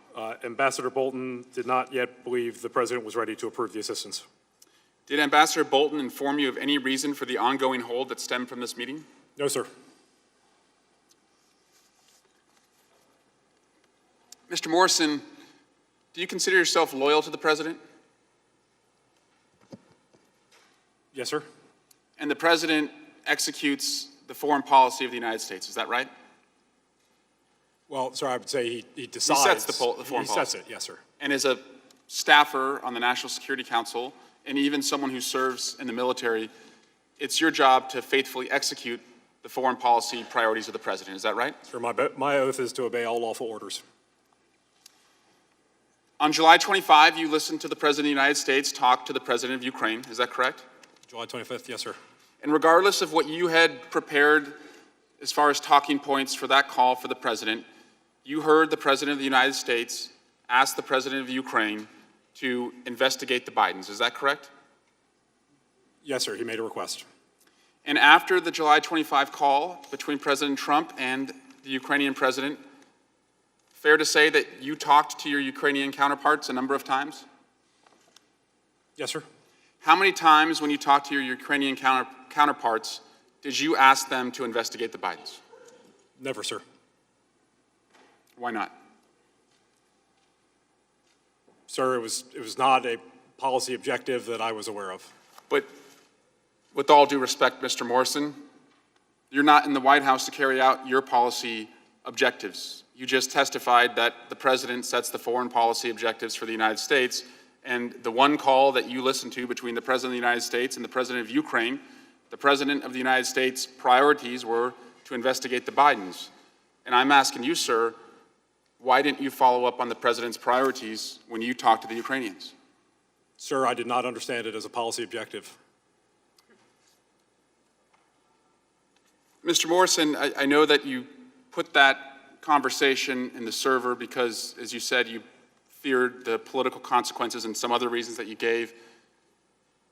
But you also chose to defy the president's request to not come here as others have, like Mr. Mulvaney and Mr. Bolton, and you have come here, and you've been truthful, and I appreciate that. And Mr. Morrison, whether you acknowledge it publicly or not, I believe that you knew that what the president asked the Ukrainians to do was wrong. And as you just described, your duty is to follow the foreign policy priorities of the president, but to also only follow something that is a lawful order. And I don't think you believe that was a lawful order, and that's why you did not follow up on those priorities. Mr. Volker, we've heard a lot today about this president being such an anti-corruption president. He really cared about fighting corruption. Is Russia a corrupt country? We're talking about President Zelensky? Oh, President Trump. President Trump. Is Russia a corrupt country? Yes, it is. And President Trump has met a number of times in person with President Putin, is that right? Yes, a few times. And he's had a number of phone calls with President Putin, is that right? Yes. Is Turkey a corrupt country? Yes, I believe so. And just last week, despite their corruption, at the White House, President Erdogan had an audience with the President of the United States, is that correct? Yes, he did. Finally, Mr. Giuliani, on May 9th, told the New York Times, President Trump basically knows what I'm doing as his lawyer. Are you familiar with that statement to the New York Times? No, I'm not. But you agree, as someone who has a lawyer sitting next to you, that a lawyer acts on a client's behalf, and only on a client's behalf, is that right? I believe that a lawyer acts on his client's behalf. I'm not sure about only on a client's behalf, because I think, as I understood Mayor Giuliani in this case, he was doing a lot that I considered to be on his own. I did not believe he was always instructed. And when he said we're not meddling in an election, we're meddling in an investigation, he didn't say I, he said we. Is that correct? I'm taking that from the statement. Yield back. Mr. Hurd. Mr. Morrison, my colleague from California, suggests he knows your opinions and your thoughts better than you do. Do you have anything? He didn't give you the opportunity to respond. Do you have a response or want to give a response? No, sir. I heard the president make a request. I received no direction at any time to attempt to lead a policy process different from what I laid out in my deposition. I was directed by Dr. Kupperman to launch an interagency process to ensure a unity of opinion in the interagency as to the importance of continuing security sector assistance, and that's what I did. I acted upon the direction I was given. Good copy. While we're with you, Mr. Morrison, thanks for your testimony, your clear and sober testimony today. Did you participate in or overhear any conversations about how political information collected by Ukraine on the Bidens would be used for political gain? No, sir. Ambassador Volker, same question. Did you participate in or overhear any conversations about how potential information collected by Ukraine on the Bidens would be used for political gain? No, I did not. There's been a lot of discussions about a text exchange you had with Mr. Yermak on August 12th that talked about this proposed statement. Mm-hmm. And Mayor Giuliani provided some feedback on what he thought needed to be included in that. Did Mayor Giuliani get feedback from the president on what should go into that proposed statement? I have no reason to think that he had discussed it with the president. Based on your recollection, Ambassador Volker, who within the Zelensky regime has Mayor Giuliani interacted with? Now, in addition to Mr. Yermak, which we've already talked about, and also the former Attorney General, Mr. Lushenko. Yeah, I don't know who else he would have interacted with in the Zelensky government. I am aware of him having claimed that he met with Mr. Lutsenko's predecessor as Prosecutor General. Mr. Yeah, but that's not within That's not under the current Zelensky regime government. in which we're talking about. I don't know who else he would have met with. In as few words as possible, what was your understanding of Ambassador Sondland's role in Ukraine? He cared about Ukraine. He wanted to see U.S. support for Ukraine increased. He wanted to see European Union support for Ukraine increased, including maintenance of sanctions, and he wanted to be helpful. Was Ambassador Sondland having conversations with senior Zelensky officials without letting other people know? I don't believe that he was not letting people know. I think he may have had some conversations, but I think he was just acting, and I think we circled back quite frequently with myself, Ambassador Taylor, and others. Can you say that you have a clear understanding of what Ambassador Sondland and Mayor Giuliani were doing in all their interactions with Ukrainian officials? I can't say that I had a clear understanding. I thought that Ambassador Sondland and I were working on the same objective, which is getting a meeting between President Zelensky and President Trump. And that a statement, as I understood it, that mentioned Burisma in 2016 would be potentially helpful. I didn't know anything more about their interactions or what their thoughts were. If you didn't have a clear understanding as the special representative of Ukraine, do you think the Ukrainians had a clear understanding? No, I don't. You thought there was a difference between Burisma, Biden, and the 2016 elections. Is that correct? That is correct. Earlier. Do you think the Ukrainians had similar understanding? Yes, I do. There's also a perception that when Ambassador Yovanovitch, who we've all, for her 33 years of being an awesome ambassador, that when she left Kyiv, that the U.S. position on corruption would weaken. That's kind of a narrative that's floating around. Who was the person that took over for her in the interim? Who was the chargé after? Immediately after Masha was Joe Pennington. Was this individual strong or weak on corruption? I would say in line with all the rest of our policy. And after that individual, who was that person replaced with? Then that was Bill Taylor. Who you suggested for that Yes. position, correct? Was Ambassador Taylor strong or weak on corruption? Very strong. Mr. Morrison, in my last 23 minutes, who sets official U.S. policy? Sir, the President.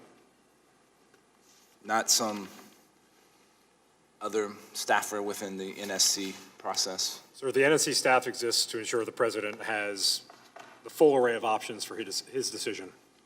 Thank you. I yield back. Mr. Castro. Thank you, Chairman. Thank you, gentlemen, for your testimony today. Is it correct to say that both you gentlemen were either appointed or hired by the White House, by the Trump administration? Yes, sir. In my case, by Secretary Tillerson. But part of the Trump administration? Yes, serving in the same administration. Sure. Ambassador Volker, you previously testified that Ambassador Gordon Sondland, quote, "I just know that he had a relationship with President Trump that I did not have." In fact, in one text message dated July 26, you wrote to Ambassador Sondland, quote, "Great photo, Gordon. Can you get this to POTUS without intermediaries?" July 26 was the same day that Ambassador Sondland spoke to the president from a restaurant in Kiev. Is that right? I'm sorry, the date again? July 26th. Yes, I know that to be correct now. Were you aware of that call? No, I was not. Well, this committee certainly is aware of it now, as we all are. Were you aware that Ambassador Sondland had a direct line to the president? He claimed that he spoke to the president frequently. Did you have reason to doubt that?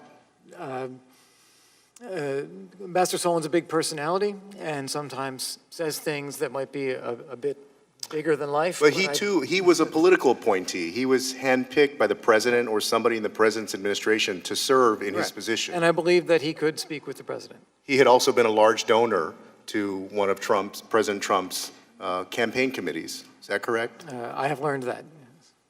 Mr. Morrison, you stated during your testimony that when you met Ambassador Sondland for the first time, he represented that, quote, his mandate from the president was to go make deals.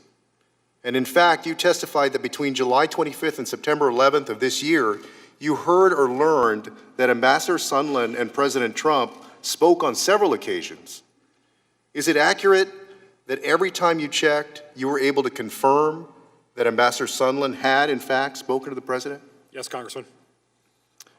Mr. Morrison, you also testified that Ambassador Sondland emailed you and several White House staff to say that he briefed President Trump in advance of his July 25th call with the Ukrainian president. Is that correct? Yes, Congressman. Did Ambassador Sondland tell you what he briefed the president on? It was, he sent me an email, sir. It was a very succinct, it was a list of 3 items. It was a very succinct item with respect to Ukraine. I briefed the president on the call. And you testify that you personally confirmed that Ambassador Sondland and President Trump had spoken before the July 25th call. That is correct, Congressman. And presumably, the White House Situation Room keeps a record of those calls. Sir, that is how I was able to confirm it. Okay, you separately testified that your staff prepared a briefing memo with suggested points for the president to raise on July 25th, points that were consistent with U.S. policy. Is that correct? Correct, Congressman. But the president didn't use those points, did he? No, sir, he did not. So I guess let me get this straight. You prepared materials for the president. Your materials did not include references to Biden or the 2016 election. Is that right? Correct, Congressman. And then Ambassador Sondland, the guy who is the Gordon problem, the guy who's got a direct link to the president, the guy who's talking about making deals, briefed President Trump. Is that right? Correct, Congressman. And then President Trump raised the 2016 election and Vice President Biden and his son to the Ukrainian president after he was briefed by Ambassador Sondland. Is that right? Correct, Congressman. It sounds like Ambassador Sondland and the president were on the same page. They both were working to benefit the president's personal political interest, even when that undermined U.S. foreign policy. I want to ask you in the short time that I have, both you gentlemen who serve the United States government, whether, putting President Trump aside, whether you believe that it's proper for any president, now or later, to ask a foreign government to investigate a U.S. citizen, and specifically a U.S. citizen that could be a political rival. Ambassador? I don't believe it is appropriate for the president to do that. If we have law enforcement concerns with a U.S. citizen generally, there are appropriate channels for that. Mr. Morrison? I agree with Ambassador Volker, sir. Thank you, Chairman. I yield back. Mr. Ratcliffe. Thank you, Chairman. Gentlemen, I appreciate both of you being here today. I know it's been a long day for you. Mr. Morrison, I'm going to try and summarize some of what we've heard to shorten this. You were on the July 25th call. Colonel Vindman was on the July 25th call, correct? Yes, Congressman. And I will tell you that he testified earlier today that he heard what he thought was a demand on that call that was improper and felt that he had a duty to report that. I think we've established already that he did not discuss or report any of that to you, correct? Yes, Congressman. But you did have a discussion with Colonel Vindman about other concerns that he had with the call, and I believe you said the fidelity of the translation and the fact that you both shared a discussion about there not being a full-throated embrace of the Ukrainian reform agenda. Is that fair? Yes, Congressman. Okay. But with respect to his concern about something improper, specifically, at no point did he come to you and say, I heard something that I thought was improper and was a crime. Sir, I have no recollection of him doing that. No bribe, no extortion, no quid pro quo, all the things that Ms. Stefanik asked you. No, sir. All right. And as you were listening, did you hear President Trump make a demand of anything that would constitute a crime? Sir, I've been trying to stay on the safe side of making legal conclusions, but no, sir, I did not hear him make any sort of demand. All right. You have a law degree. I do, sir. So you're at least generally familiar with bribery and extortion, generally. I'm not a lawyer for the United States, sir. All right. But is it fair to say that as you were listening to the call, you weren't thinking, wow, the president is bribing the president of Ukraine? That never crossed your mind? It did not, sir. Or that he was extorting the president of the Ukraine? It did not, sir. Or doing anything improper? Correct, sir. All right. And have you heard or read in the media where President Zelensky agrees with you and said repeatedly and consistently that he didn't hear any demand, he didn't hear any conditions, he didn't feel any pressure, he didn't experience anything improper or corrupt on the call? Sir, I attended the bilat in New York at the UN General Assembly, and he made clear at the time in front of the press that he felt no pressure. So did anyone on the National Security Council after this call express to you that some crime, bribery, extortion, quid pro quo, anything had occurred? No, sir. I want to ask you, Mr. Morrison, about the whistleblower complaint. I don't want to ask you to speculate as to the identity, but I want to ask you about the accusations that started this as to their veracity. First of all, the whistleblower, who apparently was not on the call, advised the ICIG that he or she was concerned that the president's conduct constituted under Title 50 U.S.C. Section 3033, quote, a serious problem, abuse, or violation of law or executive order, end quote. Again, to be clear, you didn't hear a violation of law or executive order as you listened to the call. Sir, I made no judgment about any illegal conduct occurring. The whistleblower also reported, in starting this inquiry, asserted that that President Trump, quote, sought to pressure the Ukrainian leadership to take actions to help the president's 2020 re-election bid. President Trump does not mention 2020 during the call, does he? No, sir, I don't believe he did. President Trump doesn't mention his re-election bid during the call, does he? Sir, I don't believe he did. And you did not hear President Trump pressure or have a demand of any kind, as we've already established, correct? Correct, sir. The whistleblower, like Colonel Vindman, also uses the word demand. Did you just say whistleblower like Colonel Vindman? I don't think that's a fact that's in evidence. Counsel, you should use the microphone. Thank you, I'm sorry. In all due respect, Congressman, I believe you just said a whistleblower like Colonel Vindman. No, I said, I'm sorry. That's not an evidence. Yeah, the whistleblower, like Colonel Vindman, also uses the word demand. On page 4, the whistleblower asserted, quote, Ambassador Volker and Sondland purportedly provided advice to Ukrainian leadership about how to navigate the demands the president had made of Mr. Zelensky, end quote. Again, there were no demands from your perspective, Mr. Morrison. That is correct, sir. All right. So, speculations about the whistleblower aside with regard to motivations, the fact is that the whistleblower was wrong about many of the facts as well. Correct? Sir, I'm not intimately familiar with the whistleblower complaint, but I did not hear a demand in that call. I yield back. The gentleman has expired. Mr. Heck. Thank you, Mr. Chairman. Ambassador Volker, I want to thank you for being here today, and I frankly found some of your opening statement to be not just genuine, but downright eloquent. In particular, I noted the passages about pushing back on Russian aggression and supporting the development of a strong, resilient, democratic, and prosperous Ukraine, one that overcomes a legacy of corruption, and that this is critically important for U.S. national security. Some of us believe that we're not pushing back strongly enough on Russia. Some of us believe we're not being supportive enough of the Ukraine.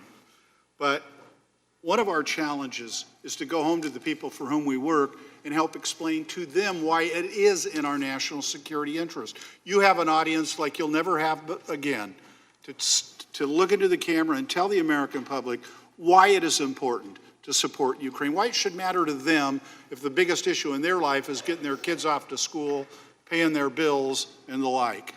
Sir. Thank you so much, Congressman. I agree with you completely that we are not pushing back hard enough on Russia and that we owe Ukraine a great deal of support. Why does it matter? Russia is trying to upend security in Europe. It's trying to reassert its domination of neighboring countries, whether it's Georgia or Ukraine or the Baltic states. It has led to war in Europe. The war in Ukraine has left more people dead in Europe in a European war than anything since the Balkans, more people displaced by a war in Europe since World War II. These are people who stand up for freedom, for democracy. They want reform. They want to see their country be successful, like Germany, like Sweden, like us. And they are fighting a war of aggression against them designed to hold them back. And if we want to live in a world of freedom for the United States, we ought to be supporting freedom for people around the world. Thank you for that. So we're here in part because under cover of a concern for general corruption, some of us believe there wasn't. In fact, there was something quite nefarious as the alternative, that there wasn't a concern about general corruption. But reviewing the record on that, sir, is it not true that in March of this year, the Department of Defense certified Ukraine as having been have made sufficient progress to continue to receive military assistance? I don't know the details of that, but I believe that to be correct. Is it not true that on April 21st, President Zelensky won an overwhelming mandate with 73% of the vote, based largely on his effort and advocacy for anti-corruption? That is correct. Is it not true that this mandate was affirmed and expanded on July 21st when his party won one-party control, again on the basis of anti-corruption? That is correct. In fact, subsequently, he enacted sweeping reforms to combat anti-corruption, did he not? Yes, he has. And is it not true that everybody on the ground thought, or was filled with optimism, that Ukraine was getting serious about combating corruption? That is correct. Ambassador Volker, did you know that one of the very first anti-corruption measures passed in Ukraine was a law to provide for the impeachment of the president? I did not know that.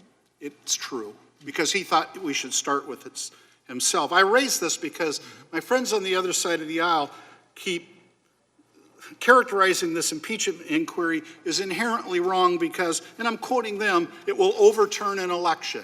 Over and over, it will overturn an election. Well, impeachment is an anti-corruption tool. And for my friends on the other side of the aisle, yes, it does overturn an election. By definition, it overturns an election. I don't know if they've got a problem with their Constitution and its provisions for impeachment, but I recommend they reread the relevant passages in Article 1, Sections 2 and 3, and some of the history about how we got there. Look, none of us wants to be here, despite what's being said. None of us came to this easily. I didn't. I will recall for the rest of my life the 48 hours I spent at our family cabin, literally plunged in self-reflection and literally prayerful deliberation about this whole matter. Collectively, we're going to have to grapple with this very grave decision. It's weighty, and it's going to get hard, and it's hard in proportion to its importance to our great republic. A republic, if we can keep it. I yield back, Mr. Chairman.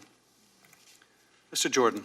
Thank you, Mr. Chairman. Ambassador Volker, in the now famous call transcript, the bottom of page 3, President Trump said this: I heard you had a prosecutor and he was shut down, and that's really unfair. Just for clarification, do you believe President Trump was talking about Lutsenko or Shokin? Shokin. Shokin. All right, thank you so much. That's what I thought as well. Mr. Morrison, you testified in your deposition that you had issues with Colonel Vindman's judgment. Is that right? It is, sir.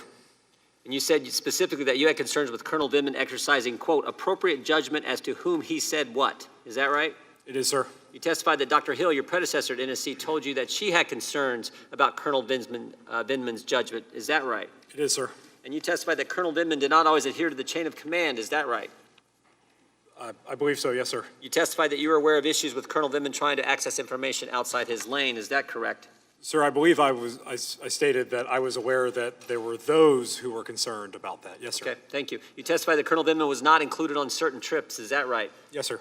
And you testified that colleagues expressed concerns to you about Colonel Vindman leaking information. Is that right? Yes, sir. Now, when I asked Colonel Vindman why he didn't go to you with his concerns about the call, even though you, his boss, had no concerns about anything being, I think your language was, nothing improper, nothing illegal on the call, I asked Colonel Vindman earlier this morning why he didn't go to you and instead went and talked to the lawyers, his brother, Secretary Kent, and one other person that he wouldn't tell us and Chairman Schiff wouldn't allow him to tell us. When I asked him why he did that, he indicated that the lawyers had instructed him to do that and he tried to get a hold of you. Is that fair?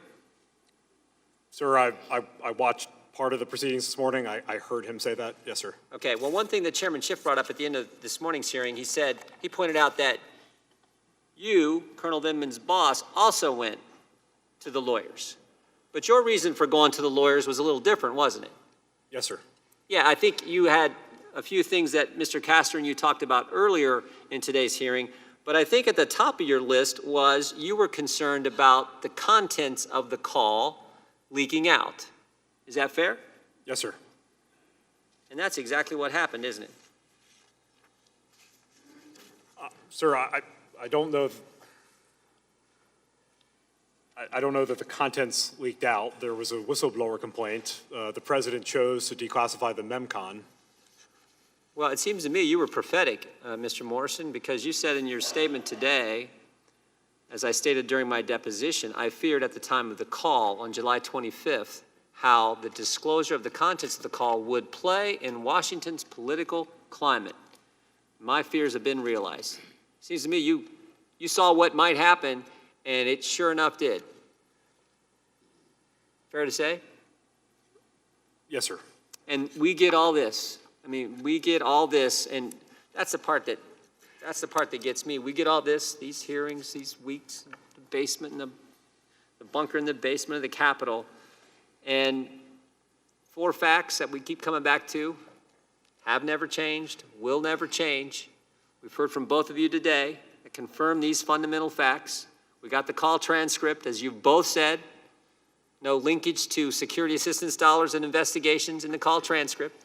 We've got the 2 individuals who were on the call. They've both said no linkage, no pressure, no pushing.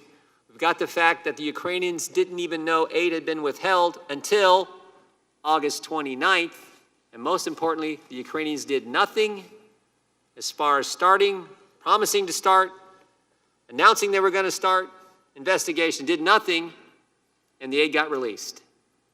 And I believe it got released because of what we've been talking about, the good work of Ambassador Volker and others.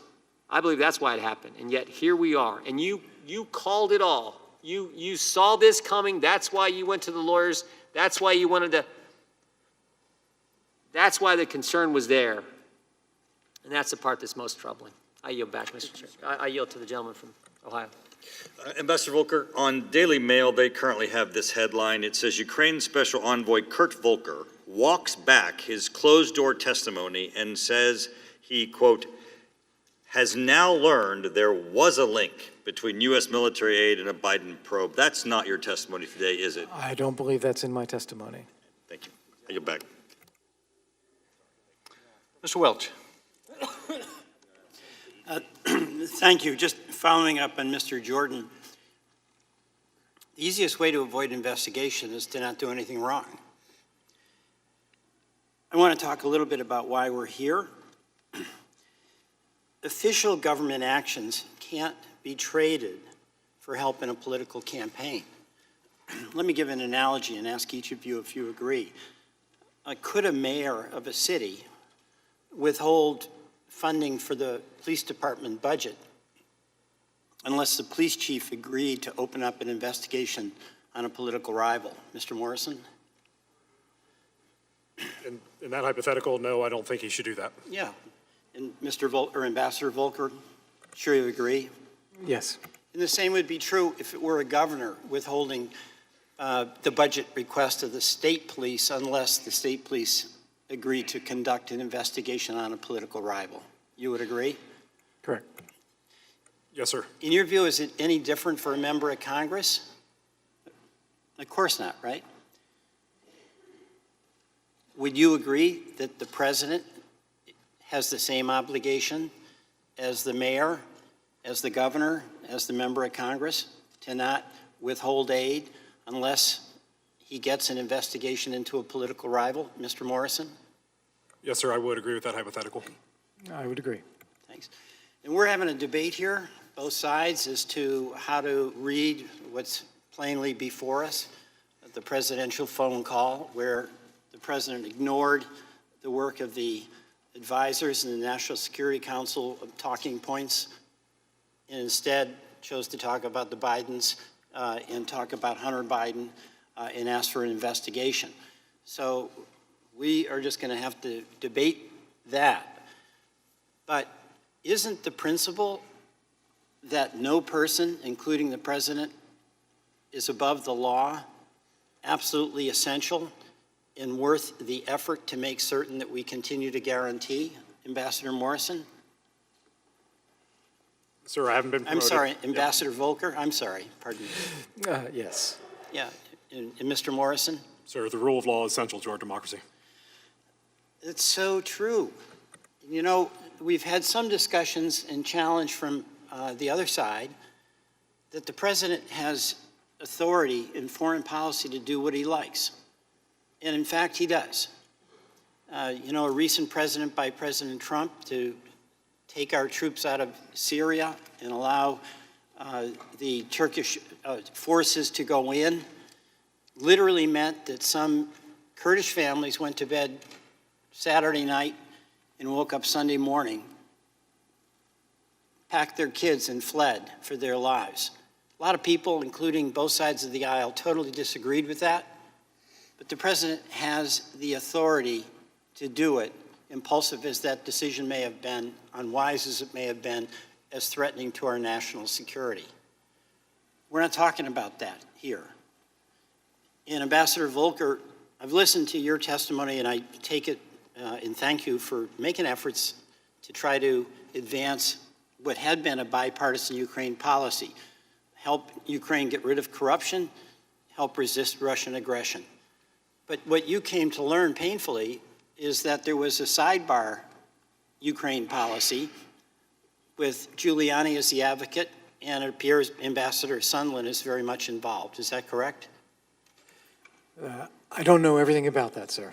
You don't, but as you have been involved in, with the benefit of hindsight, while you were working on what you thought was stopping aggression and ending in eliminating corruption, there was a side deal here to get investigations going, correct? Yeah. So, yes, sir, my objective was purely focused on support for Ukraine, so national security, and I now have learned through other testimony about the president's statement about investigating Biden and other conversations that I did not know about. Right, and thank you for that, and thank you for your candor about Vice President Biden's integrity and service.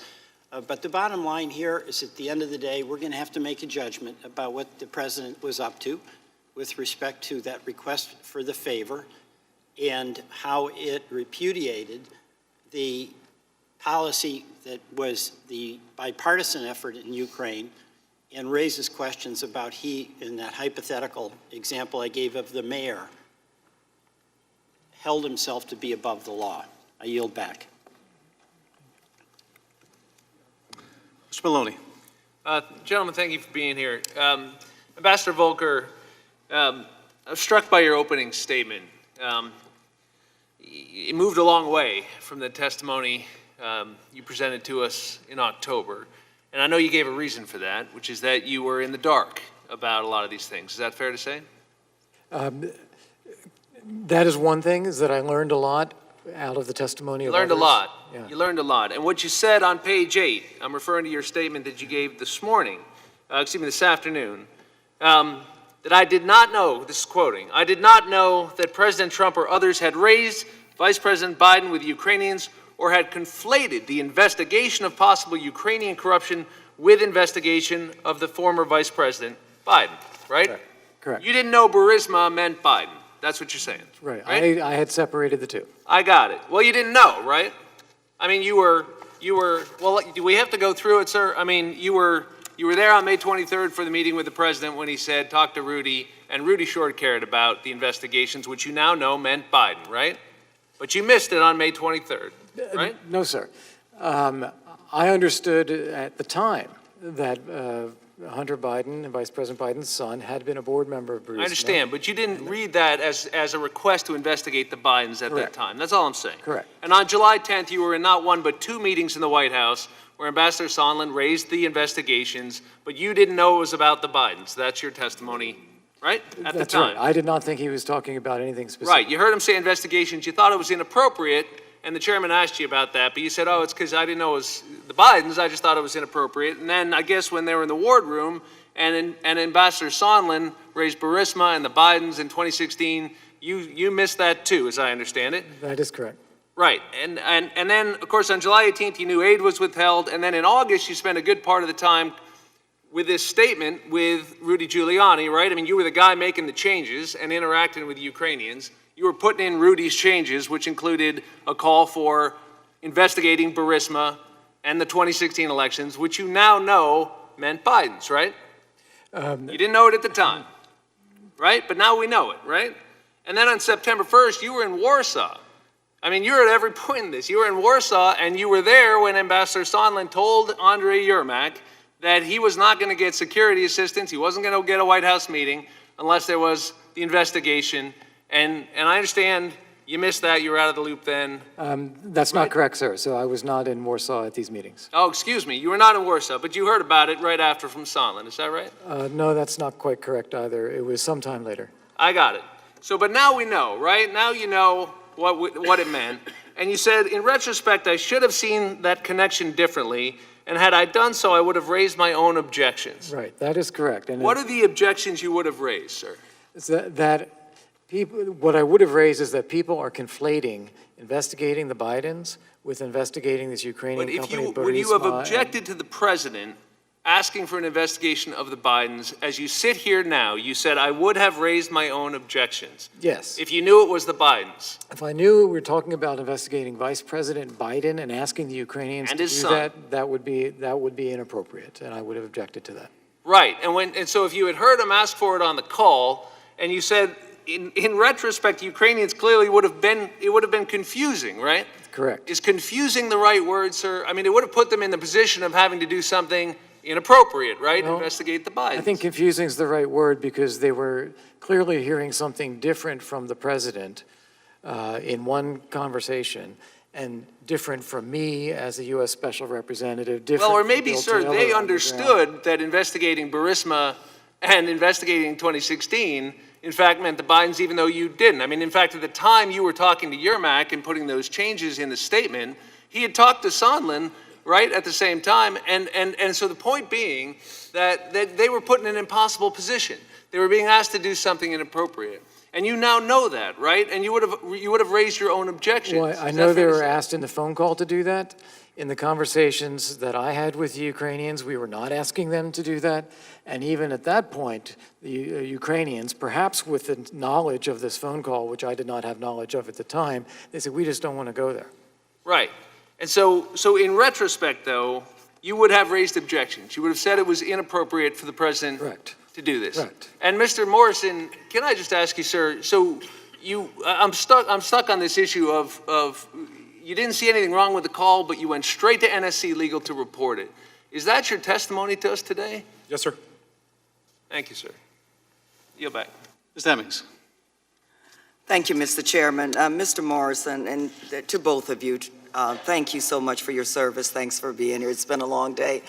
Mr. Morrison, just to follow up on the question from my colleague, you responded earlier to a series of questions about the call and basically saw nothing wrong with it. Yet you skipped your chain of command to go to legal counsel to find out, what to do because you were concerned about the political fallout, not about anything being inappropriate or wrong with the call. Is that correct? Ma'am, I don't agree with the premise, no. Okay, could you tell me why you felt the need? You saw nothing basically wrong with the call, yet you skipped your chain of command to go to counsel because of what? What was the reason for that? I don't know that again, I don't agree with the premise, ma'am. I don't think I did skip my chain of command. If I had seen something wrong, I would have. Who's your direct report? The Deputy National Security Advisor, And the name of the person? Dr. Charles Kupperman, at the time. Okay, Dr. Kupperman. Did you speak with him before you spoke with legal counsel? No, ma'am. But you don't feel you skipped your chain of command in doing so, going directly to counsel? Ma'am, if I may, I viewed my engagement with the NSC legal advisor as one largely focused on administrative matters. I was interested in locking down the transcript. That's an administrative matter. I was interested in making sure that the legal advisor was aware of the call because I didn't see anybody from the legal advisor's office. And why were you so concerned about the legal advisor being aware of this call that you saw nothing basically wrong with the substance or content of the call? Because I did not see anybody from the legal advisor's office in the listening room, and I wanted to make sure somebody from the legal advisor's office was aware, and I wanted to make sure it was a senior person. And what is it that you wanted them to be aware of specifically? I wanted them to be aware of the call because I wanted them to know what had transpired. What concerned you to the point where you wanted them to know what had transpired that you went directly to legal counsel to inform them of? My equivalent, the head of NSC Legal was and is John Eisenberg. He was my equivalent in that position. I wouldn't go to somebody subordinate to him. I would go to him. Didn't you testify earlier that you were concerned about the political fallout I was. based on the political climate in D.C.? Yes, ma'am. Yes, ma'am. Okay, all right. And so how long have you supervised Lieutenant Colonel Vindman? Ma'am, approximately, well, I guess not approximately, July 15 to October 31 or so. Okay, all right, thank you. Ambassador Volker, you testified that you believe congressional pressure helped unfreeze the security assistance being released. Do you still stand by that testimony today? I believe it was important. I met with staff members of the Senate Armed Services Committee. I then saw the letter that several senators signed and sent to Chief of Staff Mulvaney, and I was briefed about the possibility of a couple of phone calls from some senior members of the Senate as well. Thank you. Mr. Chairman, I yield my remaining time to you. I thank the gentleman for yielding. Ambassador Volker, just want to follow up on a couple of questions about Ukrainians not being aware of the aid being withheld. You're aware, I'm sure, of the testimony of Colonel Vindman that, in fact, he was contacted by someone within the Ukrainian embassy who was concerned about the hold prior to its becoming public? I was not aware of that, but I take that. Are you aware of Ms. Croft's testimony and transcripts that have been released that, in fact, the Ukrainians found out quite quickly after the hold was placed in July that she was impressed with Ukrainian tradecraft and that the Ukrainians had a reason to keep it silent, not make it public? I saw that in her testimony. You don't have any reason to question whether, in fact, that testimony was accurate, do you? No, I don't. So the Ukrainians did find out before it was public, at least according to these two witnesses. But nevertheless, the Ukrainians certainly found out it was public when it was published in the newspaper, right? That is correct, in August 29th. And at the time they found out from the newspaper, they still hadn't had the White House meeting, and they still didn't have the aid. And at that point, they had already had the conversation with the president in which she asked them to investigate the Bidens, correct? That is correct. Mr. Krishnamurthy.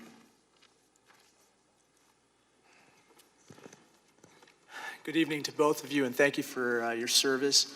Ambassador Volker, on page 7 of your opening statement today, you said, since events surrounding your earlier testimony, October 3rd, quote unquote, a great deal of additional information and perspectives have come to light. I have learned many things that I did not know at the time of the events in question, correct?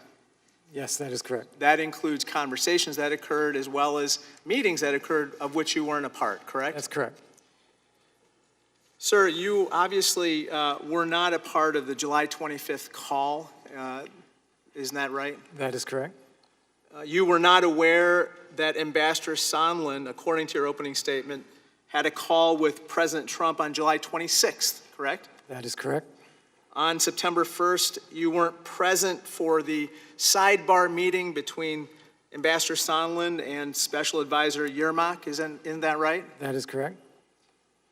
And you certainly weren't part of the phone call between Ambassador Taylor and Ambassador Sondland, in which Ambassador Sondland, according to multiple people now, said that everything, a White House meeting as well as military aid, were dependent on public announcements of investigations. Isn't that right? That is correct.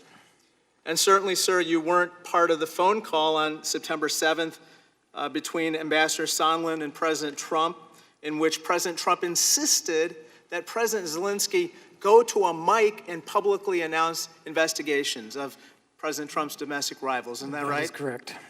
And certainly you weren't part of the September 8th phone call between Ambassador Sondland and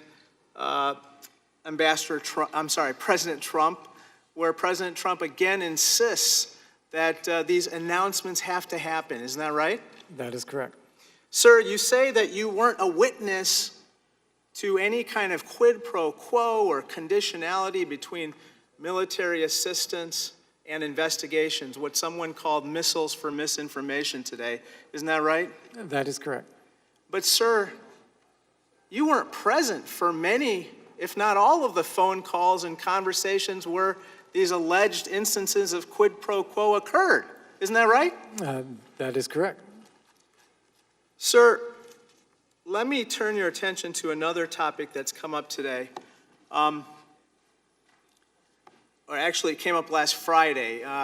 You have high regard for Ambassador Yovanovitch, correct? Yes, I do. I presume that you were aware that as the ambassador was testifying, President Trump actually tweeted very disparaging remarks about her, right? Yes, I saw that moment. And I presume that you disapprove of those types of tweets, correct? Yes, I don't think that's appropriate. You've supervised many, many people over the years during your career in the Foreign Service, right? Yes, I have. And you would never do that to one of your direct reports or anybody who worked in your organization, right? No, I would not. It's just wrong. Yeah. I believe that even when you feel like you need to criticize, criticism is private, praise is public. And I also believe that you're a man of honor and you would not attack a veteran. You would not attack someone who is currently serving in the military who's doing their duty, correct? I respect the service of our members in uniform. In fact, there's a certain man that we both admire, the late Senator John McCain, Yes. who unfortunately was attacked not only when he was alive, but after he died by the current president. Isn't that right? That is true. And I presume that you would disapprove of all of those attacks on John McCain, right? Yes, I knew John McCain very, very well for a very long time. He's an honorable man and very much a war hero for this country. Well, today, sir, as Lieutenant Colonel Vindman was testifying, our president used the official Twitter account of the Office of the President to attack Lieutenant Colonel Vindman's credibility. I presume you don't approve of those types of tweets either, do you? I was not aware of that, and as with Ambassador Yovanovitch, it's not appropriate. Thank you, sir. Thank Thank you you. for your service, and thank you, Mr. Morrison, for yours as well. That concludes the member questioning. I now recognize Ranking Member for any closing comments he has. Thank you. As the first day of this week's impeachment TV marathon draws to a close, I'd like to remind the American people what we're watching. The public hearings are the culmination of 3 years of incessant Democrat efforts to find a crime to impeach the president. First, they tried to manufacture evidence that the president colluded with Russia. To accomplish this task, the DNC and the Clinton campaign worked with a former British spy, Christopher Steele. Steele assembled a dossier of false information alleging the Trump campaign colluded with Russia. That dossier was largely assembled from Russian and Ukrainian sources that the Democrat contractors worked with. Next, they primed their hopes on the work of Robert Mueller. Mueller spent 2 years and millions of taxpayer dollars seeking evidence of a crime that we know wasn't committed. Mueller's failure was a devastating blow to Democrats who clearly hoped his work to be the basis for the removal of the president.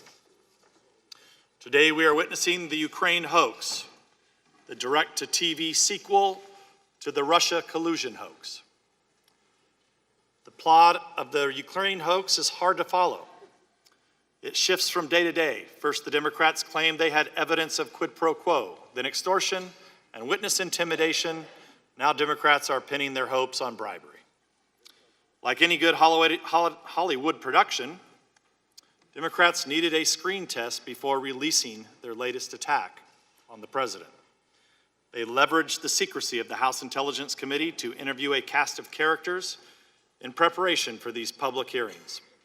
With the media's enthusiastic support, they built a narrative based on selectively leaked testimony. Speaker Pelosi and the Democrats on this committee are seeking the truth. They would want to know the answers to the following questions that they refused to ask. To what extent did the whistleblower coordinate with the Democrats on this committee and or his staff? What is the full extent of Ukraine's election meddling against the Trump campaign in 2016? Why did Burisma hire Hunter Biden, and what did he do for them? And did his position impact any U.S. government actions under the Obama administration? The American people were promised a grave and somber impeachment inquiry. Instead, they got the salacious spy screen comedy that they've been working on for 3 years. Good night. See you in the morning. I thank the gentleman, and I thank you both for your testimony today. I would highlight a couple things about what we've heard this afternoon. First, Ambassador Volker, your written testimony in which you say, in hindsight, I now understand that others saw the idea of investigating possible corruption involving the Ukrainian company Burisma as equivalent to investigating former Vice President Biden.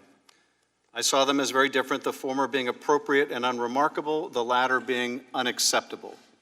In retrospect, you said, I should have seen that connection differently, and had I done so, I would have raised my own objections.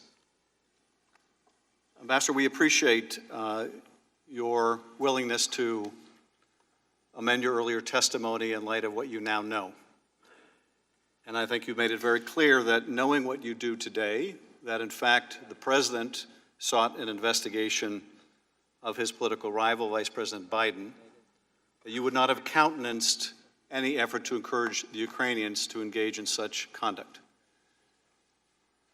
I appreciate also that you were able to debunk, I hope for the last time, the idea that Joe Biden did something wrong when he, in accordance with U.S. policy, sought to replace a corrupt prosecutor, something that not only the U.S. State Department wanted, not only the European Union wanted, and not only the IMF wanted, but was the consensus position of the United States national security infrastructure.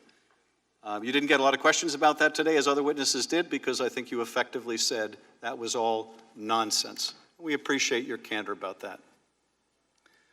Mr. Morrison, I think what is most remarkable about your testimony is the acknowledgement that immediately after the Vice President met with President Zelensky in Warsaw, you witnessed Gordon Sondland meeting with Andrei Yermak, a top advisor to President Zelensky, and then immediately thereafter, Sondland told you that he had informed the Ukrainians that if they wanted that $400 million in military aid, they were going to have to do those investigations that the President wanted.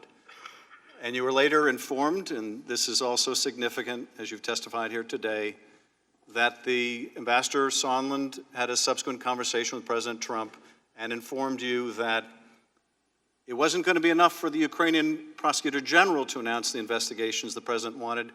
President Zelensky had to do it himself if he wanted to get that aid, let alone the meeting in the White House.